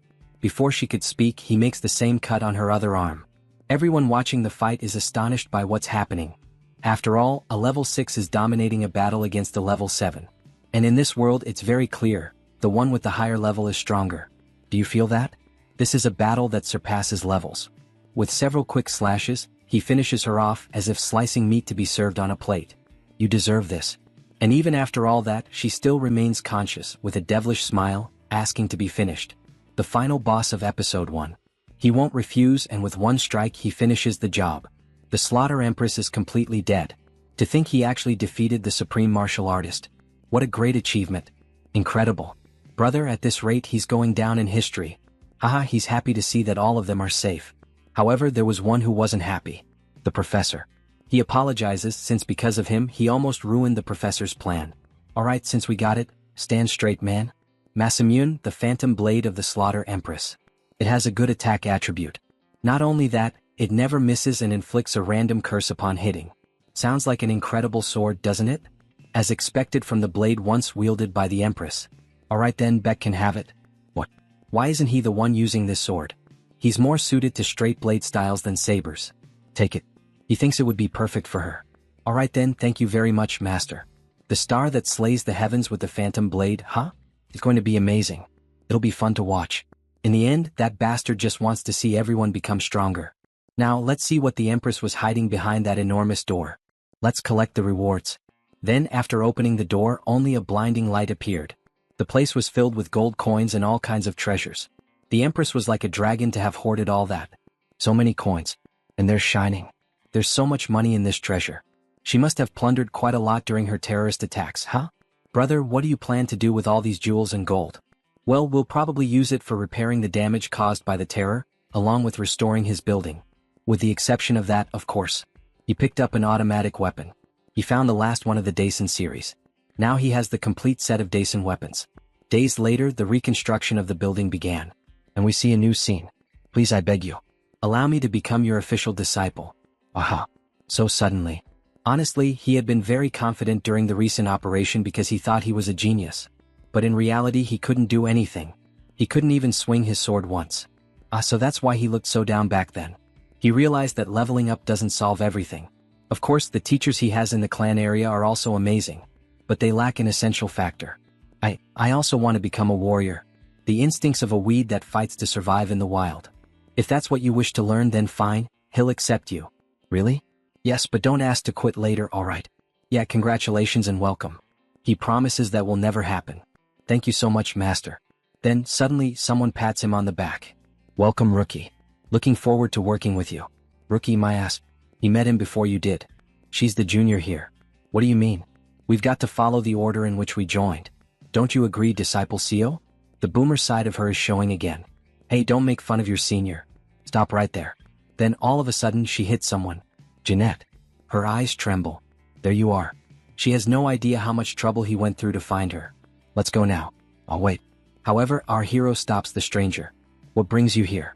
We came to reclaim our property. Your property? Surely he's not talking about Jeanette. That's exactly what we mean. As you can see in this contract, this girl is ours. So we'll be taking her back. Then he realizes who these men are, the same ones who murdered Jeanette's parents and sold her, left alone, into human trafficking. The mages of the Iliang Magic Tower. He guesses it's time for Jeanette's personal quest to begin. She is his disciple. You cannot take her. What are you saying? This girl is our asset. Take a look at this contract. Ridiculous. Where's her consent on that damn piece of paper, huh? If you really want, he's willing to send Jeanette to your magic tower. However, he will be accompanying her. With this mission, the sword of the Nephilim will finally be inherited. Shortly after, Guachin. Iliang Magic Tower. They stormed the place. Ugh, what the hell are these things? The site of Magitech biological experimentation. A place where the disgusting greed of humans is laid bare. Master, do you think she'll be able to become strong enough to stop all the horrible biological experiments in the world? Jeanette girl. Yes, but only when she obtains the sword of Nephilim. Then we sold go right away. But there is something you must do before that. Avenging your parents. Oh, I see. I almost forgot something she shouldn't have. Let's go teach her. Then the attack on the Iliang Magic Tower begins. We see Jeanette destroying the whole place. Sorry. Please spare me. Your parents. Master of the Tower of the Iliang Magic Tower? Do you dare mention her parents? She doesn't even want to speak to him. Die. With a quick strike, she finishes the fight. However, of course that would be a traumatic scene. After all, Jeanette is still a child. Our protagonist is insane. He made her taste blood like that just to become stronger. She breaks down in tears after realizing that it's all over. Beck Soren tries to console her. After all, it was the revenge she had so long desired. Are you okay? Good job. That must have been hard. But Jeanette's mission does not end with revenge alone. Magitech biological experiments are being carried out secretly throughout Arcane Soul. Among them, the best result to emerge from the Magitech experiments was found. The human-angel hybrid, the Nephilim. We need to kill it. To do that, we need to find out his true name. Jeanette, let's go down to the basement to grab the Nephilim's sword. So this is a Nephilim. Were they researching something like this? Good job, everyone. You are no match for him, so stay back. Are you fighting alone? Isn't that too dangerous? He's not wrong. Normally it's a raid boss that requires at least 4 level 7s. But Nephilims don't have free will. They can't use tricks and strategies like superhumans. So, if we follow his plan, we have a chance. Rise, Anik. Then that demon, who in fact is an angel, is awakened. The ground around begins to collapse and the capsule he was trapped in doesn't hold for long. Upon breaking free, he already starts using his aura to intimidate. A strong pulse that applies the fear status effect and at the same time lowers the attributes. However, Kim quickly uses the trait, Air Raid, and approaches the monster. That movement was already expected. He becomes strong and switches traits. Giant S Strength, Mana Soul, Sword Expert, Mars Sword Technique, Thor Cultivation Technique, Moon Slash. Unleash the strongest blow he can deliver. By striking its leg, he finishes by throwing the hammer with full force, opening a hole. Penetration. The creature screams in pain and tries to counterattack. However, Kim dodges easily. Seriously? He hits the legs on purpose, but they are completely intact. He is simply going to hit him until it works. After all, Kim knows all his patterns. He also poured giant blood over his sword. Giant blood causes damage over time. Against giants. If this damage is applied consistently during its duration, his damage scales infinitely. The creature even kneels. However, the desire to fight remains. But he needs to be careful with the Nephilim's sword. A black cloud comes toward Kim. He tries to dodge all the strikes, although some still hit and injure him, making his students worried. This won't do. Now is not the time to panic. Hold on. Master, we will fight as well. Wait. The highlight begins now. Radiance. Kim becomes completely white. He cannot miss the final strike. The continuous dark attribute damage that blooms into a white flower. He sees it. Its weak point. He mercilessly strikes the creature, causing it to release energy. And finally, the phase of the struggle. A massive amount of sword aura is pouring out. Everything is going according to plan. Now return to death, Anik. The creature is split in half. However, before losing consciousness, it speaks its first words. I have been wronged. Everyone is surprised. The Nephilim's sword. The place that still exudes mana is right here. With a strong strike of the hammer, he breaks the shell of the sword, transforming it into the true Nephilim sword. SSR Pitch Black Sword. He finally obtained the completely black sword. What an amazing battle. We really learned a lot. But what if he had gotten hurt? Jeanette. Try holding this sword. The sword? All right. Only Jeanette, who was used in experiments, can draw out the sword's full potential. It is an essential step to completing this mission. When she holds the sword, the black mana begins to surround her. Master, what is happening? Do not worry, just go along with what it tells you. The sword. Her eyes turn completely black. Right as commanded. She points the sword at herself and completes what was requested. Soren asks Kim to stop Jeanette, however, he tells her to stay calm. Everything will begin soon.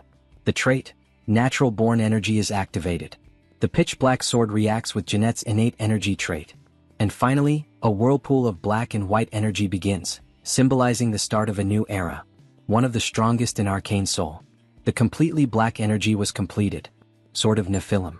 In the following days we see Kim's apartment restored. Now with more improvements inside.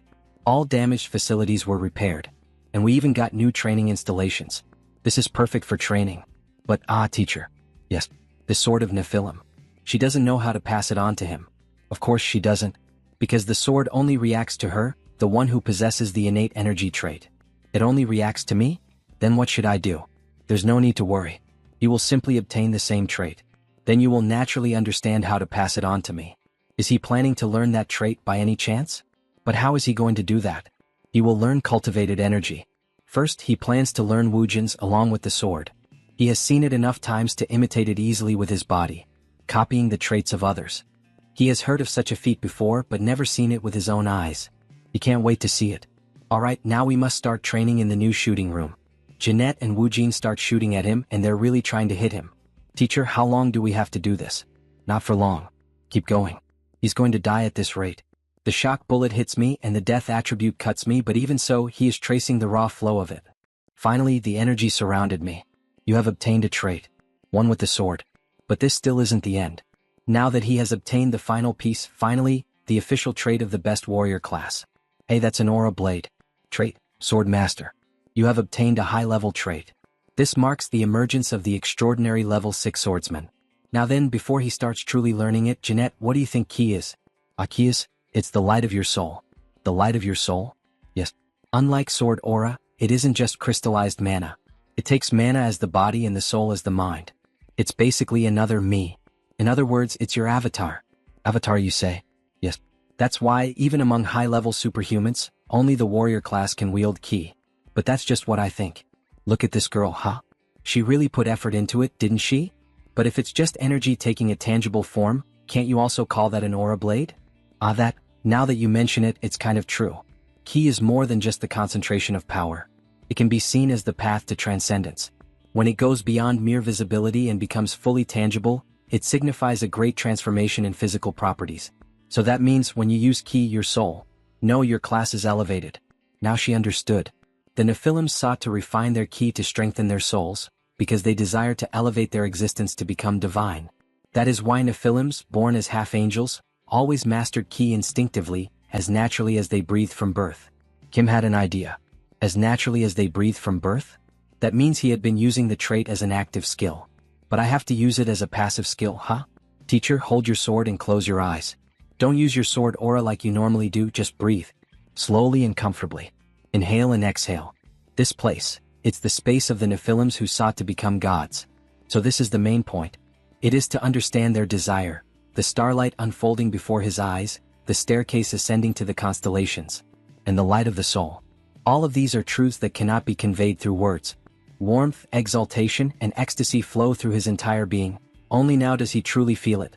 Then Kim begins to grip the sword tightly. A moment of sudden enlightenment. He succeeded. Trait, Sword of Nephilim. You have obtained a trait. Congratulations, teacher. Congratulations, teacher.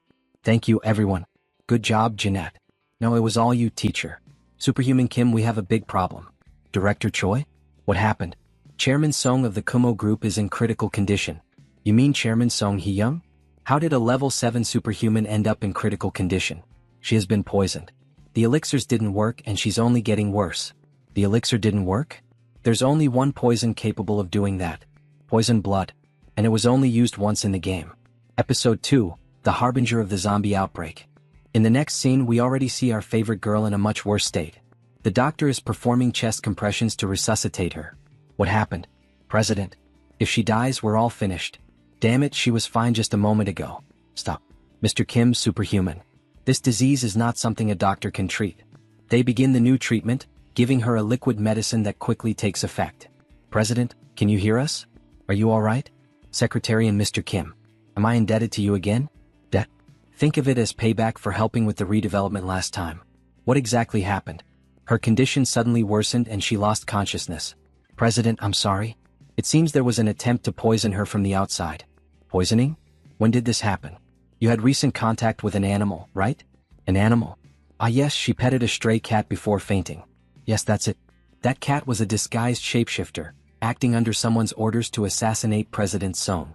You already know the truth. Did you catch the culprit? Of course. He already knew the criminal's method. For a veteran like him, this is easy. Tell the truth, shapeshifter. Damn, it was the Black Jaguar cult that ordered the assassination of President Son? He doesn't know what he's talking about. Then repeat after me. The Black Jaguar is a miserable offspring devoured by the winged serpent. Say it. Son of a bitch. Judging by the reaction, there's no need to ask anything more. If you want to live, hand over the heart's blood. Hey, I don't have that.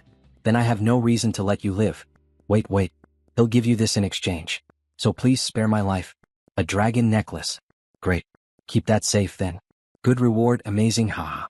So, can I go now? He will never come to Korea again, he promises. Alright, go. If you manage to get out alive. We even managed to get an antidote from the shapeshifter. By forcefully opening up his body, haha. I see. Who ordered her assassination? The Black Jaguar cult. To be precise, it was probably an order from the Old Father cult behind them. In episode 1 they used the Terror League to try to cripple the government. This time their goal was to assassinate the president of a conglomerate. Isn't that a cult based abroad? Why did they target me? Recently because of the funding for suppressing the Terror League. As a saint she would be worried, but he can't say that the Old Father cult is behind it, because there's still no evidence. He doesn't know the reason either. However, he found out where the Black Jaguar cult is hiding. So she will make an official request. Please, find the people who tried to assassinate me and tear them to pieces. The next day they appear on the bridge overlooking the sea, the Han River. Superhuman, they say everything is prepared just as he requested. But is there really no other reason to go this far? We're just trying to secure evidence. There are other methods, of course. But, Episode 2, The Zombie Incident. If we want to prevent a terrible event in Seoul, this is the only way. We'll make an example of them as a warning. To the Black Jaguar cult and any backers hiding behind them. Backers, she will see when it happens. Now please begin. Evaporate the moisture, cast the great magic. A huge beam of light falls from the sky. The sealed zones that those guys installed beneath the Han River are finally having their entrances revealed. And then what is that now? Film quickly, hurry. Begin the operation. Interdimensional projectile bombardment, begin. Prepare the interdimensional projectile bombardment. 3, 2, 1. Fire, crush them completely. Simply, our protagonist possesses a war machine. He begins to attack the base and along the way he acquires some traits. Command. Order. Leadership. It seems like he's playing Battlefield 6. Defense barrier detected on the target.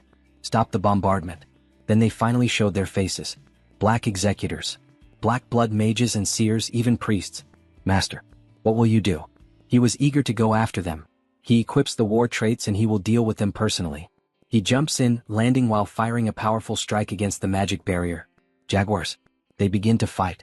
How impatient. Superhuman, she will help too. What a beautiful woman in her angelic form. Don't you agree she's the most gorgeous woman in this manhwa so far? Suddenly, a monster attacks her.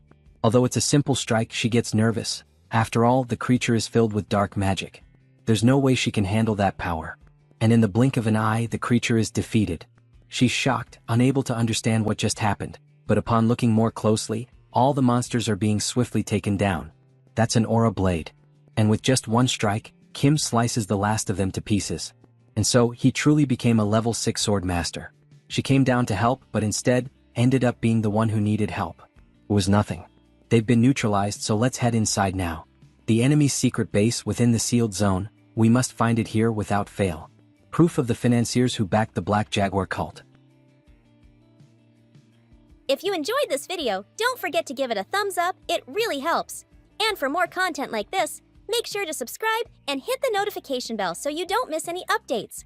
Let me know in the comments if you'd like to see another part. I'd love to hear your thoughts. See you next time. Bye-bye.